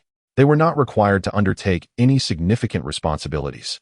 Their sole task was to ensure the security of the building's entrance and to stand watch from the rooftop, scanning the vicinity for any signs of approaching individuals. Should any anomalies arise, they were to promptly notify Lin Yu. As long as Lin Yu can promptly detect the intruder, there should be no significant issues. Under Jiang Xiaozi's arrangement, the entire residential building has smoothly entered a well-ordered development trajectory. Sui did not intrude upon the women's joyous moments, but quietly ascended the stairs, retrieving the chess set that Jiang Xiaozi had prepared for him, and began to engage in self-play. A leader must embody the essence of leadership. It is not appropriate to be engrossed in comic books daily.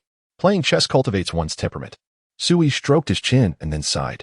The primary issue was that he had exhausted all the comic books, many of which he had perused several times. He truly had little to occupy his leisure hours. Without electricity, Many conventional forms of entertainment were rendered inaccessible. Continuing in this manner was indeed somewhat tedious. He needed to devise a plan to accumulate more survival points and hasten Liu's research on the power system's technological projects. Sui murmured to himself at that point, I will acquire a high-end computer and install 700 large single-player games, playing through the night without a wink of sleep. When fatigued, I shall embrace Xiaozi and drift into slumber. Upon waking, I will dine, and after my meal, resume my gaming. Ah, what a delightful existence, Sui reflected, thinking that if his parents were present, they would likely admonish him for being idle. However, he felt that in this apocalyptic reality, what significance did conventional pursuits hold? As long as he ensured his survival and thrived, that was sufficient. If life itself was not enjoyable, what meaning would it hold? Sui harbored no grand ambitions, nor any self-sacrificing spirit to save humanity. He merely wished to live a tranquil life, ensuring that the sanctuary became increasingly secure, so that even amidst cataclysmic upheavals outside, he could remain unscathed. While Sui contemplated the promising future that lay ahead, a long-absent mysterious voice suddenly echoed in his ears. Warning, all Doomsday game players, please pay attention. Important rules of the Doomsday game will now be announced. Sui was taken aback, his expression instantly turning grave as astonishment filled his mind. This enigmatic voice had only emerged on the first day of the apocalypse, falling silent in the following days, with only game-related prompts guiding human survivors on how to utilize the sanctuary. Now, its resurgence seemed to herald the onset of a significant event. Concurrently, in every corner of the globe, humanity paused their endeavors, anxiously awaiting the resounding voice in silence. After a brief pause, the mysterious voice resounded clearly in every human ear. Global notification is commencing. The Doomsday game will soon reach its 1-week mark. Now initiating the War Doomsday module, the Trial of Tribes. At the dawn of the apocalypse, all militarized humans and politically affiliated groups worldwide have been temporarily stored and frozen, no longer existing in the earthly realm. The environment for the Doomsday War instance has been established. Military personnel from various nations will soon be deployed into the relevant instance world. Sui held his breath, attentively listening to the voice, furrowing his brow as he analyzed its implications. A war Doomsday instance? He wondered why the military, police, and officials were absent, only to realize they had been temporarily sequestered. Sui murmured to himself. Before he could form a new judgment, a mysterious voice echoed once more. Now commencing the nationwide announcement for the Huaxiao region. In 1 hour, the National Doomsday Online voting will commence. Voting content to determine the difficulty level of the war scenarios faced by our militarized populace. The higher the difficulty, the more substantial the rewards for participants upon victory in the Doomsday War. Additionally, after the voting concludes, random survival supplies will be awarded based on the difficulty level. Within each month, there exists only one ongoing Doomsday War. Should our nation experience a defeat in a Doomsday War, 1/10 of the national population will be randomly annihilated. Simultaneously, a substantial enhancement reward will be granted for the next conflict. If no annihilation occurs after a defeat, a significant weakening penalty will be imposed for the subsequent war. Prior to the conflict, individuals in the war scenario world may send a limited amount of information, restricted to 10 characters, to their nation as guidance for the national voting. Important notes for both parties. 1. Life is singular. Please deliberate carefully on the difficulty of the war scenario chosen. 2. The war scenario significantly influences the survival difficulty of humanity on a broad scale. Should the war turn unfavorable in certain areas, it will still precipitate doomsday-related disasters within our nation. The realms of the war replica and the apocalyptic world do not interconnect. Should all military personnel within the war replica perish, they shall merely forfeit their eligibility for the next conflict, without further annihilating the survivors on Earth. Conversely, the same holds true. During the ongoing warfare, the survivors in the homeland may observe the unfolding of the apocalyptic war scenario and may also expend survival points to witness the complete progression of the war situation. While the war persists, military personnel engaged in the apocalyptic war replica can monitor the number of survivors and their conditions on Earth. Following a minor victory in battle, they may opt to execute one of two actions. 1. Demand, with the qualification of victory, compel the survivors within the homeland to surrender specified or random supplies, items, or tools. Before the initial conflict, an additional action may be performed. 2. Bestow, with the qualification of victory, enforced the provision of supplies, items, or tools to specified or random survivors within the homeland. Before the initial conflict, an additional action may be performed. A 1-hour buffer period is now initiated. All parties from various nations on Earth should prepare accordingly. It is a matter of self-preservation or the preservation of others. I eagerly anticipate your choices. As the enigmatic voice faded into silence, Sui stood motionless, rendered speechless by the revelation. He comprehended the truth. The apocalyptic game was, in essence, a cruel jest played upon humanity. Those who have survived until now may perceive the initial wave of apocalyptic heat as merely a challenge, believing that mastering cooling measures would suffice for survival. Indeed, with a well-equipped sanctuary, one might even thrive amidst adversity. However, the mysterious announcement tonight has compelled humanity to reassess the brutality of this apocalyptic game. All militarized individuals across the globe have been thrust into a new apocalyptic realm, tasked with the solemn duty of experiencing the horrors of war. Meanwhile, non-military survivors endure relentless cycles of catastrophic events on Earth, while military survivors engage in ongoing battles beyond our planet. Casualties on either side signify true death. Yet, if the situation were merely this, both factions would simply be striving for survival in disparate apocalyptic environments. The enigmatic force that eradicates technology and abducts soldiers seems to exist solely to amplify the cruelty of this apocalypse. The sinister twist lies in this entity's manipulation of human emotions. Despite existing in separate worlds, these factions are intricately linked, influencing one another profoundly. Survivors on Earth possess the power to vote on the difficulty of the apocalyptic warfare their military faces. Do they seek comfort for themselves? Then they must subject their military to the utmost challenges of this grim reality, with the promise of immediate survival resources as a reward. As the soldiers in this apocalyptic scenario fight valiantly for victory, they must consider, do they wish to secure future triumphs and continue living? If so, they must compel their fellow survivors to contribute resources, plundering from their own populace to bolster their chances of survival. Of course, there remains the option to refrain from oppressing one another, provided they can withstand the mounting pressures of survival challenges, confronted with ever more profound and oppressive life and death crises. This is the stark reality of the apocalyptic game. Sui murmured, feeling a tremor in his palms. No one can truly master their own fate. One cannot take pride in their innate talents, for we are all mutually influencing one another. The human heart is inscrutable. This challenge is not merely an external trial for humanity as a whole. It is also a torment of the innermost souls of individuals across the globe. It is only at this moment that Sui truly comprehends. The past week of the apocalyptic game was merely a gentle prelude. What of the heatwave crisis? The urban chaos, the rampant thugs, the scarcity of resources, these are but appetizers. Is this the end? No. The true apocalyptic crisis has only just begun. The future's trajectory rests in the hands of humanity itself, struggling amidst life and death. It is a choice between betrayal or sacrifice, determined solely by humanity. Chapter 35. A mutual rush in the apocalypse. Sui fell into a prolonged silence. He had come to realize that the apocalypse had only just begun. No one can escape unscathed. All are unable to grasp their own destinies, a threat born from within humanity itself, far surpassing any natural disaster. I fear there is little I can do, at least for now. All I can do is wait.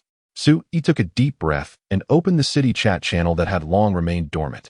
The channel, once filled with various rescue messages and desperate complaints, suddenly erupted into chaos.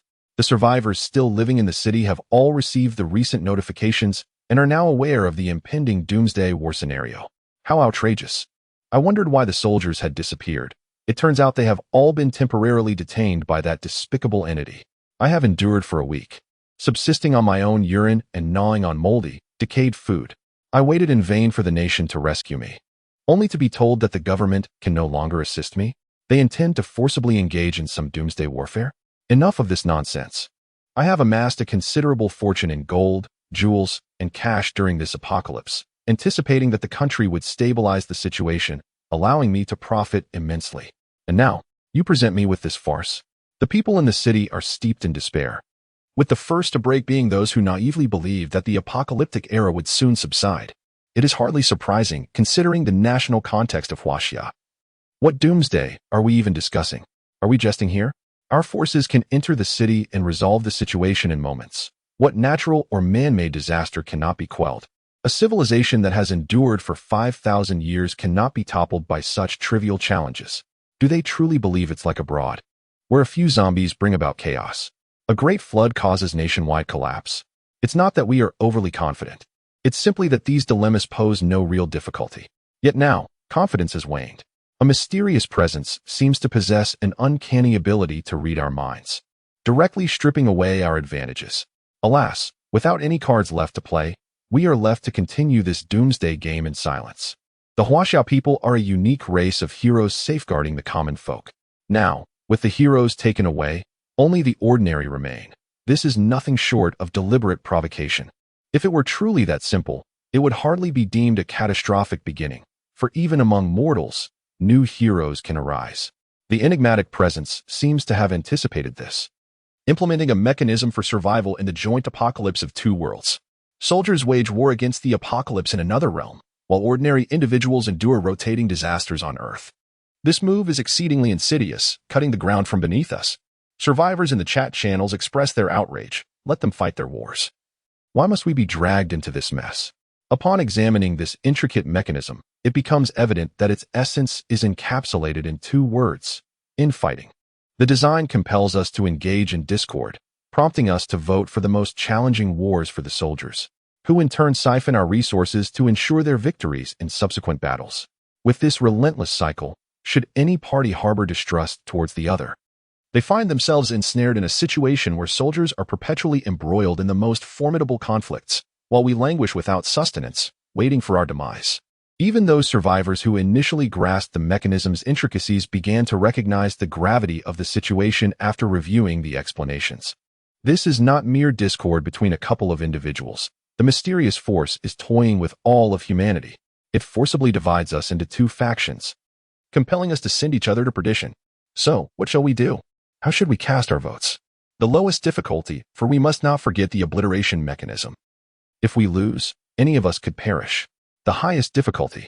I believe in our soldiers. I need supplies. I am parched. If I am not provided with water, I may not even survive to witness the day of annihilation. Curse it, even the officials have been taken away, leaving us without a leader. Who are we to listen to now? Perhaps we should find a compromise and select a moderate level of difficulty? Truth be told, I have little water left to drink. What is there to discuss? We don't even know how many levels of difficulty exist for voting. And it's not just our city that holds sway. There are countless regions across the nation. I have a foreboding sense that I might meet my end. That apocalyptic war sounds daunting, to say the least. The entire chat channel is engulfed in chaos. People are clamoring to express their thoughts, while some attempt to vocally restore order, but to no avail. In moments like these, only high-ranking officials and soldiers possess the authority to quell the turmoil and earn the people's trust. Beyond that, no one is inclined to heed anyone else. Why should we listen to you? Su-E is acutely aware of this reality, silently observing as the chaos within the city continues to escalate. Perhaps this is precisely what the enigmatic force desires to witness. Just a few words can plunge the surviving souls into disarray, breeding further despair about the future. It merely seeks to toy with us. Su-E sighed deeply, realizing that many survivors like him are merely observing in silence. No one knows what others are truly thinking, and no one dares to ascertain whether the departed soldiers still cling to their steadfast principles. After all, this is neither a time of peace nor an era of war among humanity. This is the apocalypse. It is a brutal game orchestrated entirely by a mysterious entity. A new prompt materialized before everyone, a distinctive red dialogue box slowly emerging in the final line. It was a guiding message, composed of a mere 10 words. Select the highest difficulty.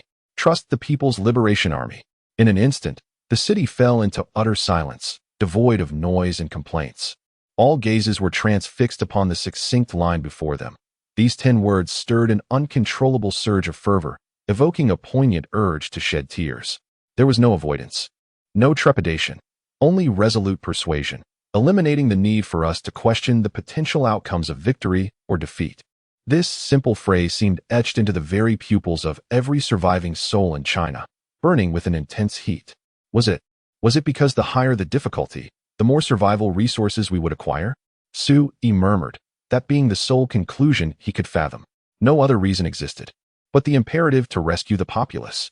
Though we no longer inhabit Earth, We shall exhaust every effort to save our fellow citizens. 4. Sacrifice for the people is the inherent essence of every Chinese soldier, the most steadfast cornerstone of a noble belief. You are rather too forthright. Su-yi mused with a bittersweet smile, raising his hand to brush away the moisture on his cheek. Yet he was undeniably moved. Taking a deep breath, he endeavored to compose himself, for he witnessed new prompt information materializing before his eyes. The guiding message has been announced. We shall now proceed to the online voting. The difficulty options for the first round of our nation's apocalyptic war are as follows. Single choice F, E, D, C, B, A, S. The difficulty increases sequentially. Commencing from level D, survivors from our nation are entitled to basic survival supplies, with each subsequent increase in difficulty resulting in a doubling of the material rewards. The theme of this apocalyptic war is one of bloody conflict, set against the backdrop of randomly generated urban environments within our nation. The duration of the conflict spans 21 days, with the objective being the complete annihilation of the enemy. Conversely, defeat is defined by the total destruction of our forces or the expiration of time. The number of participating soldiers is limited to 100,000, who will not carry any military equipment, tasked with exterminating 10,000 monstrous beings known as ravagers within a month. These ravagers are humanoid creatures, standing 3 meters tall, possessing twice the speed and strength of a human, and exhibiting biological traits such as rapid healing, disease infection, low-altitude flight, and advanced intelligence. Starting from level D, the number of ravagers doubles with each increase in difficulty, reaching a maximum of 160,000 at the highest level S. Voting commences now, with a duration of 1 hour. Failure to cast a vote will be interpreted as a preference for level D difficulty. At the bottom of the latest information, there is an image of a ravager displayed. This creature is a humanoid monster with crimson skin, a massive physique, and robust musculature, clad in heavy armor and wielding sharp melee weapons. Su-yi silently scrutinized the image of the monster, capable of deducing several key pieces of intelligence regarding the war. Firstly, the monsters are adorned in armor and wielding weaponry, indicating an intelligence that allows for the creation and utilization of tools, potentially on par with that of ordinary humans. Standing at 3 meters tall, this creature is nearly double the height of an average human, towering like a floor above. Its strength and speed utterly surpass that of human soldiers. Unarmed and without equipment, humans have little chance of prevailing against such a monster. Even 10 against 1 would prove exceedingly challenging, especially considering the creature's ability to fly. If I can deduce this, then surely those entrenched in the war-torn realms are acutely aware of the peril it poses. To suggest confronting 160,000 of these beasts is one thing. Even contending with a mere 1,000 is an arduous task. Taking a deep breath, Su-yi quietly made his selection, F-class, the lowest difficulty. It is not a matter of disbelief in your capabilities. Rather, I wish to spare you from undue hardship. I can forego these material rewards. As Su-yi gazed at the F-class reward notification, he noted, successful selection of this difficulty will reduce the enemy count by 50%, allowing humans to utilize weaponry not exceeding the number of participants. However, he also observed, conversely, upon victory at this difficulty, the war material rewards for surviving Earth nationals will be diminished to a mere 20% of the basic reward. This rationale for choosing F-class became clear. The notification indicated that various military technological resources had likely been forcibly extracted alongside the soldiers. Consequently, the market has been inundated with only rudimentary firearms, such as handguns, while submachine guns, rifles, and grenades are conspicuously scarce. Should tanks and aircraft also be deployed, the chances of victory would naturally increase. However, it is estimated that few would choose this level of difficulty. Su-yi smiled wryly, aware that his efforts were in vain. The F-grade difficulty was utterly devoid of appeal. Not only did it offer no material rewards, but even victory brought little benefit. Currently, across the nation, there were hardly any individuals like Su-yi who were free from worries about basic sustenance. The majority of survivors were still grappling with fundamental survival needs. At the very least, I can hold my head high in front of my conscience. Su-yi closed the voting interface and sat silently in the darkness, awaiting the final results of the vote. During this prolonged period, he pondered deeply. The only way I can assist them is through my meager vote. Regardless of whether they succeed or not, I must first ensure my own safety. The apocalyptic rotation mechanism has not vanished, And now there is an additional mechanism of apocalyptic warfare. This means I must not only survive the continuously shifting disasters, but also rely on a stroke of luck to avoid being on the random obliteration list.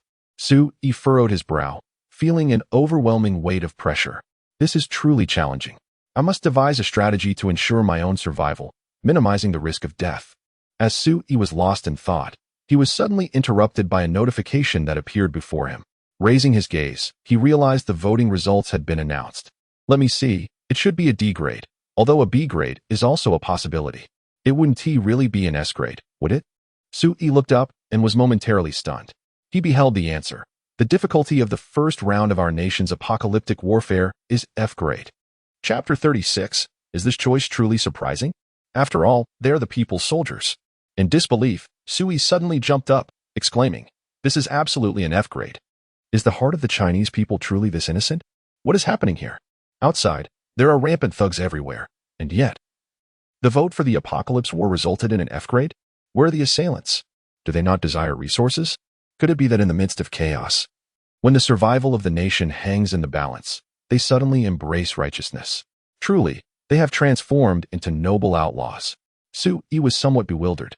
He felt as though reality had taken on a surreal quality. Perhaps his understanding of his compatriots had been overly simplistic. It was not only Sui who found it incomprehensible. The city chat channels erupted in chaos. F grade. Just moments ago, were they not discussing voting for a C grade? Claiming that we should secure some survival resources? This is outrageous. I was deceived. It turns out I was the only one who voted for an S grade. The only one truly heeding the nation's call. You all seem to be plotting rebellion. How laughable. Do you really not trust the People's Liberation Army? With a sudden F grade voting outcome, even the soldiers must be utterly confounded.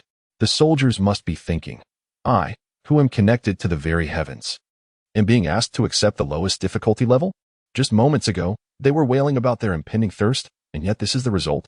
Would they rather perish of thirst than vote for a higher grade? This cannot be articulated so simply. I just observed the specific voting numbers. And the F grade only led by a mere 83 votes, a slender margin. The second option was the B grade difficulty. I have tragically lost the B grade resource reward. So, did you vote for B? I recall you just mentioned that you were on the verge of dying of thirst. Are you in the B tier or the S tier? I voted for F, thank you. After all, my life is not likely to last long, so let the soldiers live a few more days. Damn, brother, report your location, and I will send some supplies your way. The survivors in the city chat channel are all in disbelief, shouting in astonishment. At this moment, the shadow of the apocalypse and their discomfort are somewhat alleviated. Survivors across the nation are fixated on the voting results, with some even pulling out all voting data for meticulous examination. First vote, F. Second vote, B. Third vote, D. Fourth vote, S. Only these 4 votes are significantly leading. The B and D votes are understandable, while everyone empathizes with the soldiers. They also wish to procure some supplies to address their urgent needs. The S tier's vote count is also explicable, as it is a choice dictated by the state, and one might as well trust the government blindly. However, the F tier's vote topping the charts is something the entire nation did not anticipate. Perhaps many share the same sentiment as I do. Sui murmured, a smile escaping his lips.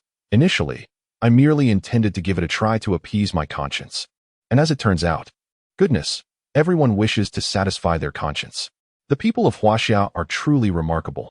They can even produce such voting results. Sui had to concede that many, including himself, do not genuinely understand their own nation. Thus, some miraculous feats, which even their own people find hard to believe, have been accomplished in reality. Sui felt a surge of happiness and an impulse to confide in someone. Consequently, he sought out Jiang Xiaozi and shared the entire situation with her. With her keen intellect, Jiang Xiaozi swiftly deduced the underlying reasons.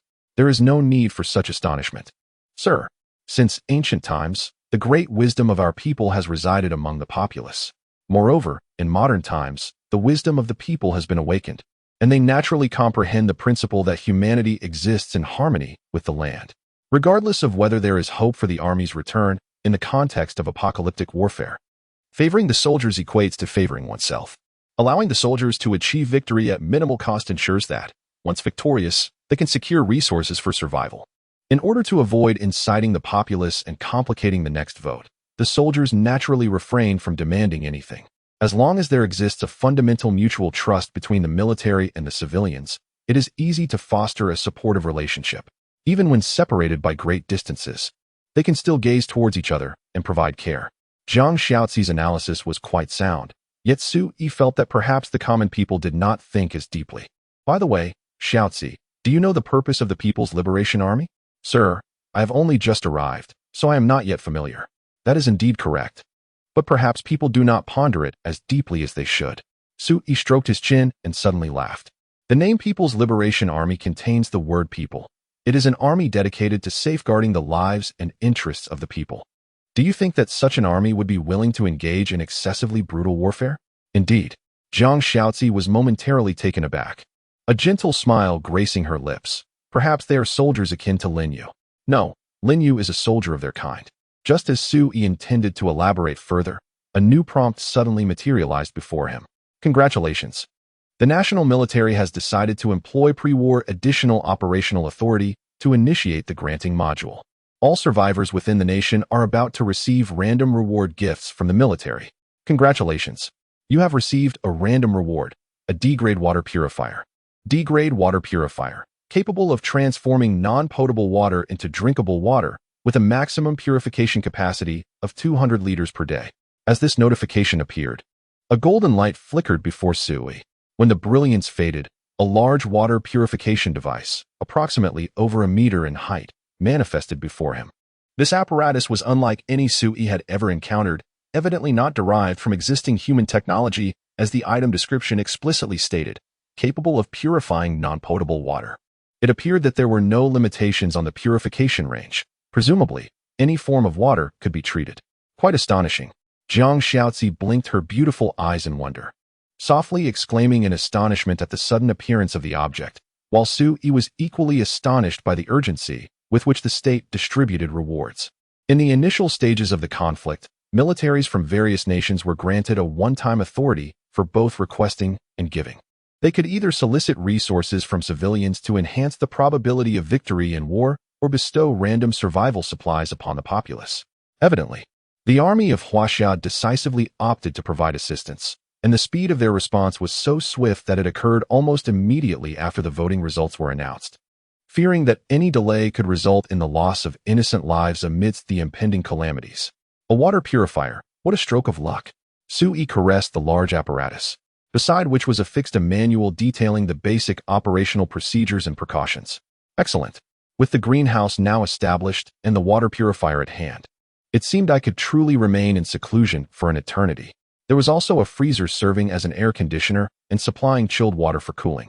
And the shelter's defensive capabilities were not to be underestimated, especially with Li Ya, the research enthusiast, continually enhancing the structural fortifications. What more could I possibly need? Perhaps I truly only lacked some forms of entertainment. Su Yi pondered.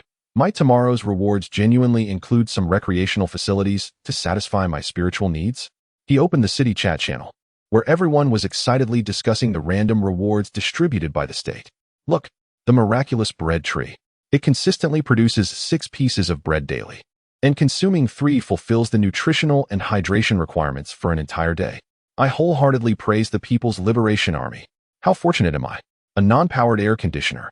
It requires no electricity. Simply turn it on for immediate use, providing both warmth and coolness. It even features a hibernation mode to reduce human energy consumption without inducing true hibernation. What? Am I the unluckiest of all?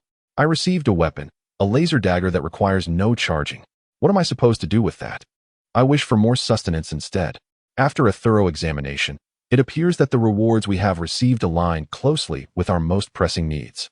This mechanism is rather sensible. It does not incite chaos, and this enigmatic entity displays a commendable sense of propriety. You all seem astonished, behaving like Na'vi innocents who have never encountered such phenomena. Shouldn't this be expected? Who are they, you ask? They are the valiant soldiers of the people, who will undoubtedly opt for the bestowal, action without a second thought. And this will remain unchanged in the future.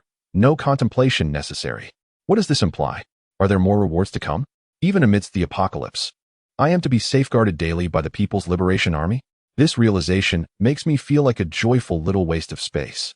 The chat channel is abuzz with expressions of surprise and discussions about individual rewards, with many showcasing their bounties like trophies.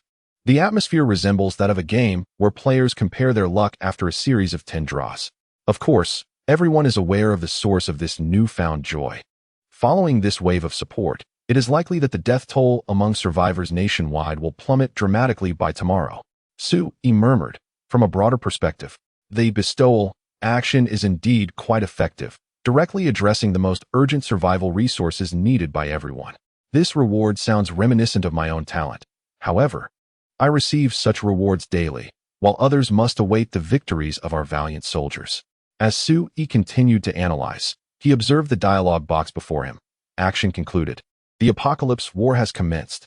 Survivors can at any time refer to the data version of the shelter to observe the general trajectory of the current war in their nation. They may also expend survival points to gain more detailed insights into the situation of the conflict. The apocalyptic war has indeed commenced. One cannot help but wonder about the circumstances on the other side, whether our valiant soldiers possess any assurance of triumph against those seemingly deranged and monstrous beings. Sue-E felt a sense of uncertainty. He trusted the armed forces, yet humanity's ignorance of the monstrosities posed a risk in this inaugural conflict. Any unforeseen event was possible. However, beyond the outcome of the war, Sue-E found the two lines of information particularly intriguing. If one could ascertain the general direction of the war without expending points, why then emphasize the option of using points for a more detailed understanding of the situation? This seemed irrelevant. Gaining further insights would not alter the trajectory of the war. As Sue-E pondered aloud, a sudden epiphany struck him. Thus far, the enigmatic entity had provided hints that were devoid of superfluous details. It was unlikely to have intentionally introduced a mechanism that appeared to serve no purpose. Upon further contemplation, he questioned the simplicity of this information.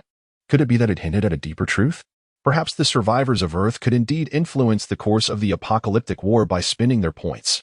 Chapter 37. A night of relentless firepower, sir. What occupies your thoughts? Jiang Xiaozi inquired, lifting her gaze to observe Sue-E, who seemed lost in contemplation. Is there an issue with this machine? Jiang Xiaozi has discerned the function and utilization of the machine. However, she is perplexed as to why Sue-E has yet to issue orders for its installation and application. This formidable apparatus holds the potential to provide the refuge with the most stable source of potable water. I find myself pondering a singular notion, a possibility yet to manifest. Sue-E inhaled deeply and conveyed the information prompts before him along with his conjectures to Jiang Xiaozi. Do you believe my hypothesis holds merit? The gentleman's speculation is indeed astute. It is an inevitability. Jiang Xiaozi did not deliberate, but rather instantaneously rendered her judgment, pinpointing the crux of the matter. As the gentleman articulated, the enigmatic entity has refrained from any extraneous actions or behaviors, implying that any absurdity in its conduct must surely be underpinned by reason. Previously, I had contemplated that if we consider the mechanisms of an apocalyptic war, should it truly wish to test humanity, the challenge would not solely entail presenting cruel choices. Simple sowing of discord and exploitation do not constitute a genuine trial. Rather, offering a broader array of opportunities and choices aligns more closely with the mindset of those in positions of power, effectively showcasing absolute control. I cannot fathom the level at which it operates or the extent of its formidable power. I merely sense that, if I were to confront a colony of ants and wish to test them, I would undoubtedly provide a path for their survival. Jiang Xiaozi paused briefly, smiling as she remarked, "Thus, your conjecture is entirely accurate. While we remain uncertain as to when this new mechanism will emerge, we can almost assuredly affirm that we will indeed have the potential to influence the apocalyptic war. Of course, this influence extends beyond merely supporting our troops. It also encompasses the possibility that some may seek to undermine their combat effectiveness. I believe this exemplifies true fairness amidst a multitude of choices, the genuine clash of human virtues and vices." Jiang Xiaozi's agreement brought a sense of relief to Sue-E. It seemed he was not merely overthinking. A discerning mind shared his perspective, suggesting that there was likely some truth to it. If that were the case, then other astute individuals would undoubtedly arrive at the same conclusion. As more and more people become aware of this, the significance of survival points will only amplify. Whether to aid the soldiers or to weaken them, everyone, driven by their own motives, will strive to acquire more survival points. Accumulating these points not only enhances the living conditions within the shelter, but also impacts the soldiers embroiled in the apocalyptic war. a notion that Su-E prioritizes. Although the soldiers may not choose this path, the emergence of such a punitive mechanism does not preclude the possibility of a mandatory obliteration penalty. It is not the fear of 1,000 dangers that troubles me, but rather the fear of one unforeseen calamity. Should the soldiers endure a series of defeats leading to such a compulsory obliteration, and should misfortune find me amidst it, that would be utterly devastating. Your words resonate profoundly, Jiang Shaozi affirmed, before inquiring, shall I instruct Lin Yu to continue exploring for supplies outside? Exploration of resources is secondary. The survival points awarded upon the completion of tasks are of paramount importance. No, let us wait a bit longer. Those 10 or 20 points are inconsequential. Su-E waved his hand dismissively. Whether it is the construction of a shelter or the points required to support the apocalyptic war, they surely will not be trivial. A peculiar gleam flickered in Su-Yi's eyes, indicating a subtle shift in his mindset at that moment. Jiang Shaozi, perceptive as always, sensed the faint change within Su-E and lowered her head, uttering a single phrase, "Little White Bear Shelter." Su-E fell silent, contemplative. After a pause, he raised an eyebrow and asked, "Do you wish for me to study the Little White Bear Shelter?"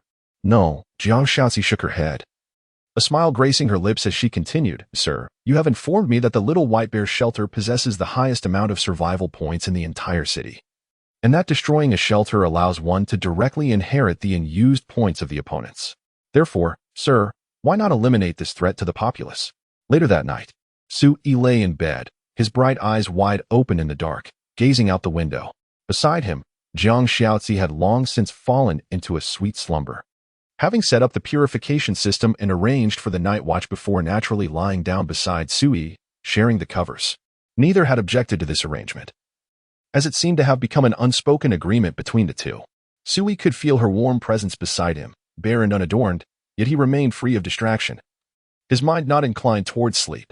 Instead, he pondered the suggestion Jiang Shaozi had presented to him. One must take the initiative to confront and punish the wicked. A notion I do not find disagreeable. However, at present, I possess only Lin Yu. Su-E contemplated silently within, recognizing that he could not fathom how Lin Yu alone could resolve the issues at the Little White Bear Shelter. After all, the opponent is a formidable figure, undoubtedly endowed with exceptional abilities. Su-E even harbored doubts that the adversary's talents might surpass his own. Otherwise, how could one have so swiftly dismantled so many shelters within a mere few days? One Lin Yu alone could not hope to vanquish such a foe. Nonetheless, Jiang Shaozi's suggestion could not be entirely disregarded, for a grudge had indeed been established between the two parties. Even if the opponent could not locate Su-E at present, it did not guarantee that they would remain oblivious in the future. It would be prudent to eliminate the threat while I still lurk in the shadows. Waiting for them to seek vengeance would be utterly foolish. Yet, if I desire to swiftly enhance the combat prowess of the shelter, the optimal approach would involve leveraging my innate abilities. How might I effectively harness this talent to ensure that the rewards I receive align with my aspirations? Su-E mused. The rewards of my abilities are what I currently yearn for most.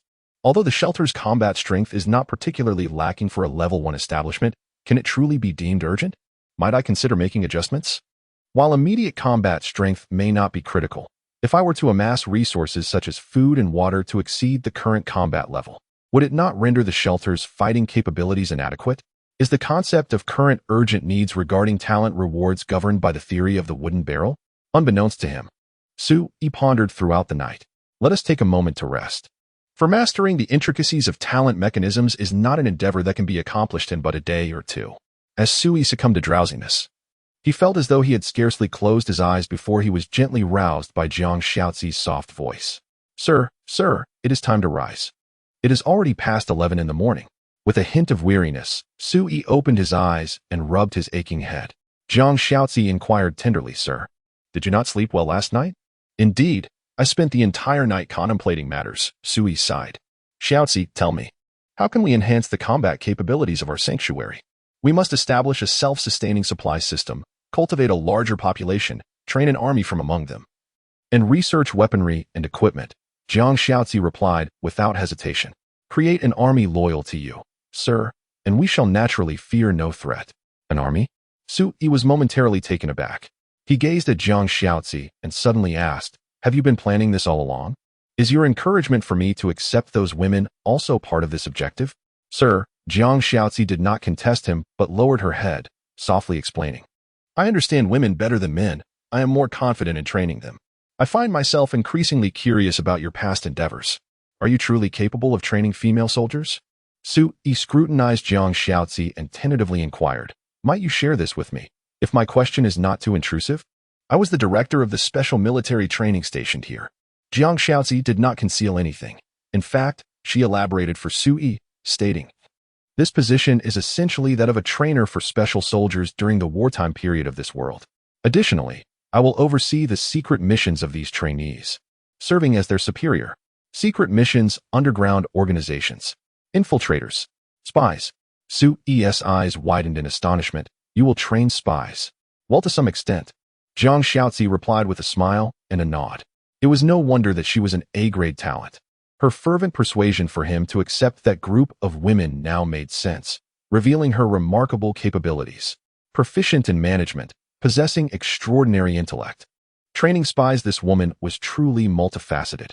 Su Yi was pleasantly surprised, yet he soon realized that this would not resolve his immediate predicament. Shaozi, you are indeed impressive, but I need to rapidly enhance the combat capabilities of the shelter. Your approach is suitable for long-term development, but in the short term, if danger arises, we must still rely on Linyu. Su Yi understood well that even if Jiang Shaozi were extraordinarily capable, transforming that group of women into warriors would require time. Jiang Shaozi acknowledged this, lowering her head and softly stating, Sir, before that, I will do my utmost to ensure the safety of the shelter and prevent us from descending into despair. The world is unpredictable. Let us eat first. As Su Yi took his seat at the dining table and reached for his chopsticks, he suddenly recalled the impending apocalypse war. A night had passed, and he wondered how the first battle of the recruits had unfolded. How might I observe the current state of affairs? Ah, yes, here it is. Su Yi navigated through the shelter interface to locate the battle status module. Upon selection, several notifications materialized before him. At midnight, the first Doomsday war commenced, with our forces entering the fray. At 12:30 a.m., our troops acquired intelligence regarding the urban battlefield and dispatched scouts to gather enemy information. At 1:30 a.m., the first large-scale skirmish unfolded, with our forces sacrificing 569 drones to execute a strategic deployment, enticing the enemy into an ambush. At 1:40 a.m., the initial barrage of artillery commenced, with the H-6 fulfilling its mission flawlessly, demolishing urban structures and burying 525 foes.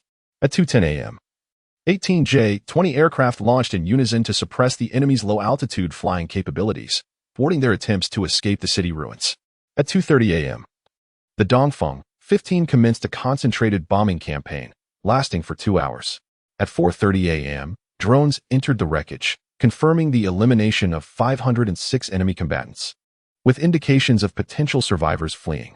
At 5:26 a.m., the command center verified the status of another heavy mechanized brigade, successfully delaying over 200 foes.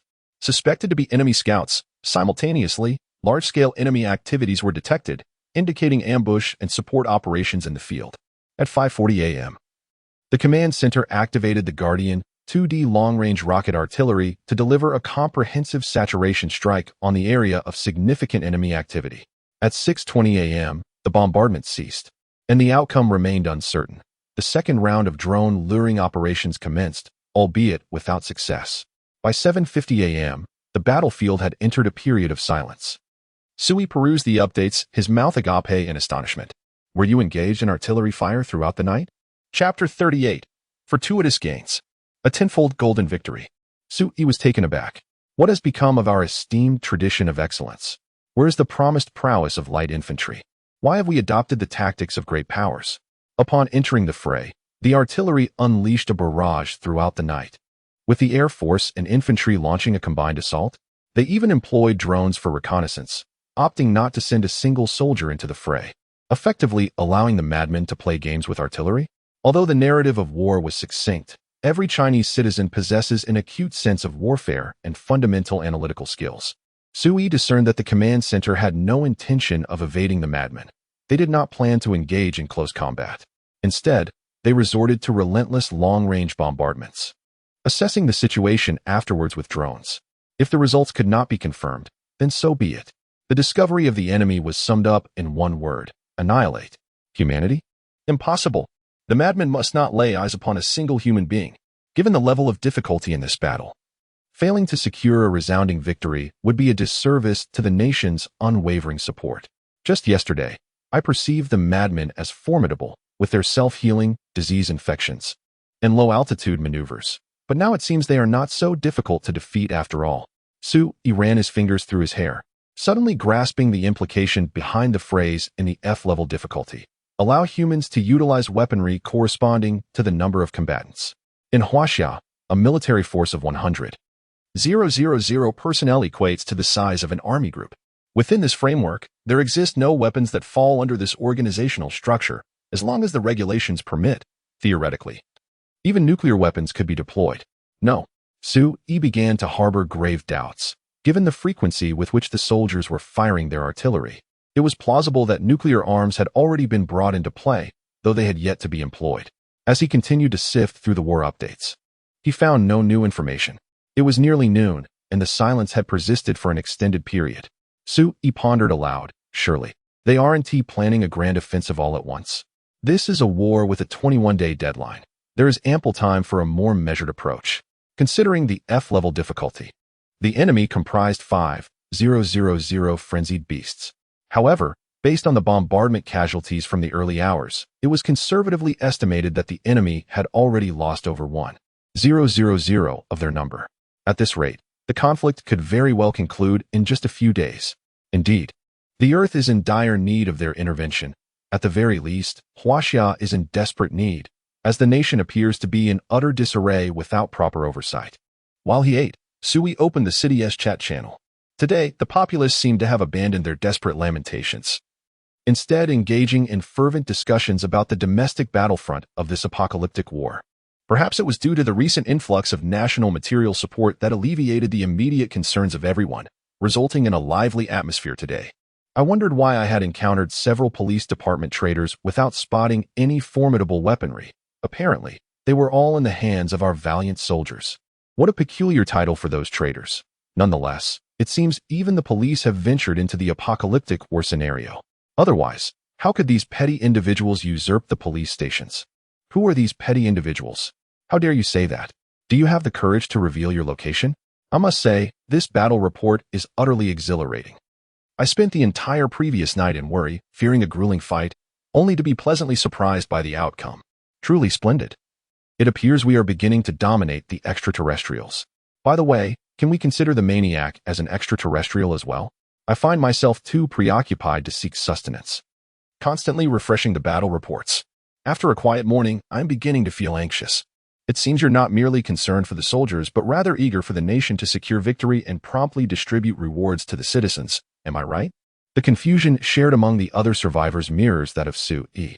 There is a subtle speculation lingering in everyone's hearts. Following the customary approach of the Chinese government, they either remain tight-lipped or make a grand announcement. Just as Sui contemplated the nation's next move, a new notification suddenly appeared before him, indicating that today's talent rewards had been issued. Congratulations. You have triggered the talent reward and received a combat talent lottery ticket within 10. The battle talent lottery ticket is a D-grade special entertainment item, classified as a consumable. Upon use, the shelter can acquire a random quantity of D-grade combat talents ranging from 1 to 10. Astonished, Sui's eyes widened in disbelief. Overwhelmed by an indescribable joy. Is this truly the manifestation of my thoughts? Today, I am directly rewarded with combat talents. This is beyond thrilling. Although the D-grade reward may seem somewhat inferior when compared to the C-grade standard post-upgrade, it is, nonetheless, a unique prize.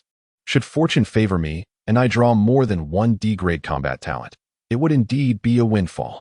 As a golden light shimmered, a purple lottery ticket materialized in Sui's hand. After observing it for a moment, just as he prepared to use it with eager anticipation, a sudden epiphany struck him. Wait a moment.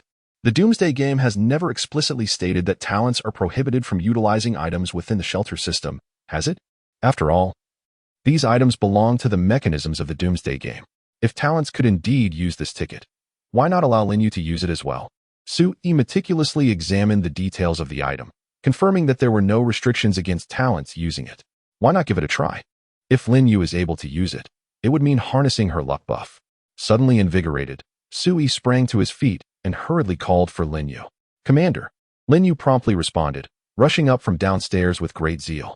"I was training that group of girls. Do you require my assistance?" The military training has been arranged so swiftly. Jiang Xiaozi's efficiency is truly remarkable. An important matter arose. Sui handed over the lottery ticket in his possession, earnestly inquiring, "Could you take a look and see if this can be utilized?" "Utilized?" Lin Yu scrutinized the ticket in her hands, turning it over repeatedly, her brow furrowing in confusion as she raised her gaze. "Sir, how is it used? What must I do?" Alas, the character could not perceive the item's data information, nor could she see the use action button. It seemed that Lin Yu's fortuitous luck would not be accessible. With a resounding bang, the lottery ticket erupted into a brilliant golden light, startling Lin Yu, who instinctively raised her firearm to shield Sui. Meanwhile, Sui's eyes widened in astonishment as he witnessed the golden light rapidly coalescing into 10 golden humanoid figures around him. By heavens, it worked. It could indeed be activated through voice command. Elated, Sui grasped Lin Yu's shoulder, signaling her to lower her weapon. He then turned his gaze toward the golden light, his eyes brimming with evident excitement. Lin Yu's luck effect had truly manifested. The 10 clusters of golden light dissipated in an instant, revealing 10 tall and robust male figures. Without exception, they were clad in modern military attire, adorned in camouflage, equipped with standard weaponry and combat tools. "Comrades." Lin Yu furrowed her brow, recognizing that these individuals, like herself, were soldiers of Huaxia, yet she did not know them.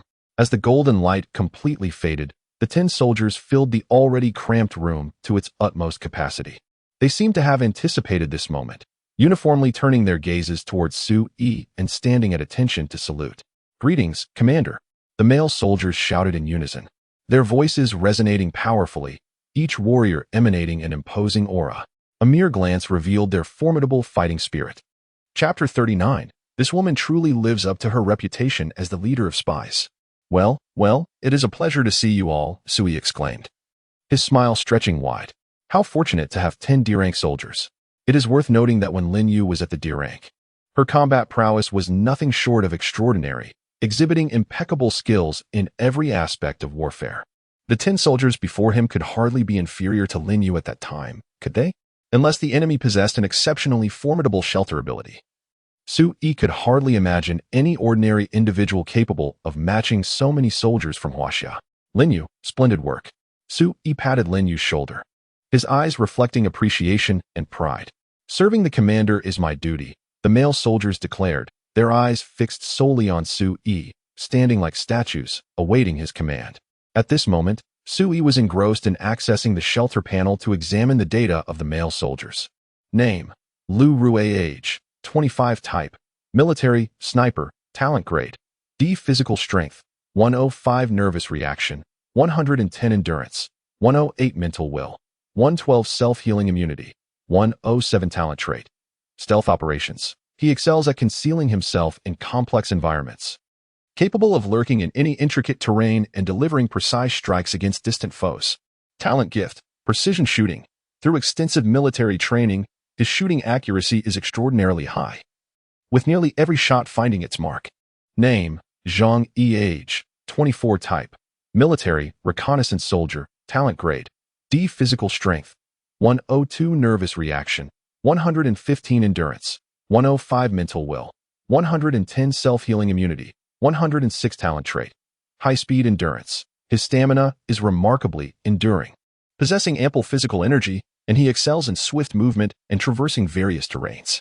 Talent gift: enemy detection. He possesses an acute perceptive ability towards any hostile units, capable of distinguishing the majority of concealed and camouflaged adversaries. Name: Li Yang. Age: 25. Type: soldier, communications specialist, talent grade: D. Physical strength: 103. Nervous reflexes: 109. Endurance: 106. Mental willpower: 113. Self-healing immunity: 109. Talent characteristics. Talent gift: rapid coding. He possesses exceptional coding and information capabilities, enabling him to execute complex communication decryption and encryption tasks within a remarkably short time frame. Sui glanced through the profiles of 10 soldiers and was astonished to discover that each possessed a distinct military classification. When Sui initially recruited Lin Yu, Lin only held the title of soldier, lacking a specific branch designation. However, the 10 soldiers were markedly different. They included snipers, scouts, communications personnel, assault troops, armored soldiers, aviators, and air defense troops, among others. This array of personnel was impressively comprehensive, encompassing most common military classifications.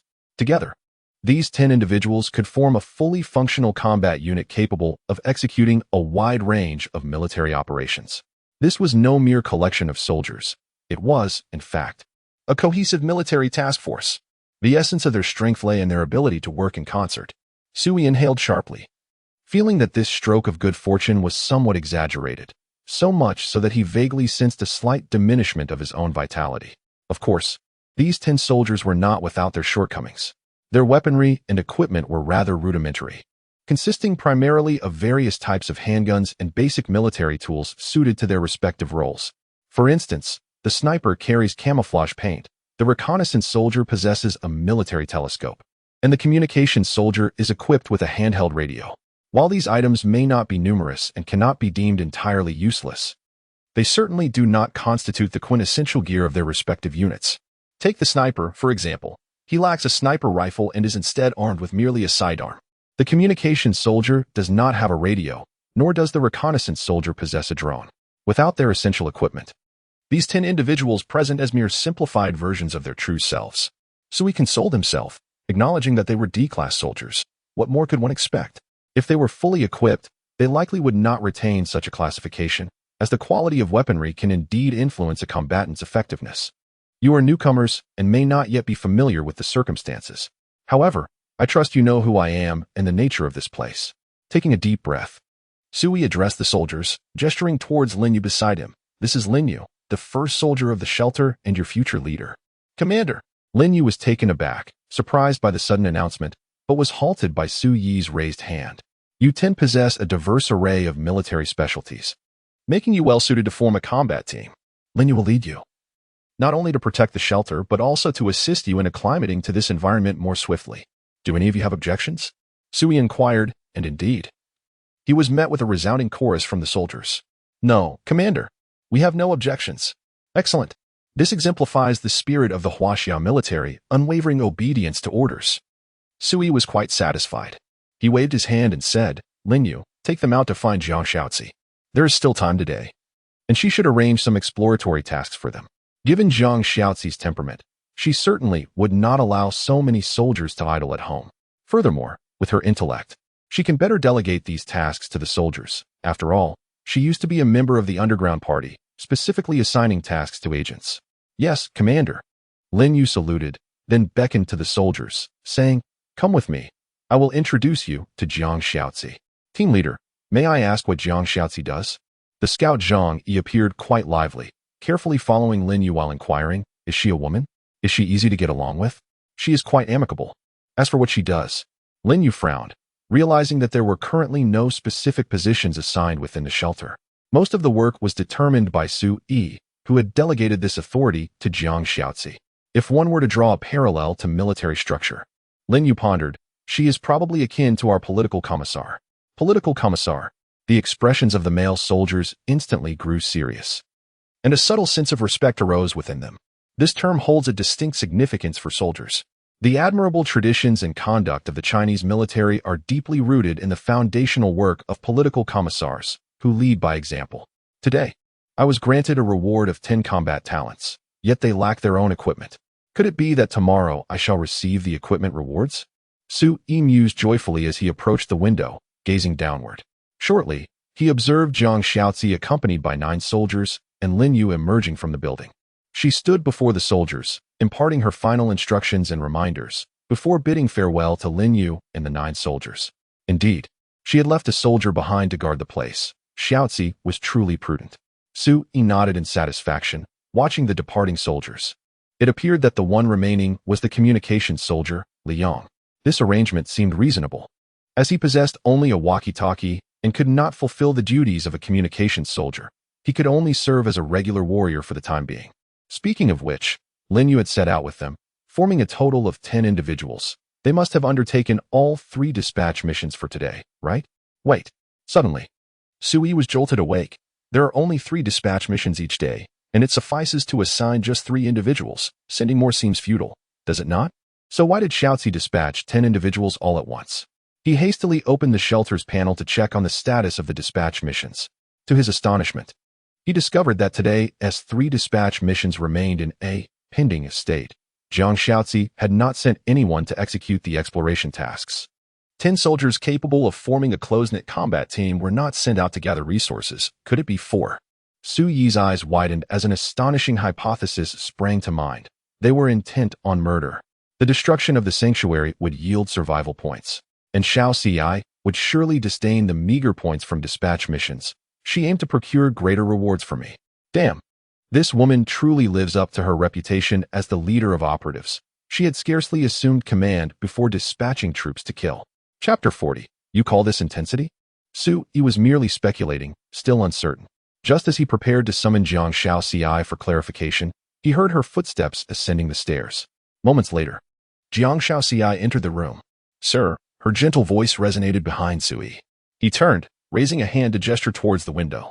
He remained silent. But the astute Jiang Xiao Ci discerned his unspoken query and promptly replied, I have arranged tasks for the new warriors.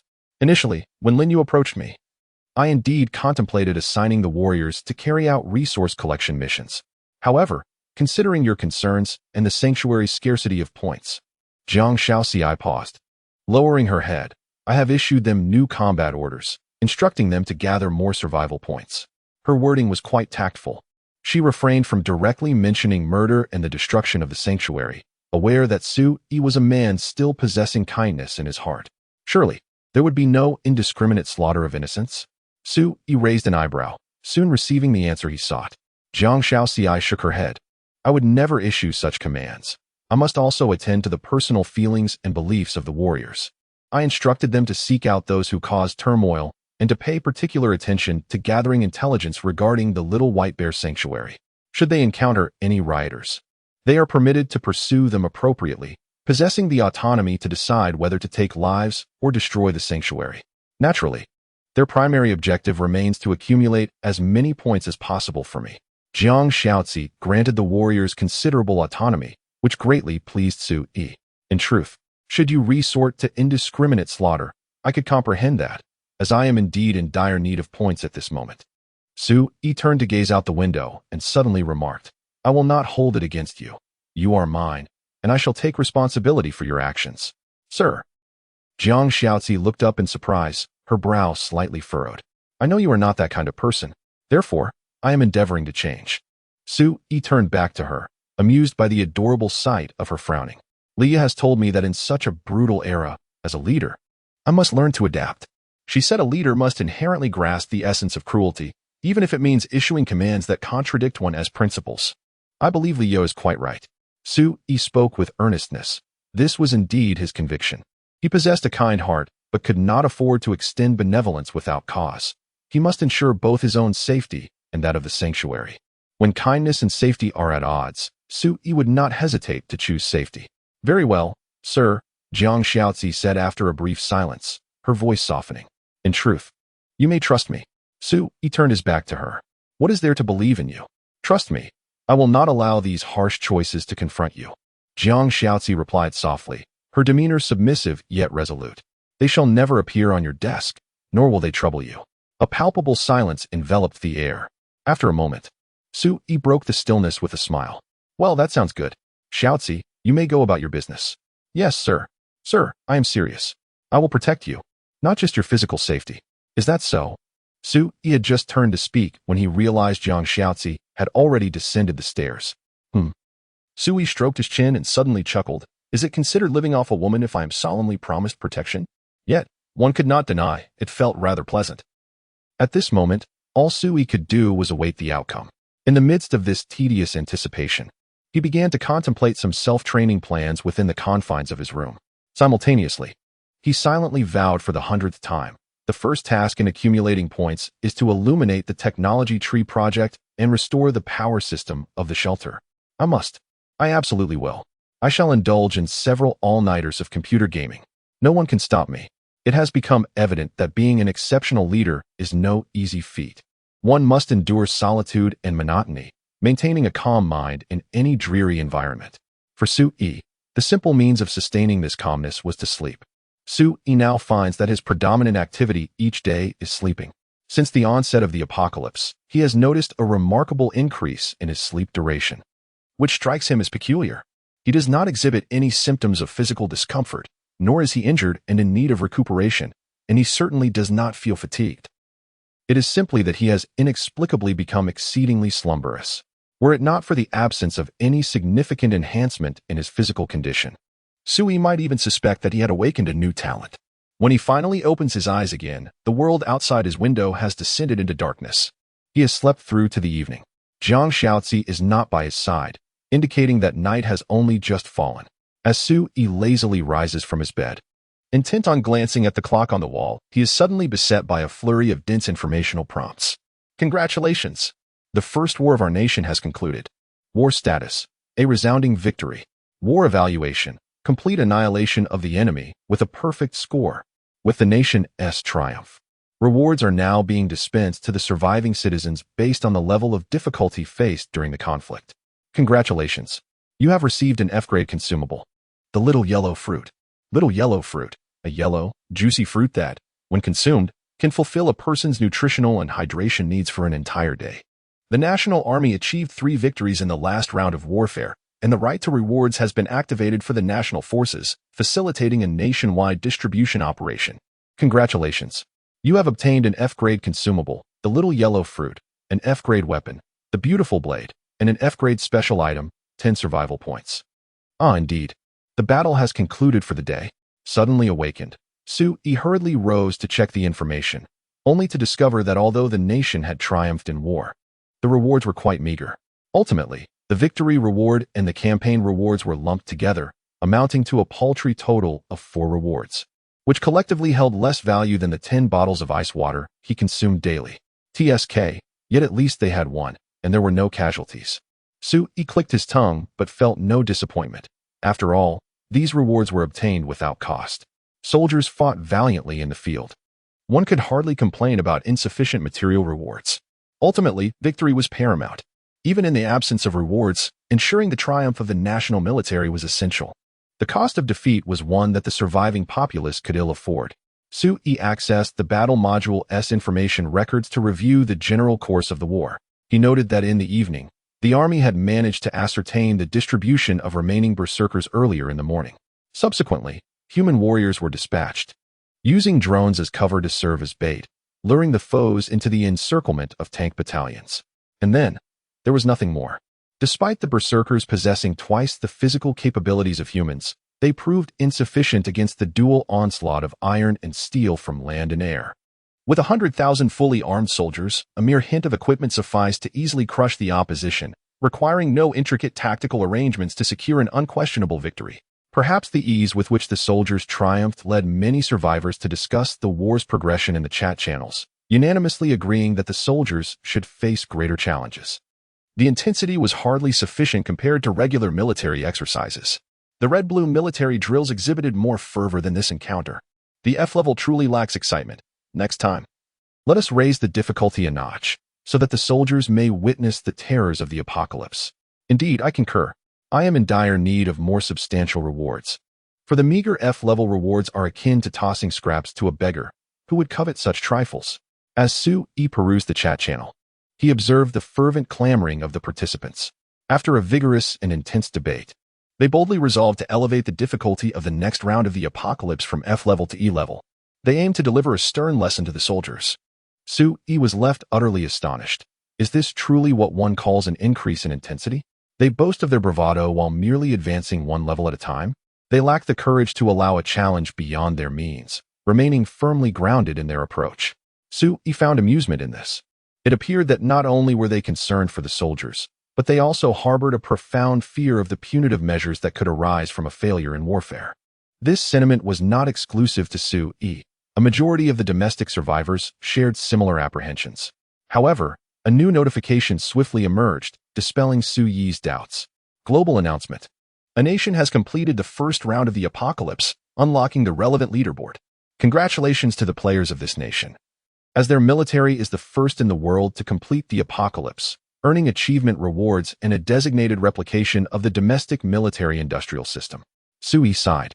Yet he found solace in the fact that the soldiers had a respite of 20 days, and the resting environment was reminiscent of Earth. Aside from the absence of technology available to the survivors, the conditions were somewhat more favorable, as there was no extreme heat or harsh environment. A respite of 20 days afforded ample time to contemplate strategies for the forthcoming battle. Sui muttered to himself as he glanced at the rankings for the Doomsday War. Discovering that both the Doomsday War victory ranking and the Doomsday War completion time ranking placed Huaxia in the foremost position. In simple terms, Huaxia was the sole nation represented on the Doomsday War leaderboard, while the majority of other countries remained ensnared in the war instance. Yet Huaxia's army had expedited their progress. As Sui scrutinized the leaderboard, a new notification suddenly appeared before his eyes. The National Army has decided to execute a replication of the war. Reopening the previous round of the Doomsday War, difficulty unchanged. The penalties following the replicated war will not affect the nation's survivors. Rewards from the replicated war will be limited solely to the National Army. What? Sui exclaimed in astonishment. They do not intend to rest, but rather engage in a replication of the war? Have they become addicted to the combat? Chapter 41. Lin Yu's Night of Madness. Sui's extravagant spending. Sui lamented. Yet he comprehended the intentions of the state. Clearly, the government had discerned the mechanics of the replicated war, and they were well aware of the actual combat capabilities exhibited by the maniacs in the previous battle. It could be asserted that an F-level difficulty battle posed little to no challenge for the nation, even if the rewards for an F-level battle were negligible. Akin to the leg of a mosquito, it was undoubtedly preferable to idly waiting for 20 days without any activity. What if, after accumulating numerous victories, a reward for industrial system restoration were bestowed? The industrial system wields a direct influence over the logistical capabilities of the military, to say nothing of the matter. Even the restoration of merely 1/3 of the nation's industrial capacity would provide a semblance of confidence in the face of an impending apocalyptic war. After all, when in doubt, unleash the fury. The stance of the nation is unequivocal. There is no need for respite. Engaging in an F-grade war is akin to rest. Persist in the fight. Seize every reward that can be accrued, creating a snowball effect of advantage. The nation is striving so diligently, and it seems I too must avoid succumbing to despair. Sui inhaled deeply, clenched his fists, and resolved, I shall embrace the life of a recluse. I shall diligently squander my leisure time. Though this sentiment may sound somewhat absurd, it is indeed the reality. Sui's path to empowerment lies in idleness and patience. As he whittles away the hours in monotonous anticipation, the chat channel remains abuzz with shock and discussions regarding the nation's actions, yet Sui feels little engagement. The strategy of sustaining war through war is quite sound. Just as Sui was about to lay his head down for more slumber, another information prompt unexpectedly appeared before him. Why are there incessant notifications throughout the day? Is there no respite for sleep? Curse it. Who did Lin Yu eliminate? Sui widened his eyes, fixating intently on the information prompt. Your subordinate talent unit has engaged in battle with another shelter and emerged victorious. Due to your absence from the scene, a decision for the shelter's occupation was automatically determined by your primary talent. Your talented individual, Lin Yu, has chosen to annihilate the current shelter, and you have inherited the remaining survival points of 358. Item inheritance, judgment, in progress. Inheritance failed. You did not inherit the reserve items of the current shelter. A series of messages flashed before Sui's eyes, indicating that Lin Yu had taken action. These soldiers had indeed found a suitable target, surprising Sui with this unexpected turn of events. Lying at home, doing nothing, he had directly acquired over 300 survival points. This was certainly more than what could be garnered from dispatching missions, which collectively yielded only about 30 points a day. Destroying a shelter, however, brought in over 300 points. Sui marveled at this and felt a twinge of curiosity. Where was the shelter that Lin Yu had destroyed? What was the situation there? Shaking his head, he lamented his inability to participate firsthand. He decided to rest, planning to discuss with Jiang Shaoci tomorrow how to best utilize these over 300 points. As Sui lay on his bed, drifting into a slumber, he noticed something shimmering before him. Upon opening his eyes, he was immediately bewildered. Warning. Your talent is engaged in combat with a shelter in the wild. Your talented individual, Lin Yu, has chosen to destroy the current shelter, and you have inherited the remaining survival points of 563. Item Inheritance Judgment in Progress. Inheritance successful. You have acquired the stored items from the current shelter. D grade, magical bread tree. E grade, butterfly shirt. What? Sui was instantly wide awake. How had he accrued another 500 points? What were Lin Yu and the others engaged in? Had they infiltrated a bandit hideout? Sui pondered, realizing that the interval between these two notifications was merely 30 minutes. This implies that Lin Yu had nearly uninterruptedly dismantled two sanctuaries, potentially in close proximity, akin to the residential building where Sui resided. If that were indeed the case, would another notification of a new conquest arise within the next 30 minutes? Sui decided against further slumber, opting instead to wait with patience. He silently counted the passing time. 30 minutes later, he received the following notifications. Your talent Lin Yu has chosen to destroy the current sanctuary. You have inherited the remaining survival points of the current sanctuary, 100 points. Item Inheritance Assessment in Progress. Inheritance successful. The current sanctuary contained no items. Indeed, another one was destroyed.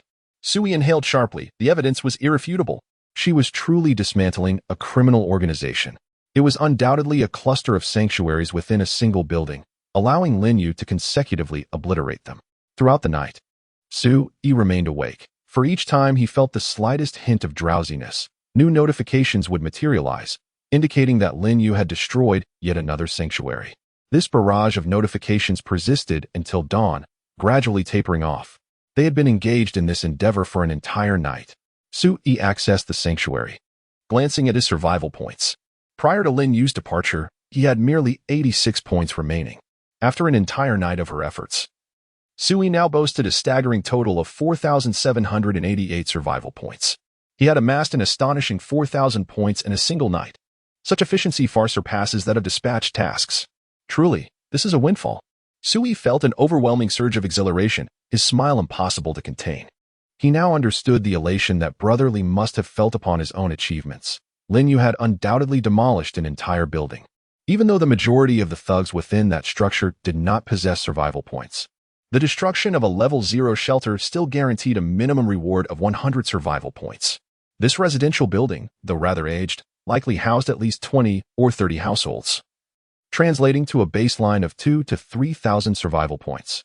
When factoring in the points amassed by some of the thugs themselves, the total could indeed reach 4,000 to 5,000. Sir, are you still awake? A soft, melodic whisper drifted from beside him. Sui turned to see Jiang Shaoxi, her eyes still heavy with sleep, gazing at him with a dreamy expression. Her disheveled black hair added a touch of lazy charm, stirring a flutter in his heart. I can't sleep.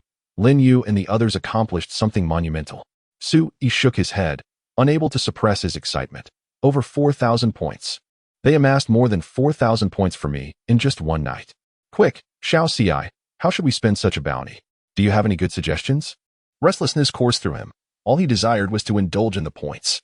He couldn't afford to end up like Brother Lee and those thugs who had been eliminated by Lin Yu. Once dead, their points would remain unspent. What a tragic fate.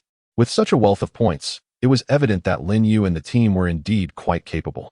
Jiang Shaoxi smiled gently, propping herself up with her delicate arm, her head lazily resting on Sui's shoulder. With so many points accumulated, I find myself at a loss as to how to utilize them, for I have yet to fully comprehend the Doomsday game mentioned by the gentleman. However, considering our current circumstances and the paramount importance of the gentleman's safety, we must focus on fortifying the building we occupy. In accordance with the gentleman's notion that he is the very heart of our shelter, our requirement is to construct a refuge that rivals the strength of a fortress. Jiang Shaoxi lowered her gaze, idly toying with Sui's fingers, and suddenly remarked, Sir, I recall that Liu has been residing in the research room, correct? Ah, indeed. Sui's heart raced, a twinge of suspicion crossing his mind. Was she attempting to provoke me? Yet, her demeanor seemed unintentional, indicating she was earnestly contemplating her inquiry. Jiang Shaoxi tilted her head slightly. Then let us make use of the research room. Hasn't he, the gentleman, often lamented the issues with the power system restoration? We could enhance the armaments of our shelter as much as possible while still meeting its basic living requirements. In my previous abode, there were always numerous machine guns and artillery as defensive measures. I believe our shelter would greatly benefit from such provisions, significantly increasing our safety. Of course, we must also consider the potential threats posed by natural disasters, in addition to human dangers. Jiang Shaoxi's analysis was astute. And the core of her argument was remarkably simple.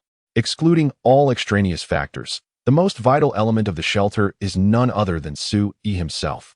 Without him, all discussions become mere empty rhetoric. In order to ensure the safety of Sue-E, the implementation of defensive measures for the shelter is indispensable. Thus, I shall now examine the technology tree. Sue-E opened the technology tree, revealing a dense array of research projects. As Jiang Xiaozi could not perceive this information, Sue-E articulated its contents, soliciting Jiang Xiaozi's analysis and suggestions. Through their dialogue and exchange, Sue-E ultimately selected several technological projects. Basic power system, consuming 1,000 points.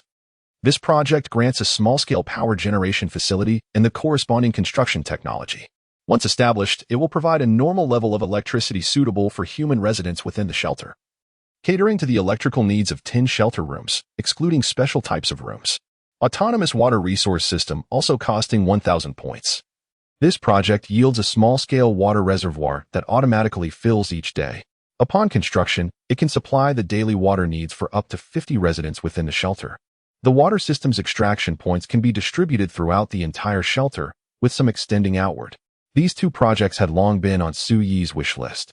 Once activated, they would immediately provide marvelous tools that would grant the shelter autonomy in both water and electricity. However, these two endeavors are indeed quite costly, requiring a significant amount of time for an ordinary person to accumulate the necessary points. With 2,000 points expended, Sue-Yi turned to examine the defensive facilities. Adjusting the classification of the technology tree, the data before him transformed rapidly, presenting a plethora of defensive and weapon technology projects for the shelter. The main defensive module of the shelter, consuming 1,500 points, this module establishes a multi-tiered sealed door system, biometric, an iron perimeter wall, for meters high, fully enclosing an electrified net fence, an accessory module, and a 24-hour intelligent surveillance system, at least 12 cameras.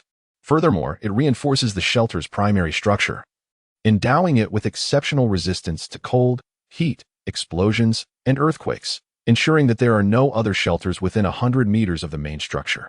Automated Sentinel System, consuming 1,000 points, this system swiftly installs at least 20 automated machine guns, 300 rounds of ammunition each, both inside and outside the shelter. They can autonomously identify friend or foe and operate in both alert and manual modes. Initially, each machine gun is equipped with 1,000 rounds, requiring timely replenishment of spare ammunition. Coupled with 2 additional defensive installations, this declaration leaves Sue-Yi with merely 374 points from the over 4,000 he had just acquired. Sue-Yi let out a satisfied sigh. The thrill of expenditure is truly exhilarating. Chapter 42, The Comprehensive Upgrade of the Shelter. All gone, spent. As Sue-Yi selected a technological project, poised to make a purchase, Jiang Xiaozi suddenly furrowed her brow beside him. Sir, isn't there still over 300 points remaining? Why not spend it all? Jiang Xiaozi blinked and softly reminded him. Are you planning to leave it for someone else to seize? Indeed. That makes sense. Not a single point left unspent. Let it all be utilized. As long as it enhances the survival capabilities of the shelter, the expenditure of any amount of points is worthwhile. Sue-Yi nodded in agreement. You're right. Any unspent military funds will merely serve as war reparations. We shall not be the fools to bear that burden. He continued to examine his options. This one is excellent, precisely 350 points. Sue-Yi selected a technological project for the shelter's defensive facilities. The Underground Isolation Shelter Module, costing 350 points. It generates an underground space beneath the main structure of the shelter, capable of accommodating 10 individuals. While it lacks any additional amenities, it possesses enhanced resilience against natural disasters. This technological advancement significantly bolsters the shelter's disaster resistance. The main structure has already been fortified. Shall we continue to strengthen it further? Sue-Yi turned to Jiang Xiaozi, who nodded in agreement. This is a commendable contingency plan. In critical moments, we can seek refuge within it, perhaps securing a glimmer of hope. Indeed, this is our ace in the hole. Let us hope we never have to utilize it. Sue-Yi smiled, selecting all the projects for bulk purchase. Upon his selection, a dazzling golden light flickered and swiftly expanded, emanating from Sue-Yi and rapidly enveloping the entire shelter, soon enveloping the entire building. The young women inside were left in awe, gazing bewilderedly at the golden radiance surrounding them. Within a matter of moments, the golden light dissipated, revealing a transformative change in the residential building. In the vacant room of the sixth-floor refuge where Sui resided, an automatic power generation device resembling a 2-meter-high beehive materialized. Intricate circuit pipelines extended from it, interconnecting with the walls, vanishing into them without a trace. Adjacent to this room was a vast water reservoir, brimming with pristine water, equipped with corresponding pipes that distributed and connected throughout the various quarters of the residential building. Given that the technological projects Sui had procured directly impacted the structural integrity of the refuge, and although his refuge was confined to the sixth floor, the foundational structure pertained to the entire building. Consequently, these technological advancements would exert their influence over the entire edifice, beyond the enhancements to the water and electrical systems. The transformation of the building was markedly evident. Within Sui's chamber, a terminal for monitoring surveillance footage was established, featuring a multi-screen display beside his bed, enabling him to effortlessly observe the majority of the building's areas and the interiors of its rooms. Additionally, concealed within various floors were gun ports, where control and surveillance terminals merged, facilitating synchronized operations. Simultaneously, through the monitoring terminal, Sui discerned that the walls of the residential building had been entirely restructured. The inner layers of the walls housing the automated machine guns were capable of dynamic movement, allowing for seamless closure and opening, thereby providing exceptional concealment for the gun-firing positions. Beyond the alterations within the building, the changes exterior to the edifice were even more pronounced.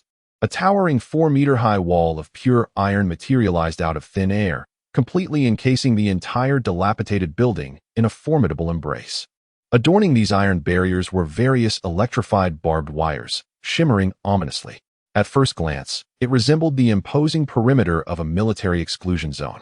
Even if one were to breach the wall and approach the entrance of the building, they would be met with a heavy, multi-layered sealed iron door, a formidable barrier far more imposing than the rudimentary gates crafted by Leah.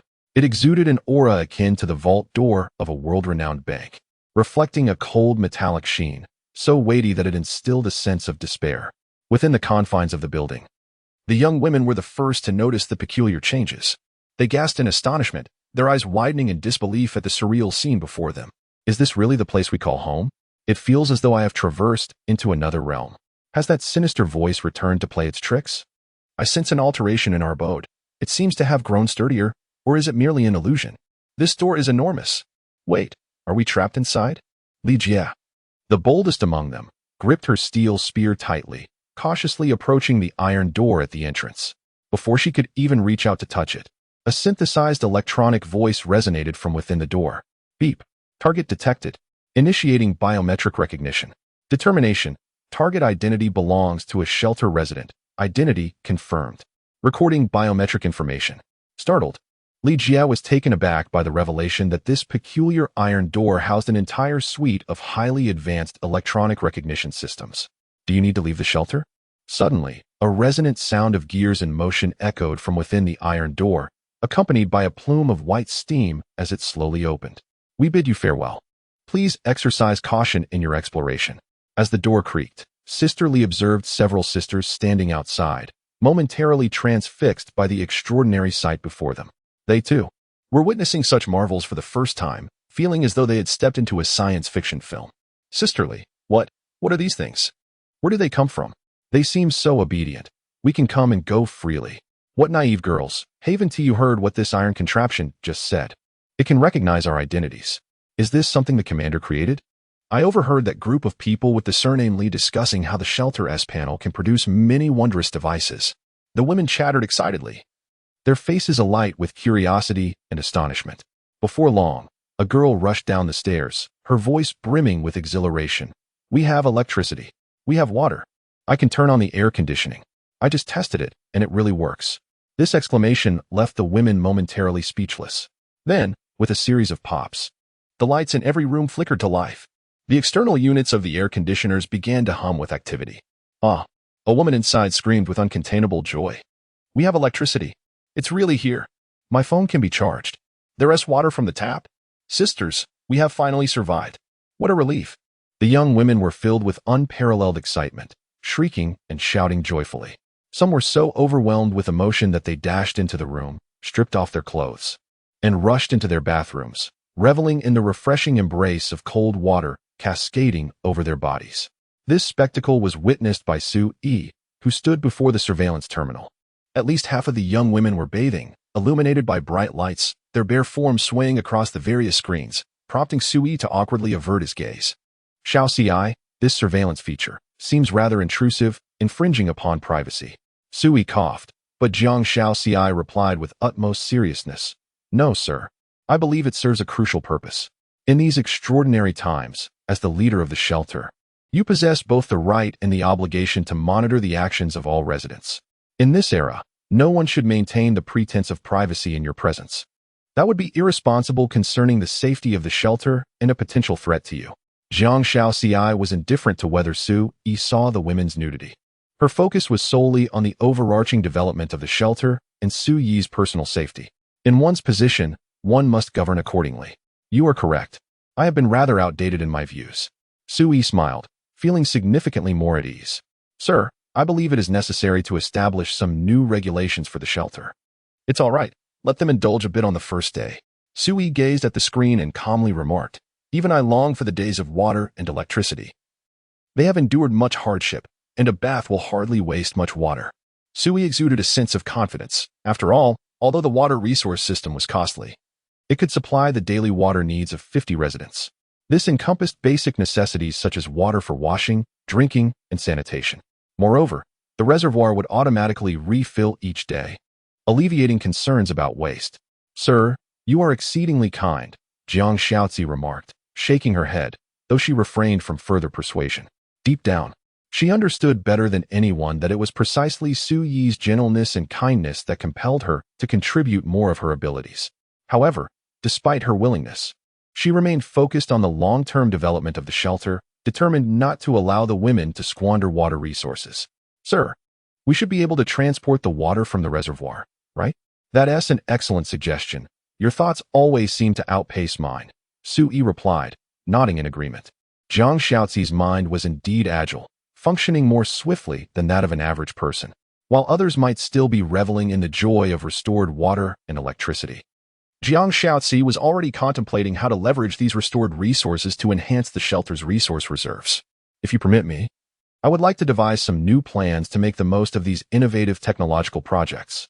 She paused, observing the happiness of the young women, and added, I will also establish more comprehensive regulations for the shelter. Very well. Proceed as you see fit. I have complete faith in you. Sue-E smiled and nodded. He had long since ascertained the loyalty of his talented individuals, even if they did not possess the same loyalty trait as Lin Yu.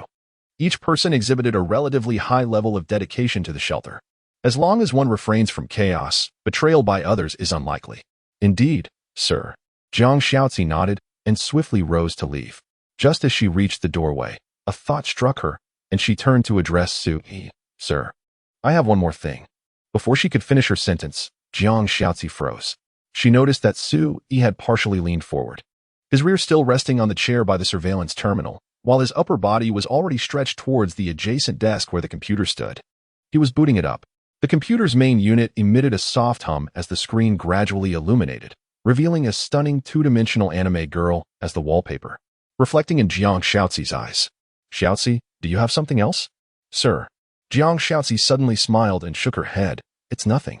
I will take care of everything. Then shall I continue? Sue-E gestured towards the computer, and the smile on Jiang Xiaozi's lips grew even gentler. Sir, I wish you an enjoyable gaming experience. With that, Jiang Xiaozi gracefully exited the room. Sue-E, unsure if it was merely his imagination, faintly perceived Jiang Xiaozi's subdued laughter from outside. He truly was a playful young man. Sue-E blinked and murmured, Is that a compliment? Nevertheless, computer games are undeniably entertaining. Oh well, it doesn't matter. I feel stifled. Sue-E promptly shifted positions, comfortably settling before the computer, casually locating a single-player game and double-clicking to launch it. Let the games begin. Today, I shall do nothing but play. Chapter 43. The unexpected guest who returned from disappearance. What brings the utmost joy to a reclusive individual? Indeed, it is the joy of gaming, not the trivial pleasures of fleeting delights, but the immersive world of video games. A mere moment of satisfaction may be derived from transient amusements, yet it is the realm of games that offers profound and enduring happiness, particularly for those who find solace in solitude. For an avid gamer, A remarkable title can easily consume an entire day. Sui had never envisioned that he would become so enamored with the game Red Alert. Perhaps it was the result of an extended period of restraint. Although his computer was powered, the absence of a global network rendered online gaming impossible. Fortunately, Sui had previously downloaded a plethora of single-player games, many of which featured intricate gameplay systems designed for multiple playthroughs, ensuring he could remain engaged for an extended duration. Should he tire of gaming, he could always immerse himself in the vast collection of educational materials stored on his hard drive. If even that became monotonous, he could resort to playing Minesweeper or Spider Solitaire. Sui pondered that if he ever reached a point where he had exhausted his computer to the point of not wishing to boot it up again, his sanctuary would undoubtedly evolve into a formidable stronghold. For before reaching such a state, he would have consumed an immeasurable amount of time. At this moment, Sui felt as if he had only just begun his gaming journey, having played only a few rounds. Suddenly, he was greeted by a familiar notification that arrived daily at noon. Congratulations! You have triggered a talent reward and obtained a C-grade entertainment item, the Little Person Alarm. The C-grade entertainment device, known as a malicious intent detector, is designed to be carried closely. Should anyone harbor ill intentions towards you or the sanctuary, or if a subordinate proves disloyal, the device will glow red. Conversely, if you remain unobserved by the malicious, with no harmful intentions directed towards you, it will emit a serene blue. Why was I given such a gadget? Sui pondered as he examined the object in his hand, which resembled a watch strap, perfectly suited for wearing on his wrist. It even featured an electronic display for timekeeping, akin to a digital watch, with the timing function being an added bonus. Is this warning device truly the most pressing need for someone of my talents? Sui cradled his chin, reflecting, and soon realized its unexpected necessity. As his gathering place continued to flourish, his agreement to Jiang Xiaozi's behind-the-scenes mastermind plan would undoubtedly expedite progress. With the population of the sanctuary set to swell, loyalty among talented individuals could be assured, but what of the others? Who can ascertain whether the current and future residents of the sanctuary are wholeheartedly devoted? Even if they pledge allegiance now, could sentiments shift in the future? Human hearts are ever capricious. This talent is rather formidable. With only a handful of women in the sanctuary, I am already equipped with a tool for gauging loyalty. Sui fiddled with the watch, pondering deeply. He ceased his gaming and rose from his seat, leaving the room. The watch indicated a detection range with a diameter of 50 meters, prompting Sui to descend the stairs, methodically surveying each level. As long as he stood in the corridor, he could effortlessly cover all the residents on that floor, even if they were engaged in their own activities within their rooms. From the 6th floor to the 1st, Sui took advantage of the fact that the young women were all at home and conducted a thorough inspection of all the residents in the building. The results pleased him. The color of his wristband remained blue, indicating that they were still loyal to him and harbored no intentions of jeopardizing him or the shelter. This device was indeed quite remarkable. By merely meandering through the shelter as if on a leisurely stroll, he could easily gauge the sentiments of its inhabitants. The game continued. Life in the shelter was uneventful and tranquil, leaving Sui with little choice but to pass the time. This pastime consumed an entire afternoon. Did something occur midway? Furrowing his brow, just as he was about to rise and seek out Jiang Xiaozi for an update, he suddenly noticed that his wristband had turned red. Sui was taken aback. Upon closer inspection, he found the wristband had reverted to blue. Moments later, it shifted back to red. Within a few minutes, it fluctuated rapidly before ultimately stabilizing at blue. What was going on? Items from the Doomsday game were typically resilient. Could it be that those young women were experiencing issues? Had they begun to harbor ill will towards him? A sudden alarm surged within Sui. This was no trivial matter. For anyone from Huaxia, the most feared scenario was the hidden malice of petty individuals. The saying goes, 1,000-mile dike is destroyed by an ant hole. And the most significant threats are those that lurk silently in the shadows. No, I must uncover the truth. Sui furrowed his brow as he hastily exited the room, perusing the functionality details embedded within the watch strap. This exploration indeed unveiled crucial information. It stated, the detection effectiveness possesses a retention span. Even if the assailant experiences a psychological shift towards the wearer, the threat signal will persist for a brief duration as a cautionary alert. Should the threat signal flicker frequently, it implies that the assailant is teetering on the edge of the detection threshold, resulting from a feeble detection signal. Muttering to himself, Sui abruptly lifted his gaze, standing in the corridor and observing the outer wall. The The maximum detection range of 50 meters corresponds precisely to the periphery of the wall, does it not? It is not the young ladies who are in peril. Rather, an unwelcome visitor has arrived. Just as Sui grasped this realization, he heard the sound of hurried footsteps ascending the rooftop. Soon, a young woman responsible for lookout duties rushed down the stairs in a flurry. "Ah, it's the chief. Good day, chief." The young woman collided with Sui in the corridor, her anxious demeanor evident as she rendered a clumsy salute. Sui furrowed his brow and inquired, "What has transpired?" "Chief, I just saw something up there." "Which 3 individuals?" Sui pressed. The woman's breath was erratic with anxiety. "It's those 3. At the subway station, we spent the night there. The 3 missing individuals." Sui raised an eyebrow, fully aware of the situation. After he had previously dispersed the women, 3 unfortunate young ladies had vanished after spending the night at the subway station. Sui touched his watch strap and asked, "Are there only those 3? Yes. The young woman nodded hastily, somewhat at a loss. "Chief, should we let them in?" A flicker of excitement and a hint of guilt crossed her face, suggesting that she still accepted and trusted the 3 companions. "No rush, summon Jiang Shaozi. I will wait for her on the rooftop." Sui raised an eyebrow and turned to ascend the stairs. 10 minutes later, Sui stood on the rooftop, where a rudimentary telescope modified by Li Yo was stationed. Through the lens, he could distinctly see 3 ragged women loitering outside the community wall. Their faces were etched with panic and fear as they huddled together, neither departing nor drawing too close, merely pacing along the wall and observing their surroundings. "Are there only these 3? Sui glanced at his wristband. Upon careful observation, he noted that whenever the 3 women approached the edge of the wall, the wristband's color shifted to red before quickly turning blue again. This fluctuation indicated a weak signal, suggesting that the anomaly of the wristband was linked to these 3 women. With a raised eyebrow, Sui was deep in thought when he heard the sound of light footsteps approaching from behind. Turning, he saw Jiang Shaozi leading the 3 women onto the rooftop. One of the women held a handgun, her expression tense. How did they bring a gun up here? Sui noted the submachine gun in Jiang Shaozi's possession, the same weapon once wielded by Lin Yu. "Sir, I fear the newcomers harbor ill intentions." Jiang Shaozi stood shoulder to shoulder with Sui, peering through another telescope at the scene beyond the walls. "I have already explained the changes in our building to the ladies, yet outsiders must have also noticed the transformations here." He observed their expressions keenly. They wished to enter, to pay us a visit. At that moment, the 3 individuals who had gone missing suddenly appeared. I felt this could not merely be a coincidence. This visit, I fear, may not bode well. Jiang Shaozi's explanation was succinct, imbued with a strong subjective judgment, and the woman beside her appeared somewhat skeptical. However, Sui understood that Jiang Shaozi's intuition was indeed accurate. Yes, their intentions were certainly nefarious, though their specific aims remained unclear.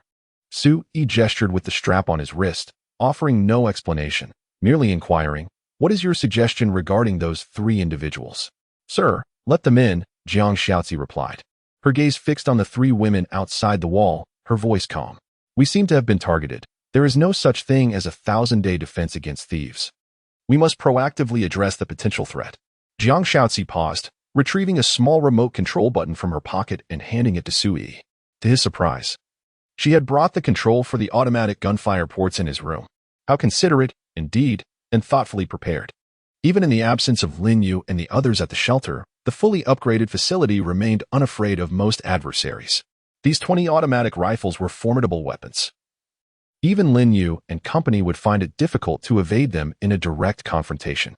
So, let us welcome them in and see what unfolds. Sui toyed with the button in his hand, casting a glance at the women beside Jiang Shaozi. If they posed no issue, all would be well. However, should complications arise, they would perish. Jiang Shaozi also scrutinized the women nearby, delivering a silent warning. The head of the female agents was adept at manipulating emotions, and even at this moment, she did not forget to keep several women close by to serve as a grim example. Chapter 44. I trust only it. Sui remained on the rooftop, observing as Jiang Shaozi led the women downstairs, heading towards the perimeter wall. Although the community where Sui resided was old and dilapidated, it boasted a vast expanse, with considerable distance between each building.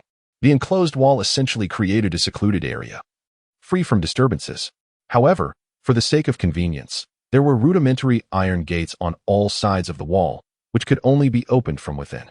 Jiang Shaozi paused a little, proceeding directly to the section of the wall where the 3 women stood, opening the iron gate and ushering a few women outside. Xiaochun, Xiaochun. At Jiang Xiaozi's gesture, Sister Li quickly raised her voice to greet them, ensuring the three women heard her from afar, turning their heads in response. "Oh my heavens, it truly is you three," Sister Li exclaimed with delight, breaking away from the group and hastening towards them. Seizing one woman's hand, "Where on earth have you been? Ever since that night, we have been unable to find you." Without allowing the three women to decline, Sister Li pulled them to stand before Jiang Xiaozi. "Miss Jiang, these three are the sisters I mentioned earlier, who disappeared at the subway station." Sister Li excitedly introduced Jiang Xiaozi to the three girls, who were being scrutinized from head to toe. These young women were clad in tattered garments, their bodies marred by bruises indicative of abuse, and their faces bore expressions of panic and unease. Even the odor emanating from them was foul and repugnant. Sister Li gestured to the three girls, urging them to speak up. They timidly lowered their heads and timidly greeted, "Hello, Miss Jiang." One of the girls, still looking down, explained, We were just too hungry at the time, so we went out to find something to eat." Her demeanor suggested sincerity, not deceit. "Is that so?" Jiang Xiaozi responded with a bemused smile. "I heard from Sister Li that you left here with provisions sufficient for 2 days. You were only outside for 1 night. And yet the food has already run out?" Raising an eyebrow, she inquired, "Are you quite the eater?" "Ah, yes, indeed, I have quite an appetite." The girl replied, her nervousness palpable as she grasped at the opportunity Jiang Xiaozi had presented. Even Sister Li and the women nearby could discern the abnormality in these three sisters. A look of helplessness crossed Sister Li's face, yet she remained silent, casting a fearful glance at Jiang Xiaozi. "Well, I don't intend to," the girl murmured, avoiding direct eye contact with Jiang Xiaozi. "Open the door," Jiang commanded. The iron gate creaked open, and Jiang Xiaozi, accompanied by the women, stepped inside the walled enclosure. Upon entering, it became evident that this place harbored unsuspecting prey. One of the men licked his lips, his eyes gleaming with the hunger of a wolf. "This place is teeming with women, especially that one in the Cheongsam. If I could just touch her, it would be worth sacrificing my lifespan. I sense something peculiar about this place. Does such an old neighborhood truly have walls like these?" Another man muttered, feeling somewhat uneasy. "This place resembles a military fortress. It can't be just a mere feast. Perhaps there's a hidden danger. What should we do then? Those three women have already been released. Are we to suffer such a loss?" The expression of his companion wavered, and he clenched his teeth. Those three women mentioned that the leader of this place was killed by another guy?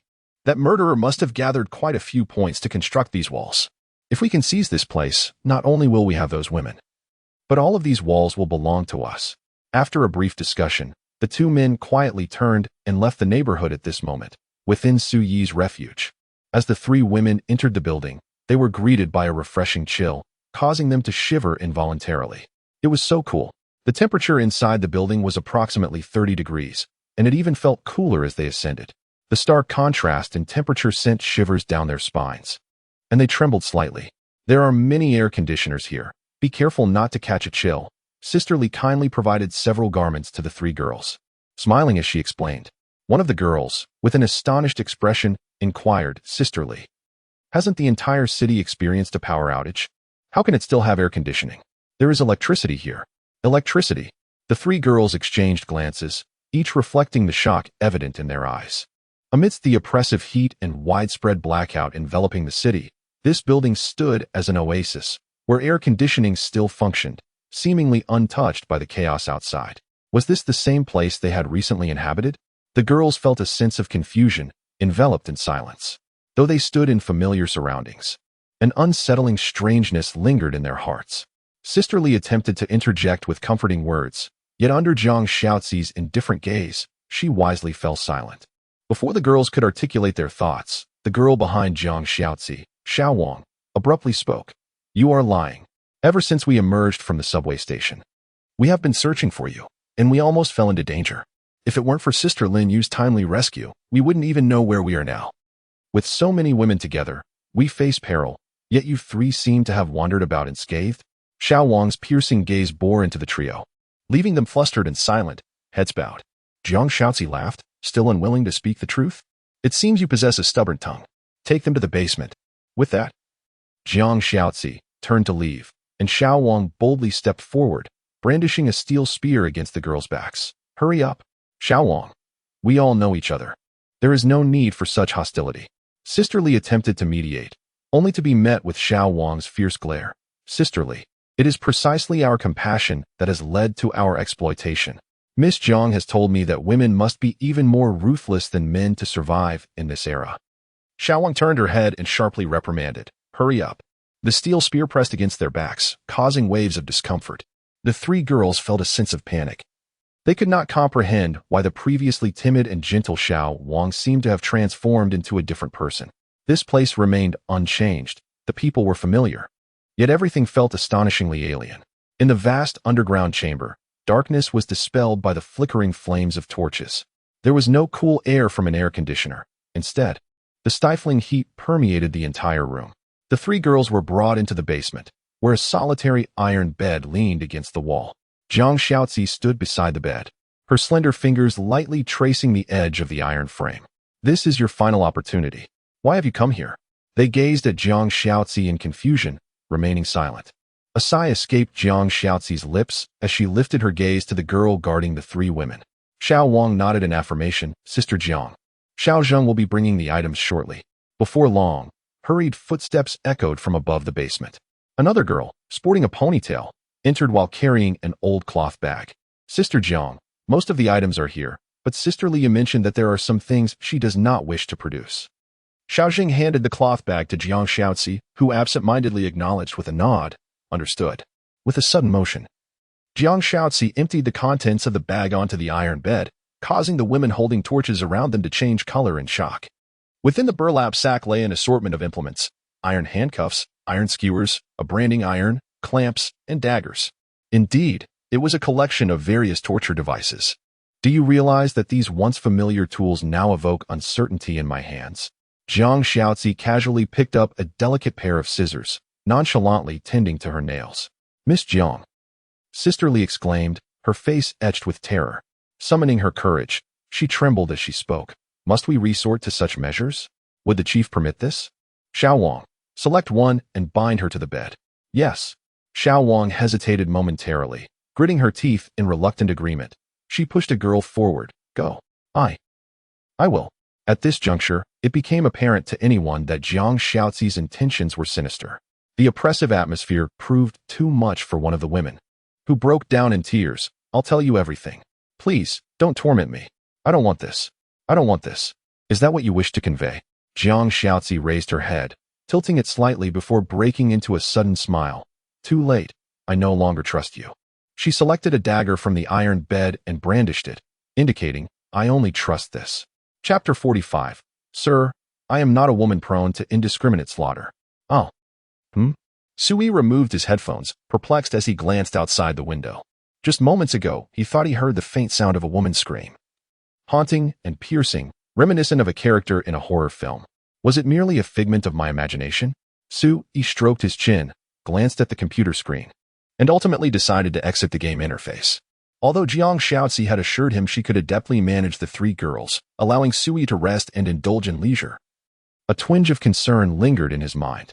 Perhaps it would be prudent to descend and assess the situation, while everything appeared calm for the moment. One could never be certain when these volatile elements might erupt. Sui prepared to head downstairs, as he still had a few spare minutes before he needed to leave. Just as he stood up and approached the door, it was unexpectedly pushed open. It was Jiang Xiaozi, who glided into the room like a gentle breeze, illuminating the modest space with her presence. Sir, are you heading out? She inquired, tucking a strand of hair behind her ear, her smile exuding warmth. I was intending to ask how things were progressing with you, Sui replied. The reason he had allowed the three girls to enter was to avoid the complacency of perpetual vigilance. Since they had shown interest in the sanctuary, it was imperative to discern their true intentions. He felt reassured entrusting this task to the astute Jiang Xiaozi. Indeed, I shall not disappoint, she responded, gracefully taking a seat beside him, her demeanor as soft as a whisper. I engaged in thorough communication with them. They revealed everything to me. They indeed approached our sanctuary with malicious intent. Is that something you could ascertain? Do you possess the ability to hypnotize? Sui suddenly paused, a frown creasing his brow as he leaned closer, inhaling a peculiar scent. It smells of blood. What have you done?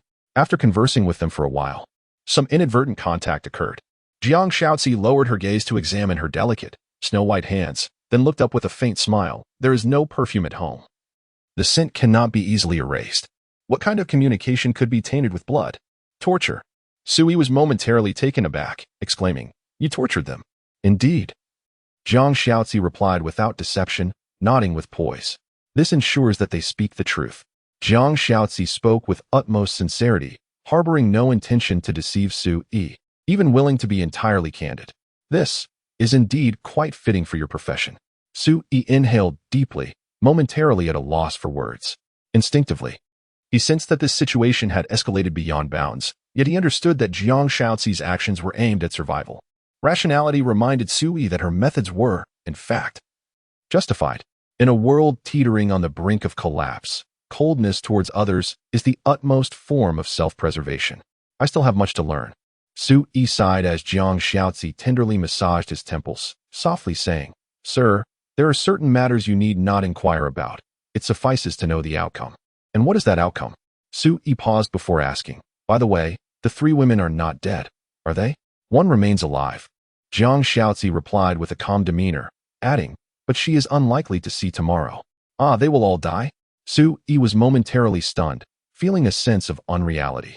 Just half an hour ago, he had seen those 3 women timidly lingering outside the walls, very much alive. In the blink of an eye, 2 of them were gone. Sui fell silent.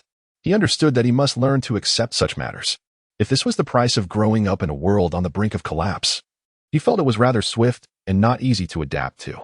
"Sir, if you find this displeasing, I shall refrain from such actions in the future." "No, I merely ponder." Sui lifted his gaze to meet Jiang Shaozi's, smiling as he inquired, "If we were to eliminate them, how would we lure out the snake from its lair? Surely, there are individuals orchestrating events behind them?" "Indeed," Jiang Shaozi replied, her eyes widening in surprise at Sui's words.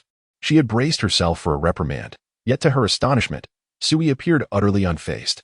At first glance, he seemed to be a man of innate coldness. However, Jiang Shaozi could sense the rapid beating of his heart. "Sir, he merely conceals his true feelings, just as he once did, forcing himself to accept and adapt to the chaotic rules of this tumultuous world. According to intelligence, they have lost their value for survival, and their continued existence may even bring about complications." Jiang Shaozi composed herself and spoke softly, according to their accounts. "They were abducted by a group of thugs at the subway station, which is a mere 8 blocks from our location. Among that group, there is a man who leads them. His extraordinary ability is peculiar, as it seems he can remotely control the life and death of others, inflicting torment upon their bodies. Owing to this talent, he has amassed a considerable following, continuously capturing solitary survivors to uncover the refuge that lies behind. As for what to do upon finding shelter, it likely involves seizing supplies or perhaps dismantling the sanctuary itself." Jiang Shaozi paused for a moment, casually brushing her hair aside, and spoke softly. "According to the original plan, that group was supposed to contact them before nightfall. Now that darkness has descended and the marauders have yet to arrive, their worth has naturally diminished." "Why do I say this?" Sui inquired earnestly. "Is it possible that the marauders discovered our shelter's formidable outer defenses and were momentarily deterred? To address these potential threats, we would still need the assistance of those 3 young women to ascertain the marauders' whereabouts. I have already gleaned their location." Sui's expression shifted. "Shaozi, are you suggesting that the marauders must have arrived, only to encounter Linyu and her group on their way back?" Jiang Shaozi smiled faintly. "This group of marauders possesses not only a remarkable talent, but many survivors share similar abilities. They are also armed and number over 50. Such a band of marauders could not possibly be intimidated by our seemingly sturdy walls." Jiang Shaozi articulated her analysis, which reinforced her certainty that Linyu had indeed crossed paths with this group of marauders. "Since we have already confronted them directly, the 3 women no longer hold any value for survival, although they were coerced into being informants. I remain uncertain whether the marauders' capabilities could surpass their ability to turn against us. As the sanctuary faces impending conflict, I must eradicate all potential threats within." Jiang Shaozi elaborated in great detail, speaking more today than ever before. "Shaozi, why do I feel as if you are instructing a child?" "Sir, I merely wish to avoid any misunderstandings on your part." Jiang Shaozi lowered her head slightly. "I am not a woman prone to indiscriminate violence." "Indeed, I believe you." Sui replied, drawing Jiang Shaozi close and speaking with utmost seriousness. Without you, even if I were aware of the issues concerning these three women, I would have been unable to swiftly uncover the underlying truth. If my hesitation were to delay matters and jeopardize the sanctuary's safety, that would be the worst-case scenario. Your decision is sound. You have done nothing wrong. He had no reason to blame Jiang Shaozi. With her wisdom, she shielded him from the apocalyptic threats, performing the grim tasks without ever forcing Su-yi to make such brutal decisions. Her loyalty had been proven through her actions. However, this apocalypse is indeed somewhat. Su-yi inhaled deeply and chuckled. I sit comfortably at home, yet I find myself confronted by marauders knocking at my door. Sir, you seem unconcerned about Lin Yu and the others potentially losing in combat. Su-yi waved the remote control in his hand, a smile of anticipation gracing his lips.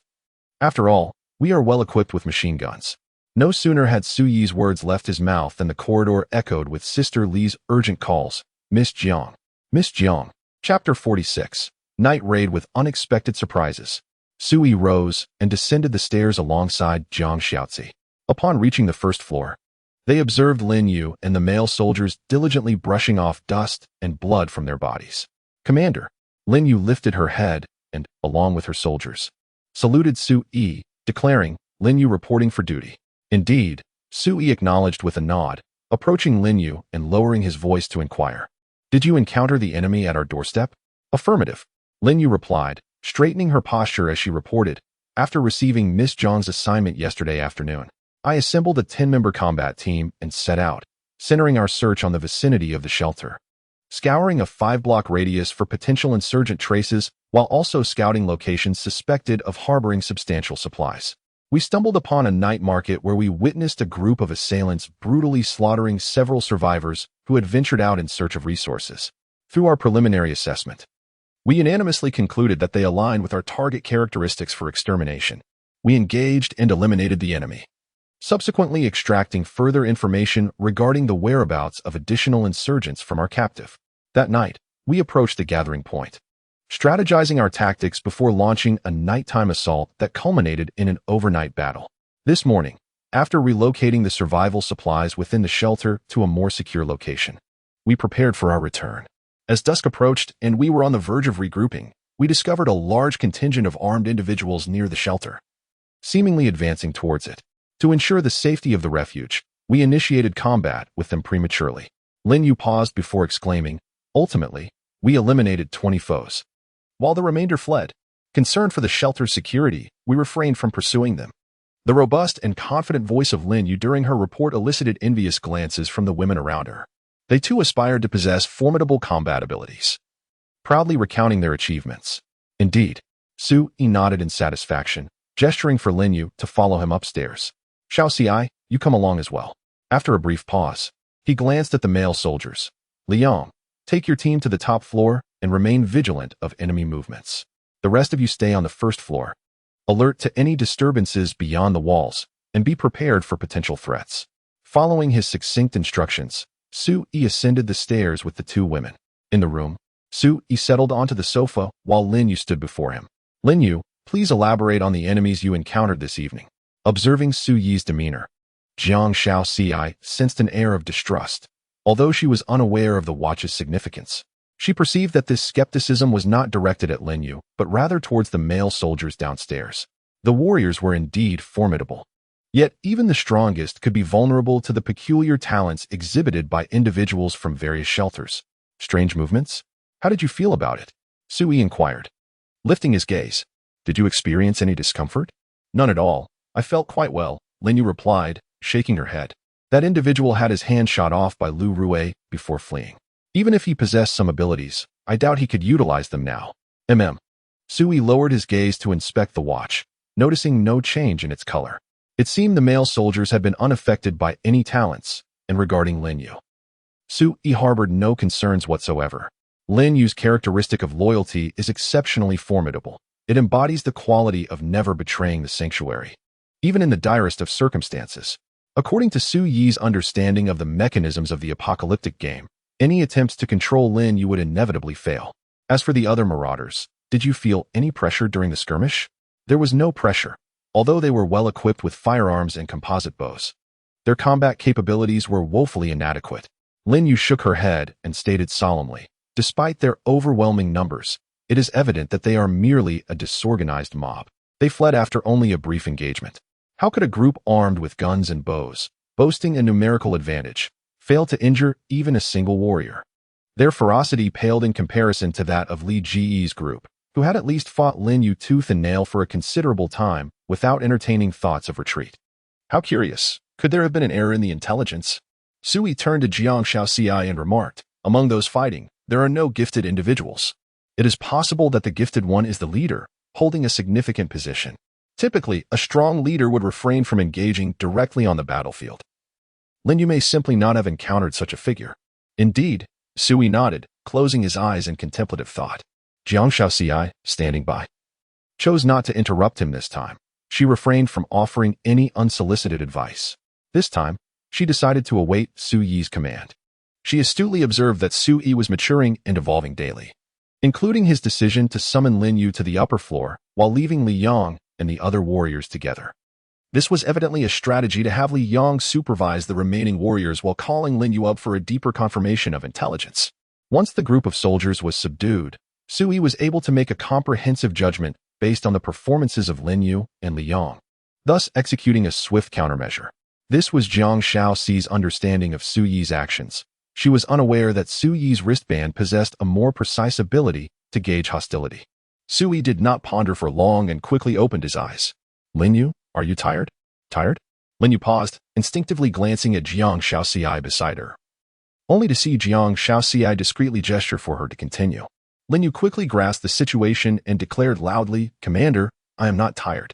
I can continue to fight." "Really? Protecting the commander and the shelter is my duty." "Very well, let us proceed with the night raid." But without the expectation of complete annihilation, Sui nodded and turned to Jiang Shaoxi. "I believe this group is still unaware that Lin Yu is one of us. Having faced setbacks, they likely do not realize we have already pinpointed their location, nor do they anticipate that we would take the initiative to strike at night. During our night raid, they will surely descend into chaos. Once that happens, we will be safe, and the initiative will rest in our hands." Sui was seeking Jiang Shaoxi's opinion, and she smiled in agreement. "What you say is indeed correct. I also believe we should take the offensive and extinguish the danger in its infancy." "Very well, that shall be our course of action," Sui decisively proclaimed. "I have little experience in warfare, so I shall refrain from directing those more knowledgeable. Lin Yu, you and Shaoxi discuss the details. I have but one request. If we encounter overwhelming resistance, retreat promptly. I have previously mentioned that those who seek refuge often possess peculiar abilities, and one must be wary of unforeseen misfortunes. Should circumstances permit, you may lure the adversary to our domain." Sui pressed the button on the remote control, and a mechanical whirring emanated from the wall of the room to Lin Yu's right, revealing the menacing muzzle of an automatic machine gun. "Our abode shall provide you with the necessary firepower support." Sui winked at Lin Yu, who appeared astonished but did not inquire further. As an exemplary warrior, she was acutely aware of her duties and never pried into her superior's confidential intelligence. "Yes, Commander." Lin Yu stood at attention, her expression grave. "I shall accomplish the mission. Annihilate the enemy. Go forth, devise your plans, and I require only the outcome." Sui watched as the two departed, leaving him alone in the room. It was now 8 in the evening. The darkness had enveloped the surroundings, and the streets outside lay shrouded in silence. The other buildings in the neighborhood were dim and lifeless, devoid of any sound. It was uncertain whether the survivors in those structures had perished or simply dared not make a sound. In the city cloaked in night, all was eerily quiet. Were it not for the chatter still echoing through the city's communication channels, Sui might have felt as though he were in a deserted ghost town. "I may not have room for all 3 of you," Sui murmured, gazing out into the shadowy night, "but at the very least, I can aid you in avenging your demise. You shall not have perished in vain. There will be company on the road to the afterlife." Half an hour later, Sui stood by the window, watching as the warriors vanished into the depths of the night. They had gleaned the location of the marauder stronghold through Jiang Shaoxi's intelligence. This time, their objective was to sow chaos and inflict casualties upon the enemy, all while meticulously gathering further intelligence during the skirmish, with sufficient intelligence backing them, and leveraging Jiang Shaoxi's sagacity along with the combat prowess of Lin Yu and the others. Devising a strategy for the complete annihilation of the adversaries in the next encounter would be a straightforward endeavor. It seems I have indeed changed somewhat. Sui sat on the sofa, reflecting on his recent psychological journey. Although the confrontation was with a band of thugs, I find myself increasingly desensitized to the act of killing. Is this the mentality of survival of the fittest? Truly, humanity is a remarkably adaptable species. Sui chuckled at his own self-deprecation, his gaze drifting back to the desk where his computer sat. He found little inclination for entertainment at the moment. Yet rather than idly waiting, perhaps it would be more prudent to engage in some activity. While the warriors fought valiantly outside, should I merely indulge in games at home? That seems rather inappropriate. Contemplating this, Sui settled before his computer and restarted a game. Time slipped away gradually. Soon, it was 11:30 p.m., and Jiang Xiaozi had yet to return upstairs. It appeared she was establishing new rules for the women below.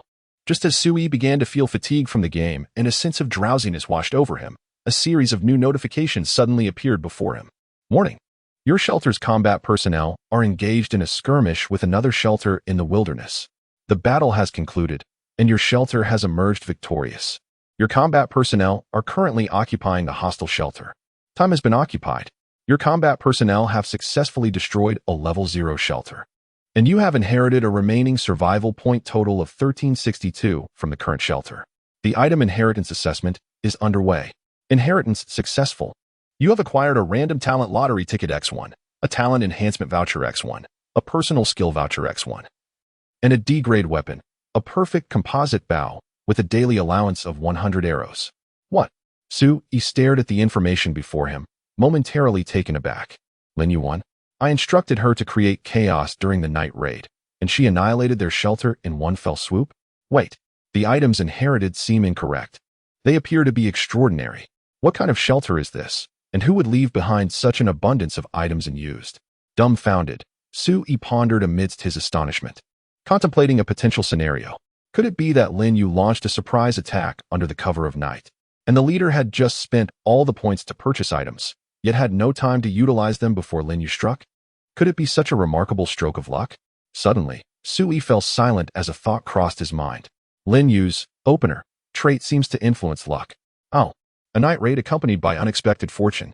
Chapter 47. The dark and white gloves of the behind-the-scenes mastermind. Sui repeatedly scrutinized the information prompt, confirming that he had not misread anything.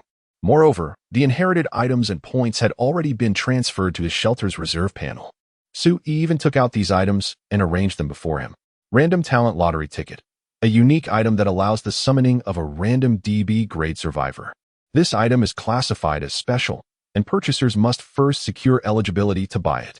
Talent effect enhancement ticket, a special item that enhances one's shelter talents, guaranteeing a beneficial transformation of the talents. This item is also classified as special, requiring the purchaser to obtain prior eligibility. Personal skill ticket, a reward from the point store, requiring 2,000 points for purchase, which randomly grants one personal skill for player use only, not exceeding C grade. Wow, this individual is truly formidable. With such a substantial foundation, they are undoubtedly a titan on the leaderboard. Sui gasped in astonishment, pondering what extraordinary feats that unfamiliar adversary had accomplished to attain such special qualifications, acquiring 2 exceptional items. However, Sui understood that both special items were formidable. Should this individual utilize them, there is a possibility of acquiring a powerful personal skill along with a B-grade combat talent. That would be catastrophic. Even Sui would have no choice but to adopt a defensive strategy, certainly refraining from engaging him directly. How should I phrase this? Is it fortuitous luck or unfortunate fate?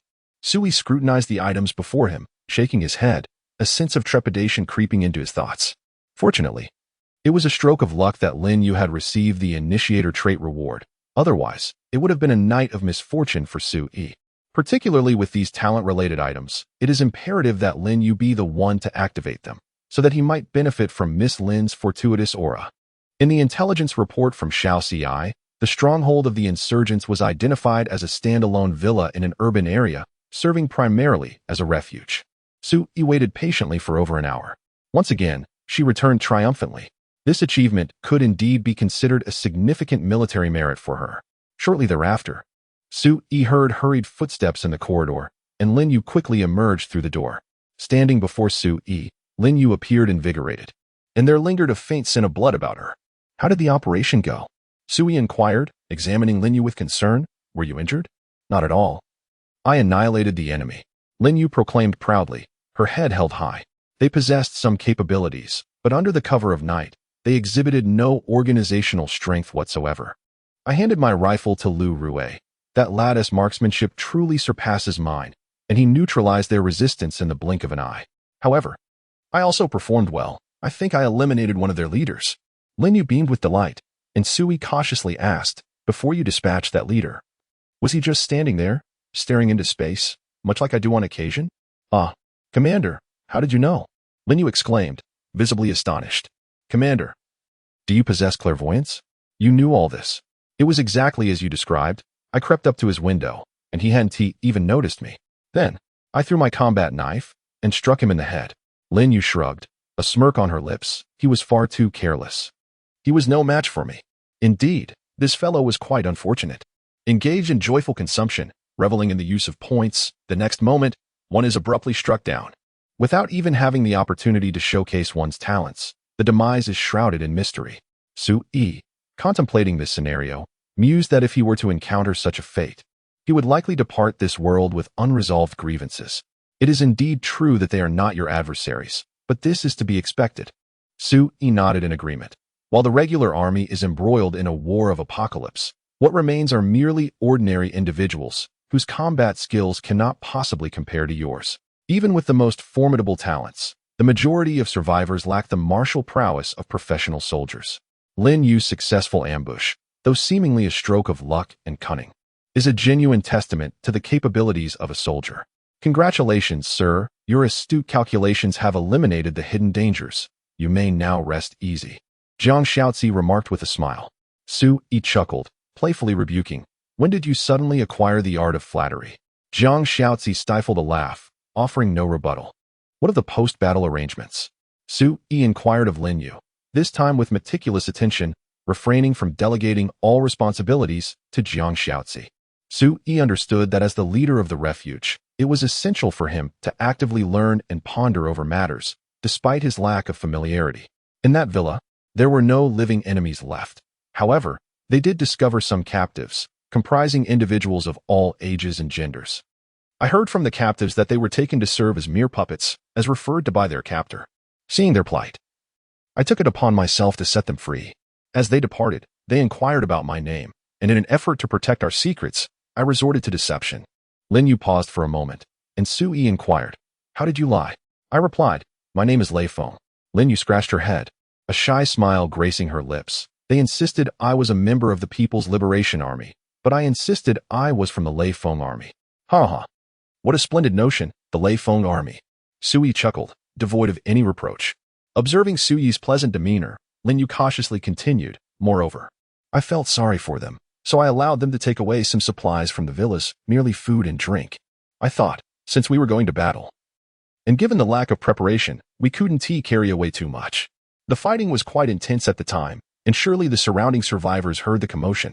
I figured that even if we made a second trip to the villa, a considerable amount of supplies would likely be pilfered. It seemed more virtuous to do a good deed instead. Seeing the smile fade from Sui's face, Lin Yu felt a surge of anxiety and instinctively lowered her head. Commander, I am sorry I was wrong. It's all right, you have a point. We are here for combat, emphasizing swift victories and quick retreats.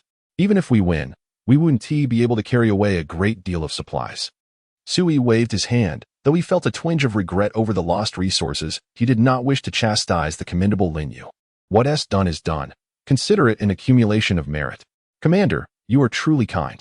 Lin Yu beamed, relieved that her superior was a compassionate individual who would not truly blame her. Sui sighed, realizing that among his three subordinates, each woman possessed a remarkably distinct personality.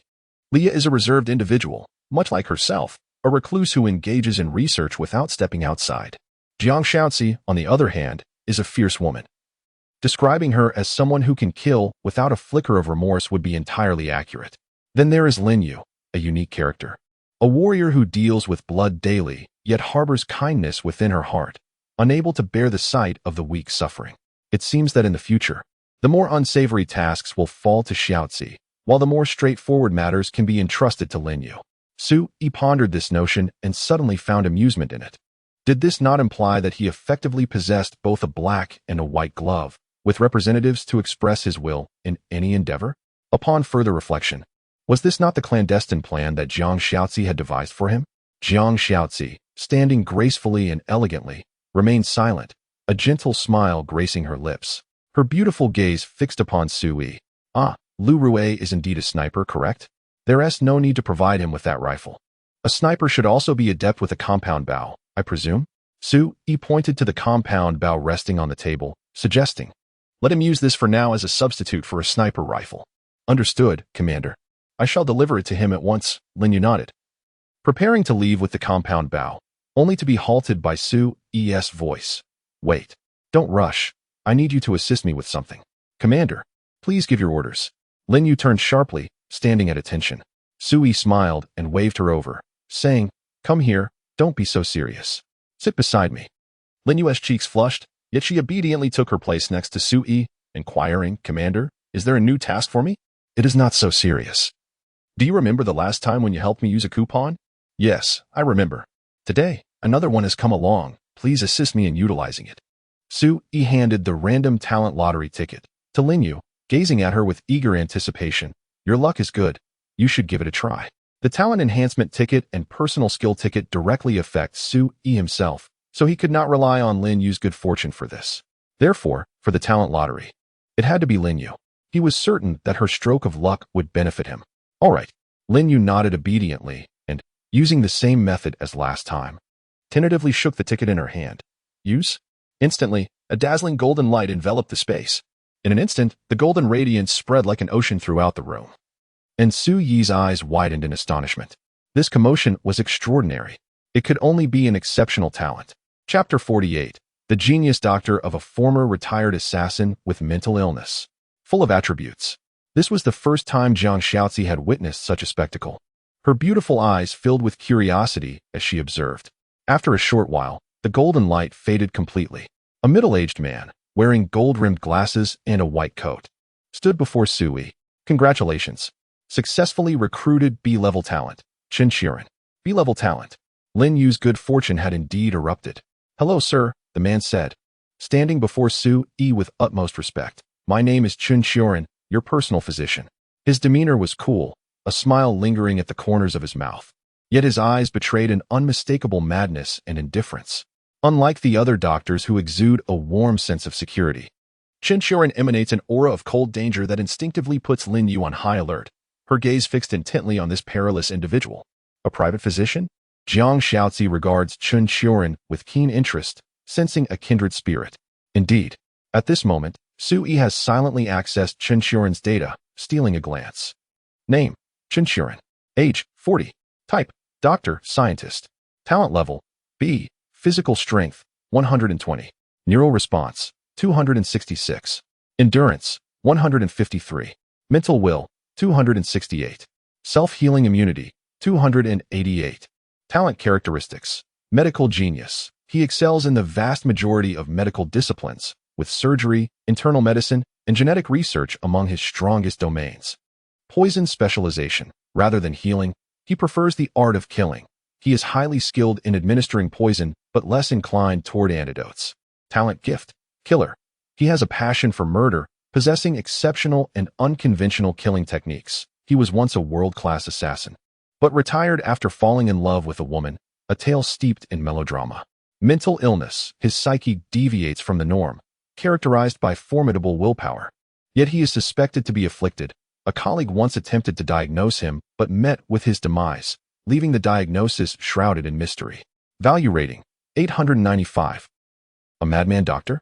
Su-yi gasps in astonishment. This is his immediate reaction upon reviewing Chen Xiren's data, a genius physician with a history as a mentally unstable former assassin. Indeed, the profile of this individual is rather extensive. The information presented is quite pleasing to the eye, with 2 data points exceeding 200, clearly highlighting his expertise. Are you particularly adept at assassination? Yes, boss. Chen Xiren slightly bowed, displaying utmost courtesy. May I inquire if this is my forthcoming task? I can offer over 300 non-combat assassination strategies. if the target is within this room. Qin Shuren glanced at Jiang Xiaozi and Lin Yu. A subtle smile gracing his lips. I could eliminate her right now. What? Lin Yu immediately gripped her handgun, swiftly disengaging the safety. Jiang Xiaozi's smile gradually faded as she scrutinized Qin Shuren with narrowed eyes. Friends, all friends, let us not cause any chaos. Su Yi hastily interjected, directing his gaze towards Qin Shuren. It seems that a physician capable of killing does align with professional traits. Henceforth, the medical responsibilities at the shelter will fall to you. Ah, so he is a companion. Qin Shuren, smiling, crouched before the table and poured 2 cups of tea, presenting them to the 2 women. I must apologize for my earlier rudeness. I hope the 2 beautiful ladies will overlook it. Not a bother. Lin Yu holstered her weapon, but refrained from accepting the cup. As did Jiang Xiaozi. Please, continue. Su Yi chuckled. He has just arrived, and is yet to familiarize himself with everyone. A small misunderstanding is inconsequential. And a cup of tea can serve as a gesture of respect. Not a gesture of respect, Qin Shuren paused, speaking in a hushed tone. This tea is an antidote. I have just poisoned it. Ah. Su Yi was taken aback, gazing incredulously at Qin Shuren. Qin Shuren set down his teacup, a somewhat innocent expression crossing his face as he produced a small spray from his waist and gave it a shake. This is my homemade neurotoxin agent, capable of inducing paralysis and dizziness, with a potential fatality for those allergic to its components. The 2 cups of tea contain the antidote, which can prevent the effects from taking hold. Only then did Su Yi realize that Qin Shuren appeared impeccably clean, seemingly devoid of any obvious contraband. It was known that even Class D talents would carry a handgun, so how could a distinguished Class B talent arrive empty-handed? After all this, it dawned on him that the item he brought was poison. Lin Yu, Xiaozi, drink up. Didn't he realize before? Qin Shuren remarked, touching his nose. A perfectly measured hint of guilt in his smile. Now that I know, rest assured, boss, I won't do anything to harm them. I shall adhere to the fundamental principles of professional ethics and refrain from actions that would distress you. Of course, if you could assign me a different role, I might be more diligent in my duties. Qin Shuren's implication was clear, prompting Su Yi to furrow his brows and inquire, what do you mean by a different role? Boss, you previously mentioned that I would be responsible for the treatment within the shelter. Do you wish for me to become a public attending physician? Qin Shuren shrugged, a look of resignation on his face. In truth, I am not particularly fond of treating patients. I prefer engaging in medical research over treatment. What kind of research? Human anatomy? Absolutely not. Su Yi promptly responded with a stern refusal. Do not even think of causing harm to those under my care. Fulfill your duties as a physician, and you shall be held accountable for any ailments that arise henceforth. Should you fail to cure them, it will be deemed your negligence. Very well, boss, Qin Shuren replied, unable to conceal the disappointment etched upon his face. As you wish, I am a doctor, one dedicated to the preservation of life. Su Yi perceived Qin Shuren's predicament but remained resolute in his decision. Firstly, the shelter had already established a resident population, and with the ongoing recruitment of talent, a medical system would undoubtedly need to be developed. Secondly, Su Yi sensed that Qin Shuren's temperament was somewhat unruly and required a firm hand to rein him in. Xiaozi, please escort him below, he instructed. Yes, sir, Jiang Xiaozi replied with a gentle nod. I will make the necessary arrangements. All right, everyone may leave now. It is quite late. Rest early, Su Yi remarked, glancing at his watch, which indicated that it was nearly past midnight. The day had been remarkably eventful. Although he had spent it at home, the events unfolding within the shelter had been anything but mundane. Understood. Lin Yu acknowledged with a bow before turning to depart. Qin Shuren obediently followed Jiang Xiaozi, appearing to comply with the arrangements. As for the remaining items on the table, they were now solely for Su Yi's use. He wondered what fortune might come his way. A sudden smile crossed his face as he regarded the leftover props. The unfortunate fellow truly was pitiable. Unwittingly crafting a wedding dress for Su Yi, he decided to test the talent effect enhancement voucher. Su Yi picked up a golden voucher, held it in his hand, and silently chose to use it. As the golden voucher burst open, a radiant aura enveloped Su Yi entirely. Before his eyes, a new message prompt emerged. Chapter 49. Why do I feel as though I am ahead of the world in a doomsday scenario? Congratulations. By utilizing a special item, your talent has attained an upgraded effect.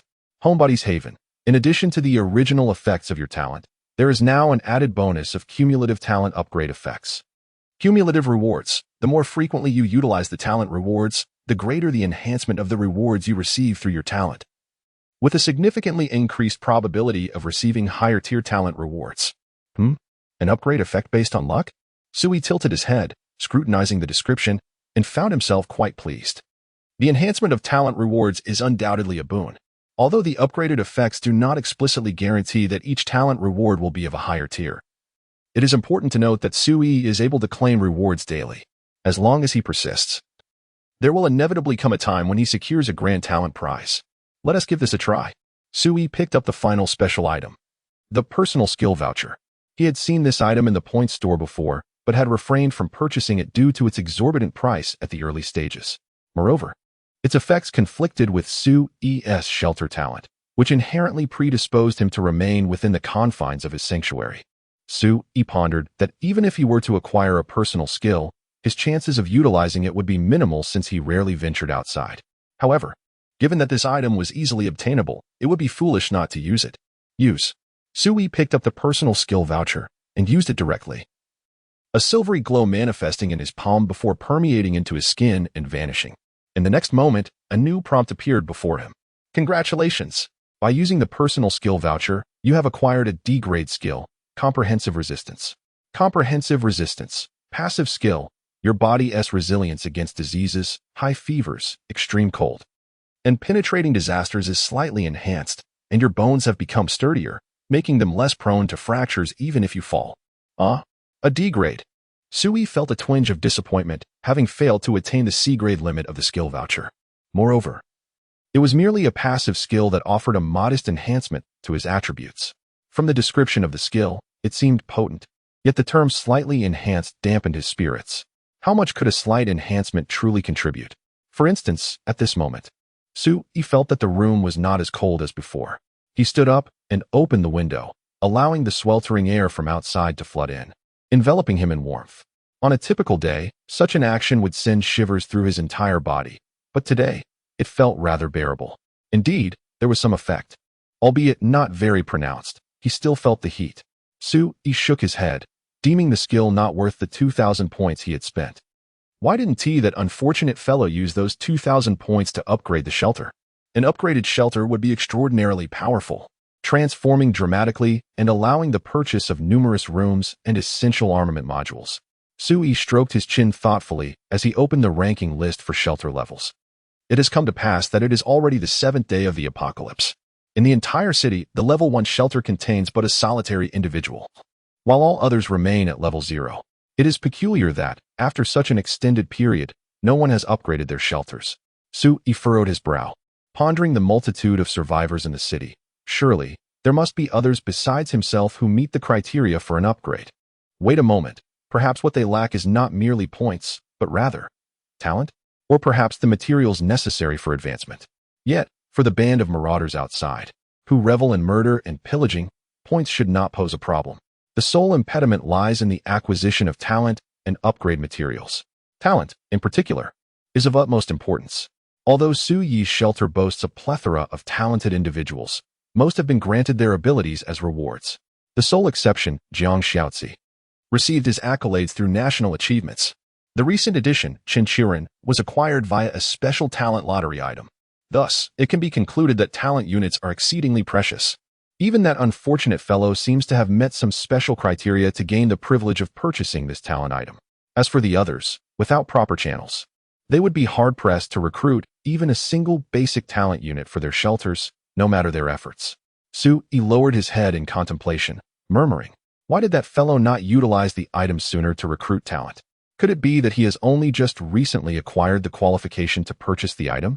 Or perhaps he has not yet amassed enough points, frantically raiding nearby shelters in a desperate quest to gather them? And only tonight has he managed to accumulate the necessary points? Sui harbored a suspicion that his conjecture might indeed hold the truth. However, if that were the case, he could not help but feel that this fellow was extraordinarily unfortunate, just as he was on the brink of reaping the rewards of his toil.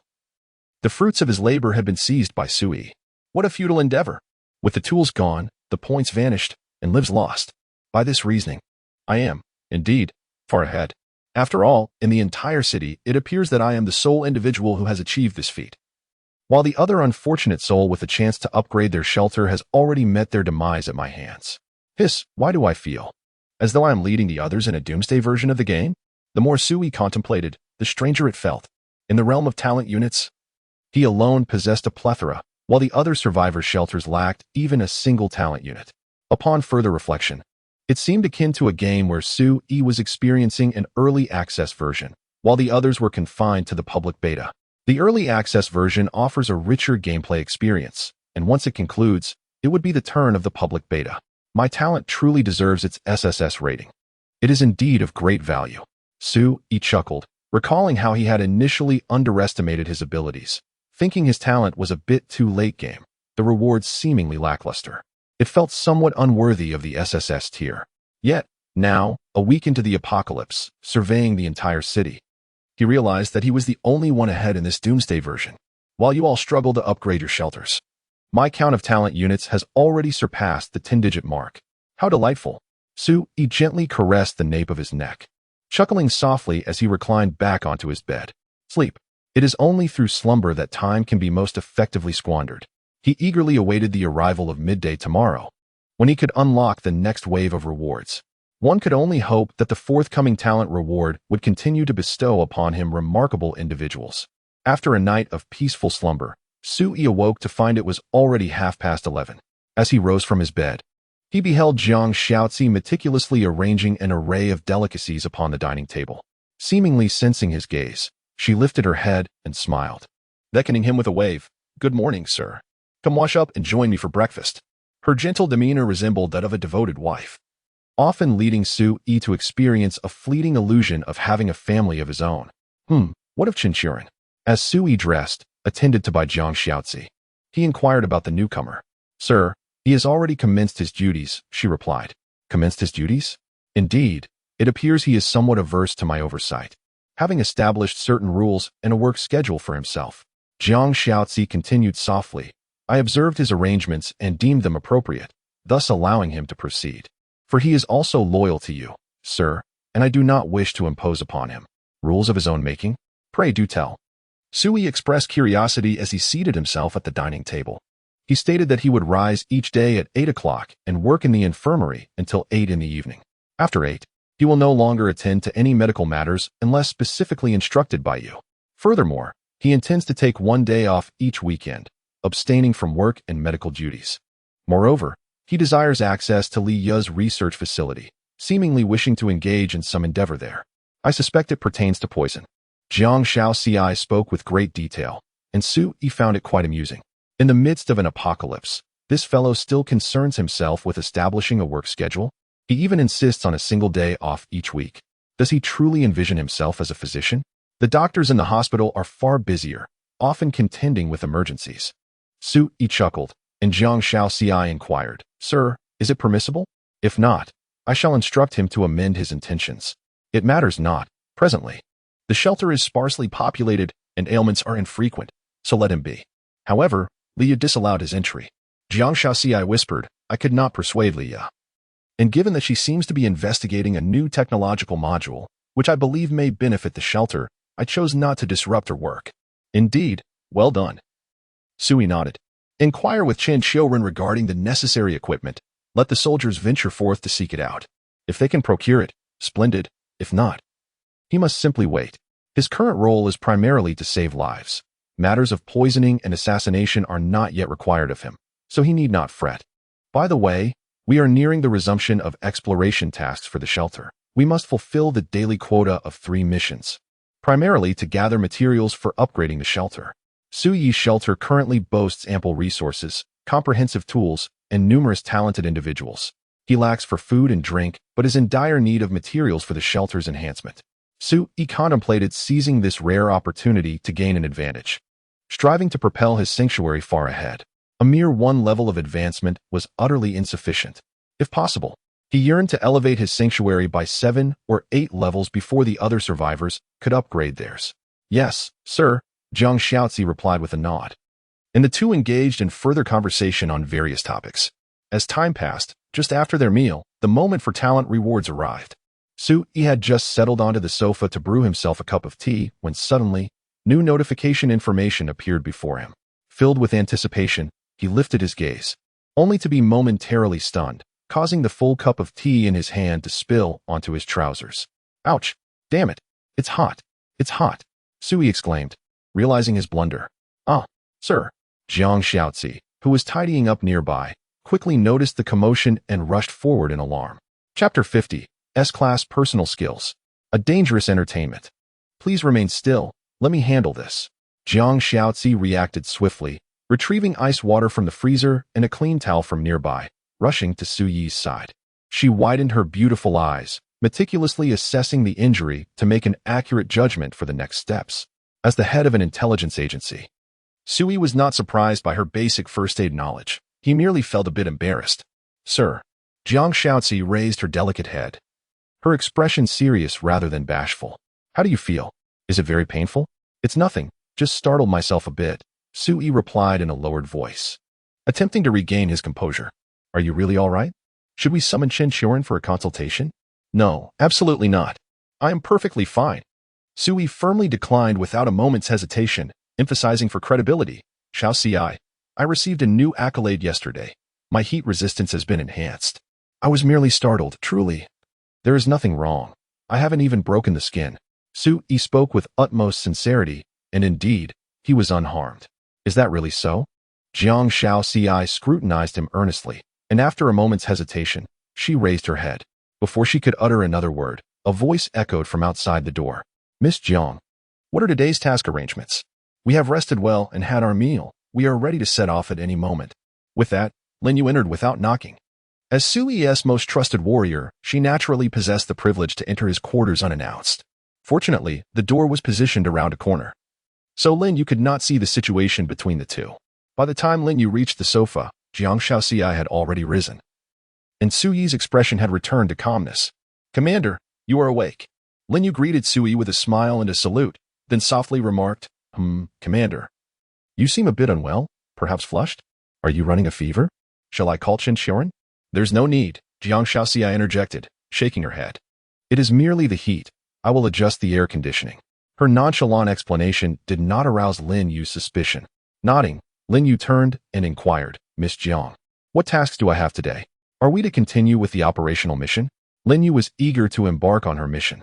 Jiang Xiaozi had meticulously crafted a comprehensive and long-term combat plan, targeting all the ruffians and survivors surrounding the shelters. If they encountered particularly troublesome survivors, Jiang Xiaozi would label them as thugs and then assign Lin Yu to eliminate them.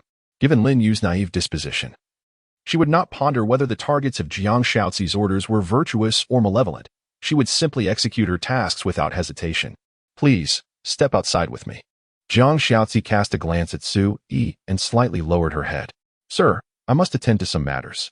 I will return later to conduct your health examination. Oh, very well. Go ahead. Sui nodded, subtly adjusting his posture. A health examination? Is the commander unwell? It is merely a routine checkup, after all. The commander's position is of great significance and necessitates frequent health assessments. I happen to possess some medical knowledge myself. Ah, Miss Jiang is truly remarkable. The two women chatted amiably as they exited the room. Sui reclined on the sofa, and after a brief moment of reflection, he lifted his gaze towards the void.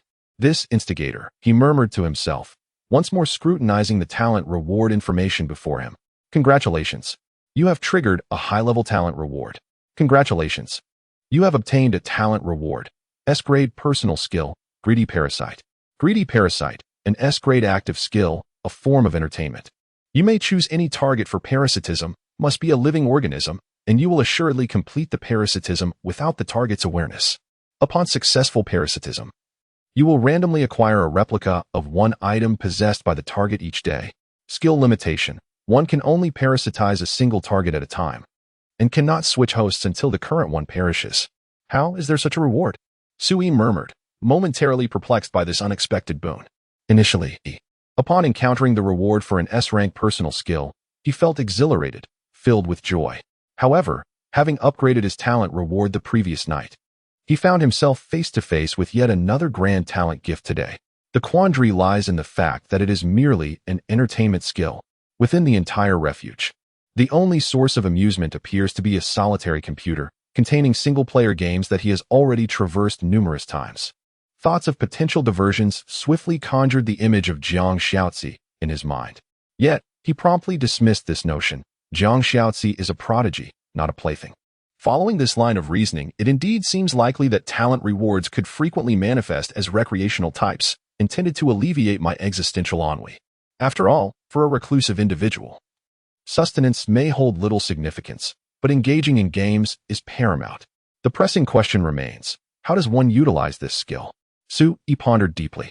Reflecting, from the description of the skill, it certainly possesses a degree of entertainment value. Regardless of the target chosen, one can acquire a replica of an item from the host each day, with a considerable element of randomness, making it akin to a game of chance. Indeed, offering a thrill. With favorable fortune, one might replicate something of great worth. With less auspicious luck, one could end up with a pair of socks worn by the individual. The caveat of this parasitic ability is rather significant, as it permits selection of only one target, and the replacement of the target can only occur upon the demise of the former host. This limitation is rather significant. It scarcely seems worthy of an S-rank designation. However, upon closer examination of the skill description, it appears there are no restrictions on the categories of items that can be replicated. With narrowed eyes, Su-yi pondered. If I select a powerful survivor as my parasitic target, might I have the chance to replicate their talents, skills, items, and even their survival points? Su-yi's eyes widened in realization as he meticulously reread the skill description, discovering that his conjecture was likely to come to fruition. Indeed, the replication range of this skill is utterly unrestricted. The term items encompasses an extraordinarily broad spectrum. Virtually anything can be classified as items. Thus, it follows that I can only parasitize foes. Su-yi murmured to himself. After all, if I wish to change my parasitic target, I must first eliminate the previous one. This is a morbidly amusing, yet perilously hazardous entertainment skill that compels me to regard human life as a trifling matter. Su-yi remained remarkably composed. He had acclimated to the brutal laws of this apocalyptic reality, and the act of killing no longer elicited a profound emotional response. Now, the pressing question arose, who should be my first parasitic target? Chapter 51. When the strategist has matters to attend to, he is absent. Apart from humans, it seems Su-yi has no other viable targets. Although the skill description does not explicitly limit itself to humans, in the current sweltering environment, Su-yi rarely encounters any living beings beyond humanity. Disregarding the wild cats and dogs, not a single bird could be seen in the sky. Occasionally, a few mosquitoes flitted about, but Su-yi refrained from approaching them to employ his parasitic skill. What could a swarm of mosquitoes possibly replicate? Nevertheless, he decided to give it a try. Bored and listless, Su-yi struggled to find suitable subjects for experimentation. Should he involve the residents of his home? He had not yet descended into madness to the point of harming his own. The diligent young women worked with admirable commitment and value, and he had no intention of bringing them to harm. After much contemplation, Su-yi resolved to open the window and let in an unknown mosquito. The streets were now teeming with flying insects, and the city had transformed drastically in the absence of sanitation workers. Parasite. Su-yi fixed his gaze upon the insect, chanting silently.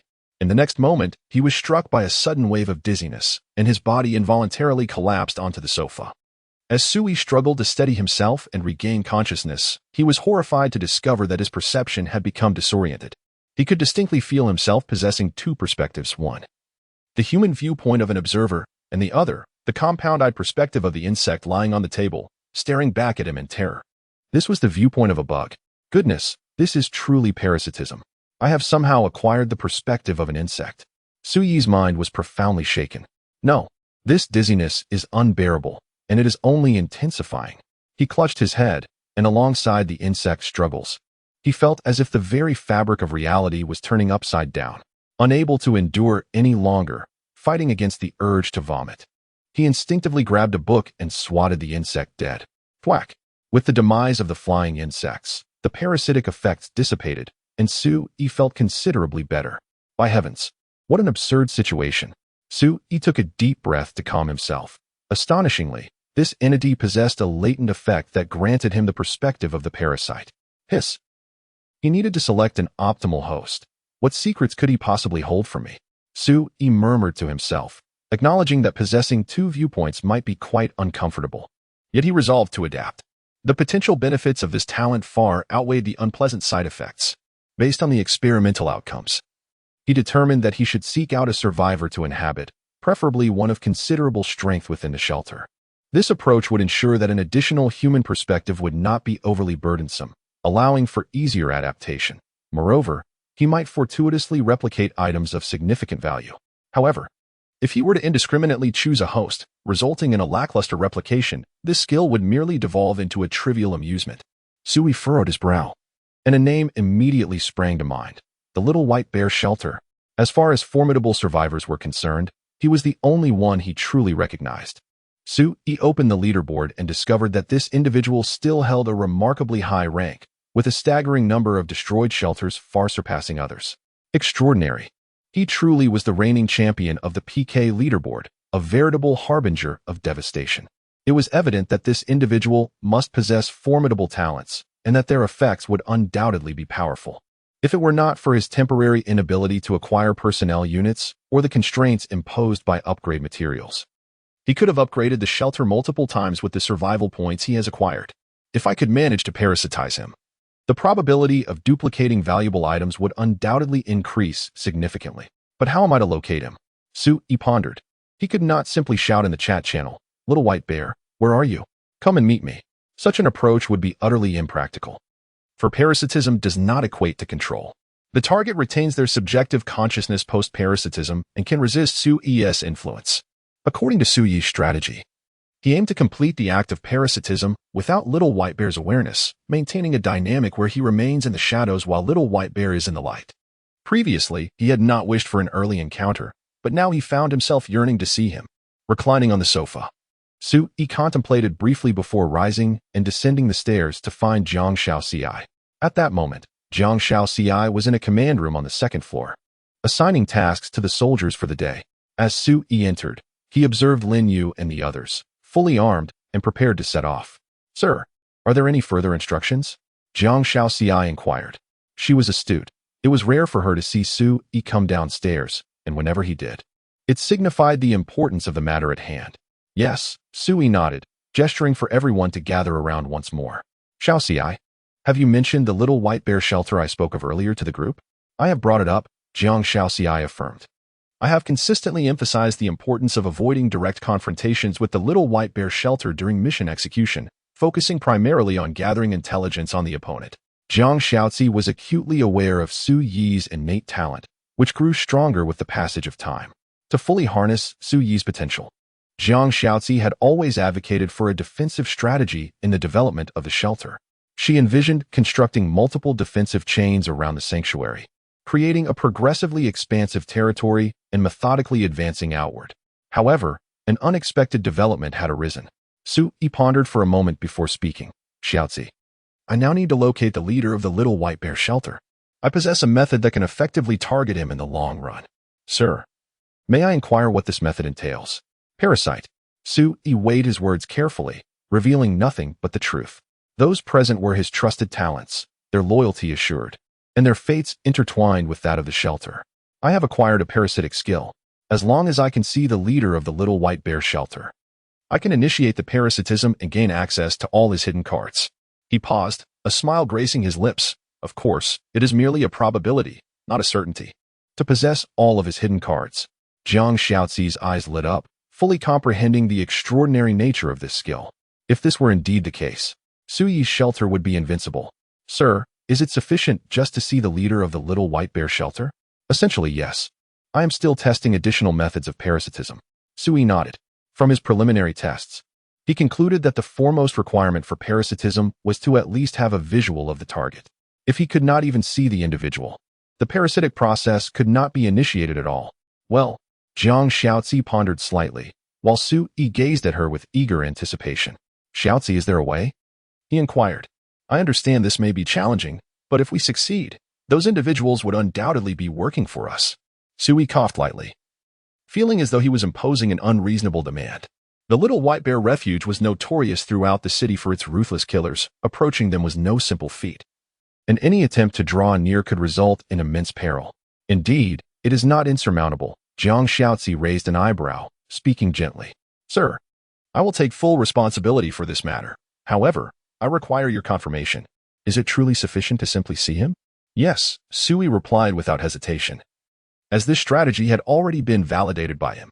All right, I now know what to do. Jiang Shaozi nodded. I may need some time. So I hope you can be patient, sir. I entrust this to you. Sui nodded with satisfaction. Having a clever strategist was indeed a comfort. Any issue that seemed insurmountable could be resolved through the strategist's expertise. There was no need for him to be exceptionally clever. He merely needed to learn to delegate authority to his subordinates, allowing him to lounge at home and play games to secure victory. Sui believed this was the true application of his talents. It was no wonder that he frequently received rewards for his talents in the realm of human resources. He had always thought that remaining at home, isolating himself from the outside world, was the path to invincibility. Yet, the truth remained that as long as disaster persisted, absolute safety was a mere illusion. To forge a formidable force of one's own and to encircle oneself within its innermost sanctum is indeed the sole path to secure development. Sui pondered this notion, realizing why Jiang Shaozi had devised a plan for her to become a behind-the-scenes magnate. Cultivating her own influence would not only allow her to harness a growing pool of talent to achieve comprehensive prowess, but would also provide an unwavering guarantee of safety. Constructing an invincible refuge alone is merely akin to creating a hardened shell. It is only through the collective effort of many that one can relish the sovereign experience of commanding loyalty and service akin to a Doomsday emperor. After conversing with Jiang Shaozi, Sui refrained from instructing the warriors to embark immediately on the mission to locate the Little White Bear shelter. Instead, she opted to allow Lin Yu and the others to maintain their current operational tasks. Lin Yu felt a twinge of confusion, but chose not to inquire further, quietly resolving to gather more intelligence should any news regarding the Little White Bear shelter arise during their explorations. The afternoon passed in tranquil monotony.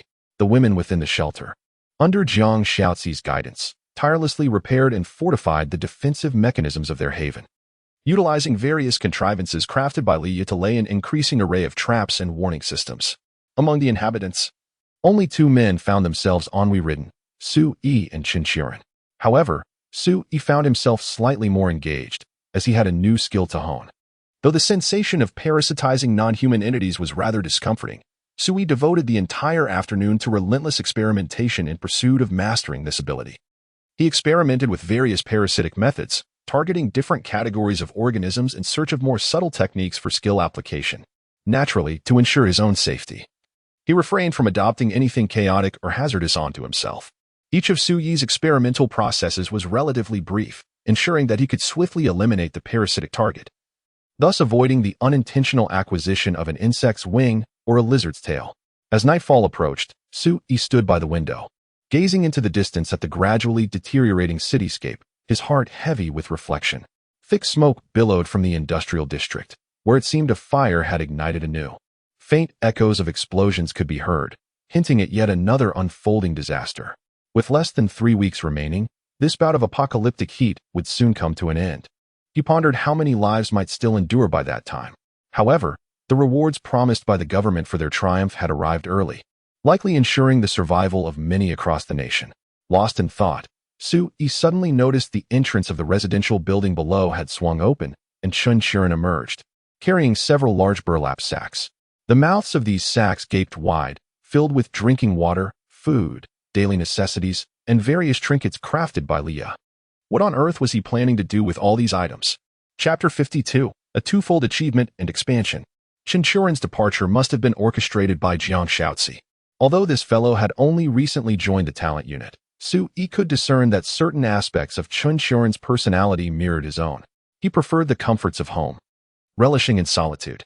He seldom ventured out unless necessary, often choosing to recline in leisure. It is difficult to fathom that such a character belongs to a killer, somewhat lacking in self-discipline, yet this aptly describes Qinqiren. While Sui was engulfed in confusion, Jiang Shaozi had already pushed open the door and entered the room from behind. Shaozi, did you allow Qinqiren to go out? Sui gestured towards the darkening sky outside. It is already nightfall. It is rather perilous to let him venture out at such a late hour. Jiang Shaozi nodded in acknowledgement, yet Sui held a different opinion. This fellow, I believe the danger is secondary. I am merely curious as to why he has ventured out with such an assortment of items. A killer skilled in the art of poison, roaming the night during a sweltering apocalypse. Sir, you may not be aware, Jiang Shaozi replied with a smile. A few days prior, Lin Yu and others discovered a market formed spontaneously by survivors, located 6 streets away from us. There, Individuals frequently bring items to barter, engaging in trade both by day and by night. No wonder Chinchorn had set out with a plethora of items. It seems he was off to conduct business. Oh, Sui was aware of the existence of the offline market, having encountered discussions about it in the chat channel a few days ago.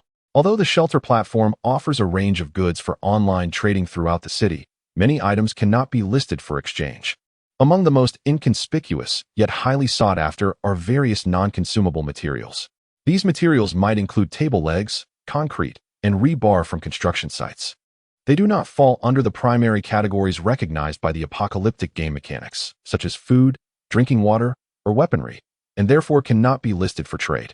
Aside from this necessity, the sellers within the online refuge shroud their offerings in secrecy, presenting information about their goods with a veil of deceit. In the unfortunate event of acquiring an item that does not match its description, returning or obtaining a refund becomes an impossibility. Survivors, wary of being duped, are increasingly inclined to engage in face-to-face transactions, as witnessing the merchandise firsthand inherently diminishes the risk of fraud. However, it is essential to acknowledge that offline dealings carry their own substantial dangers, including the threat of robbery or even fatal encounters, leading to the potential loss of both life and goods. Each party must weigh the potential gains and losses. Our refuge is not lacking in resources, yet it is prudent to be prepared. Hence, I advised him to procure additional medicines and equipment he requires.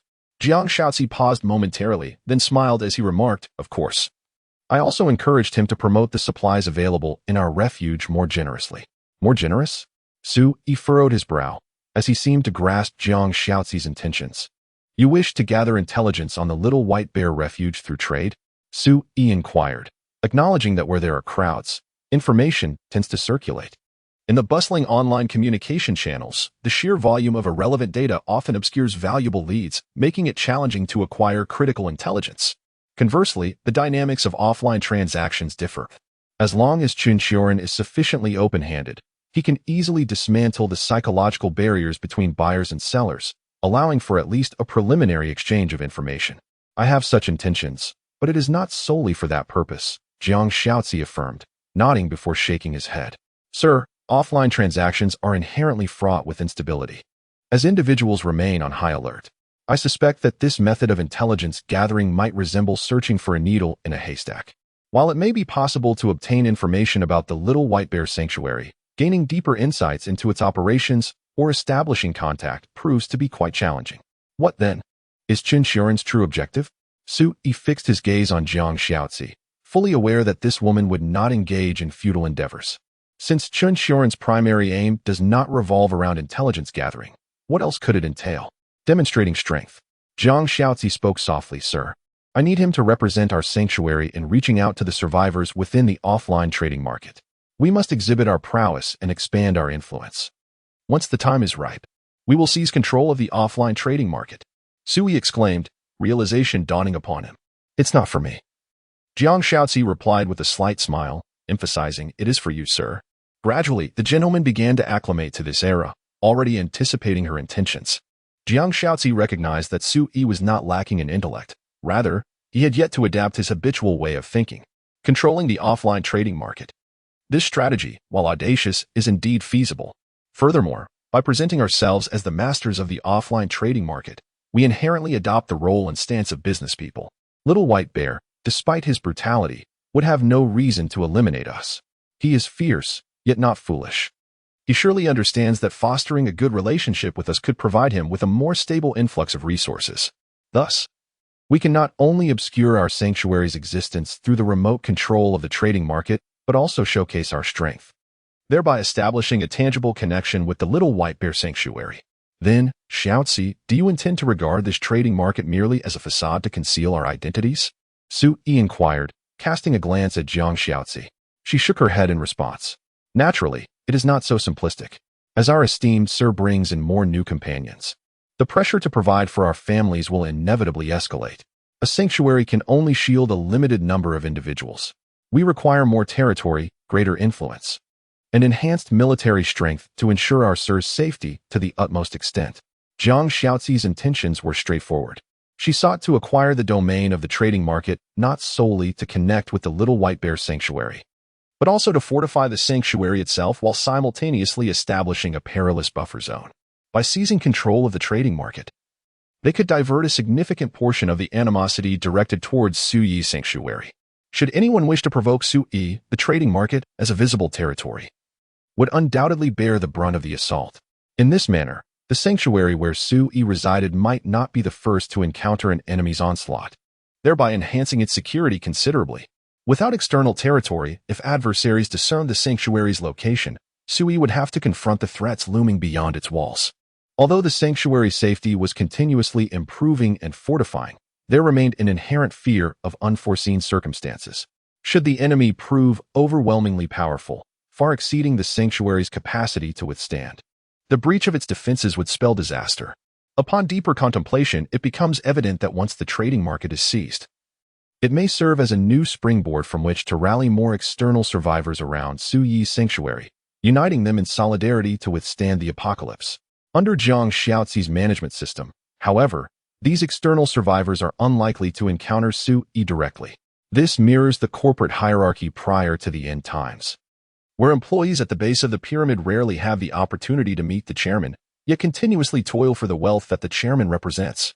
Jiang Xiaozi's decision is a masterstroke, demonstrating foresight and a sense of interconnectedness. The more Suyi reflects, the more he perceives its brilliance. It is indeed thoughtful and well-conceived.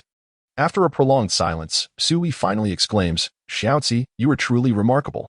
This strategy is advantageous for us, whether we encounter danger or experience smooth progress." Jiang Xiaozi is constructing layer upon layer of external protective forces for Suyi, offering not merely physical safety but comprehensive safeguarding. "You are quite impressive as well," she remarked, her beautiful eyes sparkling as she gently added, "What Xiaozi contemplates cannot escape your notice." "Oh, have you taken to flattering me?" "I merely speak the truth." Jiang Xiaozi's smile radiated even more brightly. She genuinely believed Suyi to be intelligent, fundamentally kind-hearted and principled, yet not dogmatic. In the face of peril, Suyi is decisively ruthless, yet when circumstances allow, he extends a helping hand to the vulnerable. Though he may occasionally exhibit a semblance of lethargy, he possesses the remarkable ability to discern matters independently and harbors profound trust in his subordinates, daring to delegate authority. Such a leader, perhaps not entirely flawless, instills a sense of security in those who serve under him. "With your presence, I truly find solace in embracing my inner recluse." Suyi reclined comfortably on the sofa, while Jiang Xiaozi had already commenced the ambitious plan for the expansion of the sanctuary. Nevertheless, this did not impede Suyi's intention to remain at home. Luxuriating in leisure, she would pursue her expansion, and he would indulge in his retreat. There existed no conflict. "Sir, the night is deepening. Shall we retire?" "Indeed, let us." Suyi rose and, with a sudden chuckle, remarked, "Xiaozi, I have come to realize that I resemble Lue Dou. I can rely solely upon you." While Xiaozi could not compare to Zhuge Liang, the gentleman was certainly no ordinary figure akin to a Dou. Jiang Xiaozi lowered her gaze and gently responded, "In my view, sir, you simply prefer to avoid contention. The gentleman may eschew rivalry. Yet I am more than willing to procure victories on his behalf." This unvoiced sentiment lingered between them as Suyi prepared to retire for the night. Unexpectedly, Jiang Xiaozi interjected, "Sir, it appears you have not bathed in quite some time. The sanctuary now possesses ample water resources. Would you care to indulge in a bath?" Her observation held merit. Throughout the apocalyptic days, he realized he had not truly bathed. Suyi nodded. "A soak would be delightful. Prepare the water." The arrangements had long since been made, with Leah having transformed the room downstairs into a splendid bath chamber, complete with a large tub.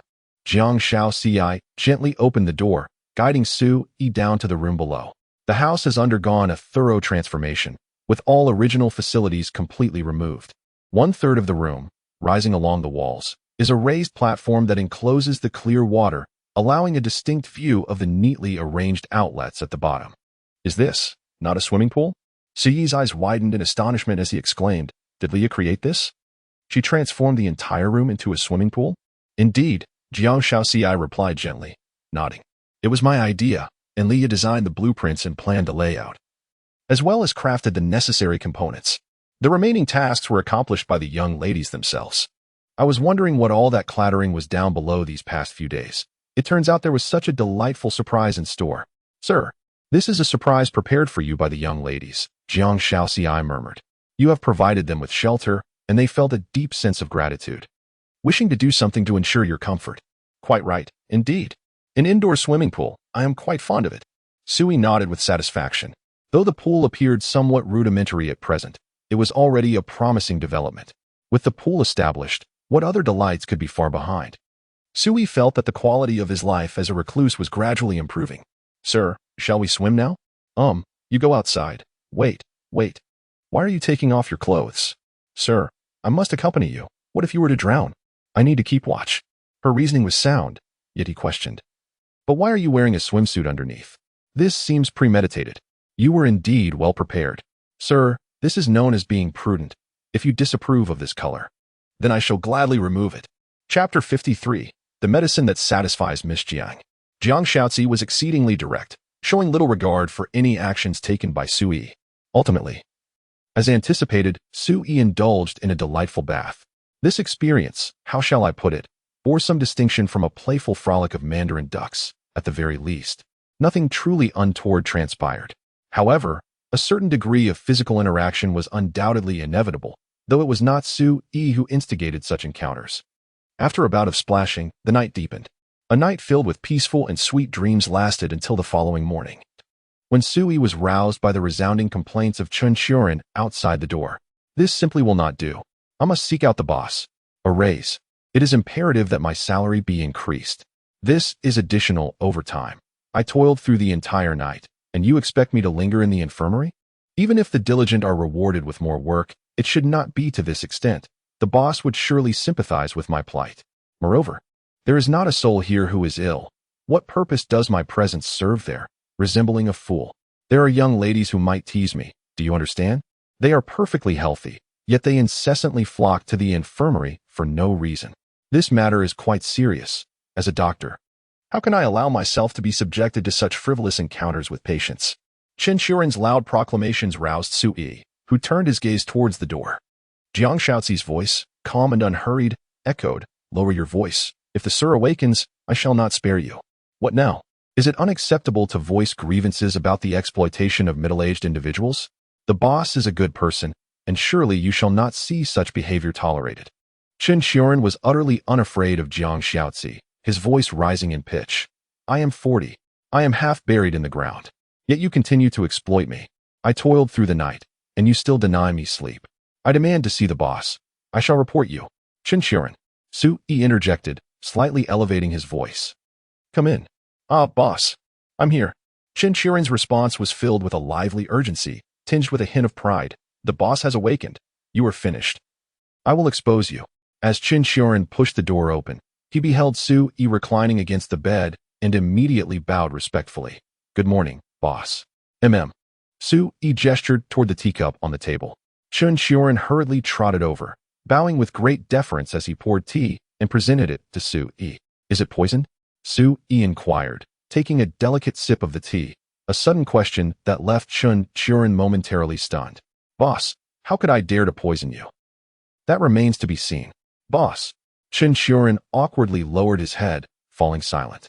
Shaoxi oversees everything in the shelter. Whatever she instructs you to do is my directive. Sui set down the teacup, scrutinizing Chen Xiuren from head to toe, from what I gathered outside. It seems you encountered a new boss last night and no longer wish to work here? Boss, that is not my intention. Chen Xiuren hastily clarified. I merely feel overwhelmed. That woman, no, I mean Miss Jiang, has assigned me too many tasks. I cannot manage it all alone.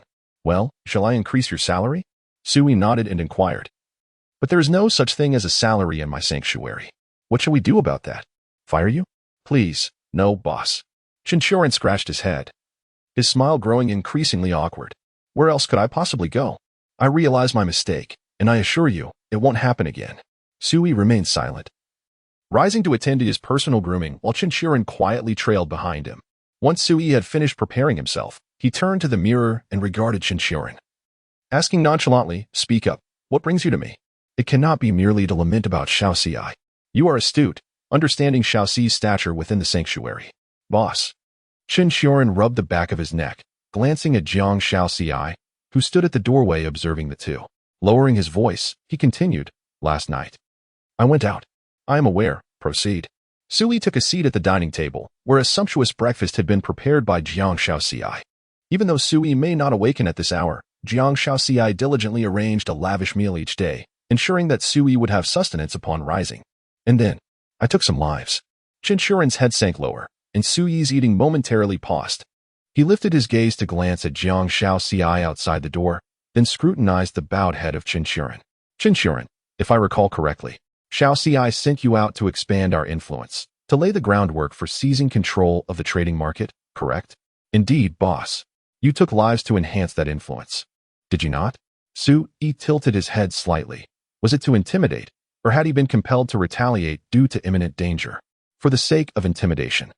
Qin Shuren lowered his gaze, and Sui sensed something amiss. Why did this middle-aged man appear so remorseful? First, tell me, how many people have you killed? 127. Qin Shuren provided the precise figure, causing Sui to tremble the spoon in his hand. What on earth? Sui's tone escalated, his eyes widening as he stared at Qin Shuren. Say that again. Boss, I have killed 127 individuals, employing poison, a small-scale neurotoxin aerosol. Qin Shuren averted his gaze, unable to meet Sui's eyes, resembling a child caught in wrongdoing. Damn it, another cold-blooded killer. Sui rubbed his forehead, pondering the caliber of individuals he was summoning. It was one thing for Lin Yu's soldiers to take lives. It was expected of Jiang Xiaozi, the head of spies, to be devoid of psychological burdens regarding murder. But how could a doctor engage in such bloodshed? Oh, of course, I had forgotten. You are also a retired world-class assassin.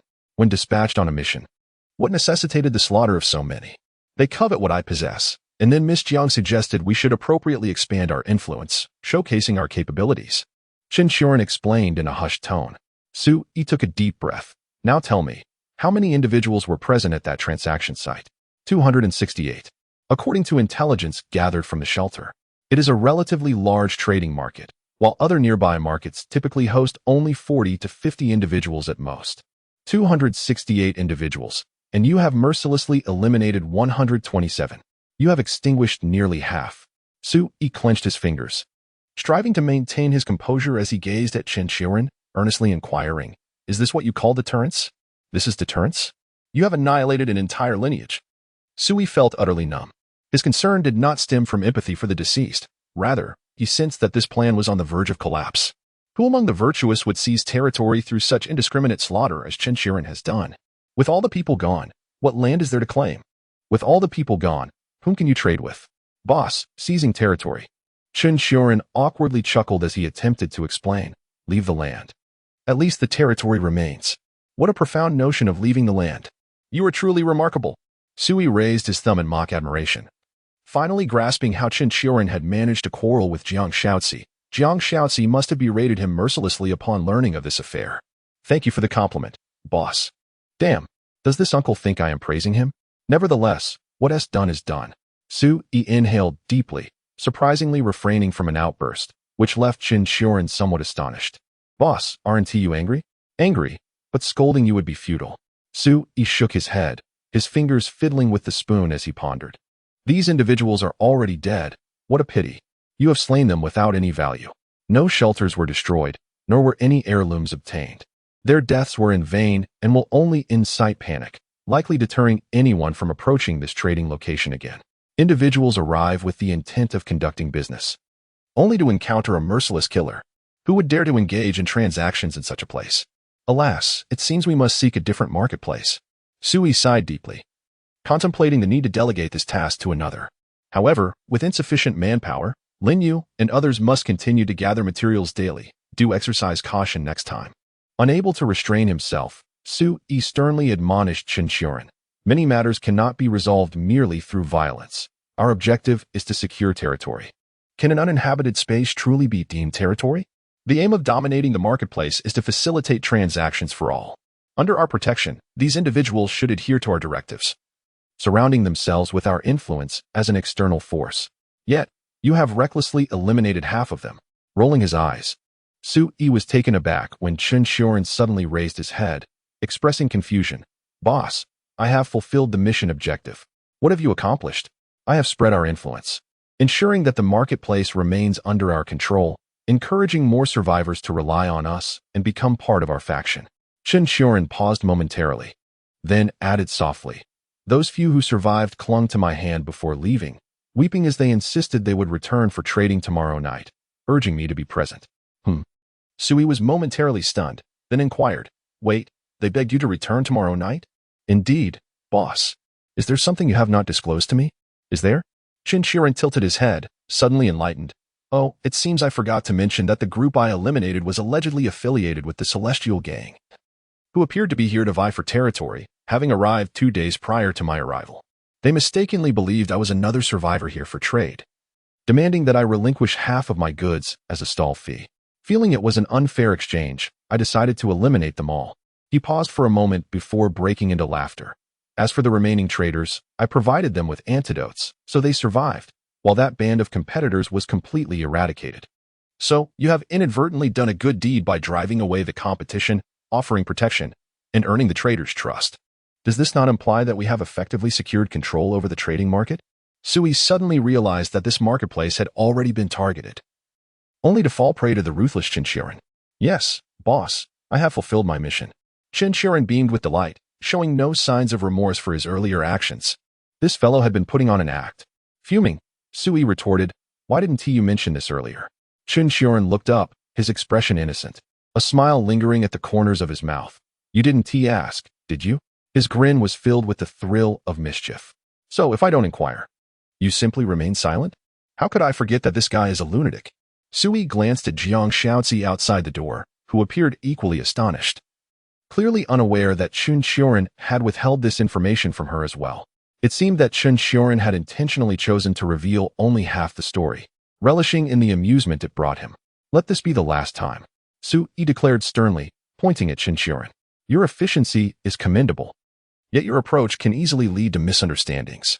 Shinshiren responded with a playful wink. "Isn't it true that the misunderstanding hasn't fully materialized yet?" Fuming, Sui retorted. "Shinshiren, maintain a proper attitude." "Yes, boss."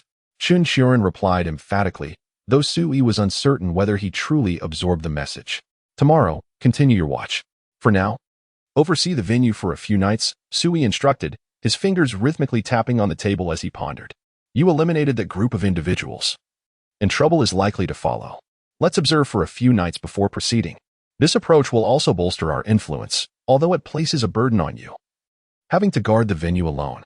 If new talent arrives in a few days, I will provide you with assistance." Looking up at Shinshiren, Sui added, "Next time you report, refrain from speaking in half measures. If you have any requests, voice them now, and I will do my utmost to accommodate you." Naturally, Sui wished to retain the newly acquired venue. This was a pivotal step in their plan. Securing the venue was straightforward, but maintaining control over it presented a significant challenge. Shinshiren, unreservedly, expressed his difficulties. "Boss, I have nearly depleted the poison I brought, and it seems that Leah lacks the raw materials for producing more. If we encounter an influx of individuals vying for territory, I fear I may be overwhelmed." With a sincere blink, Shinshiren conveyed his honesty. He was an assassin, not a superhero, unable to confront numerous adversaries without adequate equipment. Sui glanced towards the door where Jiang Shaoxiai stood, her gaze penetrating as she fixed her eyes on Shinshiren. She then nodded at Sui, stating, "Sir, I will ensure proper task allocation and arrange for a few soldiers to accompany him." "Indeed, we must guarantee absolute security," Sui affirmed. "Yes, sir." Turning his attention to Shinshiren, Sui waved his hand dismissively. "You should rest well. You need not remain in the infirmary for the next few days." "Boss, is that truly the case?" Shinshiren inquired, hope evident in his voice. "Of course it is," Sui replied, spreading his hands. "I wouldn't want Dr. Shin to perceive me as a capitalist, relentlessly exploiting your efforts." "You are indeed a commendable employer," Shinshiren remarked with genuine admiration. "Then I shall take my leave. By the way, boss, this is a gift for you. I hope it pleases you." Before departing, Shinshiren placed a small box on the table. It was a white box, unmarked, and Sui, intrigued, looked up at the retreating figure of Shinshiren. "What is this?" "Medicine," came Shinshiren's voice from outside, gradually fading away. "Medicine that will satisfy Miss Jiang." Medicine that will satisfy her? How absurd. So it's merely herbal remedy. Chapter 54. More amusing skills. Unlocking remote vision. "Sir, I shall seek out Linyu," Jiang Shaoxiai announced. "Very well, go ahead," Sui nodded, glancing at the medicine box in his hand. Suddenly, he called out to the departing Jiang Shaoxiai, Xiao Ci, what should be done with this medicine? Having spoken, she hastily exited. Is it my decision to make? Su Yi pondered, contemplating the implications of the medicine box in his grasp. As evening descends, it is worth contemplating. With Jiang Shaoxi's departure, Su Yi once again immerses himself in the joyous solitude of a reclusive gamer. The daylight hours drift by without incident. Consumed by an array of gaming sessions, Su Yi has pondered the prospect of harnessing his innate abilities to experiment on an unfortunate survivor. However, the surrounding survivors have been thoroughly cleared out by Lin Yu and her companions, leaving the entire community devoid of nearly any survivors. Unable to embark on a search himself, he must temporarily set this thought aside. The noon hour approaches, and the timer on Su Yi's watch beeps. He glances at the time and stretches lazily. What rewards await him today, he wonders. Given the current development of the shelter, what is it that he desperately lacks? Reflecting, Su Yi muses, safety is assured. There is an abundance of talent, and entertainment options abound. What could possibly be missing? Perhaps it is a means for the shelter's rapid expansion? This notion seems plausible to him. He has come to realize that the rewards bestowed by his talents may not solely pertain to his individual needs, but rather encompass the entirety of the shelter. Following his developmental blueprint, the shelter is currently in a phase of gradual expansion, and it is highly likely that the talent rewards are related to this progression. An hour later, a notification materializes before Su Yi, announcing today's talent reward. Congratulations! You have triggered a talent reward and obtained a C-grade skill, Eye of Longing. Eye of Longing, a Class C skill, active in nature. Upon activation, the user gains the perspective of all residents within the sanctuary, with the duration dependent on the user's stamina. During the skill's duration, additional stamina can be expended to transmit one's voice to the current viewer, a feat that demands substantial energy. Note: any being residing within the sanctuary for over 72 hours is considered a resident. This skill seems somewhat entertaining in nature. Su Yi pondered for a moment, contemplating, is this talent a response to my daily confinement at home, granting me a form of divine insight to witness the world outside? The first thought that crossed Su Yi's mind regarding this skill was the potential to gain the perspectives of warriors like Lin Yu during their explorations. Although the apocalypse had unfolded for several days, the chaos of the outside world was certainly more thrilling than the monotony of his bedroom.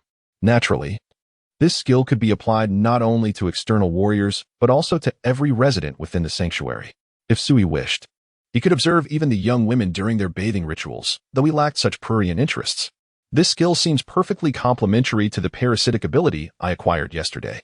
Upon closer examination, Su Yi suddenly realized that these two skills were made for each other.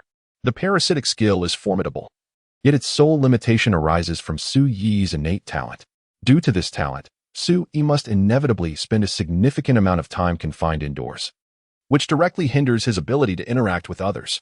He can only engage with the core talents under his command, not suitable targets for parasitism. Without contact with individuals, the act of parasitism cannot be fulfilled. The fundamental prerequisite for parasitism is at least encountering or perceiving the target. However, with the advent of the C-level skill, Eye of Longing, Su Yi no longer needs to leave the sanctuary personally. He can accomplish parasitism simply by leveraging the perspectives of Lin Yu and other personnel venturing outside. This talent reward is indeed splendid and precisely what I desperately require at this moment. Su Yi felt a surge of joy, although he had yet to experiment with whether remote vision could facilitate parasitism. The emergence of this skill strongly suggests that it is likely achievable through it. Talent rewards never bestow useless items, since it has been granted. Su Yi is certain it will prove beneficial. He must promptly put it to the test. Su Yi shut down the computer, eagerly anticipating the opportunity to try out his new skill. First, he decided to seek out Xiao Ci to inquire about the day's task arrangements. He quickly descended the stairs and found Jiang Xiao Ci to obtain the personnel assignments for the day. The young women continued their efforts within the sanctuary, repairing and enhancing various facilities, while Leah remained in her room, engrossed in her research, simultaneously crafting different new tools for the sanctuary. Chen Xiuren was fast asleep in his quarters, while 3 soldiers undertook separate exploration missions. The remaining 8 soldiers, including Lin Yu, were divided into 3 combat groups to continue routine external tasks such as exploration, reconnaissance, and patrolling. Sir, you typically show little interest in these matters. What has prompted your keen curiosity today? Jiang Shaoxi inquired, her curiosity piqued after outlining the task assignments. I have obtained something marvelous and entertaining. Su Yi smiled mysteriously. then hurried upstairs, silently invoking a skill. Utilizing the skill Eye of Longing, he concentrated on the targeted resident, Linyu. As Sui activated his ability, he was immediately enveloped in an extraordinary glow. Soon, however, as he sat on the sofa, he felt as if he had been plunged into darkness, his vision obscured by an impenetrable blackness. After several breaths, his sight was restored, yet he no longer beheld the confines of his bedroom. Instead, he was presented with a continually shifting perspective of the outside world. Judging by the visuals, this was Lin Yu's viewpoint. She was vigilantly scanning her surroundings, leading her team with a cautious gait.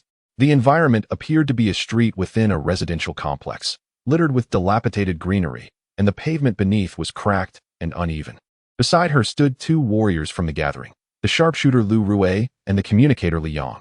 This experience felt remarkably novel. Sui imagined himself seated on the sofa, donning a virtual reality headset, indulging in a hyper-realistic exploration game. He attentively assessed his stamina, noting that it had not diminished significantly. Embracing a spirit of experimentation, he silently called out to Lin Yu in his mind. Lin Yu? Lin Yu. Suddenly, as Lin Yu was briskly walking, she halted abruptly. Her gaze sharp as she scanned the vicinity, her body tensing with alertness, the muzzle of her weapon adjusting direction in tandem with her view. The two warriors also sensed something amiss with Lin Yu. The sharpshooter Lu Rue swiftly vaulted over the community's fitness equipment, taking refuge within the thicket. The communications soldier, Li Yang, swiftly positioned himself behind Lin Yu, forming an impenetrable defensive stance with her. Gripping his handgun, he vigilantly scanned the surroundings while lowering his voice to inquire. Is there an enemy presence? I heard the commander's voice, Lin Yu whispered, narrowing her eyes. This isn't figment of my imagination. I genuinely heard it.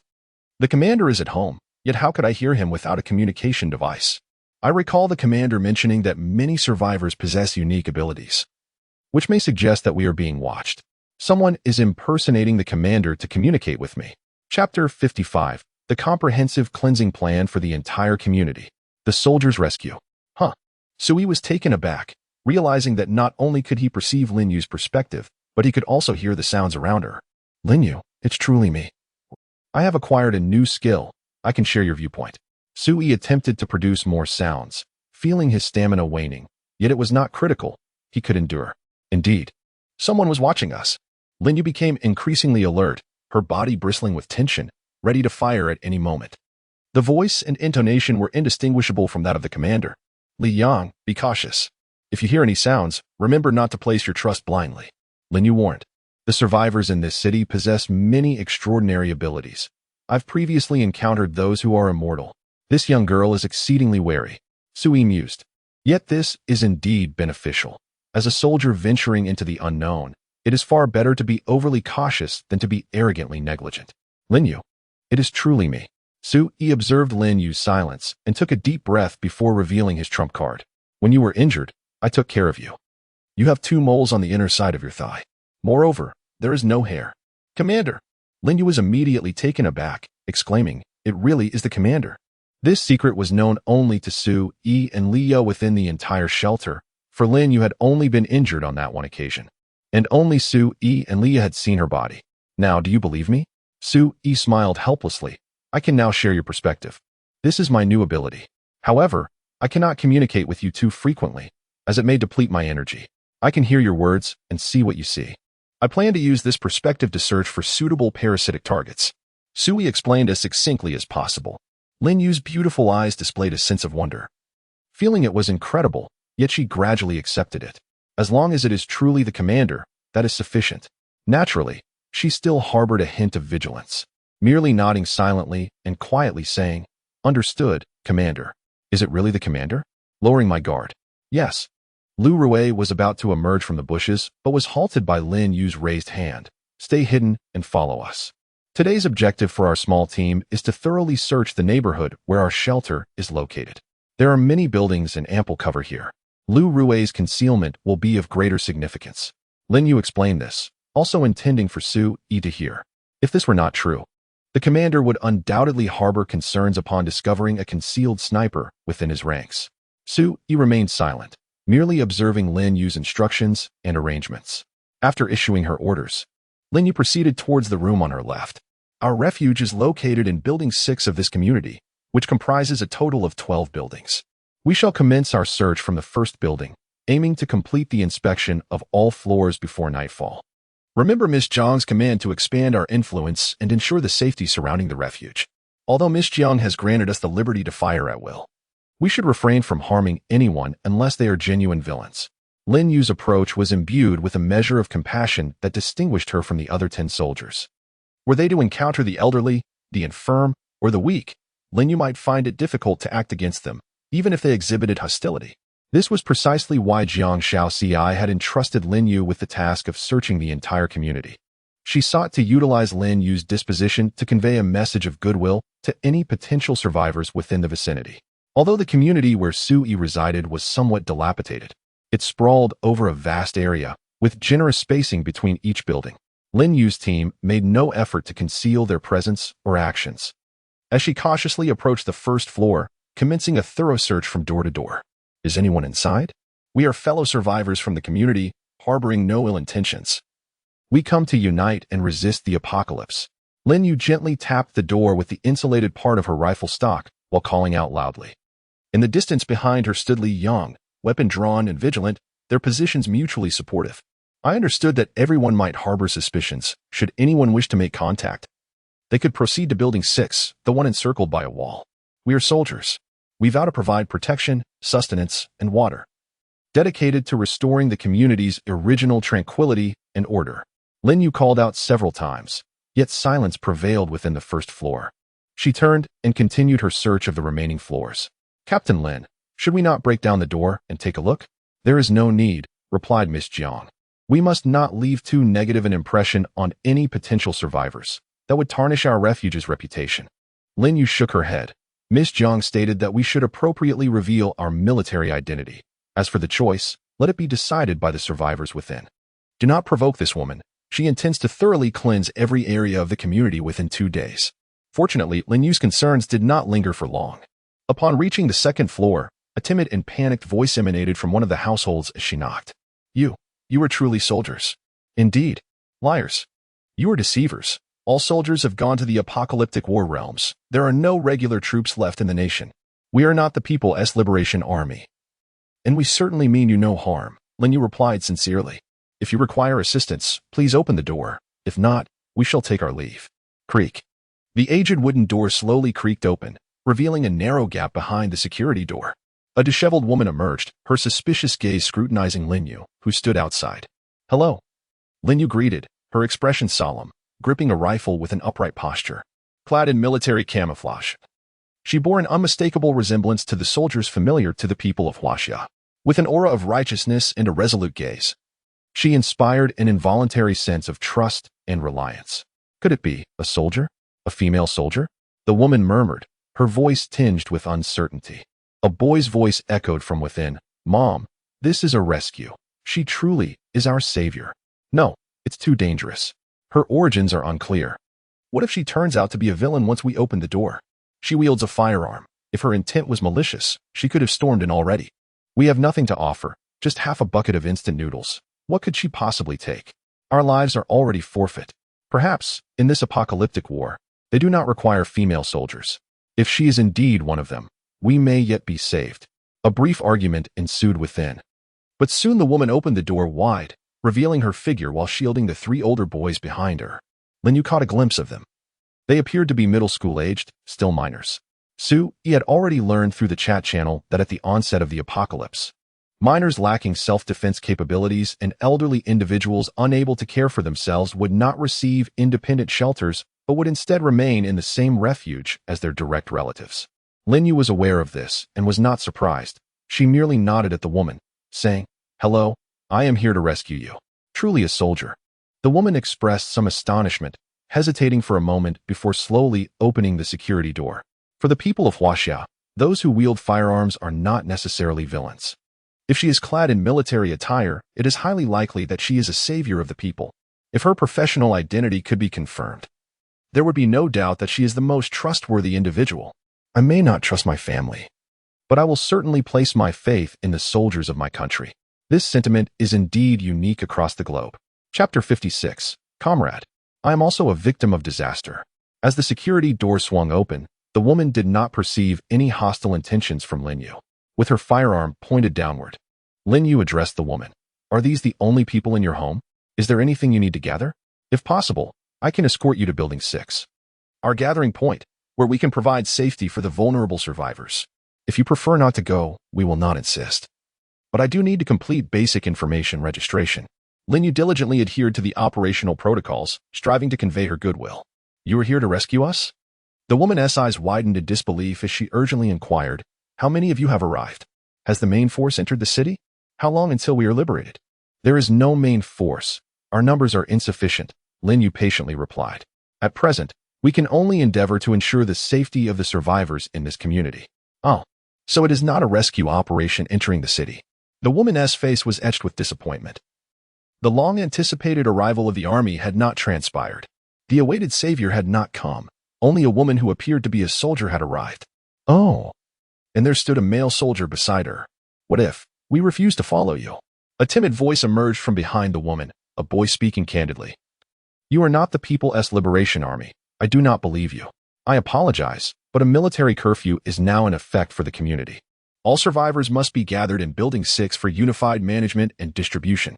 Li Yang spoke solemnly, preempting Lin Yu's explanation. This is a directive signed by our commander.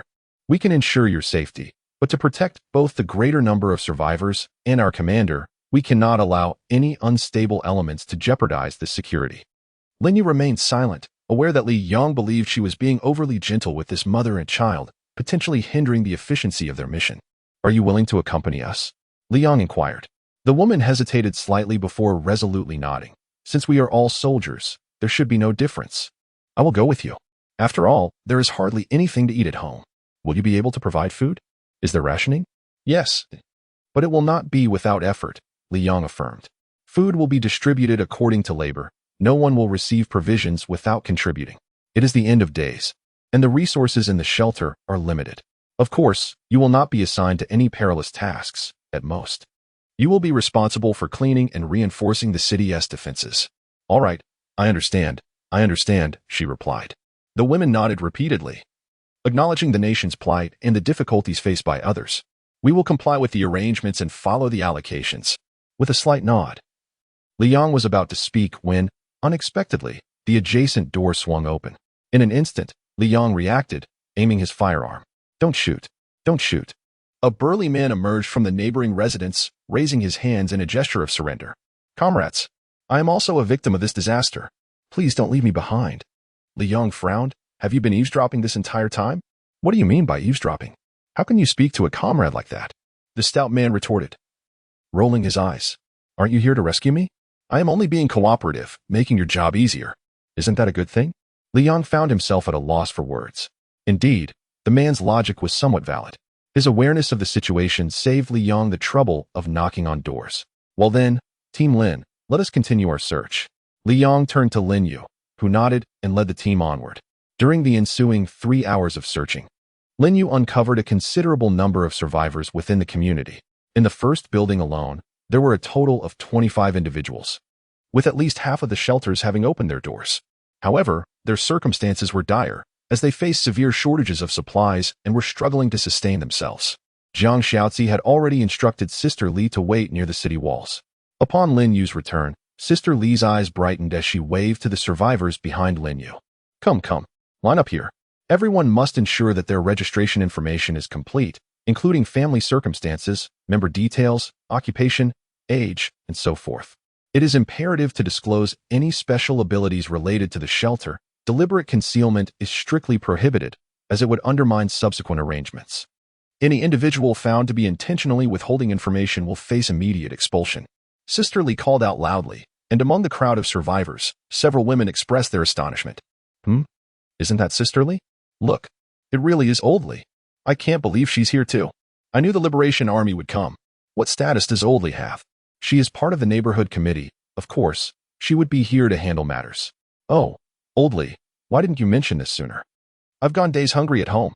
Many survivors seemed to recognize Sister Li, greeting her warmly. It appears that Jiang Xiaozi's personnel arrangements were quite astute. Su Yi had already dismissed his skills and was standing by the window, gazing down. Enlisting Sister Li to handle reception duties would significantly alleviate the remaining survivors' wariness.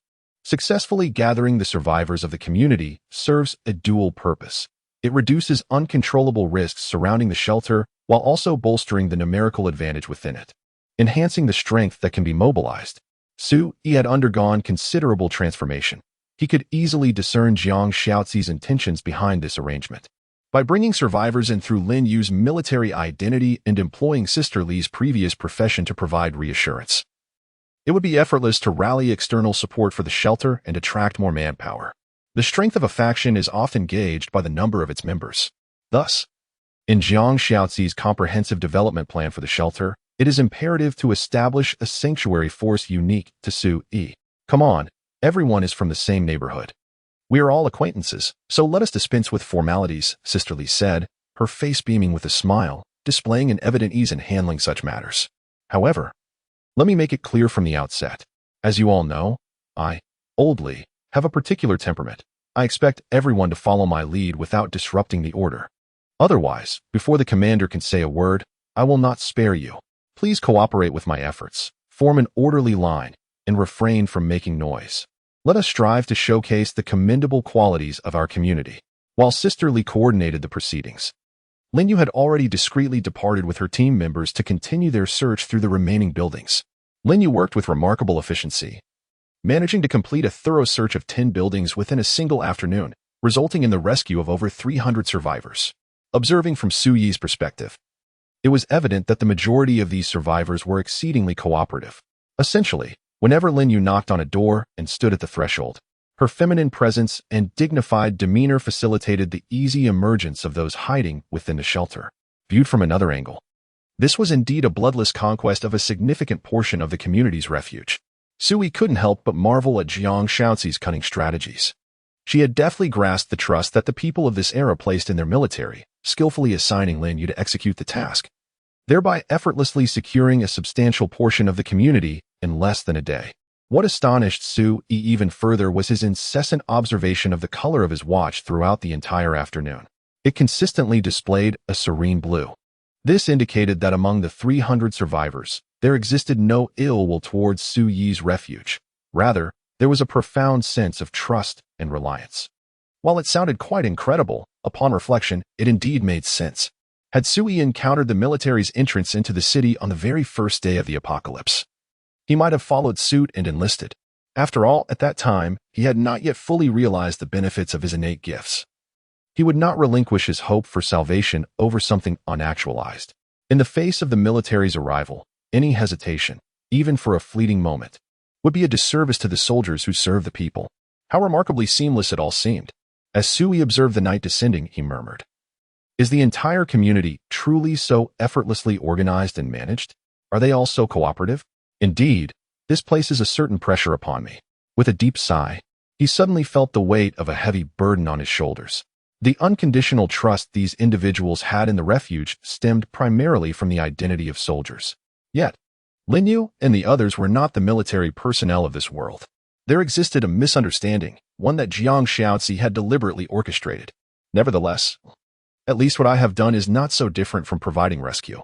Let misunderstandings be what they are. I have not treated them poorly.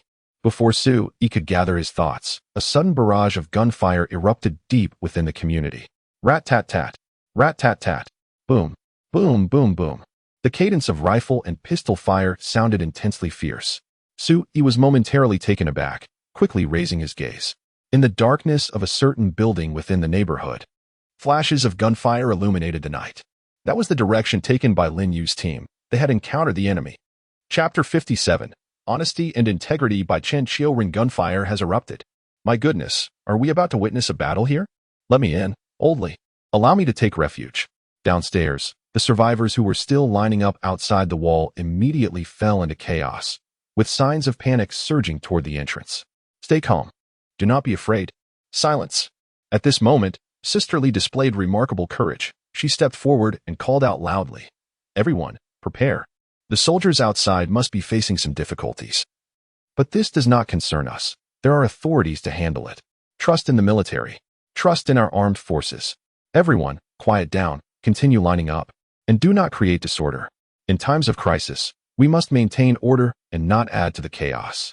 Sister Li's words indeed managed to soothe the crowd. This was largely due to her and the girls blocking the entrances to the city wall, preventing anyone from rushing in. The crowd could only endure the turmoil within, silently awaiting in the darkness, their registration process hastened by the distant echoes of gunfire. Su-yi cast a glance downstairs and discovered that Chen Shuren, the rascal, had awoken at some point, leaning against the wall near the boarding gate, idly toying with a small knife. He was likely cast aside by Jiang Xiaozi, tasked with serving as a temporary enforcer for Sisterly. However, the survivors willing to register at the refuge were predominantly honest, diligent residents, embodying the traditional resilience of the Chinese people. This group primarily exhibited obedience, making it unlikely for any significant disturbances to arise. Those lacking in decorum were probably engaged in conflict with Lin Yu and her team.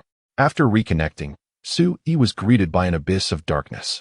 Although he could see nothing, he could hear Lin Yu's steady breathing and the occasional elevation of her firearm. At that moment, Lin Yu was concealed in a corner of the stairwell, creating a tactical angle alongside Li Yang in the lower corridor. Their aim was directed towards an apartment on the 5th floor of Building 7. Su-yi strained to observe, discerning in the dim outlines that the door to the apartment was not wooden. It seemed to have undergone substantial alterations. Had the refuge been initially modified? And did it also possess firearms? Su-yi murmured his analysis, refraining from disrupting Lin Yu in her battle, choosing instead to silently observe. He held steadfast belief in Lin Yu. This confrontation posed little threat to her.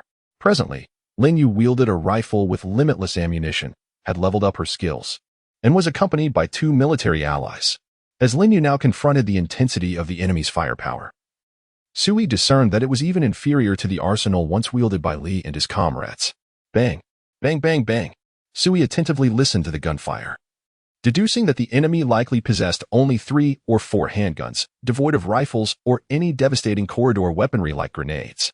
It appeared that this household harbored more than a single survivor. Typically, young children and the elderly exhibit limited combat prowess. Excluding this possibility suggests that there were other survivors hidden within their refuge. Had they banded together in advance to form a small community for survival? Or had someone dismantled another's refuge, capturing prisoners for control? Su-yi mused, finding the former scenario highly plausible. He had previously observed similar recruitment messages in the city's chat channels, where a handful of shelters called upon less capable survivors in dire need of supplies to abandon their sanctuaries and join forces with them. Rather than languishing at home awaiting demise, it was far more prudent to relinquish their shelters and unite to forge a more formidable collective, thereby enhancing their survival odds in the cataclysmic aftermath. Lost in contemplation, Su-yi heard Li Yang's calm voice resonating from below. Those inside, cease your futile resistance. Surrender your weapons. Yielding is your only recourse. Only with a cooperative disposition can you hope for leniency from our refuge. Otherwise, you will be summarily executed. Li Yang's declarations were indeed delivered with a semblance of authority. How audacious you are. Do you fancy yourself a soldier? Do not presume I am unaware. All the soldiers have been abducted by aliens. You are no different from my father. You merely possess firearms. Do not assume that donning military attire bestows upon you a sense of superiority. Do not regard yourselves as significant. I have witnessed the actions you have taken today. Was it the individual from Building 6 who sought to purge the community? He aspires to be the leader, yet I refuse to be subdued. If he possesses the courage, let him personally come to request my presence. Otherwise, do not expect to enter through these doors today. I shall strike down anyone who attempts to enter. The man inside exuded an air of arrogance, seemingly brimming with confidence. Su-yi surmised that this individual must possess considerable talent. Given his current display of combat capability, barring any unforeseen circumstances, he is likely to become the second Li Go, effortlessly commanding an entire building. More accurately, this individual has probably already secured control over this unit, albeit at a slower pace than anticipated, unaware that Su-yi had commenced the thorough cleansing of the entire community. Su-yi could discern the man's defiance.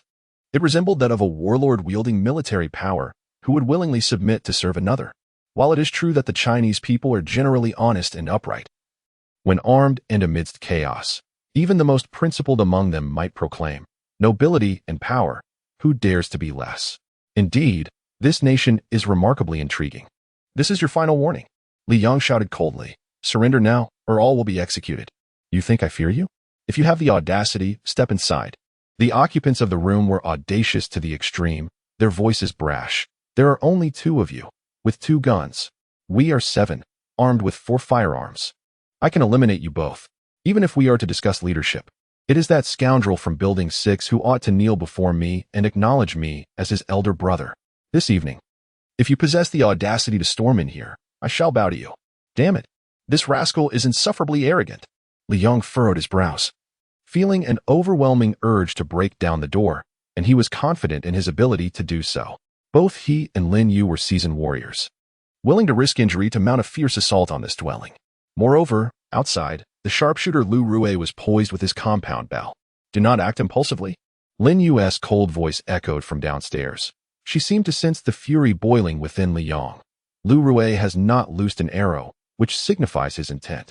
With Lu Rue's skill, he should have already taken aim, yet he refrains from shooting, indicating he does not wish for us to charge recklessly. I surmise there is something peculiar within that door. Lu Rue is wary of allowing us to attack blindly. Lin Yu assessed the situation with a grave tone. Lu Rue's inaction undoubtedly suggests something unusual resides within that room. Listening to the enemy's taunts, it was evident they were brimming with confidence. Lin Yu recalled Su Yi's admonition. Survivors in this world often possess bizarre abilities. Any lapse in caution could lead to disastrous consequences. Shall we simply wait here then? This is a signal. She urged Li Yong to await reinforcements. The recent flurry of gunfire was a deliberate act on Lin Yu's part. She removed the silencer to incite a fierce exchange, intending to alert the nearby refuge.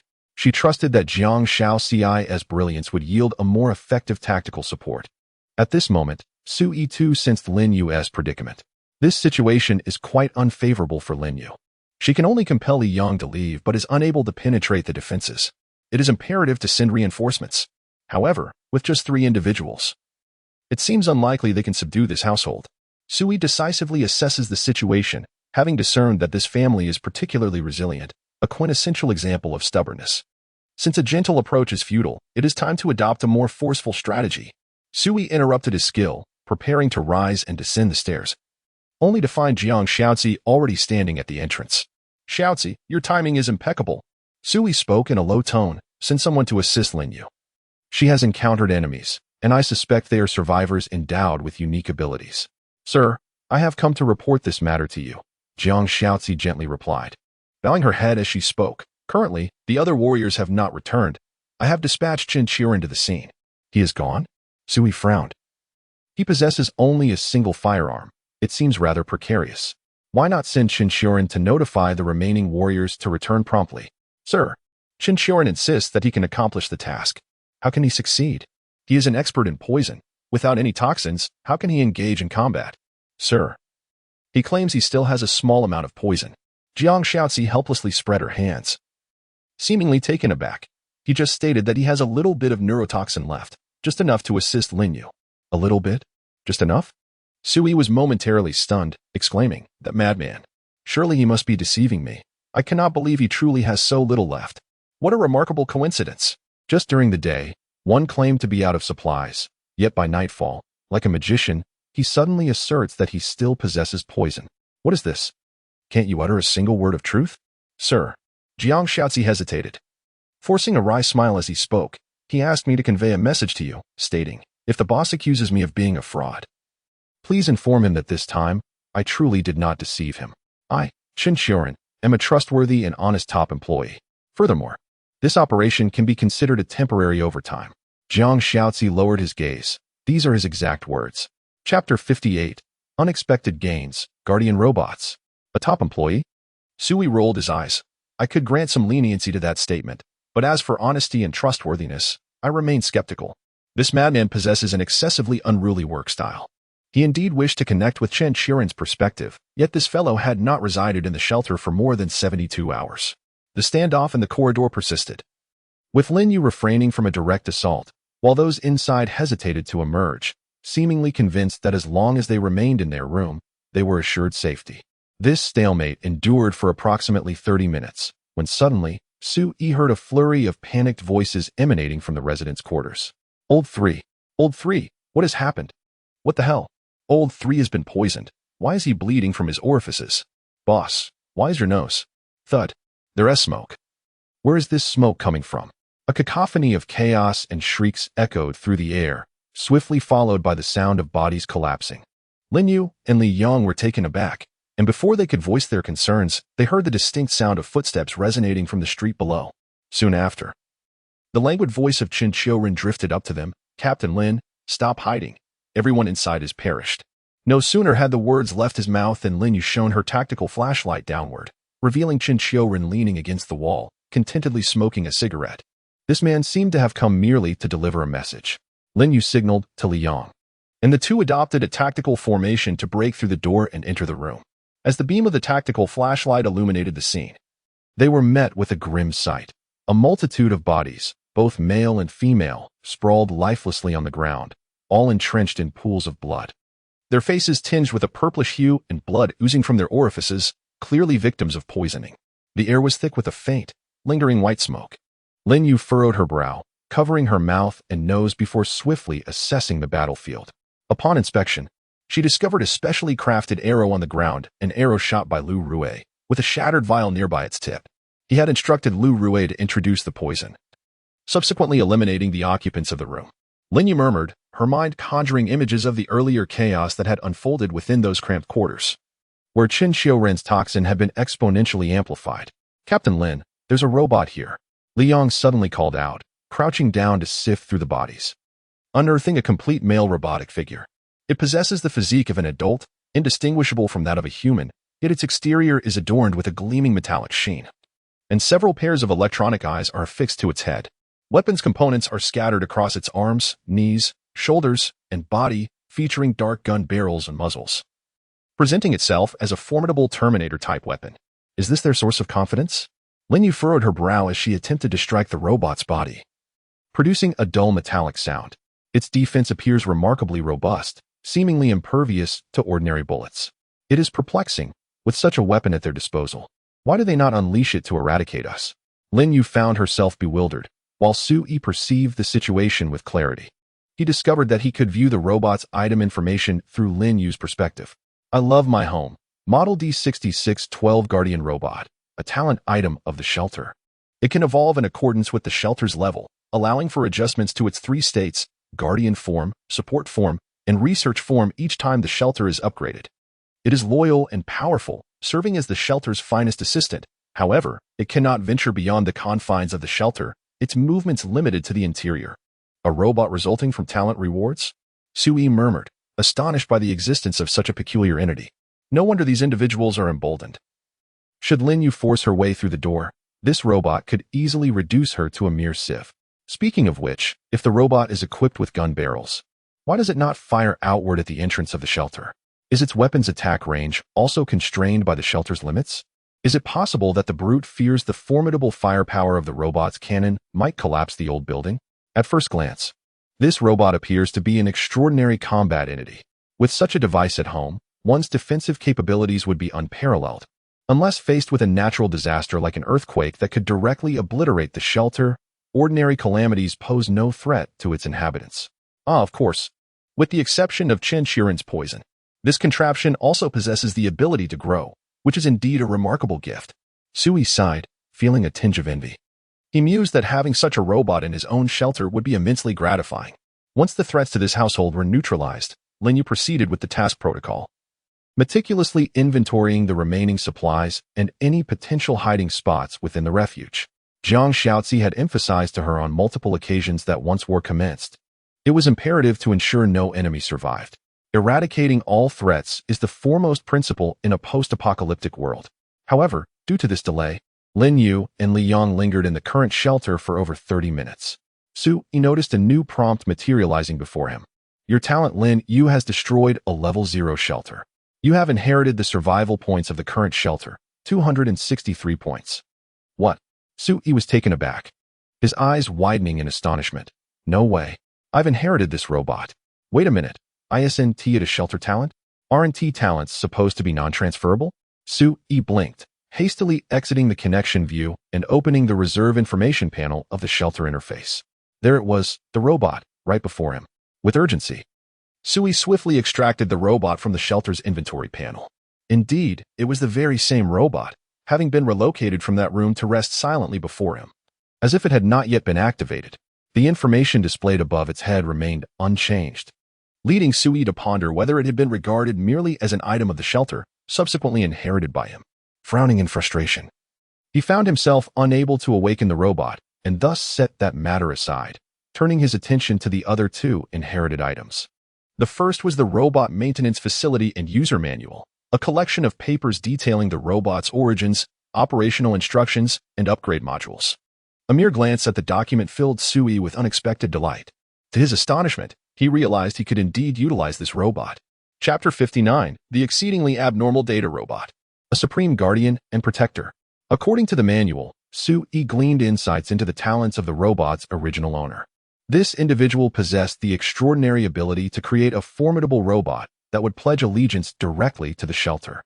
The robot could assume 3 distinct forms, and the original owner's talent allowed for the alteration of these forms at will. Should the robot be damaged or lost, the original owner could reclaim the lost creation within 24 hours. However, they could only possess one of these gifted robots at any given time. Notably, the manual underscored that robots generated through this talent were considered property of the shelter. It is not the talent itself.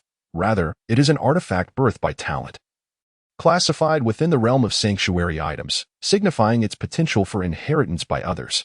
If it were merely that, anyone could acquire a mere shell of a robot. Dormant and inactive. The original master constitutes an immutable primary command sequence, an irreplaceable pinnacle of robotic loyalty. Its existence serves to enable the owner of the sanctuary to delegate control over the robot during moments of incapacitation, facilitating an uninterrupted operational mode even in their absence. However, the original master has perished. He is no more. This implies that I am now its sole proprietor. Yet, considering this is an item I have fortuitously acquired, any utility derived from it is a remarkable gain. I shall augment the secondary sequence to recognize my biological signals. Beep, beep, beep. The electronic eye atop the robot's head revitalizes, radiating a crimson glow while emitting a crisp sound. A luminescent wave illuminates its chest, coursing through its internal control system. It detects a new command sequence. Confirmation of the information is accurate. It inquires of the primary sequence. Shall a new command sequence be added? Inquiry fails. The primary sequence is unresponsive, presumed deceased, proceeding with command iteration. Adhering to operational protocols, it initiates the detection of new sequences, finding the secondary sequence non-responsive. The tertiary sequence remains unresponsive, successfully identifying the biological information of the new sequence. Addition confirmed. With a series of affirmative beeps, the robot swiftly rises, standing upright before Sui. Greetings, my master. I am at your service. The I love my home D6612 model. The robot's voice is crisp, proclaiming its successful allegiance to Sui. Sui gazes at the robot in astonishment, simultaneously observing a more detailed data panel atop its head. This resembles a talent information database, yet it diverges, showcasing the robot's comprehensive functions and capabilities. Model: I love my home. D6612 Guardian Robot. Robot category: Guardian Robot. Current instruction sequence. Second sequence: Operating System. Autonomous defense and counterattack logic system. Unable to identify enemies beyond the shelter and incapable of offensive action. Maximum strength: 10 tons, capable of heavy lifting or forcefully halting intruders in emergencies. Maximum speed: 525 meters per second, able to swiftly reach designated locations in a remarkably short time. Reaction time: 3 milliseconds, time taken from detecting a threat to activating defense mechanisms. Impact resistance: capable of withstanding minor explosions and direct attacks from conventional light weaponry. Operational endurance: within the shelter's range, it can operate indefinitely. Unlimited energy. Weapon modules: built-in weapons. Dual arms equipped with retractable high-frequency vibration blades for close combat. External interface: supports rapid interchange of modular weapon systems, such as energy beam emitters and electric shock rods. Retractable machine gun, concealed within the robot's arms. It can be swiftly deployed and utilized when necessary. Designed for rapid strikes at mid to close range, the rotating turret is situated on the robot's chest. Capable of a full 360-degree rotation and equipped with an automatic locking and tracking system. The mini rocket launcher is integrated into the robot's legs. Capable of firing small tracking rockets to pursue high-speed moving targets or provide aerial support. Perception and intelligence systems. Environmental awareness. Equipped with multispectral sensors and a 360-degree panoramic camera. It can conduct indiscriminate monitoring day and night. Threat assessment. The built-in algorithms swiftly analyzed potential threats and proposed corresponding defensive strategies. Autonomous learning capability. The robot can continuously optimize its combat and defense strategies based on real-world combat experience. Human-like data module, voice interaction, supports natural language processing in multiple languages, enabling smooth dialogue with humans. Emotion recognition, capable of identifying and understanding basic human emotions to respond appropriately. Behavior simulation, when necessary. It can simulate human behaviors to better integrate into human social environments. Maintenance and upgrades. Self-diagnosis system, able to monitor and report in real time the health of its internal mechanical and electronic systems. Self-upgrade functionality. As the shelter upgrades, it can autonomously replace and upgrade its entire modules and operational systems. How incredible! Sui exclaimed, unable to contain his excitement as he clenched his fist. For a homebody, possessing a responsive combat robot is nothing short of a dream come true. The data on the robot clearly indicates that this machine is a formidable weapon. Armed to the teeth, the only drawback lies in its ability to retaliate solely within the confines of the shelter. Should the enemy remain outside the shelter's perimeter, even if they launch an assault from the exterior, this machine is rendered powerless to counterattack, as the operational logic of the system does not permit it. This flaw is indeed quite fatal. Sui mused, harboring a hint of dissatisfaction. However, upon reflection, he acknowledged that this robot was created by the talents of a level 0 shelter. It is only natural for such an impressive machine to possess some significant shortcomings. If it were entirely devoid of flaws, that would be rather preposterous. I surmise that the original owner's talent is likely at an S rank level, probably lacking the SS rank prowess. Otherwise, this robot might not have such a singular fatal limitation. Yet, if that were the case, I would have long been hunted down and killed by this being, leaving no opportunity for my current development.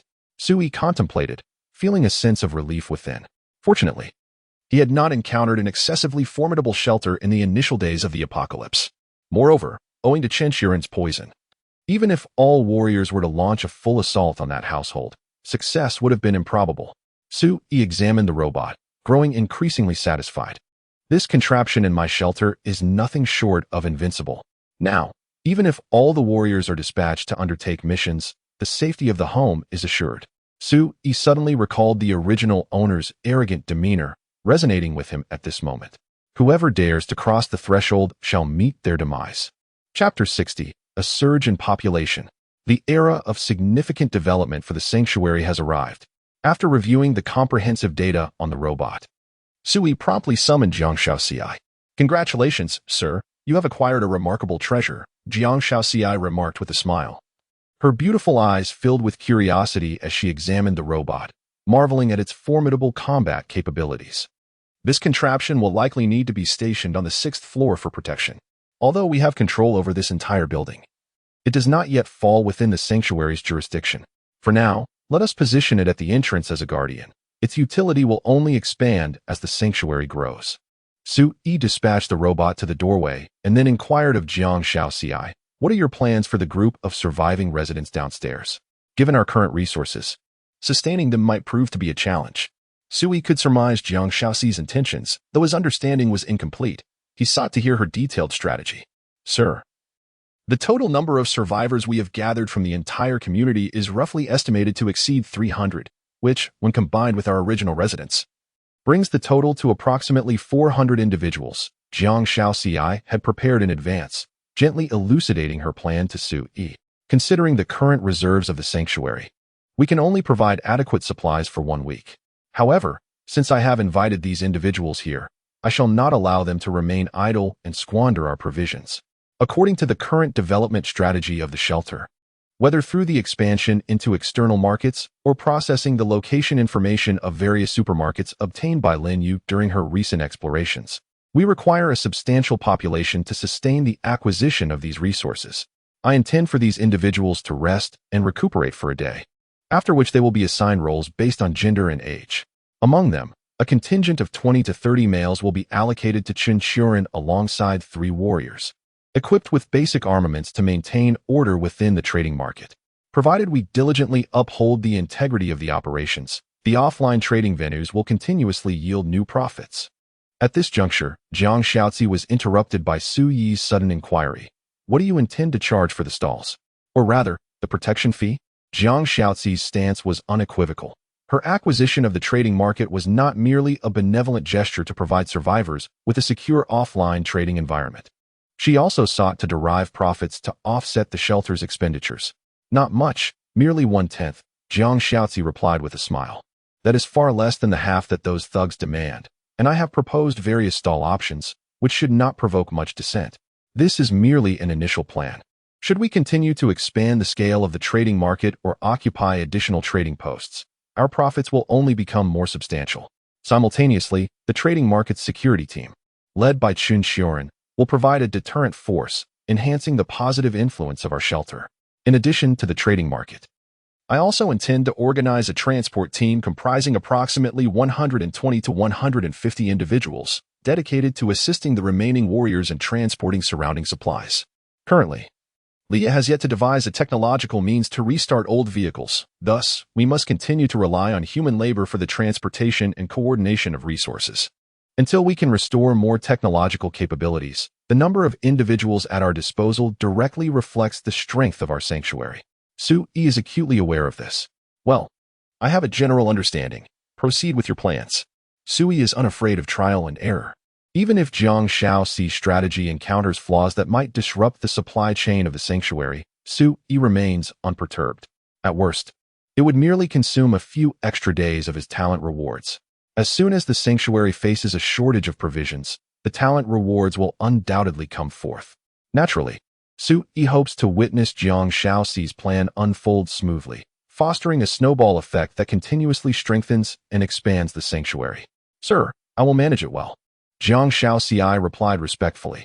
Although she did not disclose the complete arrangement of personnel, Sui has faith in her capabilities. Jiang Shaoxi had previously mentioned in their discussions that she had managed a vast underground organization comprising various personnel and agents, totaling in the thousands. With such extensive experience in managing large-scale teams, overseeing the current few hundred individuals is certainly within her grasp. Sui places immense trust in Jiang Shaoxi and grants her full authority. After all, he believes that even if he were to take charge personally, he might not outperform Jiang Shaoxi. After Jiang Shaoxi departed, Sui lingered by the window, observing the registration queue below for a while. The registration process was essentially nearing completion. Jiang Shaoxi had not assigned all individuals to this building. Instead, she selectively chose a mix of men and women with specialized skills to occupy the building where Sui resided, while the remaining individuals were chaotically distributed among the two nearby buildings. Once it was ensured that all three buildings were fully occupied, Jiang Shaoxi deliberately retained two soldiers, Lu Rui and Li Yang, instructing them not to venture out for explorations. Each was tasked with maintaining public order within one of the buildings, ensuring internal safety and overseeing any potential unrest within. During the initial allocation, some survivors exhibited signs of impatience. A few murmurs of discontent arose within the crowd, but they were minimal and swiftly quelled. For the populace, personal safety was paramount, as long as their safety could be assured. Notions of freedom or lack thereof were dismissed with scorn. Even the dissenting voices that emerged were primarily a consequence of the shelter mechanism. Everyone had access to a shelter. Although most were subpar, there remained a flicker of hope. The prospect of thriving amidst the apocalypse ignited aspirations of dominance among many, particularly among the youth, predominantly young men. However, Jiang Shaoxi had devised strategies to address such ambitions. Following the personnel arrangements, she had sisterly select a few familiar elderly individuals from the crowd, reinstating them to their peacetime roles. As the night unfolded, individuals tirelessly traversed from house to house, diligently engaging in ideological persuasion, underscoring the imperative of unity, and reiterating the current predicaments facing both the nation and humanity at large. In the name of righteousness, Jiang Shaoxi held steadfastly to his convictions. One by one, he entered the rooms, methodically dismantling the remaining sanctuaries within the community, cutting off the escape routes. Without their own refuge, how could they remain calm and dedicated to their tasks here? Chun Xiuren harbored similar intentions. He perceived this undertaking as rather effortless, believing that merely occupying a room for 30 minutes would suffice. During the time, he could do as he pleased, entirely unmonitored. However, Jiang Shaoxi declined Chun Xiuren's entreaty, assigning him 2 soldiers instead, urging him to venture to the trading market that night, expediting the establishment of regulations, and ensuring the safety of the marketplace. Alas, it seemed that my tasks were always the most perilous. Shenxiren rolled his eyes, lamenting, "I am a doctor. How can you expect a physician to wield a firearm on the front lines?" Yet, despite his grievances, he departed the sanctuary with the two soldiers, vanishing into the embrace of the night. The entire refuge had now entered an era of unprecedented population growth. Even the young women from the initial group of residents found themselves occupied, trailing behind sisterly as they continually reassured the newly arrived inhabitants. The sanctuary, from top to bottom, operated like a well-wound clock, ceaselessly spinning even as nightfall descended. Even the most leisurely among them, Sui, found himself unable to rest at night. Before him, incessant notifications regarding Lin Yu and others dismantling the refuge flickered persistently. Even with his eyes shut, the radiant flashes of information danced behind his eyelids, robbing him of a restful night. Until dawn, Sui remained wide-eyed, staring into the void before him. Sleep eluded him. Yet, the notifications of survival points accumulating sporadically brought forth a chuckle or two. Indeed, what a lucrative endeavor! This strategy of filial piety has allowed me to amass a fortune from the comfort of my home. Chapter 61. A windfall of points. Have I become the top dog in the entire city? In the entire neighborhood, excluding Su Yi's building, there are a total of 352 rooms. Considering the abundance of housing in the country, even with the random allocation of residences following the apocalypse, it is conceivable that a small portion of these rooms may remain unoccupied. Furthermore, given the potential conflicts and destructive behaviors that may arise among neighbors in these initial days of the apocalypse, Sui estimates that approximately 300 shelters could be obliterated within the community. However, even with 300 shelters, complete destruction would require at least 150 hours. The destruction team, including Lin Yu, consists of 8 individuals. Even if they dispersed to demolish shelters, a minimum of 18 hours would still be necessary. To entirely eradicate the shelters in the neighborhood, one would have to wait until the following evening. Yet, by morning, Sui had already accrued over 10,000 survival points. The destruction of a level 0 shelter guarantees a minimum inheritance of 100 survival points, an unwavering baseline. Should the shelter's owner possess any additional survival points, that would constitute an extra influx. Furthermore, if there are items within the shelter, there exists a probability that Sui might inherit those as well. In just one night, Sui not only amassed a significant sum of points, but also acquired an assortment of miscellaneous items. Indeed, the value of these items is not particularly high, and only a small portion qualifies as resource-based. When viewed holistically, if we disregard the influence of talents, a single shelter possessing a modest quantity of these items truly lacks developmental potential and faces immense survival pressure. However, this is a normal phenomenon. If any shelter possessed significant potential for development and could withstand the apocalypse, who would venture outside to pledge allegiance to Sui? What? You assert that in the entire community, among hundreds of shelters, there exists not a single one with potential? That everyone is surrendered to Sui? Certainly, there are exceptions.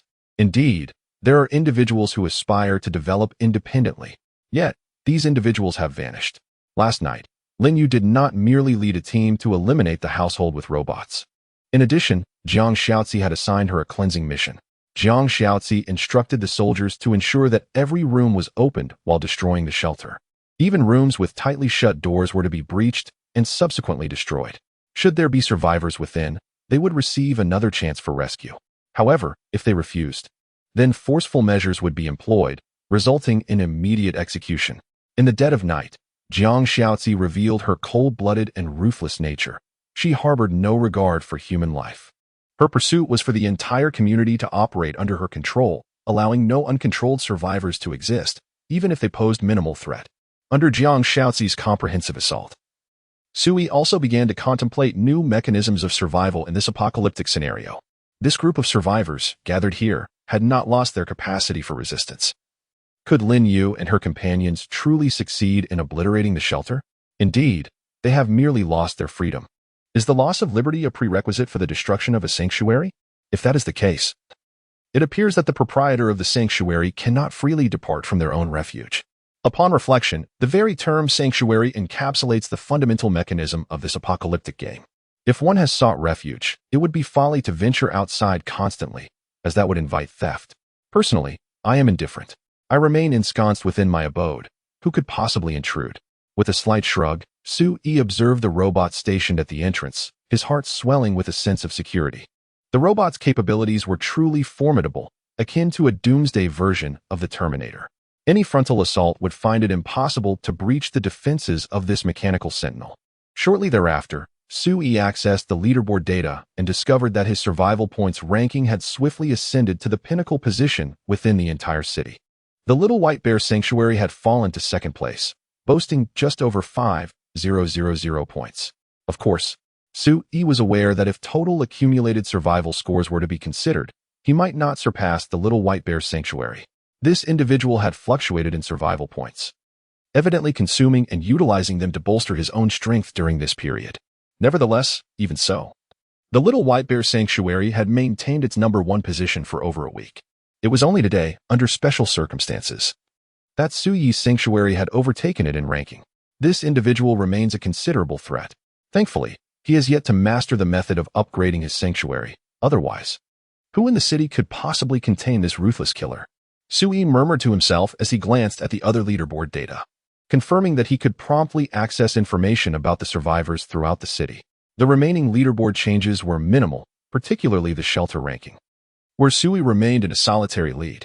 However, the Doomsday War leaderboard piqued his interest halfway through the first round of the Doomsday period. Only the name of Huaxiao appeared on the list. The other nations had yet to complete the first round of the Doomsday War.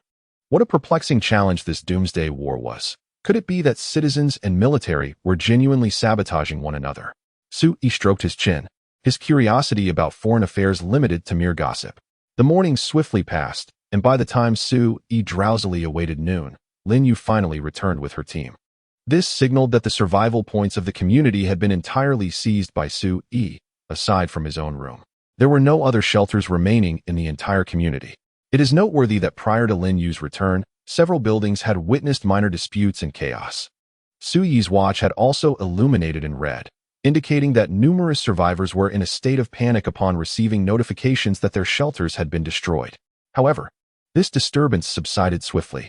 Su-yi glanced at his watch once more, observing that the red had reverted to blue. Below the building, Sister Lee had already gathered a group, greeting each returning survivor with a warm smile.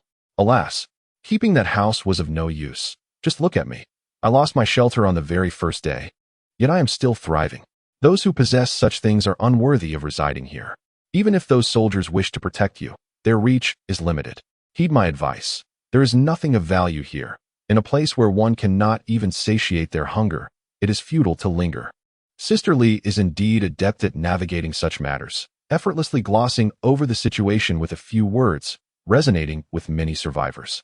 Although some remain despondent and regretful, no one chooses to depart. The sanctuary has vanished, and everyone must rely on Su-yi's refuge. Moreover, many concur with Sister Lee's sentiments. Even if they still have a sanctuary, they endure constant hunger, lacking the courage to venture out for supplies. It is far better to align with a powerful faction.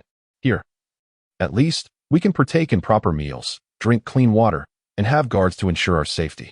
Following Lin Yu's return, Su-yi's total score has soared to 39,651 points. This is nearly 40,000 survival points, astonishing the survivors in the city's chat channel, with the news spreading like wildfire. Goodness, what a scoop. Someone has usurped Little White Bear's top rank. Survival points are nearing 40,000. My word, do we have such a powerhouse in our midst? Who on earth is this? My friend, you are remarkably bold. Only the fiercest individuals can amass such points, and you dare to speak to them so casually? What is there to fear? They have no knowledge of my identity or whereabouts. I am unfazed. Approaching 40,000 points. This individual must have wiped out an entire urban village. It's utterly outrageous. They must be a ruthless killer. In pondering the identity of this enigmatic first leader, one cannot help but notice that his refuge remains unnamed, a testament to his cunning nature.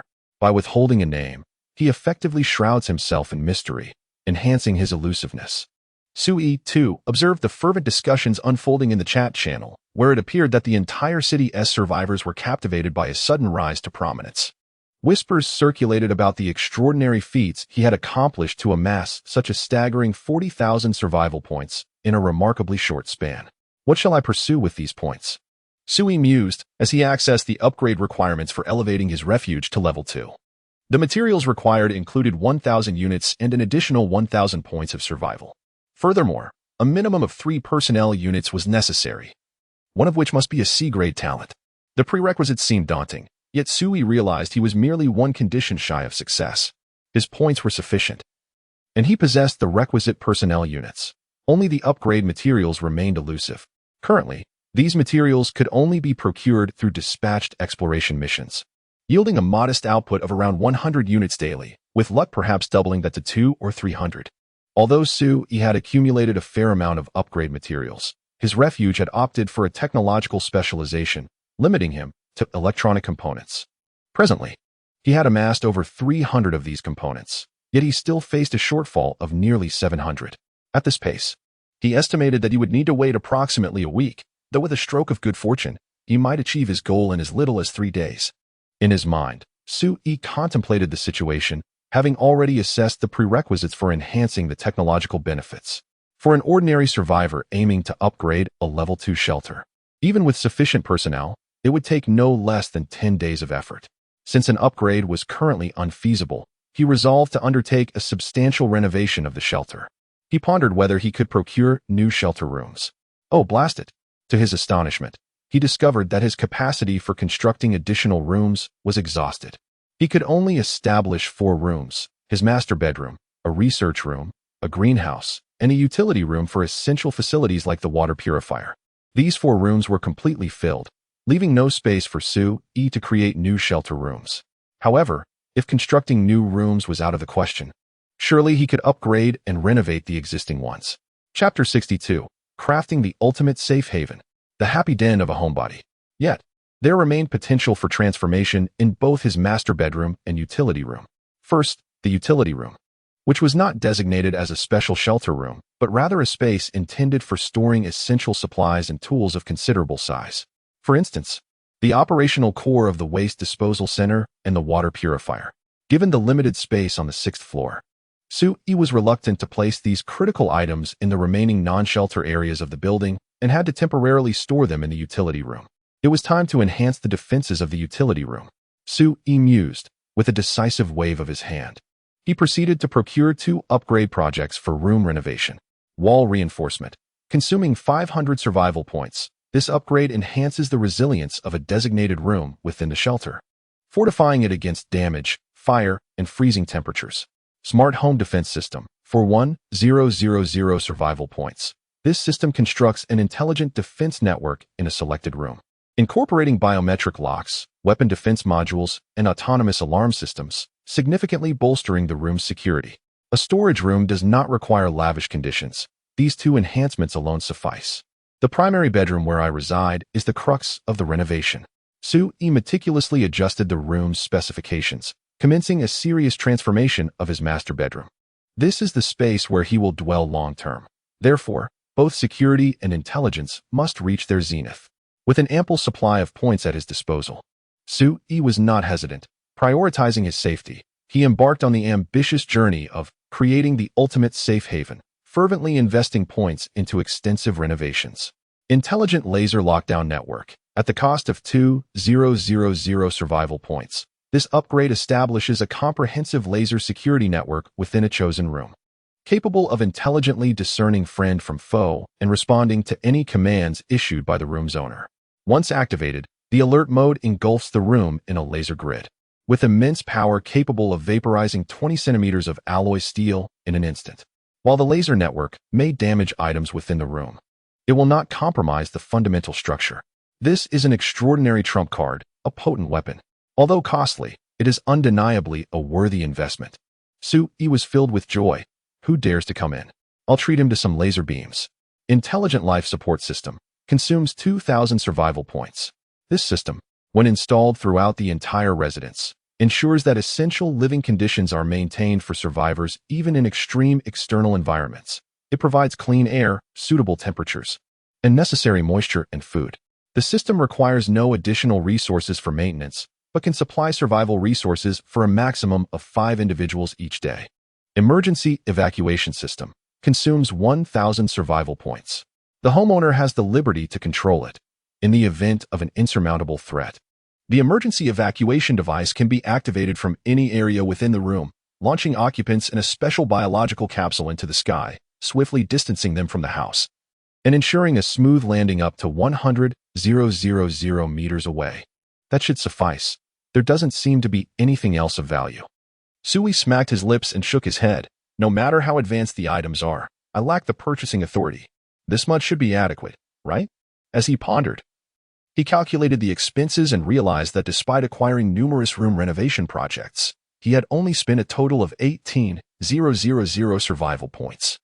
Including the transformation of the storage room, his overall expenditure was under 20,000 points. It felt exorbitant yet remarkably affordable. Sui sighed. However, for him, this expenditure merely represented a depletion of half his survival points. He still had nearly 20,000 points left to utilize.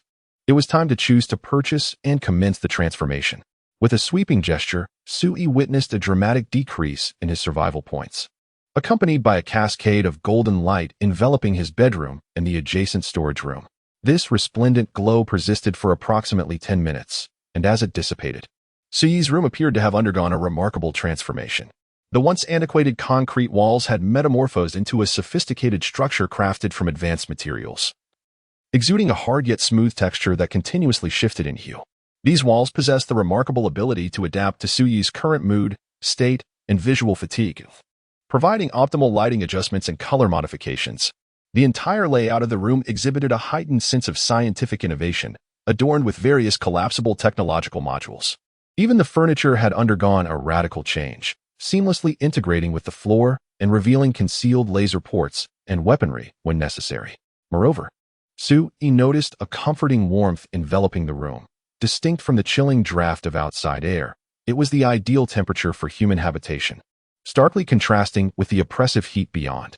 Even when Sui cautiously opened the door and windows, the internal climate remained unaffected, impervious to external changes. Taking a deep breath, he relished the sweetness and clarity of the air around him. He felt as though he were undergoing a transformation, with his intestines gently contracting and his body gradually acclimating. The original fatigue and drowsiness dissipated entirely, leaving his eyes bright and alert. Tiny robotic entities were diligently examining Sui's physique, rectifying any latent ailments and enhancing his clarity of mind, bringing him to his peak condition. Impressive, Sui marveled as he made his way to the bathroom for further inspection. The space of the room is rather limited, and the bathroom was originally quite cramped. However, after intelligent adaptation and renovation, the bathroom seems to have expanded somewhat. The overall environment of the bathroom has become significantly cleaner and more hygienic, with the surrounding walls and floor equipped with a 24-hour automatic cleaning function, consistently maintaining the cleanliness of the room. As it stands, this residence should be regarded as one of the highest security-level refuge core areas in the entire city, mused Sui. It is worth noting that many of the projects he purchased have prerequisites that necessitate at least a level 1 refuge, and some even require a scientific type of refuge. Among the survivors in the city, even if Little White Bear possesses thousands of points, he would still be unable to acquire these housing renovation projects. This underscores the critical importance of refuge levels. Otherwise, mere points are rendered useless. Even when faced with a rogue assassin like Chen Shiren, as long as I remain indoors, my safety is assured. Sui contemplated in his mind. With less than 20,000 survival points remaining, how should he allocate them? His continual objective has been to expend all points to ensure his safety and enhance his capabilities. He certainly does not wish to be one of those unfortunate souls who hoard points only to perish before they can be spent, leaving them to be squandered by others. Just as Sui was deep in thought, the timer on his watch suddenly chimed. It was time for the midday reward. Before him, new talent information swiftly materialized. A mere glance filled Sui with immense joy. Oh my, what a remarkable talent. Chapter 63. What? I have become a warlord of the apocalypse. Congratulations. You have triggered a high-level talent reward. Congratulations. You have received a talent reward. A-Class Technological Armed Task Force, comprising 500 personnel. A-Class Technological Armed Task Force, a task force consisting of 500 individuals, organized into 3 sub-teams: Command, Combat, and Support. Team composition: Command Personnel, Commander, Deputy Commander, Chief of Staff, Staff Officers, Combat Personnel, Combat Squad Leader, Deputy Squad Leader, Combatants, Assault Team, Fire Support Team, support personnel, communications team, medics, logistics personnel. Types of military personnel included infantry, snipers, demolition experts, signalers, medics, engineers, logistics personnel, cooks. Task Force firepower configuration, light weapons, rifles, submachine guns, handguns, etc. Heavy weapons, portable machine guns, mortars, etc. Special equipment, sniper rifles, anti-tank missiles, flamethrowers, drones, etc. Defensive equipment, bulletproof vests, helmets, goggles, night operation systems, as well as some construction materials for erecting temporary defensive fortifications. Overall combat capability assessment of the task force. This is a multifunctional, highly mobile combat unit cluster. It possesses the ability to swiftly adjust personnel configurations according to varying mission requirements, adapting to the complex and ever-changing battlefield environments of modern scenarios. Military ranking of the task force personnel. The lowest rank is D-level talent unit, encompassing at least 10 C-level talent units. At the moment the notification appeared, a deluge of golden light flooded Su Yi's room. Su Yi's eyes widened in astonishment as he gazed at the information prompt before him. Incredible! A prestigious talent reward has emerged, an A-level reward, bestowing a minimum of 500 D-level talent units. Although the talent ratings may not be particularly high, the sheer number is staggering. A scale of 500 individuals represents at least the combat strength of an enhanced battalion. Su Yi inhaled sharply, his excitement reaching unprecedented heights. In a world where global military forces have vanished amidst apocalyptic chaos, possessing the formidable might of a regular army's enhanced battalion, it is no exaggeration to say that Su Yi could conquer an entire city. Were it not for the peculiar refuge talents of the survivors acting as an obstacle, he could easily establish himself as a local sovereign. However, just as Su Yi was reveling in his joy, a new prompt suddenly appeared before him. Warning: the current environment is insufficient to summon all talents. Please promptly designate a new summoning area. If a new area is not specified within 3 minutes, the current talent reward will be deemed forfeited. All will be void. Don't mess with me. Su Yi was taken aback, hastily darting out the door and sprinting to the vacant space behind the building. It was deserted, with a vast expanse of withered and dilapidated grass. Summon here. Confirm the location. As Su Yi confirmed, golden light erupted from the bedroom, cascading down around him. Subsequently, 500 humanoid forms of golden light materialized, and as the brilliance dissipated, 500 fully armed soldiers stood before Su Yi. Greetings, Commander. The soldiers turned in unison to face Su Yi, their commanding presence resonating as they collectively shouted, standing at attention with their rifles held respectfully. Have you witnessed the grandeur of a National Day parade? It was precisely that kind of atmosphere. Every soldier donned immaculate Special Forces camouflage, each gripping their weapon, feet together, posture upright, their gazes unwaveringly fixed upon Su Yi, each expression steeped in solemnity. Anyone observing would have no doubt about their combat capability and resolve. Su Yi nodded with excitement, gesturing with a wave. Excellent. Comrades, your hard work is appreciated. The soldiers promptly roared back, serve the people. Su Yi laughed heartily. Although this contingent of 500 was merely a task force and lacked the heavy equipment associated with regular military units, such as tanks or aircraft, it was more than sufficient. Indeed, one could argue it was the most ideal configuration, precisely the type of troops Su Yi needed at this moment. After all, this was a battalion of light infantry. The light infantry of Huaxia possesses an undeniable strength in combat, unparalleled globally. Su Yi felt that from this day forth, he could forego beef. Do not ask why. These 500 soldiers were the source of his audacious confidence. The soldiers' thunderous roars quickly caught the attention of Jiang Xiaozi, who hurriedly descended with Lin Yu.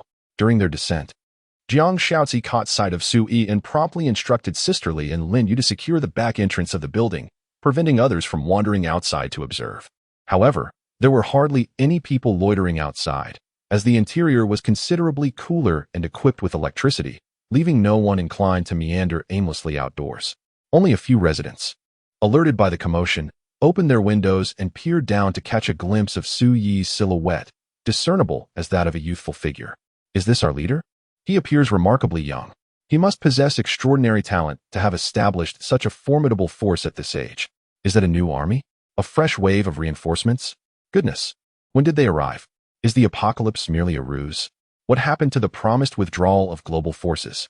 How could there still be hundreds of them here? Our leader undoubtedly has an impressive background. Perhaps he is some sort of second-generation elite, capable of commanding so many soldiers. The residents above speculated amongst themselves, their astonishment driving them to gaze intently from their windows. Jiang Shaozi would not permit them to ascend to the 6th floor. Few had ever laid eyes on Su Yi, let alone interacted with him directly. This was a rare opportunity. Although they could only see his back, at least they would ascertain the gender of the leader of their faction. Sir, Jiang Shaozi quickly approached Su Yi and pulled him into the shadows of the stairwell. The sun is quite strong outside. I wouldn't want you to get sunburned. I'm not that fragile, you know. Have you forgotten? I possess passive skills that grant me heat resistance. Even so, one must exercise caution. Jiang Shaozi glanced up at the eaves that shielded them from prying eyes. Her words laden with significance. Shaozi, are you worried about others seeing me? Sui squinted slightly, a smile gracing his lips. There's no need for such vigilance. Since I am here, I will inevitably be seen.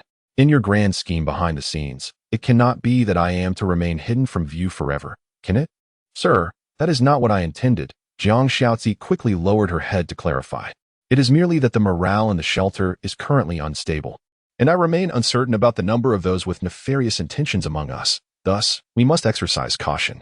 If you find yourself in need of company, you may seek solace in conversation with those young ladies, for they have pledged their allegiance to you and are unlikely to harbor ulterior motives. The first batch of female residents has earned Jiang Shaozi's preliminary trust, and they are under her guidance daily, ensuring their loyalty. Jiang Shaozi believes that as long as one cannot pass her scrutiny, no one should be permitted to approach Su Yi lightly. It is best if they do not gaze upon him at all. The leader of the operatives harbors great suspicion, fearing that some unscrupulous individual might take advantage of her momentary lapse to harm her beloved. Yes, I am aware of your loyalty. Let us not dwell on that. Su Yi gestured towards the 500 soldiers standing under the sun. Though beads of sweat trickled down their faces, each remained upright and resolute. Su Yi spoke with a sense of pride. Jiang Shaozi, what do you think? Have you ever seen so many soldiers before? Indeed, I have encountered many soldiers, but never such a formidable force, Jiang Shaozi replied, her words laced with delicacy and a hint of affection. During the tumultuous times of the Republic, she had encountered countless armies and interacted with numerous dignitaries and officials. She had even, under circumstances of personnel shortages, personally commanded a frontline battle involving over 10,000 troops. However, she refrained from mentioning this. She did not wish to diminish Su Yi's moment of pride as a man. Very well, these 500 soldiers shall belong to you. With a grand gesture, Su Yi proclaimed, you take charge. This is our new force. Each member possesses remarkable combat prowess. With this, you shall no longer lament the inadequacy of personnel in our refuge, shall you? A smile graced Su Yi's face. A military contingent of 500 strong. This is indeed a force surpassing the number of residents who would dare harbor ill intentions. The color of this watch shall not be allowed to turn red again. Thus, our sanctuary is undoubtedly free from concern. Jiang Shaozi respectfully replied, with such a formidable army at our disposal, I shall strive to achieve even greater results for you, enhancing our collective strength. Let us not hastily seize territory, Sui interjected, raising a hand to caution. We are in an apocalyptic world. Survival is our primary concern. Your previous mindset of territorial expansion as a warlord may not always be applicable. Our priority is to ensure our safety and secure our resources. The rest, you may arrange as you see fit. Yes, sir, Jiang Shaozi nodded respectfully. These individuals shall be entrusted to you. Su Yi glanced at the soldiers before him, beckoning a few captains and officers resembling strategists to communicate with Jiang Shaozi. After delegating his instructions, Su Yi turned to ascend the stairs. Sir, are you in such a hurry due to pressing matters? I am at your service, Jiang Shaozi inquired, her thoughts consistently centered on Su Yi, eager to alleviate any new burdens he might face. There is indeed something, but you may not be able to assist, Su Yi replied, gesturing towards the upper floor with a smile. I need to find Liya. With the addition of so many soldiers, we must expedite the creation of the refrigeration equipment we previously discussed. Previously, Liya and Su Yi had reported that she was recently engaged in the development of portable cooling devices suitable for personnel exploring resources in the field, which could effectively mitigate the physical exhaustion experienced by soldiers during missions in high temperatures. This innovation aims to maintain the soldiers' body temperature during their tasks, thereby alleviating the challenges faced while carrying out their duties outdoors. This is currently the only scientific challenge independently tackled by the shelter, a necessity also posed by Jiang Xiaozi.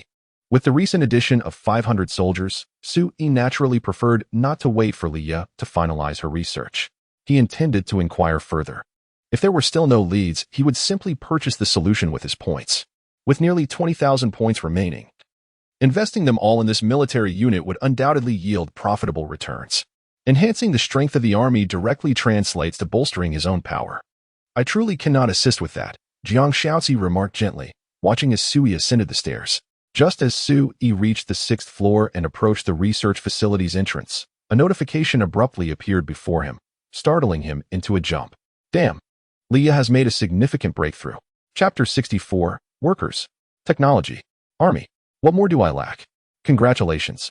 Due to the influx of extensive scientific data in the research facility, your talent, Liya, has experienced a profound sense of fulfillment. She has transcended her previous talent level. Congratulations! Liya has achieved a remarkable advancement, successfully progressing to a C-level talent unit. Oh my! She upgraded herself. Su-yi stood at the entrance of the research facility, his expression one of sheer astonishment. She spends her days confined within the research room, even more reclusive than I am, yet she has managed to make upgrades? What a remarkable talent! Su-yi quickly accessed Liya's latest data list and discovered that, in addition to the traits of engineering specialization and wisdom, Liya had acquired an additional characteristic, academic overachiever. Academic overachiever, she possesses an exceptional drive for self-directed learning and an extraordinary capacity for comprehension. She can grasp any new knowledge in the fields of science and engineering with remarkable insight. Through continuous learning, she can elevate her own rank. Wow! A characteristic indicative of growth. Su-yi's eyes widened in astonishment. If Liya were to engage in uninterrupted learning, she could consistently ascend, transforming into an increasingly advanced talent unit. Could it be that the technological projects I purchased are responsible for this? Su-yi pondered, recalling that each time he acquired new technological projects through survival points, corresponding theoretical knowledge was automatically filled into the research room in the form of data and books. Liya, immersed in the research room daily, was continually absorbing this ever-expanding reservoir of new knowledge. According to the information prompts, she was quite satisfied with Su-yi's acquisition of technological projects. Her excitement and motivation only grew with each lesson learned. This was not merely an innate talent. She was an inherent academic prodigy, a pioneer at the forefront of humanity. Su-yi marveled at this revelation, then pushed open the door to the research room. He seldom visited the research room, as he held little interest in such matters, much like students who struggled academically, who found themselves overwhelmed by these subjects. However, Liya was different. She seemed to be born with an innate fascination for all scientific challenges. As Su-yi entered the research room, he observed Liya bent over an experimental table, clad in a simple white lab coat, which was splattered with various stains, a testament to her countless experiments. Liya was oblivious to Su-yi's arrival, wholly engrossed in her work. Her hands deftly maneuvered among the instruments, frequently adjusting an array of parameters. She appeared utterly absorbed, her expression gravely serious, as if the entire world had shrunk to just her and her experiment. Su-yi stood silently beside her. Choosing not to interrupt, he suddenly realized that a woman immersed in her work exudes an astonishing allure. Liya was not conventionally beautiful. Her charm was understated, akin to stars twinkling quietly in the night sky within the confines of the modest research room. Her silky black hair was casually tied back in a low ponytail, with a few strands playfully cascading down her cheeks, swaying gently in the breeze, mischievously obstructing her vision. As she lifted her hand to tuck away the rebellious strands, her peripheral vision caught sight of the man beside her. Oh, who is that? Ah, it's the boss. Liya jolted back to reality, quickly turning to face Su-yi with a smile. Boss, what brings you here? Her smile was refreshing, yet tinged with evident fatigue. I just arrived and didn't want to disturb you since you seem so busy. Su-yi nodded, observing, have you not rested well? You appear quite exhausted. Oh, I'm managing. Just haven't slept for 2 nights. Liya smiled cheerfully and waved her hand. Recently, this room has accumulated a plethora of new data and experimental projects, seemingly related to architectural structures, as well as models of intelligent information technology and microrobotics. I believe that if I could thoroughly comprehend this, it would bring substantial benefits to my employer. Have you managed to grasp it? Su-yi inquired. Liya paused in her breath, dejectedly shaking her head. No, I find it incomprehensible. It appears to be lacking numerous foundational technological modules. and I am currently unable to replicate it. Do not worry, there is no rush, Sui replied calmly, fully aware of the distinction between innovation and direct purchase. As long as he had points, he could directly acquire finished products without mastering the technology. However, for Leah to grasp the core technological essence of the products was no simple feat. Researching technology is something we can engage in at any time. Let us take our time. Sui opened the shopping interface and casually purchased some special potions. Universal Recovery Potion, a box contains 12 vials, costing 500 survival points. Upon consumption, it automatically repairs bodily ailments and fatigue, ensuring that the body remains in peak health.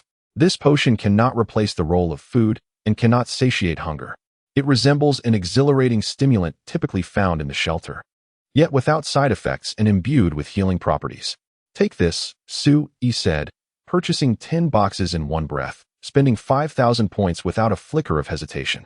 He placed the suitable potion before Leah. Drink a little when you are tired. Your health is paramount, and do take care not to overexert yourself. Leah has now acquired the characteristic of a top student, which signifies a tremendous elevation in status for Sui. Given sufficient time, there is no doubt that through relentless study, Leah could ascend to an A-level or even an S-level talent unit. Boss. Leah took the vial with a touch of emotion sparkling in her beautiful eyes. She lowered her head and playfully remarked, Boss, you are so kind to me. Are you perhaps trying to pursue me? Sui was taken aback. A glimmer of cleverness flickered in Leah's enchanting gaze as she feigned a sigh. Alas, that would surely upset my dear sister, and I have no desire to become her romantic rival. She is quite formidable. Sui rubbed his forehead. This is merely a normal concern from a boss towards an employee. It's just an additional benefit, so don't overthink it. Is that so? Leah instinctively leaned closer, her body near Sui, her eyes narrowing slightly. But if the boss truly wished to engage in something more clandestine, I am merely a defenseless female researcher, incapable of resistance. I might have to silently endure while shedding tears, allowing the boss to exercise his whims. With her head bowed and a face full of feigned sorrow, she seemed to embody the role. Damn it! Sui couldn't help but exclaim. What kind of peculiar inclination is this? Why does it sound as if you are looking forward to my ulterior motives? Are we starting now? Does the boss enjoy this atmosphere? Leah's eyes lit up. Boss, then I shall lock the door immediately. Wait, you must have misunderstood. That expletive is merely a modal particle. It does not denote action. Sui hastily grasped Leah's arm, urging her to focus. Let's talk about serious matters. How is the research on the cooling and refrigeration facilities that Xiao Ci discussed with you previously progressing? Leah turned and retrieved several small vests from a nearby drawer. Well, it's not particularly difficult, but I can only produce them manually. We lack both raw materials and a factory. Many technological projects could indeed be realized, but the output is limited. This is indeed a conundrum, Sui replied, his brow furrowed in contemplation. While a few refrigeration units might suffice for the original number of personnel, the addition of 500 soldiers rendered them grossly inadequate. Leah's observations highlighted the challenges he faced in sustaining this military force, which extended beyond mere shortages of cooling equipment. Maintaining an army is far more arduous than catering to the needs of civilians. For instance, although the weaponry within this contingent of 500 is substantial, ammunition is scarce. These soldiers do not possess an infinite supply of bullets. Once their ammunition is depleted, the combat effectiveness of the army would inevitably diminish. Despite the formidable individual combat prowess of the Chinese soldiers, who could wield cold weapons with remarkable skill, Sui was reluctant to resort to such measures. To sustain a large military force only to have them engage in close combat? What an impoverished warlord existence that would be. Evidently, we are beset by numerous pressing issues. Sui sighed deeply as Leah quietly leaned closer, her figure pressed against him. Boss, how can I assist you? I am quite clever, you know. A scarcity of ammunition, a lack of assembly lines, and an absence of factories. You are absolutely right. It is unreasonable to expect you to handle all of this alone. Sui felt a throbbing headache. Yet Leah, with a playful smile, remarked, Boss, I have heard. Our refuge has recently welcomed quite a number of laborers. Laborers? You mean the new residents? Indeed, there have been several hundred more. Leah tilted her head, grinning at Sui. If we lack factories, then we shall procure factory equipment. We may be short on machinery, but we are not lacking in skill or workers. Although this group may not be seasoned craftsmen, I have already devised the production techniques. All it takes is a little patience to teach them. Leah's hand gently covered Suyi's larger one as she whispered, "Boss, you have manpower and expertise. Why worry about missing equipment? Wherever it exists, we shall seize it. Do you know how to produce ammunition?" Suyi raised his gaze, astonished at Leah's confidence. She shrugged casually. "I may not be able to create missiles, but I can certainly manage the bullets for basic weaponry. If necessary, give me another week, and I will strive to establish the production technology for rocket launchers." "Good heavens, you can even fabricate that contraption. Are you a natural at this?" "Boss, I am no genius. It is merely that we have access to existing scientific data, along with a comprehensive set of theories and experimental methodologies. I simply need to endeavor to replicate them." Leah did not seek to take credit. She referred to the technical documents that would automatically materialize in the research facility upon Suyi acquiring the necessary equipment and technological projects. Yet Suyi was acutely aware that, although Leah spoke with such ease, she was the only one in the entire sanctuary capable of comprehending these technical documents. Her words may have seemed simple, but without a substantial accumulation of scientific knowledge, even if one were presented with the design blueprints of a Dongfeng missile, an ordinary person would remain baffled. A treasure trove left unutilized. "Indeed, you are correct." Suyi nodded, narrowing his eyes, feeling a sudden clarity in his thoughts. Liu was right. He commanded an elite force of 500 soldiers, currently at the peak of combat readiness, with ample ammunition at his disposal. Given this premise, what could possibly elude his grasp? Anything available within this city could be acquired. "I have been limiting my mindset to peacetime. I ought to learn from you." Suyi's demeanor was genuinely earnest. Not having thought of it was no disgrace, as long as one possessed the willingness to learn and improve. Boss. Would you like me to provide you with some extracurricular tutoring?" Leah playfully draped her arm over Suyi's shoulder, exuding a touch of mischievous charm. Gazing up at him with a teasing smile. "Nighttime tutoring, just the two of us, absolutely private, guaranteed to expedite your growth." "Well, I wouldn't mind that. Could you report to Xiaoxi? Ask her to clear a spot for you tonight." How could I forget my experimental project? I almost overlooked it." "You are truly incorrigible. I shan't play with you any longer," Leah exclaimed, turning abruptly and dashing back to the experimental station. Unabashedly revealing her exquisite back to Suyi, her movements hinting at an alluring, albeit subtle, uniform temptation. "This girl, she is rather audacious." Suyi shook his head and turned away from the research room, eager to execute the new plan he had just conceived, a thorough sweep of the city. Whatever was lacking, he would seize it. Chapter 65. Points exhausted. The grand sweep begins. After departing from the research room, Suyi was about to seek out Jiang Xiaozi when he discovered her standing at his door. "Ah, Xiaozi."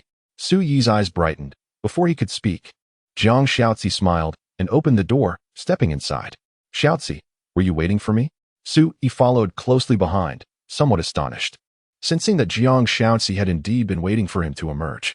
"Yes, sir. How is the military arrangement progressing?" Suyi settled onto the sofa and took a sip of chilled water. "Also, you came to inquire about the refrigeration equipment, right? She has developed it, but we are unable to mass produce it." "I understand."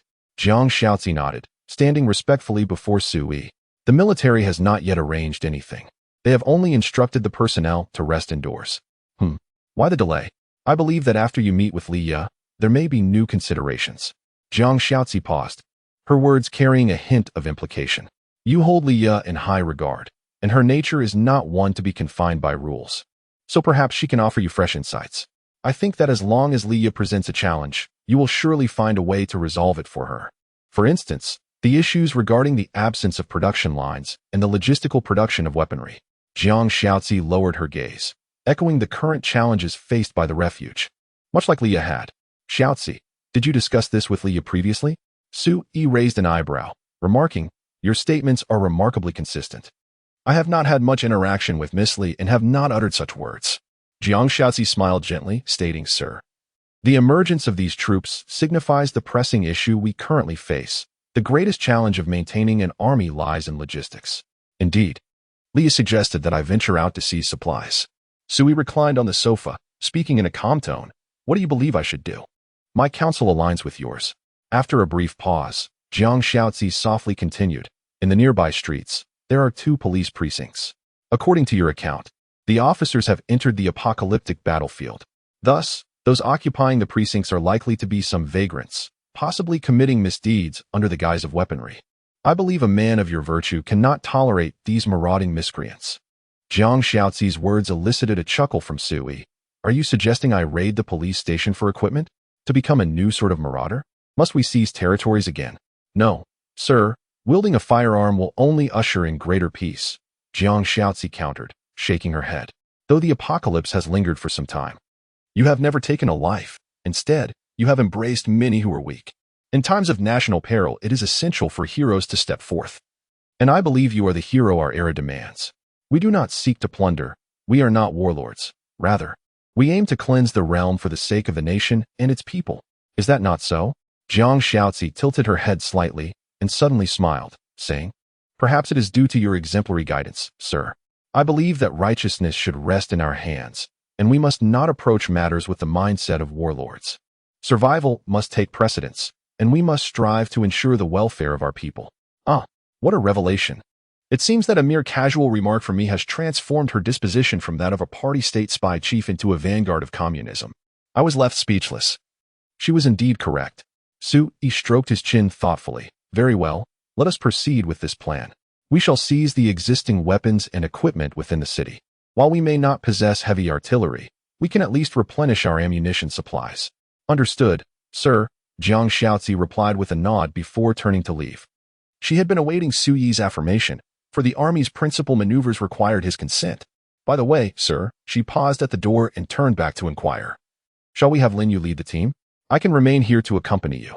Xiaozi, are you hesitant to take command in battle? Sui chuckled unexpectedly. Jiang Xiaozi shook her head. I merely believe that Lin Yu's leadership would better safeguard your reputation, sir. If I were to lead, this army might truly become a ruthless warlord force.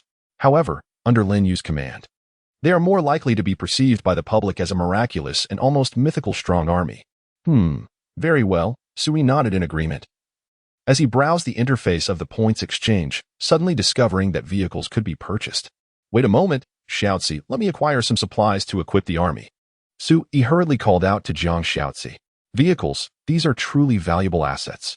In a world where mobility has come to a standstill, and everyone is reliant on their own 2 feet, the advantage of possessing a few vehicles is monumental. Presently, Sui had 151 survival points remaining, and the prices of vehicles in the points shop varied considerably. The models he was interested in were rather expensive, although there were indeed some affordable options, even accessible with a mere level 0 shelter. However, Sui considered that since he needed to equip his 500-man army, it was imperative to opt for military vehicles, selecting only those with the finest specifications. Let me see, among the vehicles available for purchase at a level 1 shelter, which offers the best value. With a decisive gesture, he made his selections. Armored Personnel Carrier, APC, model, Tiger 3 capacity, each vehicle can accommodate a maximum of 50 soldiers. Weapon system, equipped with a heavy machine gun on the top and 1 light machine gun on each side. Armor protection, moderate. Capable of effectively resisting light weapons and small caliber artillery attacks. Speed, maximum speed of 90 km/h. Purpose, rapidly transport soldiers to the battlefield while providing a degree of fire support. Cost, 1,000 survival points. Tactical Support Vehicle, TSV. Model, ThunderX function, provides tactical command, communication relay, and battlefield medical support. Weapon system, lacks direct offensive weaponry but is outfitted with advanced electromagnetic interference equipment. Equipment includes comprehensive tactical communication devices, battlefield command systems, and mobile medical facilities. Speed, maximum speed of 80 km/h. Purpose, to enhance the tactical coordination capabilities of the task force, ensuring unimpeded communication and providing battlefield support. Purchase requirement, 1,000 survival points. Armored Rescue Vehicle, ARM. Model, Guardian R-Type. Function, rapid transport of battlefield casualties and support for on-site repairs. Equipment, equipped with an advanced life support system, emergency surgical table, and repair tools and equipment. Speed, maximum speed of 70 km/h. Purpose, to reduce casualty mortality rates and improve battlefield survivability. Purchase requirement, 1,000 survival points. Anti-Aircraft Missile Vehicle, SAM, model, Skynet M-Type. Weapon system, armed with 8 portable anti-aircraft missiles. Protection, medium level, equipped with an advanced electronic countermeasure system. Speed, maximum speed of 85 km/h. Purpose, to provide low-altitude defense against aerial threats such as enemy drones and helicopters. Purchase requirement: 2,000 survival points. Supply vehicle: ST. Model: Hercules S-type. Load capacity: each vehicle can carry sufficient supplies for 1,000 soldiers for 1 day of operations, cannot be automatically replenished, and requires corresponding materials from the shelter. Speed: maximum speed of 75 km/h. Purpose: to ensure the task force has adequate supplies while operating far from the shelter. Purchase requirement: 1,000 survival points. Among these 5 vehicle types, 5 armored personnel carriers were purchased, while the others each acquired 1 unit. This expenditure resulted in a direct depletion of 10,000 survival points. With over 5,000 survival points remaining, Sui made a decisive choice and purchased 10 standard cargo trucks in one go. Model: Giant Power, T500. Load capacity: maximum load of 50 tons, inclusive of cargo and personnel. Cargo loading capacity: approximately able to carry 35 tons of various supplies such as food, water, and construction materials. Personnel transport capacity: under the premise of ensuring cargo safety, the cabin can accommodate up to 10 additional occupants, including the driver. Cabin dimensions: length 10 meters x width 2.5 meters x height 3 meters. Usable internal space. Power system: equipped with a high-power diesel engine, delivering a maximum output of 350 horsepower. Speed: maximum highway speed of 90 km/h, slightly reduced under load. Cost of purchase: 500 survival points. While the price of standard cargo trucks is relatively low, their cost-effectiveness is evidently inferior to that of armored vehicles. Had it not been for the necessity of better cargo transport, Sui would have preferred to continue acquiring armored personnel carriers. Excellent, all points have been spent. Only 151 points remain. Sui clapped his hands and, together with Jiang Xiaozi, exited the room, leaving the shelter for a more expansive area.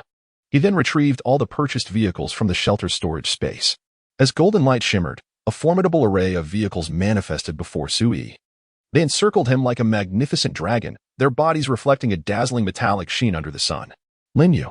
She reacted like a warning signal, instantly alert, and hurried to stand beside Sui. The temporary commander of the task force, Linyu, has arrived to report.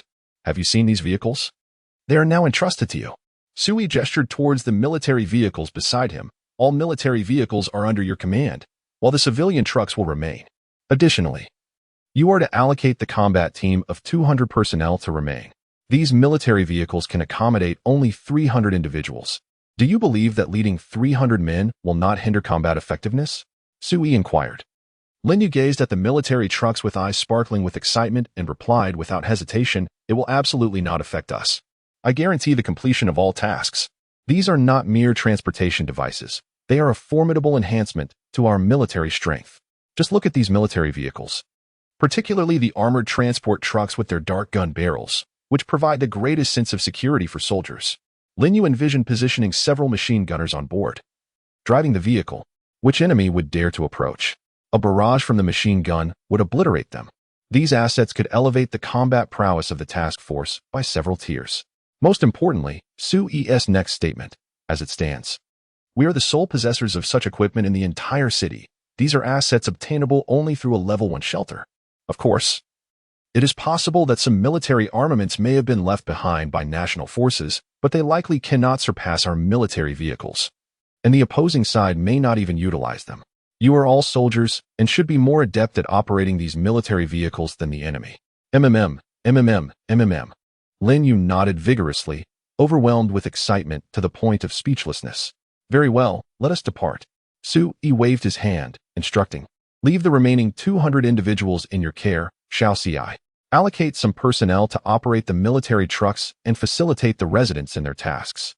Understood, Jiang Xiaozi replied, lowering her head in obedience. Today shall surely be a day of bountiful harvest, and if anyone attempts to obstruct us, apologies. But my civilian trucks are also equipped with combat teams, fully armed and formidable. I hereby declare the commencement of the grand sweep operation, with Sui's command. The soldiers began to board the vehicles in succession, each one departing the community. Meanwhile, Jiang Xiaozi organized the remaining military groups and called upon Sister Li to head towards the nearby 3 residential buildings, urging the residents, who had rested for a day, to commence their tasks of transporting supplies. A profound sense of satisfaction filled her heart. Soon, my sanctuary will be inundated with an abundance of resources. Chapter 66, Brother. We are surrounded. Shall we engage in battle? Jiang Shaoxi's arrangements were exceedingly prudent. She did not assign the entire group of 200 soldiers to the procurement operation. Instead, a special forces team of 50 soldiers was designated to protect the hundreds of residents as they ventured out. The remaining soldiers were divided into a team of 10, dispatched to the offline trading location to coordinate with Qin Xiuran, ensuring the protection of the daytime marketplace and enhancing the revenue from stall fees. Additionally, 40 soldiers were split into 2 teams to execute activities at new resource locations and trading spots, as well as conduct survivor rescues, thereby improving the intelligence gathering capabilities of the sanctuary, enhancing its influence, and increasing the population. The remaining 100 soldiers were retained within the community. Indeed, Jiang Shaoxi is poised to embark on the grand endeavor of fortifying the entire community. Previously hindered by a lack of manpower, she now enlists the expertise of professional soldiers, determined to realize the various military fortifications envisioned in her security plans. Traps, bunkers, lookout posts, and trenches, all military-grade defenses will be established. Jiang Shaoxi's objective is straightforward. She aims to make Su Yi's bedroom the nucleus of a concentric circle of safety, continuously expanding outward to enhance the security parameters. Su Yi's bedroom will serve as the highest level of security, followed by the building he resides in and its surrounding walls, then extending to nearby structures designated as sniper and ambush points, gradually radiating throughout the entire community. Not only should outsiders be prohibited from approaching Su Yi, but even a large-scale enemy assault would find it impossible to reach him. On yet another monotonous afternoon, Su Yi pondered what to do. He gazed up at the crimson sun and couldn't help but contemplate. Should I perhaps tease Li Yajin with some subtle innuendos? However, he soon dismissed the thought. Wary of any misunderstandings, she seemed to take such matters seriously. Instead, why not engage in a game of civilization? Sitting at his computer desk, Su Yi found solace in single-player games that could easily consume several evenings. Yet, he felt a twinge of discontent with this idleness.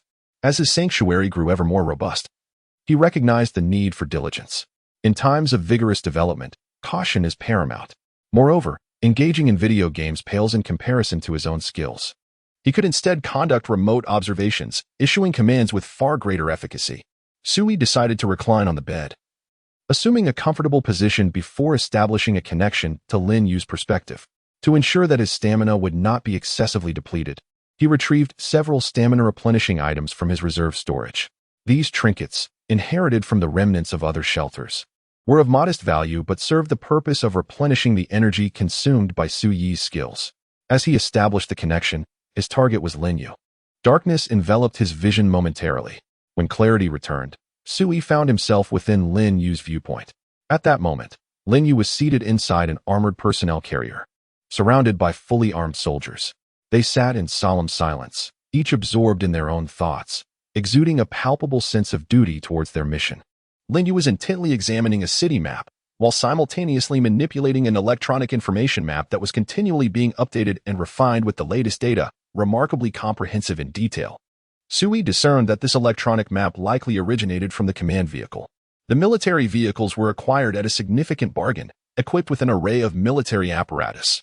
Suddenly, Lin Yu reacted, softly murmuring, "Commander?" Her perceptiveness far surpassed that of her fellow soldiers, enabling her to sense Su Yi's connection to her perspective. "I shall merely observe. You carry on with your tasks." Su Yi's voice resonated beside her. A subtle smile graced Lin Yu's lips, yet she remained silent, fully engrossed in scrutinizing the map information. As they approached the target location, the entire unit heightened their vigilance, and the vehicle's speed began to decelerate. Lin Yu abruptly seized the intercom and commenced issuing operational commands. Command vehicle, maintain position to the rear. All snipers disembark and position themselves at suitable vantage points. Signal personnel, provide precise operational data. With that, the demolition experts prepared, and the assault team began to disembark in succession, orchestrating a pincer maneuver. Armored vehicles number 1, 2, and 3 continued their advance in formation, drawing nearer to the target location. After delivering his orders, Lin Yu glanced at the soldiers beside him. "Everyone, check your gear and enter combat readiness." With a clatter, all soldiers inside the vehicle promptly lowered their heads to inspect their firearms and equipment, subsequently disengaging the safety mechanisms.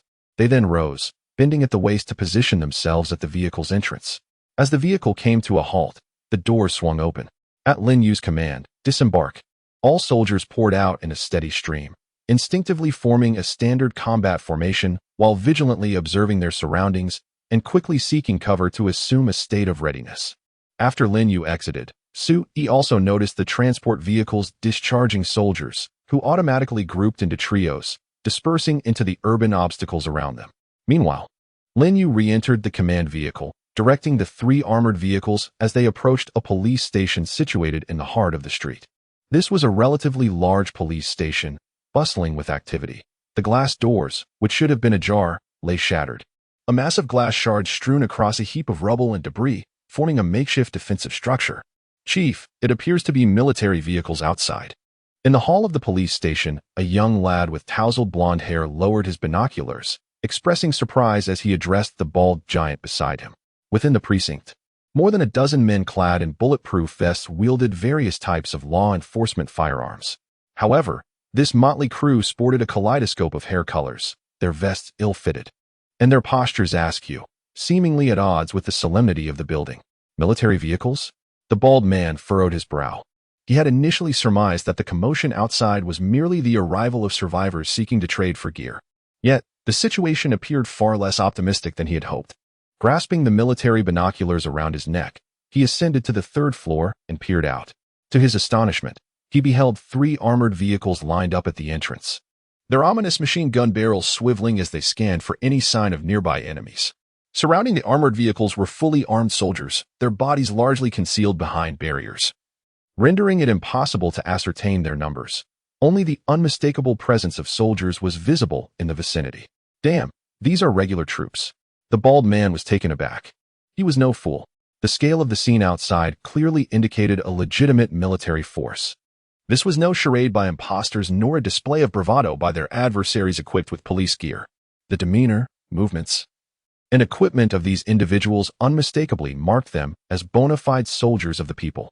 Could it be that the military had entered the city to initiate a rescue operation? Yet, what of the enigmatic presence that had spoken of an apocalyptic war? The brash fellow even urged me to cast my vote, and I did so with an F. Is this all merely an illusion?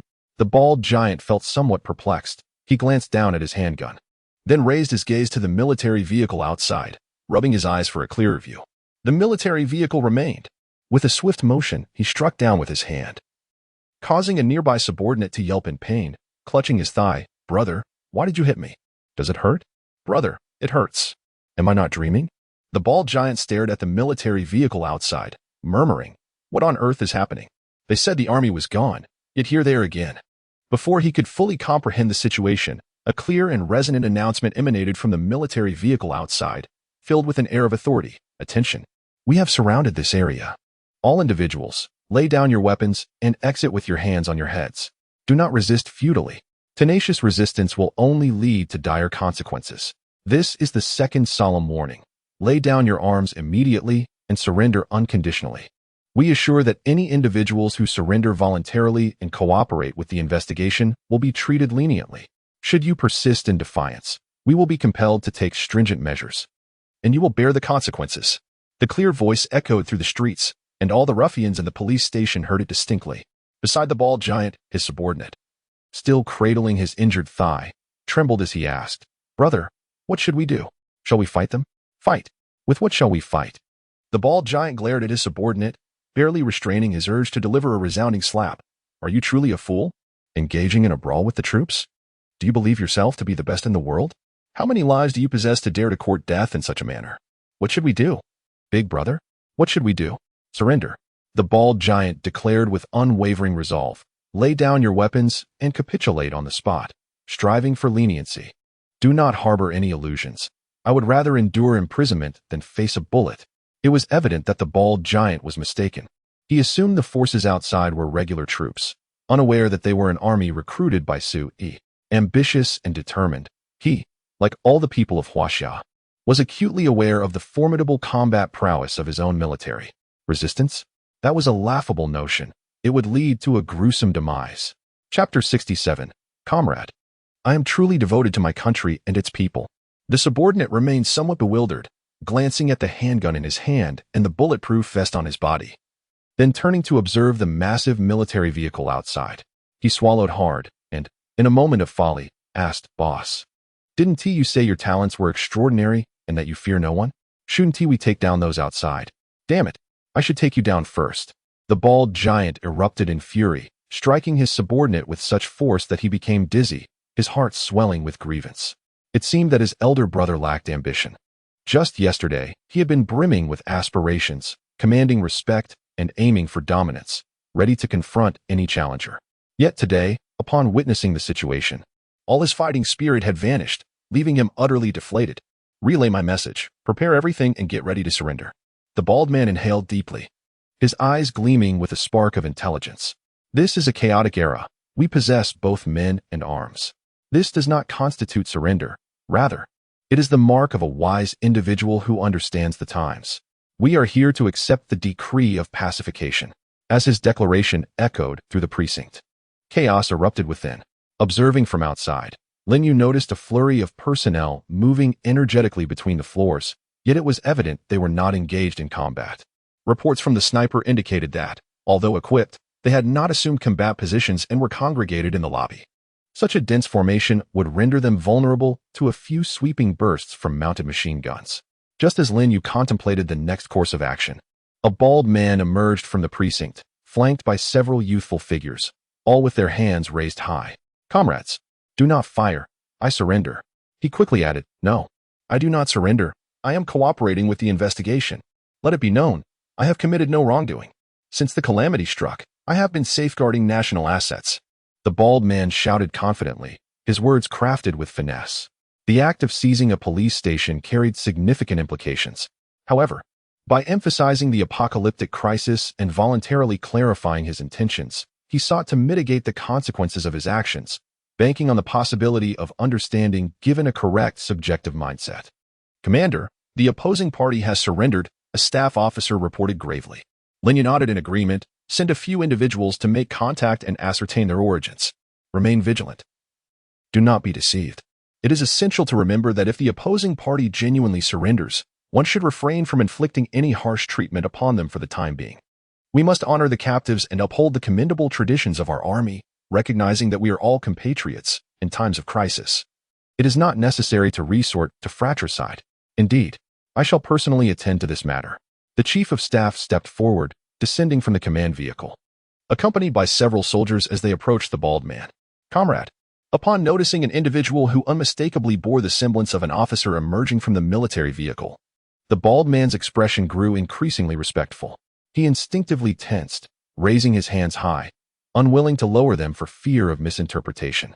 After all, numerous firearms were pointed in this vicinity, and as he stepped out, he realized that nearly every corner of the street was marked by the presence of rifles. Even his own body was now adorned with a multitude of small red dots, unmistakably a warning from snipers. "What is your name?" The chief of staff halted before the bald man, his demeanor stern as he inquired, "Clearly disclose your origins. Strive for leniency." Yes, comrade. I shall tell you everything."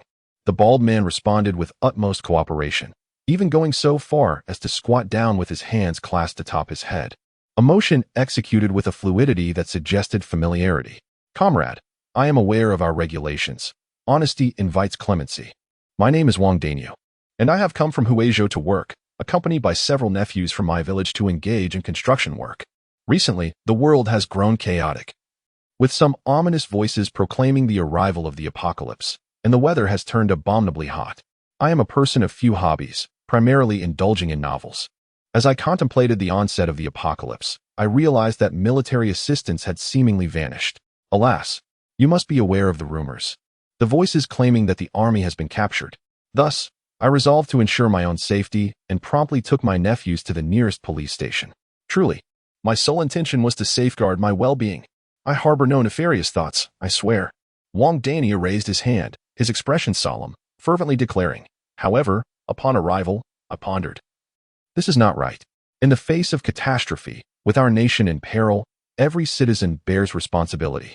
There are still supplies within this precinct that have not been confiscated. Should they fall into the hands of wrongdoers, what then becomes of the safety of the city's inhabitants? What of the survivors? I concluded, this cannot stand. I must protect the national assets and prevent these weapons from reaching the hands of criminals.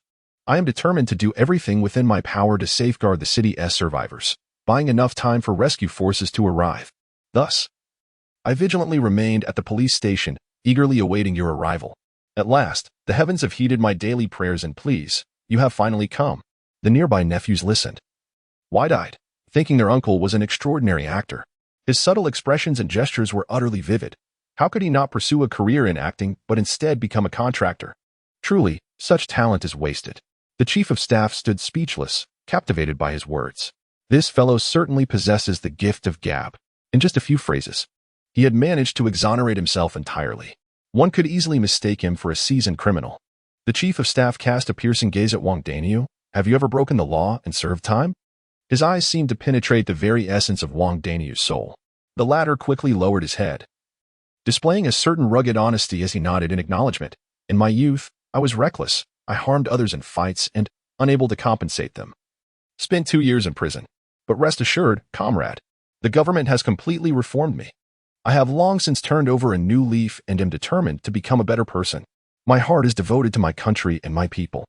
I am acutely aware of the necessity to be a person of value to society. The bald giant's words were imbued with a remarkable righteousness that left no room for criticism. His cooperation rendered the chief of staff unable to press charges, merely nodding in response. For the time being, you truly appear to be a good comrade. Since you have your own struggles, we shall observe you for now. As long as you fully cooperate with the investigation, we will not misunderstand your intentions. Now, summon everyone and hand over the equipment. The chief of staff squinted at Wang Daniu. Demanding the surrender of arms was inherently a sensitive matter. Should Wang Daniu exhibit even the slightest hesitation, the chief of staff had resolved to take immediate coercive action to detain him. However, to his surprise, upon hearing this directive, Wang Daniu appeared immensely relieved. Promptly stripping off his gear and tossing it onto the ground, he discarded his pistol, magazines, grenades, and bulletproof vest, then urged his nephews and subordinates beside him. Hurry up. Don't dawdle. The comrades are waiting. Brother, do you really have to? Don't you dare speak back. I apologize, comrade. My family has not instilled strict discipline. I sincerely regret it. After Wang Daniu offered his apology, he struck down hard with a slap. Several nephews yelped and hastily discarded their firearms, their faces etched with reluctance. Well, everything is lost. Many young individuals had envisioned their paths to glory, yet reality proved rather harsh. All of you inside, come out at once. After surrendering his weapon, Wang Daniu swiftly turned to the room and bellowed, "Get the hell out. Not a single one of you is allowed to escape. If anyone dares to flee, I will be the first to ensure they pay. Don't you dare be foolish. Everyone, get out now." At Wang Daniu's command, the occupants emerged in scattered formation, sluggishly presenting their discarded weapons before the chief of staff. In less than 10 minutes, this police station was taken without any injuries, without a single shot fired. Sui, who had been silently observing, was utterly stunned, murmuring to himself, "Incredible. The tactics devised by Xiaozi are truly effective." Sui began to feel a stirring within himself. Although such actions seemed morally questionable, in an era devoid of military guardians, why shouldn't he step forward? Wang Daniu's earlier words, though intended to absolve himself, resonated deeply with Sui. It was evident that in this chaotic world, why could he not become a national hero? Must the apocalypse be a time of fratricidal conflict? Must it be rife with deceit and treachery? Must it entail a struggle for survival? Why should humanity be driven to the brink of extinction? Just because the novels dictate such a narrative, must we, the people of Huaxia, adhere to it? Sui held a different opinion. He suddenly felt that taking on the responsibility for his subordinates was not such a bad idea after all. The noble cause behind it was immensely persuasive, almost a reflection of the people's will. It promised success in all endeavors. Although the burden of responsibility was heavy, Sui felt undaunted. Lin Yu, in the command vehicle, also observed this scene. The cooperation of the troops astonished her, yet she quickly regained her composure and commanded the combat teams to enter the police station in succession. Officially taking over. Advance. Maintain formation. Snipers, remain vigilant. Inventory supplies, stay alert for hidden enemies, and be cautious of ambushes. With Lin Yu's authoritative command, military squads began to enter the police station in an orderly fashion. They did not solely use the front entrance. Some soldiers adeptly scaled the walls, ensuring that not all would fall prey to an ambush at the main entrance. Wang Daniu, trembled as he noticed a multitude of soldiers swiftly entering the police station, each one exuding an air of determination and lethal intent as they passed by him, prompting Wang Daniyu to adopt a more submissive demeanor before the chief of staff. He felt an immense relief at his astute decision had he not surrendered outright. He would likely be contemplating the process of his next reincarnation with the king of hell by now. "Follow me," the chief of staff said, casting a glance at Wang Daniyu before leading the group to a military vehicle. "Comrade, this matter we are involved in won't land us in court, will it?" "I am fully cooperative," Wang Daniyu exclaimed, a flash of inspiration igniting in his mind. "Comrade, I know a term called whistleblower rewards. I want to report something." "Report what?" "Report the nearby villains.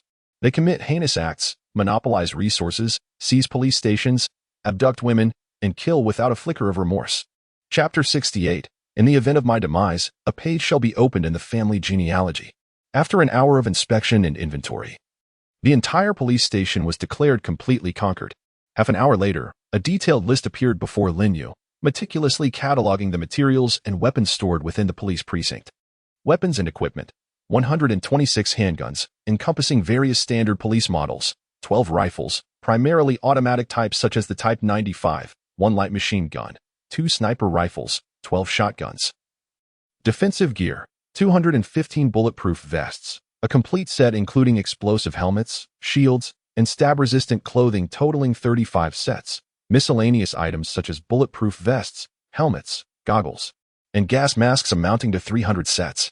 Weapons and ammunition: 32 police-grade explosive grenades, 52 assorted specialty grenades including flashbangs and tear gas, 600 rounds of standard handgun ammunition, 200 rounds of rifle ammunition, 600 rounds of machine gun ammunition. Communication equipment: handheld walkie-talkies, satellite phones, signal enhancement devices, and other miscellaneous items, all rendered inoperative. Medical supplies: first aid kits, tourniquets, disinfectants, antibiotics, painkillers, and other assorted items totaling 335 pieces. Food and water: compressed biscuits, canned food, bottled water, and various miscellaneous items, sufficient to sustain the needs of 40 individuals for 2 weeks. Fuel and lighting equipment: gasoline, diesel, and other combustibles can fill the tanks of 30 vehicles. While the police station houses 45 intact police vehicles that are inoperable, the lighting equipment includes generators, batteries, and electrical devices, yet only the flashlights are functional. Miscellaneous items: this category comprises tents, sleeping bags, portable stoves, ropes, toolkits, multifunctional knives, and a total of 526 assorted items. Lin Yu felt a surge of delight as he meticulously cataloged the abundant supplies, realizing the considerable benefits gained this time. Many of these resources, although transported by Wang Daniyu and his team from other locations, had now become more affordable for Sui. Among the captives, there are a total of 85 individuals. Over 40 are members of Wang Daniyu's construction crew, comprising his younger relatives and local youths, while the remaining individuals are local survivors who relied on Wang Daniyu during the apocalypse. Intriguingly, all 85 individuals are young men, the eldest being no more than 45, with the majority appearing to be in their 20s and 30s, prime years for men. Lin Yu had instructed his chief of staff to inquire with Wang Daniyu, who reportedly had turned away women and the elderly seeking refuge, adhering to the suggestion of his novel-loving nephew that bringing along such burdens during the apocalypse was impractical. Consequently, Wang Daniyu only accepted obedient and diligent men, dismissing anyone who seemed clever or resourceful, fearing he might struggle to maintain control. As Lin Yu was assessing the material gains, the chief of staff returned to the command vehicle. "Lin, we have nearly concluded the inquiries. Most of them hail from construction sites. And while some once entertained fantasies of seizing power amidst chaos, such notions have largely dissipated, leaving them with commendable attitudes." The chief of staff nodded, observing that although there were many robust men among them, their courage was lacking. They did not dare to act recklessly, and their words seemed to resonate with authenticity. He found it quite intriguing that this seemingly menacing group, armed with violence, harbored no thoughts of rebellion, instead behaving like a flock of lambs, perfectly cooperating with his investigations and inquiries. The submissive demeanor of Wang Daniyu and his companions even made the chief of staff feel a twinge of embarrassment, often prompting him to question whether his tone was overly forceful. This was entirely understandable. Lin Yu lowered her head, perusing the inventory list. In this era in this nation, the populace holds a remarkably high regard for the military, far beyond one's imagination. Well, that's a positive development. The chief of staff chuckled. It saves us a great deal of trouble. However, Miss Jiang had remarked that this was a detrimental situation. Linyu lifted her gaze, her expression grave as she addressed the chief of staff. This signifies that we must also bear the burdens that the military of this era once shouldered. The trust of the people is never garnered without reason. We merely inherit their legacy. Do you comprehend the essence of my words? Lin Yu's statement held profound implications. Jiang Shaozi had lamented to her on numerous occasions that if the people here did not place such unwavering trust in the military, it would simplify matters considerably, allowing her to act without excessive regard for Su Yi's stance and perspective. Indeed, Lin. The expression of the chief of staff turned grave as he comprehended the situation. Captain Lin, how should we handle that group? Lin Yu responded without hesitation. We will focus solely on the front line. As long as there are individuals willing to surrender, we will ensure their safety and then hand them over to Miss Jiang. She is our political commissar, and we need not concern ourselves with this matter. Indeed, Captain Lin. The chief of staff nodded, lowering his voice further. The leader of that group has just reported some information, revealing several valuable gathering points in the vicinity. What do you mean? Lin Yu raised her head, furrowing her brow as she looked at the chief of staff. Do you believe his words hold any truth? Most likely. They do. Considering our operational objectives, I believe it prudent to investigate. The chief of staff spread his hands, speaking earnestly. Whether sooner or later, we must clear this area. I think we should make contact in advance. At least we still have Wang Daniu, who is familiar with the surrounding region. After a moment of contemplation, Lin Yu nodded in agreement. Send someone to notify Miss Jiang to bring people to transport supplies, and leave a few individuals to stand guard. Bring Wang Daniu here. I need to question him. Yes, Captain Lin. The chief of staff quickly exited the vehicle and returned with Wang Daniu. Wang Daniu entered the command vehicle with a slight bow, feeling somewhat apprehensive. Upon first glance, he was struck by the striking figure of Lin Yu. Though petite, she radiated a vibrant energy, her bright eyes sparkling with clarity. Her demeanor exuded a refreshing and poised elegance, embodying the unique beauty of a female soldier. Wang Daniu could not help but feel a rush of admiration, internally exclaiming, "What a military flower! This is Captain Lin, our highest commander at present." The chief of staff spoke softly to Wang Daniu, saying, "You can share anything with her. If you perform well, she may intercede on your behalf before the commander." The mention of the commander and the higher-ups sent a jolt through Wang Daniu. He had indeed not miscalculated. The military had arrived, and even the higher-ups were involved. By heavens, he had made the right gamble. The apocalypse? He cast it aside without a second thought. As long as he followed the military, they would resolve all issues. Wang Daniu felt that the turning point of his life might be occurring at this moment. In these chaotic times, if he could achieve merit before the military, surely he would receive some recognition when order was restored. Regardless of its efficacy, he had now forged a connection with the military. When peace returned, this network, even if unused, would be immensely valuable. It could bestow countless benefits upon him. Should fortune be unkind and he perish in these tumultuous times, according to the customs of our nation's military, he would undoubtedly be honored as a martyr. If he were proactive, he might even be celebrated as a heroic martyr. Damn, a new page would be added to his family tree. His name would be enshrined in the local annals from that moment forth.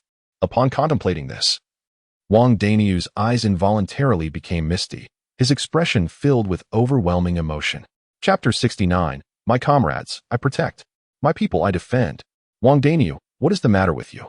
Lin Yu inquired with a furrowed brow. You seem quite agitated. Are you contemplating a difficult issue? Feel free to voice your concerns. I will consider advocating for you. Lin Yu attempted to soothe Wang Daniu, as she still needed to leverage his value to secure greater benefits for Su Yi. Certainly, during this process, Lin Yu did not hesitate to wield her military authority to appropriately safeguard the vulnerable. She was astute, understanding that Su Yi granting her military power implicitly condoned such actions. Commander, Wang Daniu inhaled deeply, promptly speaking with utmost seriousness, his eyes radiating a righteous fury. I must report. There are numerous marauding factions in the vicinity committing heinous acts. I previously attempted to intervene, but my voice was feeble and my strength insufficient. I could do nothing but watch them perpetrate their misdeeds. I have endured sleepless nights, tossing and turning in anguish. Damn it, a pack of beasts. Worthless scoundrels. Thank heavens you have arrived. Truly, there is justice in Huaxia, and hope for the people wait. Lin Yu interrupted. Get to the point. Yes, to the point. Wang Dania nodded fervently, his tone grave. Since the outbreak of the apocalypse, many have sought refuge with me at the police station. Driven by a sense of duty to my country and my people, I endeavored to care for the survivors. However, some were not seeking refuge but instead intended to purchase firearms and ammunition. Given the chaos outside, I thought it prudent to arm myself for protection, especially since those I cared for also required sustenance. Thus, I took it upon myself to sell a few. But I did not sell much, just a few handguns, and the ammunition was strictly regulated. Wang Daniu pounded his chest, emphasizing his patriotic intentions. However, it is well known that he feared the repercussions of selling too many rifles and grenades, worried that they might turn against him. Lin Yu nodded, encouraging him to continue. After I sold these weapons, I realized I had been deceived. Damn it, these wretches obtained the guns and immediately began their reign of terror. Gunfire echoes daily in this vicinity. Sometimes, when I venture out with others to forage for food, I witness individuals openly assaulting women, only to murder them afterward. The blood splatters against the glass. Truly despicable creatures. Wang Daniu spoke with righteous indignation, but Lin Yu furrowed his brow and asked, "Did you not bring anyone to intervene?" This question left Wang Daniu momentarily stunned, and he muttered, I didn't dare. I was somewhat afraid for my life." Wang Daniu had thought that, given the apocalyptic circumstances, it was better to avoid trouble than to seek it, and thus he chose to remain uninvolved. Yet, such callous sentiments were not words he could utter in front of a soldier. In his mind, the soldiers were paragons of virtue, fierce in their disdain for evil. They were akin to celestial warriors. He knew that expressing such thoughts would surely diminish his standing in their eyes. Lin Yu did not press further, merely nodding and urging him to continue. Having witnessed such scenes multiple times, I began to ponder, what if these individuals became unhinged and sought vengeance upon me? So, I contemplated gathering a few people to survey the area. Due to my prior dealings in arms, any survivor with a modicum of reputation around here treated me with a degree of respect, maintaining a courteous demeanor. In my interactions, I discovered that they had even delineated their territories. Certain individuals dominate specific districts, behaving like sovereigns, leveraging their superior talents to bully those less fortunate survivors from the shelter. Wang Daniu remarked, then suddenly inquired, "By the way, Commander, are you aware of what talents are?" "Indeed," Lin Yu nodded, casting a casual glance at Wang Daniu. "I was just about to ask you what your talent is. According to the shelter's mechanism, each person is randomly assigned to a habitable room within the shelter and will develop a unique talent. Isn't the police station not a residential building? Aren't you concerned about your shelter being destroyed while you spend all your time in the police station?" Lin Yu's words, once spoken, made Wang Daniu feel a mix of tension and relief. The inquiry was indeed effective. The subordinate was remarkably well informed. To know such details indicates thorough preparation. Impressive. To be honest, my talent, well, it's a bit peculiar, Wang Daniu said, scratching his head with a sheepish grin. My talent is that the farther and longer I am from home, the stronger my body becomes. I haven't eaten or drunk anything for several days and have not slept. Yet I feel perfectly fine. Such a talent exists? Su Yi, who had been observing from the shadows, was momentarily taken aback. This talent seemed rather contrary to his own Homebody haven, yet in terms of efficacy, it appeared less formidable. The inquiry continued. Su Yi pondered for a moment before whispering to Lin Yu, instructing her to inquire about the specific effects of his talent. Request him to recite the details of his ability, and ask if he feared the destruction of the shelter. Lin Yu understood and conveyed Su Yi's words. Wang Daniu promptly and obediently recited, "My talent is named Wanderer's Aspiration, classified as a B-level talent. Its effect is as follows. When a resident departs from the shelter, their physical strength and health continuously increase based on the duration spent outside. Additionally, I enter a state of fasting, requiring neither food nor rest. The maximum enhancement of my physical attributes can reach 3 times that of my peak condition, encompassing strength, speed, and self-healing abilities, all of which are physical augmentations. As for the destruction of the shelter, I am not afraid. I have consulted knowledgeable individuals, and they inform me that destroying the shelter requires the resident to be in a special condition, such as being restrained, captured, or gravely injured and unconscious. Otherwise, even in my absence, others cannot dismantle my shelter." Wang Daniu spoke with a calm demeanor, devoid of any signs of deceit. Considering the sentiments of the Chinese people towards their soldiers, if this individual could lie in such circumstances, it would indicate that his psychological resilience far surpassed that of ordinary individuals. Nevertheless, Sui remained vigilant, not fully placing his trust in Wang Dania's words. So, you consider yourself a Superman? Lin Yu raised an eyebrow, murmuring, 3 times the physical attributes. That sounds formidable. Hee, I'm no Superman. I merely possess a slight advantage over the average person, Wang Dania replied. Wang Dania scratched his head, appearing rather simple-minded. No matter how talented we are, can we possibly contend with cannons and aircraft? Our nation possesses aircraft carriers and nuclear weapons. Those things are undeniably more formidable than mere talent. Oh, I don't mean to imply that I wish to oppose the military. I merely intend to commend them. Wang Daniu chuckled awkwardly, yet his words were sincere. The official stance of Huaxia is one of peace, but it is not a mere platitude to say that they possess considerable martial virtues. Without the capability to obliterate the planet, even the most formidable individual must acquiesce before the might of the Huaxia military. Resistance? Do they truly consider themselves superhuman?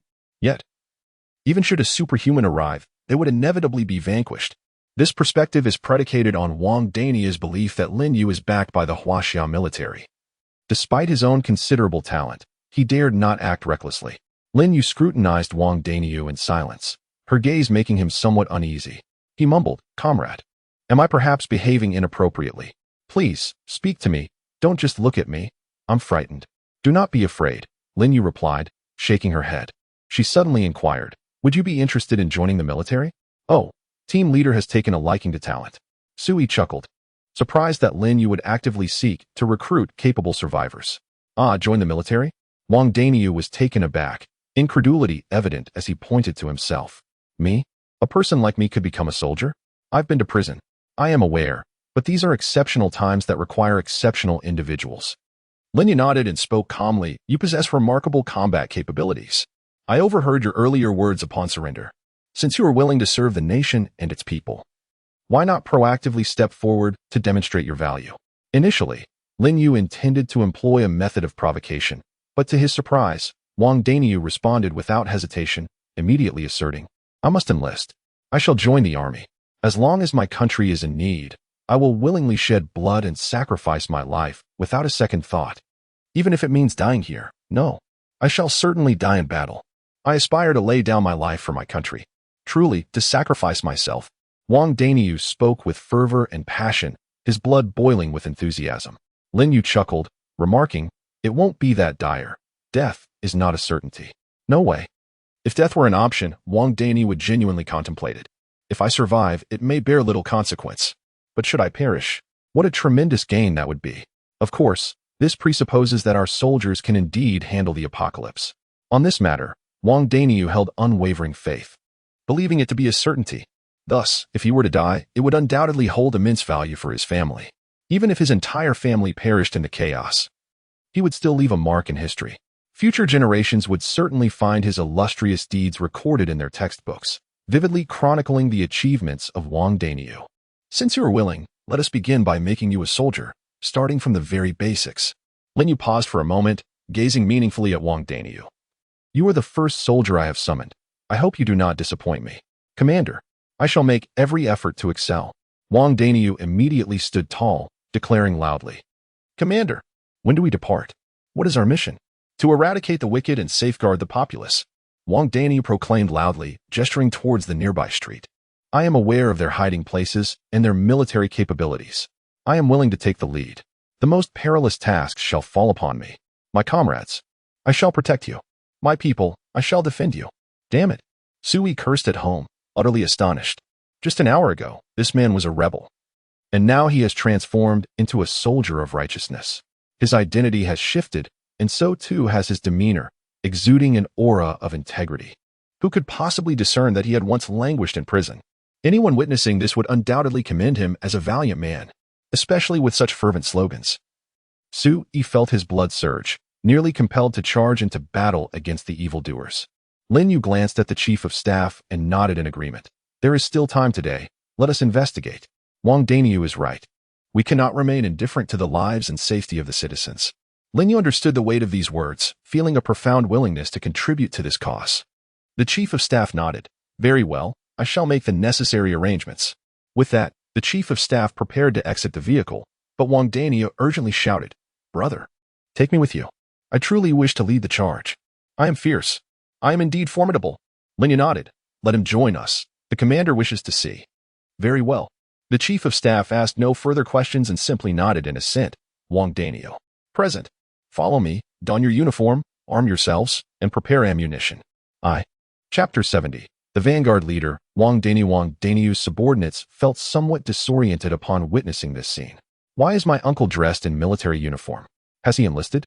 What are we to do now? It's over. The chief promised a defect, yet he has been granted amnesty and has become a mere soldier. What does this imply?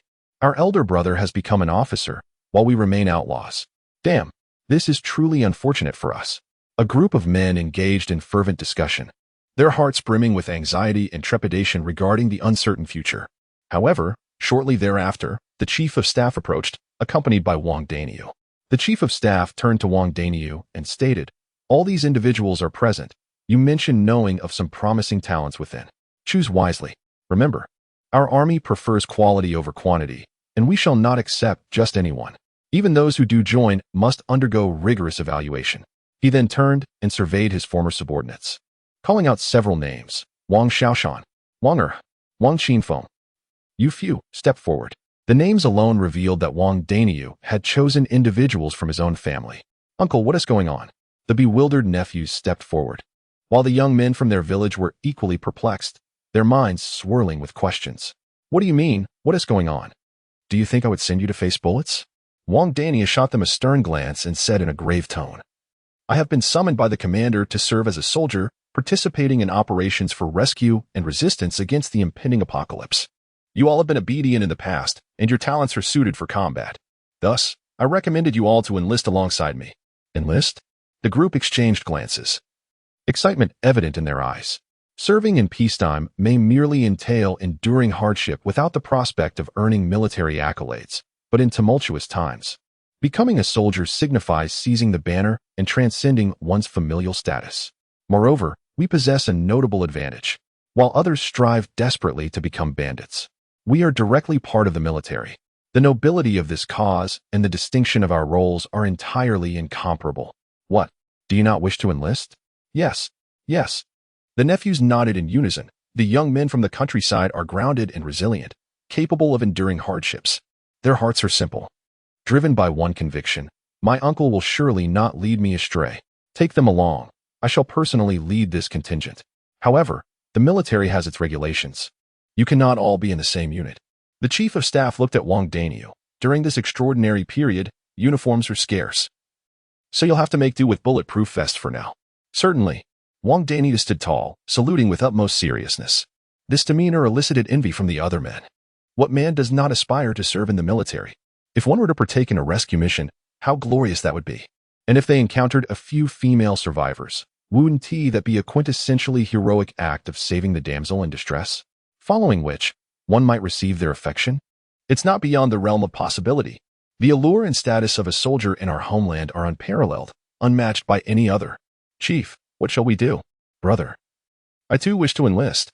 The child has harbored dreams of military service since childhood, yearning to achieve greatness. In the face of national calamity, every individual bears a responsibility. I am willing to sacrifice myself for my country. Let us shed our blood and cast aside our heads. Do not abandon me. Allow me to join as a comrade, standing resolute to protect the people. The remaining men, filled with urgency, expressed their intentions, fearful of being left behind. Wang Danio cast a sharp glance. What are you all clamoring about? What big brother, little brother nonsense is this? I am a soldier. Do not bring your black and white antics to me. I am beyond such trivialities. Let your words match your station. I, Wang Danio, must honor this military uniform I wear. Remain composed and obedient to the government, and do not create disturbances. Wang Danio admonished in a low voice, otherwise, before the government can apprehend you, I shall be the first to deal with you rascals. His words evoked expressions of disappointment among the crowd. We will consult with the higher-ups. As long as everyone is of good standing and suitable for military service, we shall certainly provide the opportunity to serve our country. The chief of staff concluded, leading Wang Danio and the others away. Following this division among the personnel, the number of men dwindled significantly, and the remaining group, now preoccupied with the prospect of Wang Danio and the others joining the military, had little inclination for other matters. After leaving a small contingent for oversight, Lin Yu continued to lead the troops to the nearby area. Wang Daniu took the initiative to guide the way, eager to achieve merit. In less than an hour, the army advanced into a new district. Chief of Staff, this district is relatively close to the city center, featuring 2 large supermarkets, 3 hardware stores, and 6 business KTVs. Adjacent to it is a food street, which reportedly houses an oil and grain wholesale store along with several small cold storage facilities. Wang Daniu meticulously reported to the Chief of Staff about the situation he was aware of. This area is predominantly occupied by 4 factions. Each of these factions is armed, and while their abilities remain uncertain, they do not appear to be overly formidable. Otherwise, they would have long since absorbed the others. Furthermore, a considerable number of survivors are concealed within various residential buildings, rarely venturing out, only daring to sneak out during moments of solitude in search of sustenance. It was said that a few days ago, food could still be found, but recently, the supplies have been entirely consumed by these 4 groups, making it increasingly difficult for solitary survivors to procure provisions. Consequently, many have begun to resort to desperate measures. Wang Daniu suddenly sighed, his expression tinged with indignation. What do you mean by desperate measures? The Chief of Staff inquired. At that moment, a nephew raised his hand. Chief of Staff, I am aware. When I was previously selling ammunition, I conversed with a thug who boasted about their faction's internal conflicts. He mentioned that, in the past, these 4 groups were engaged in fierce battles among themselves. However, ever since a strategist arrived from the city center, they have ceased their hostilities, dividing this territory among themselves and utilizing the remaining resources to attract more survivors. If other survivors wish to satiate their hunger, they must either work for them or sell their family members. As for women, to fill their stomachs, they must engage in relations with them. A single night can provide half a meal, though to be fully satisfied, one must be quite resourceful. It is rumored that they intend to lower their prices soon, unwilling to provide too many supplies to the outsiders. Having observed from the shadows, Sui blinked upon hearing those words and murmured to himself, have we truly descended to the level of exchanging a can for a woman? The world has indeed become chaotic. Nevertheless, this assertion held a semblance of truth. In the sweltering heat, most food decays at an alarming rate, rendering it inedible. The remaining provisions are increasingly scarce and precious. In the absence of a stable supply in their refuge, humanity often transcends its psychological limits, resorting to unimaginable actions for survival. The trade of human lives? The Chief of Staff, with his keen instincts, suddenly furrowed his brow and inquired. They could simply recruit with food. Why engage in the trade of people? I do not know, his nephew replied, shaking his head in confusion. I have heard of it, but did not inquire further. I possess some knowledge, Wang Daniu interjected, lowering his voice. It is said that a significant figure has emerged in the city center, wielding considerable resources and consistently expanding outward. Allegedly, the strategist who brokered peace among those 4 factions is also one of his subordinates, tasked with recruiting more individuals to his cause. However, it seems these 4 factions are inclined towards the city center, as they have been persuaded to pledge their allegiance to this prominent figure. Upon concluding Wang Daniu's account, the Chief of Staff suddenly asked, the figure in the city center? Is it Little White Bear? Chief of Staff, you are even aware of Little White Bear. Indeed. Wang Daniu nodded thoughtfully, then shook his head, saying, I'm not certain whether it's the Little White Bear, but I have a strong inclination that it is not. Currently, the most formidable presence in the city is indeed the Little White Bear. Well, a couple of days ago, someone emerged who overshadowed the Little White Bear's reputation. However, the strength of the Little White Bear is not to be underestimated. He is well known among the populace. If it truly were the Little White Bear, then surely he would leverage his fame to attract more followers, especially since he is in need of assistance. In this chaotic world, many desperate souls cling to the powerful for survival. Even though the Little White Bear may be somewhat ruthless, it is still preferable to facing starvation or succumbing to the heat. As soon as Wang Daniu finished speaking, the Chief of Staff nodded. It appears it is not the Little White Bear, but rather another group. Sui had been listening intently from behind the scenes, observing the movements of the entire army through Lin Yu's command vehicle surveillance. He could easily overhear the conversation between the Chief of Staff and Wang Daniu. It indeed did not seem to be the Little White Bear. His modus operandi involved the destruction of shelters, a task that does not require an abundance of assistance. Sui stroked his chin and suddenly let out a chuckle. The Little White Bear must be feeling rather frustrated lately, having held the top spot for so long, only to have it snatched away by Sui for a few days. Although Sui's points had been exhausted and he no longer held the top position, this incident served as a wake-up call for the survivors throughout the city. There are still numerous survivors remaining. many of whom have managed to navigate the most challenging early stages with the help of national rewards. Gradually, many survivors are beginning to develop their abilities. And the ostensibly top-ranked little white bear may not necessarily be the strongest survivor in the city after all. He may currently be basking in glory. Yet beneath the surface lurks a crowd of survivors who are undoubtedly stronger than the little white bear.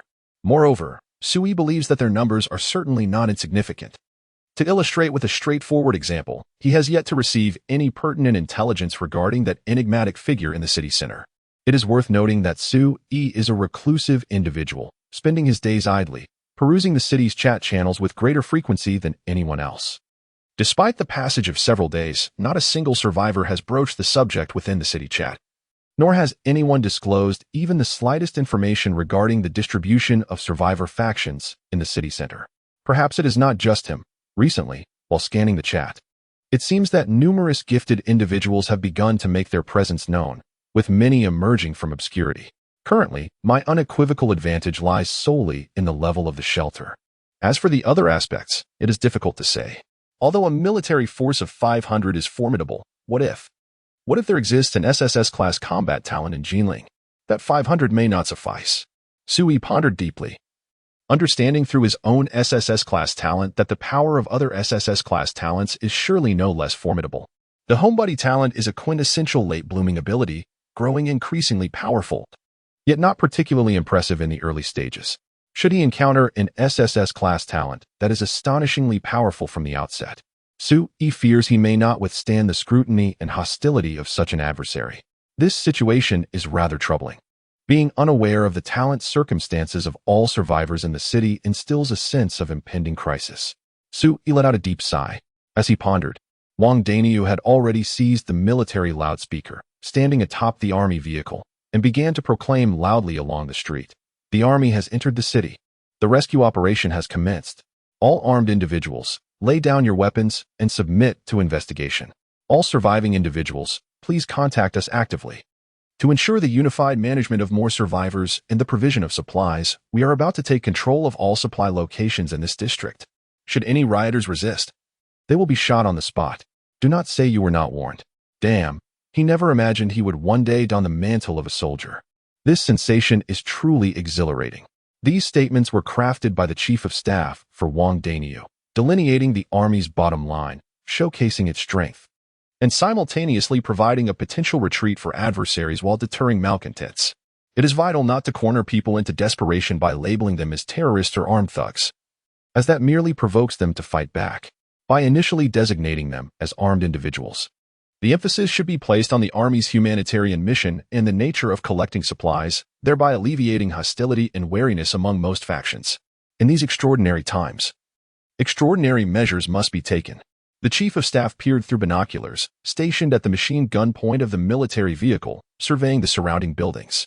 Occasionally, he caught glimpses of open windows, where shadows swayed, as if someone were spying and observing the army vehicles traversing the district. Due to the streets being cluttered with abandoned cars and debris, the army's progress was not swift. Soldiers cleared obstacles while allowing ample time for the survivors in the area to reflect and observe. Chief of Staff, why don't we launch a surprise attack? Coming out so brazenly makes us a target. What if someone fires at us? We wouldn't even know where the enemy is, Wang Danyu inquired anxiously after voicing his concerns. The Chief of Staff glanced at him with indifference. Aren't you endowed with triple physical prowess and regenerative abilities? Are you afraid of a handgun's bullet? It's not that I'm particularly fearful, but it does hurt, Wang Danyu replied, scratching his head. I just worry about our soldiers suffering losses. There's no need to fear losses. We will see who fires, the Chief of Staff reassured him.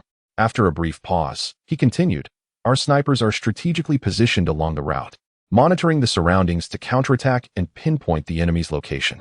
Additionally, every soldier is equipped with bulletproof vests, and we have armored vehicles for cover. Most importantly, this is the commander's decision.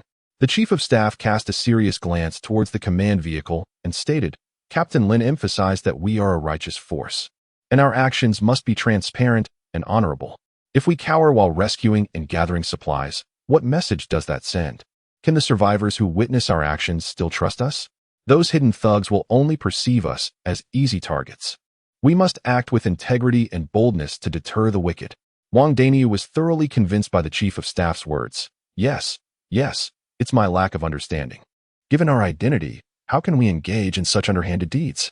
He believed that soldiers should conduct themselves with openness and integrity. Little did he realize. This was also part of Lin Yu's strategy. She adeptly capitalized on the profound impression the Huaxia people have of their military, embodying the operational style of the local forces. The more open and forthright they appeared, the more it instilled trepidation in potential marauders. After all, who would not harbor doubts upon witnessing a fully armed army marching boldly down the street, even if there were individuals of remarkable talent capable of vanquishing such a force? Would they dare to act? Can one truly believe that these fewer than 300 soldiers represent the entirety of the military might, rather than merely a vanguard unit? Considering the terrifying numbers of the Huaxiao army, 300 might well be just an advance party. If these 300 were to be annihilated, what if it provoked the wrath of the thousands, perhaps even tens of thousands, who follow? Such a scenario would spell disaster. No matter how extraordinary one's abilities may be at this stage, they would struggle against an army of such scale. Modern individuals are not lacking in intelligence, especially when faced with the evident deterrent of a regular military presence. It is only natural for doubts to arise in their minds. Moreover, Lin Yu's approach proved effective. Half an hour passed without a single hostile gunman appearing. Instead, numerous survivors gradually emerged from their hiding places in the residential buildings, eagerly rushing toward the military. Is that the People's Liberation Army? Are they the soldiers of the people? Mom, the soldiers have come. Let us hurry downstairs. Soldier, comrade, please, I am a refugee. I am a refugee. Oh, there is hope. They are truly soldiers. Those bastards killed my wife. Survivors continued to emerge from their concealed shelters, braving the sweltering sun and rushing from all directions toward the military vehicles. The army halted to receive the survivors. The intercom crackled with Lin Yu's cold command, prompting the military vehicles to slow their pace. Prepared aides and soldiers advanced to meet them, offering the scant provisions of food and water.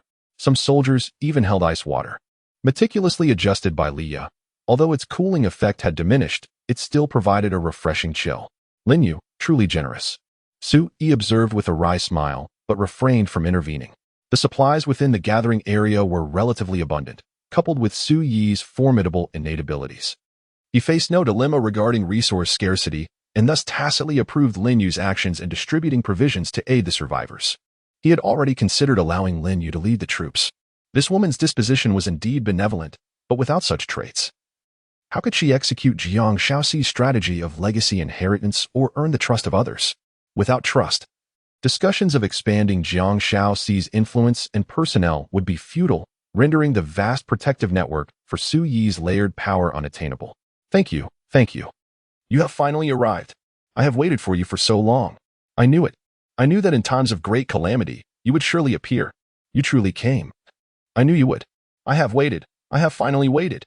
I knew I could not give up. No matter how long it took, you would certainly come. The air was filled with the sounds of weeping, and in just half an hour, over 100 survivors had congregated near the military vehicles, with even more survivors. Upon seeing that others were unharmed, rushing down from the building, amidst the cries of the crowd, the soldiers and officers offered gentle reassurances. Lin Yu had long advised the entire army to treat the civilians with kindness and to do everything possible to care for the survivors along their path. However, some survivors appeared not to be hungry, refusing sustenance, and instead incessantly questioned, "What does the government say? The entire city is without power and no news has emerged. Is this the fate of our nation? Have we been invaded by extraterrestrials? Are there enough troops? I wish to enlist. I yearn to fight those scoundrels." It was peculiar. Indeed, for these individuals, upon seeing the fully armed soldiers, exhibited no fear whatsoever. Their eagerness resembled that of children gravitating towards their parents, unreservedly approaching them. This illustrates the allure of identity. If these survivors were to encounter armed thugs, they would flee at the slightest hint of danger. Yet, upon spotting a well-equipped military force in uniform, they approached without trepidation once their identities were confirmed. This is an army that would never harm its own people. It is a force dedicated to their protection. Legally, this is the People's Army, which can be seen as the army belonging to each individual. Who would fear their own army? The answer is a resounding no. However, the soldiers found themselves somewhat flustered by the overwhelming attention, struggling to manage the situation effectively. Confronted with numerous sensitive inquiries, they could only provide a uniform response. Matters of confidentiality prevent us from divulging information at this time. but we assure you that we will do everything within our power to guarantee everyone's safety. The soldiers exhibited remarkable patience. And although they were busily attending to an increasing number of survivors, their hearts remained profoundly fulfilled. As the crowd drew near to the military vehicle, an overwhelming sense of security enveloped them, indescribable in words. Each individual seemed to sweep away the shadows of their hearts, feeling a profound sense of reassurance. Even someone with keen eyes spotted Wang Danyu in his military uniform and couldn't help but exclaim in astonishment, "Wow, I know that guy. Didn't he seize the police station? What is he doing here? He must have been captured." Under normal circumstances, one would dare not address Wang Danyu in such a manner. But what was this place? What was this scene? Before the army, the heavens and the earth were vast. Yet the people were paramount. "I am one of the people, and I dare to speak thus." "Damn it," Wang Danyu retorted, his eyes wide open. "Look at my uniform. I am a soldier now. Captured? This is a special period. I have enlisted. I serve my country." "Oh, you can enlist too?" Laughter erupted from the crowd. Well, even the bandit leader has been subdued. You better behave, or there will be consequences, and you might end up in prison. Do you know how to speak?" Wang Danyu was flustered. He feared that if peace were restored, his past misdeeds would not be absolved, and his fate would be sealed. "Wang Danyu," the chief of staff bellowed, "mind your demeanor. Be aware of your position." "Yes, sir."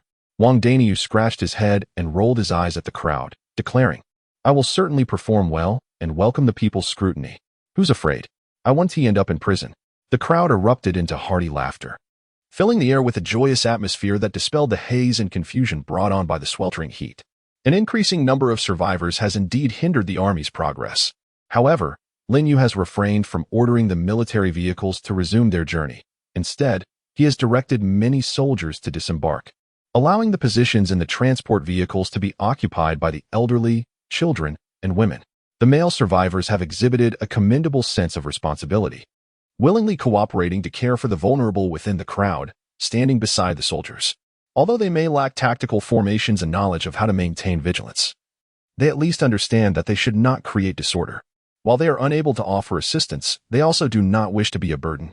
Of course, there are some self-assured survivors who have sought out the chief of staff and others, expressing their desire to enlist and contribute their strength.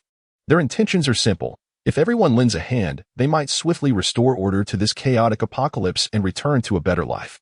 Wang Danyu occasionally recognizes some of the more formidable and somewhat renowned survivors among the crowd, and cannot help but feel astonished. It is indeed peculiar. Those brothers who once sought your assistance are now met with resistance, yet now everyone is eager to offer their lives on the battlefield. Serving in the military entails hardship. It is not a path paved with comfort, and one might even find themselves sleeping on the streets. Wang Danyu just was quickly met with sharp retorts. Can this even be called a matter? My life is not to be wasted for the state, especially not for those reckless fools. My life is valuable. Not everyone can be bought. Enlisting is a demonstration of loyalty to my country. Do you, a simpleton, understand the meaning of national duty? I take great pleasure in doing so. The bandits indulged me in lavish feasts and carnal pleasures, yet I found no joy in such excess. I resolutely chose the path of a soldier, embracing hardship, and my heart swells with contentment. Do not engage in conversation with this fool. He knows nothing of spiritual faith. Upon hearing these taunts, Wang Danyu bared his teeth in fury. Do not be so smug. Once you don the uniform, I shall no longer be obliged to show you courtesy. I am a man of good family, while you are merely a bandit leader who has been pacified. We are not of the same ilk. Wang Danyu rolled his eyes. Can we refrain from mentioning the bandit leader? Chapter 73. Where soldiers go, bandits flee. With righteousness in hand, victory is easily attained. In response to numerous requests from survivors wishing to enlist, Lin Yu did not immediately acquiesce. She harbored her own concerns. If the army were to be filled with unqualified soldiers, how could loyalty and order be ensured? Such matters cannot rely solely on the goodwill of individuals. Even if one desires to serve, they must undergo training and ideological cultivation, maturing through relentless growth to be of value. After 1,000 days of training, one may be prepared for the moment of need. Lin Yu dared not make a hasty decision. She could only send individuals to soothe the populace's emotions, promising to provide channels and opportunities for enlistment in the future. For now, the priority remained the collection of supplies, the acceptance of survivors, and the clarification of the actual conditions in these neighborhoods. Fortunately, although the number of survivors had gradually increased, with those seeking the army approaching 1,000. They had not become a burden. They exhibited commendable self-awareness, ensuring the proper care of the elderly and weak, while the able-bodied men banded together, following the ranks with diligence. Without making a sound, one must seek refuge from the sun, refraining from casually requesting provisions from the military unless absolutely necessary. In this moment, the innate resilience of the people of Huaxia is brought to its zenith. The army adheres to discipline, and the populace exhibits awareness. During these extraordinary times, we must naturally exercise self-restraint and strive to avoid causing any inconvenience to the troops. In the ensuing half-hour, Lin Yu guided the military convoy directly to the entrance of the snack street. According to the intelligence provided by Wang Daniu, the two large supermarkets in the area had been nearly stripped bare of food and water, leaving only inedible household items and appliances. It remains uncertain whether food exists elsewhere, save for a few small cold storage facilities. One of these cold storages is located within a chain restaurant on the snack street. Given the pressing need for supplies, Lin Yu prioritized the acquisition of food. This matter is not a secret, as it has circulated widely among the survivors in the surrounding districts. Lin Team. Wang Daniu mentioned earlier, there may be a group of individuals hoarding the cold storage nearby. Very well, send someone to scout the area. And the subsequent combatants will advance in urban warfare formation, Lin Yu instructed coldly. She would not abandon the pursuit of supplies simply because there were marauders ahead. Just moments ago, Sui had informed her that Jiang Shaozi had dispatched trucks from the gathering point, some of the police stationed to seize supplies, while others were en route, chasing after the military vehicles. Lin Yu would not return empty-handed. That would be an egregious dereliction of duty to the many survivors within the gathering point. Wang Daniu. The chief of staff set down the walkie-talkie and called for Wang Daniu, who had been engaged in idle chatter with the survivors. Present. Wang Daniu responded with fervor as the chief of staff commanded, "Gather your men and lead the charge into the snack street. Whether you can redeem your misdeeds rests upon your performance. The sniper and subsequent soldiers will provide support at any moment. Should you encounter the enemy, you possess the authority to decide whether to eliminate them on the spot. Remember, you are now under my command. Approach your tasks with audacity. If you are outmaneuvered, it is my reputation that suffers." Understood, Wang Daniu exclaimed, his face alight with excitement as he turned to lead several young men from his village directly into the chaotic realm of the snack street. Military glory lay tantalizingly close. Wang Daniu yearned more than anyone to confront the enemy, contemplating that he must eliminate a few villains to truly demonstrate his worth and loyalty. Once a vibrant locale, the snack street had devolved into a scene of devastation and turmoil. Tables and chairs were strewn about in disarray, oil stains marred the ground, and a foul stench permeated the air, accompanied by swarms of tiny insects. This place, long neglected, had transformed into a foul haven, and as Wang Daniu traversed the area, he could scarcely avoid the scattered corpses of humanity lying by the roadside. Some had perished from starvation in their quest for resources, while others bore the unmistakable marks of violent death. The snack street had lost its former vibrancy, now cast in an oppressive gloom beneath the blazing sun. Wang Daniu led the way, emboldened by his exceptional physical prowess, unafraid of the hidden threats that might lurk in the shadows. The soldiers behind him moved with remarkable speed, employing a tactical formation of paired coordination as they meticulously scoured the convoluted terrain of the snack street, continually inspecting the buildings and storefronts lining either side of the thoroughfare. Strangely enough, despite the influx of hundreds of warriors into the snack street, not a single living soul could be found. There were no enemies, nor survivors in sight. It wasn't until Wang Daniu led the way into a large chain restaurant housing the cold storage that a voice crackled through Lin Yu's walkie-talkie. Report. No signs of human activity detected. It appears as though the place is entirely deserted. According to prior intelligence, there should have been personnel stationed here to oversee the cold storage, yet the building is void of life both inside and out. I have conducted a thorough inspection and can confirm this. However, I did discover some recently opened cans on a table, suggesting that those individuals had fled only moments ago. Wang Daniu inquired, "Shall we pursue?" "No," Lin Yu replied, shaking her head, and issued a calm directive. "Continue a meticulous search around the cold storage, remaining vigilant against ambushes and surprise attacks. Team 1, Team 2, enter to access the cold storage. The rest will spread out around the streets and enter a state of alert. Snipers, maintain constant surveillance of the surroundings." Lin Yu was exceedingly cautious. She had no desire to be outmaneuvered by individuals with peculiar abilities. Since the adversaries had retreated, clearly hesitant to confront a regular military force, pursuing them would be unwise. Securing the supplies took precedence. Shortly thereafter, a muffled voice from the sniper relayed information over the walkie-talkie. From Sniper Position 3. I have observed what appears to be fleeing assailants, approximately 20 individuals, armed with handguns and machetes, swiftly distancing themselves from the snack street, about 800 meters from the convoy. Lin weighed the walkie-talkie in her hand, a faint smile gracing her lips. Unexpectedly, the military identity conferred by the inherent strategy not only engendered a natural trust among the survivors but also served as a deterrent against the marauders. These individuals dared not confront Lin Yu's forces directly. Upon discovering that the military vehicles were targeting the cold storage facility, they hastily abandoned it and fled. To be frank, this development spared Lin Yu considerable trouble. In any military operation, there exists a strategic objective. The act of killing is not the goal. Seizing crucial resources is Lin Yu's primary mission. Achieving the acquisition of essential supplies and personnel without bloodshed is a scenario she greatly welcomes. Over the next 2 hours, Lin Yu systematically dispatched soldiers to enter the cold storage facility in shifts to transport the goods. She refrained from allowing the entire force to enter simultaneously, as the narrow and complex terrain of the snack street posed a significant risk. Should they be ambushed by specially gifted individuals, the losses could be catastrophic. By retaining at least half of her troops in the surrounding open areas on standby, she ensured the safety and care of the accompanying survivors while also being able to provide timely support to the frontline units. Due to a shortage of personnel for the transport task, the work continued until nightfall.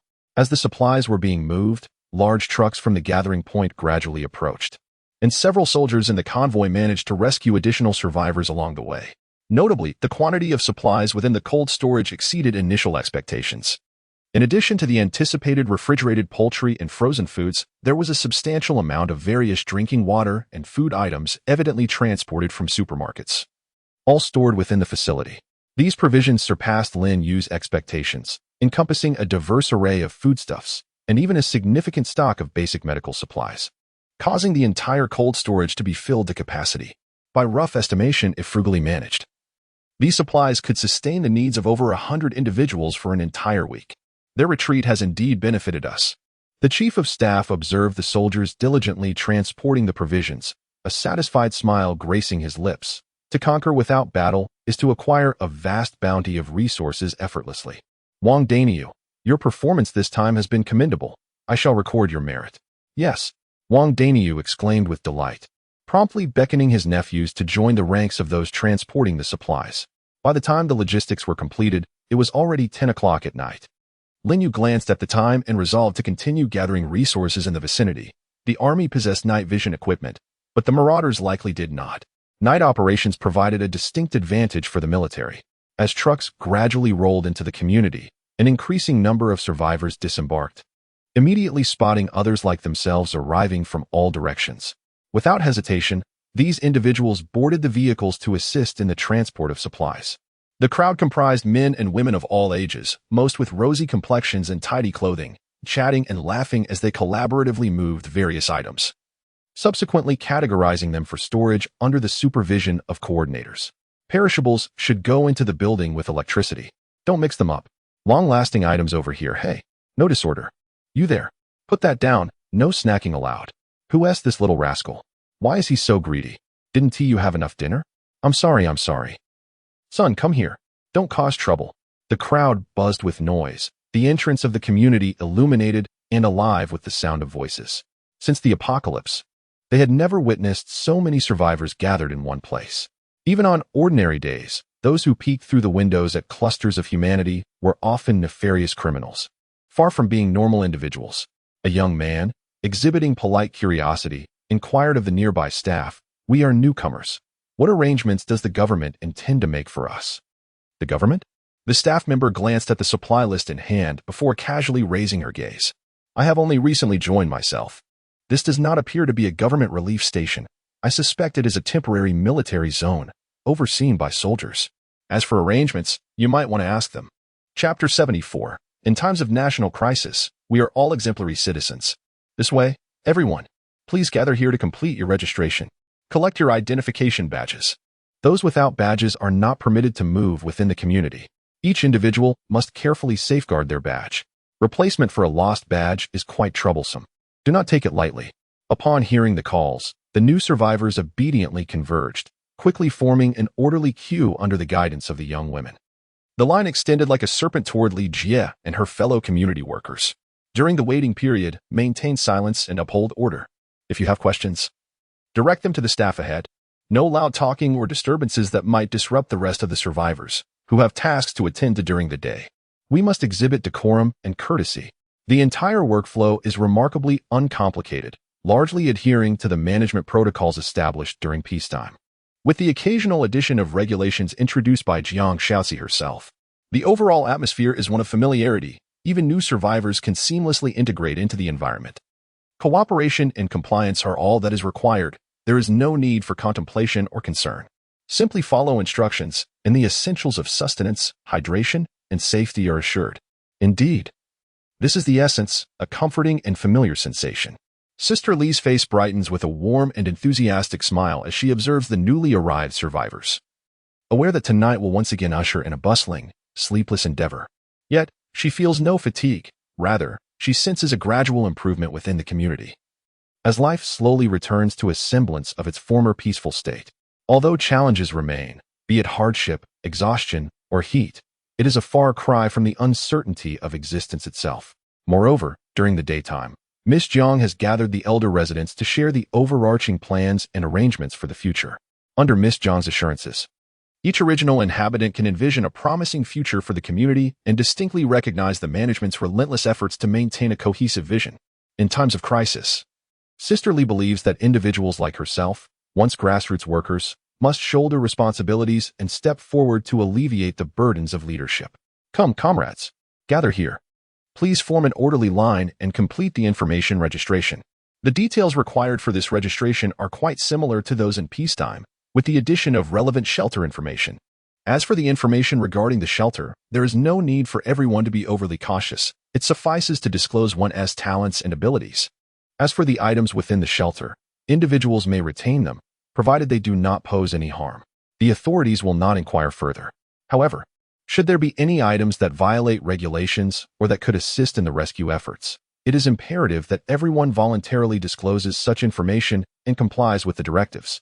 Sister Li diligently carried out the registration process while patiently introducing each survivor to the procedures.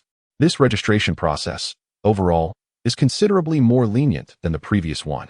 The last registration targeted the survivors within the community, where, according to Jiang Shaoxi's development plan, the areas physically closer to Su naturally required stricter controls. Thus, shelters were prohibited within the community, they had to be dismantled, and all resources surrendered. This was a non-negotiable mandate, and Sister Li and her team had already communicated this to the survivors, providing them with reassurance and guidance. In contrast, for the survivors outside the community, due to their more distant gathering places, the threats they posed were minimal. Moreover, given their substantial numbers, it was deemed prudent to temporarily refrain from contemplating the destruction of their shelters to maintain morale. Nevertheless, the registration of talents must be conducted with utmost honesty.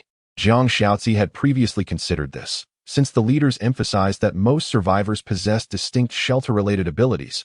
It was evident that long-term planning and coordination could be established. Utilizing different types of abilities as a benchmark would facilitate the arrangement of specific tasks for the survivors upon their integration into the collective. To put it simply, combat-type gifted individuals are responsible for supporting the army in battle, while auxiliary-type gifted individuals assist in the collection and supply of resources for the gathering place. In any case, it is imperative that no gifted individual is allowed to act recklessly within the gathering place under the pretext of their abilities. The use and allocation of all talents must be subject to unified management and task distribution, with no unauthorized use permitted. Threatening the collective is unacceptable. Concealing information is forbidden. Sister Li did not elaborate on the specific consequences of violating these regulations. Rather, she emphasized that these military control rules are essential for everyone to remember and adhere to. Sister Li is well aware that once these guidelines are clearly stated, the majority of survivors will refrain from breaching the military regulations. Although some of the rules may seem overly stringent to Jiang Shaoxi and could potentially incite internal discord, Sister Li holds a different perspective. Who are we? As long as the authorities ensure safety and provide sustenance, everything else is negotiable. It is merely a matter of talent. Compliance is paramount. This is largely thanks to the extensive foundational education promoted by the state during peacetime. A well-educated populace tends to be more agreeable. Everyone is astute enough to recognize that during extraordinary times, unity is essential for survival. Moreover, the survivors who actively sought out the military predominantly possess average abilities. According to Sisterly S records, most talents are rated D or C, with very few achieving B level and none at A level. Those with exceptional talents fared well during the early days of the apocalypse and would not have been inclined to seek protection from the army at the first opportunity. However, it cannot be asserted that these lesser talents associated with shelters are entirely devoid of utility. Rather, it can be said that they are insufficient for the independent functioning of a shelter. Each talent possesses its own merit. For instance, there exists a D-grade talent known as Bread Tree, which conjures a compact bread tree for the possessor, yielding 7 loaves of bread daily, sufficient to satiate one's hunger with just 1 loaf. Yet, this provision merely addresses sustenance. Without water, survival is jeopardized. Even if one were to trade the bread on a marketplace for water sources, it would only serve to alleviate personal hunger and thirst, leaving the shelter's growth in peril. In the absence of electricity and refrigeration, calamities could arise, leading to potential demise. Even in the absence of such misfortunes, the oppressive heat could prove fatal. With no one to notice should one succumb at home, should one escape the clutches of heat. The threat of marauders seeking to seize resources looms large. Can one truly defend oneself? Consider a C-grade talent called Thermal Aura, which maintains the possessor's body at an optimal temperature while adapting the surrounding microclimate accordingly. This talent is invaluable, as it prevents death from heat exposure. However, it does not provide sustenance or hydration, nor does it offer anything to exchange on the trading platform. At best, it enables the individual to venture forth in search of resources, unafraid of the scorching sun. Yet, the outside world is fraught with marauders, and most resource points have been stripped bare. In such prolonged circumstances, even this talent bearer would struggle to survive independently. These minor talents, while seemingly modest in effect when considered in isolation, can yield remarkable outcomes when synergized.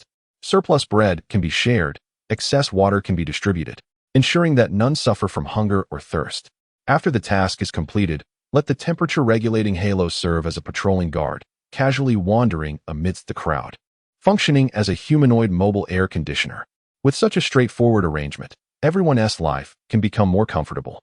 Many endowed individuals comprehend this issue, and they are acutely aware that mutual cooperation among their sanctuaries may very well be the key to survival.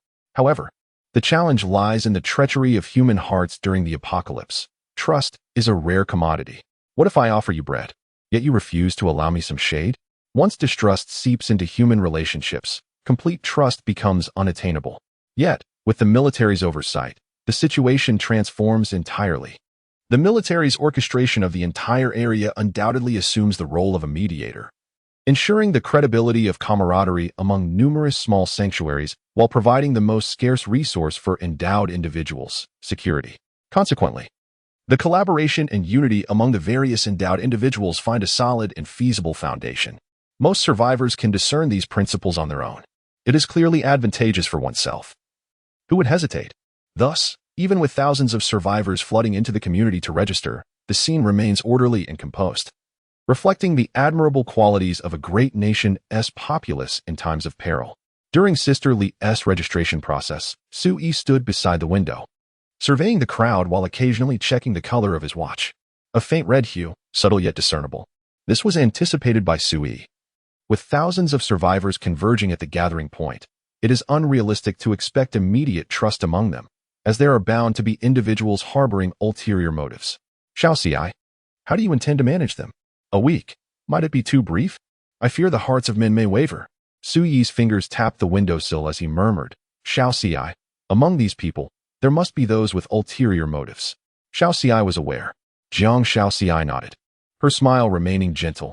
Humans are social creatures, and the influence of the collective is immense. Even if there are scoundrels, they will be tempered by the crucible of the group. Furthermore, our multi-layered communal living system has begun to bear fruit. The first batch of young women among the residents is closest to your core. They have been meticulously trained by me day and night, and they will serve as the initial managers of our community. Following them are the survivors of our enclave, and subsequently, the newly arrived survivors.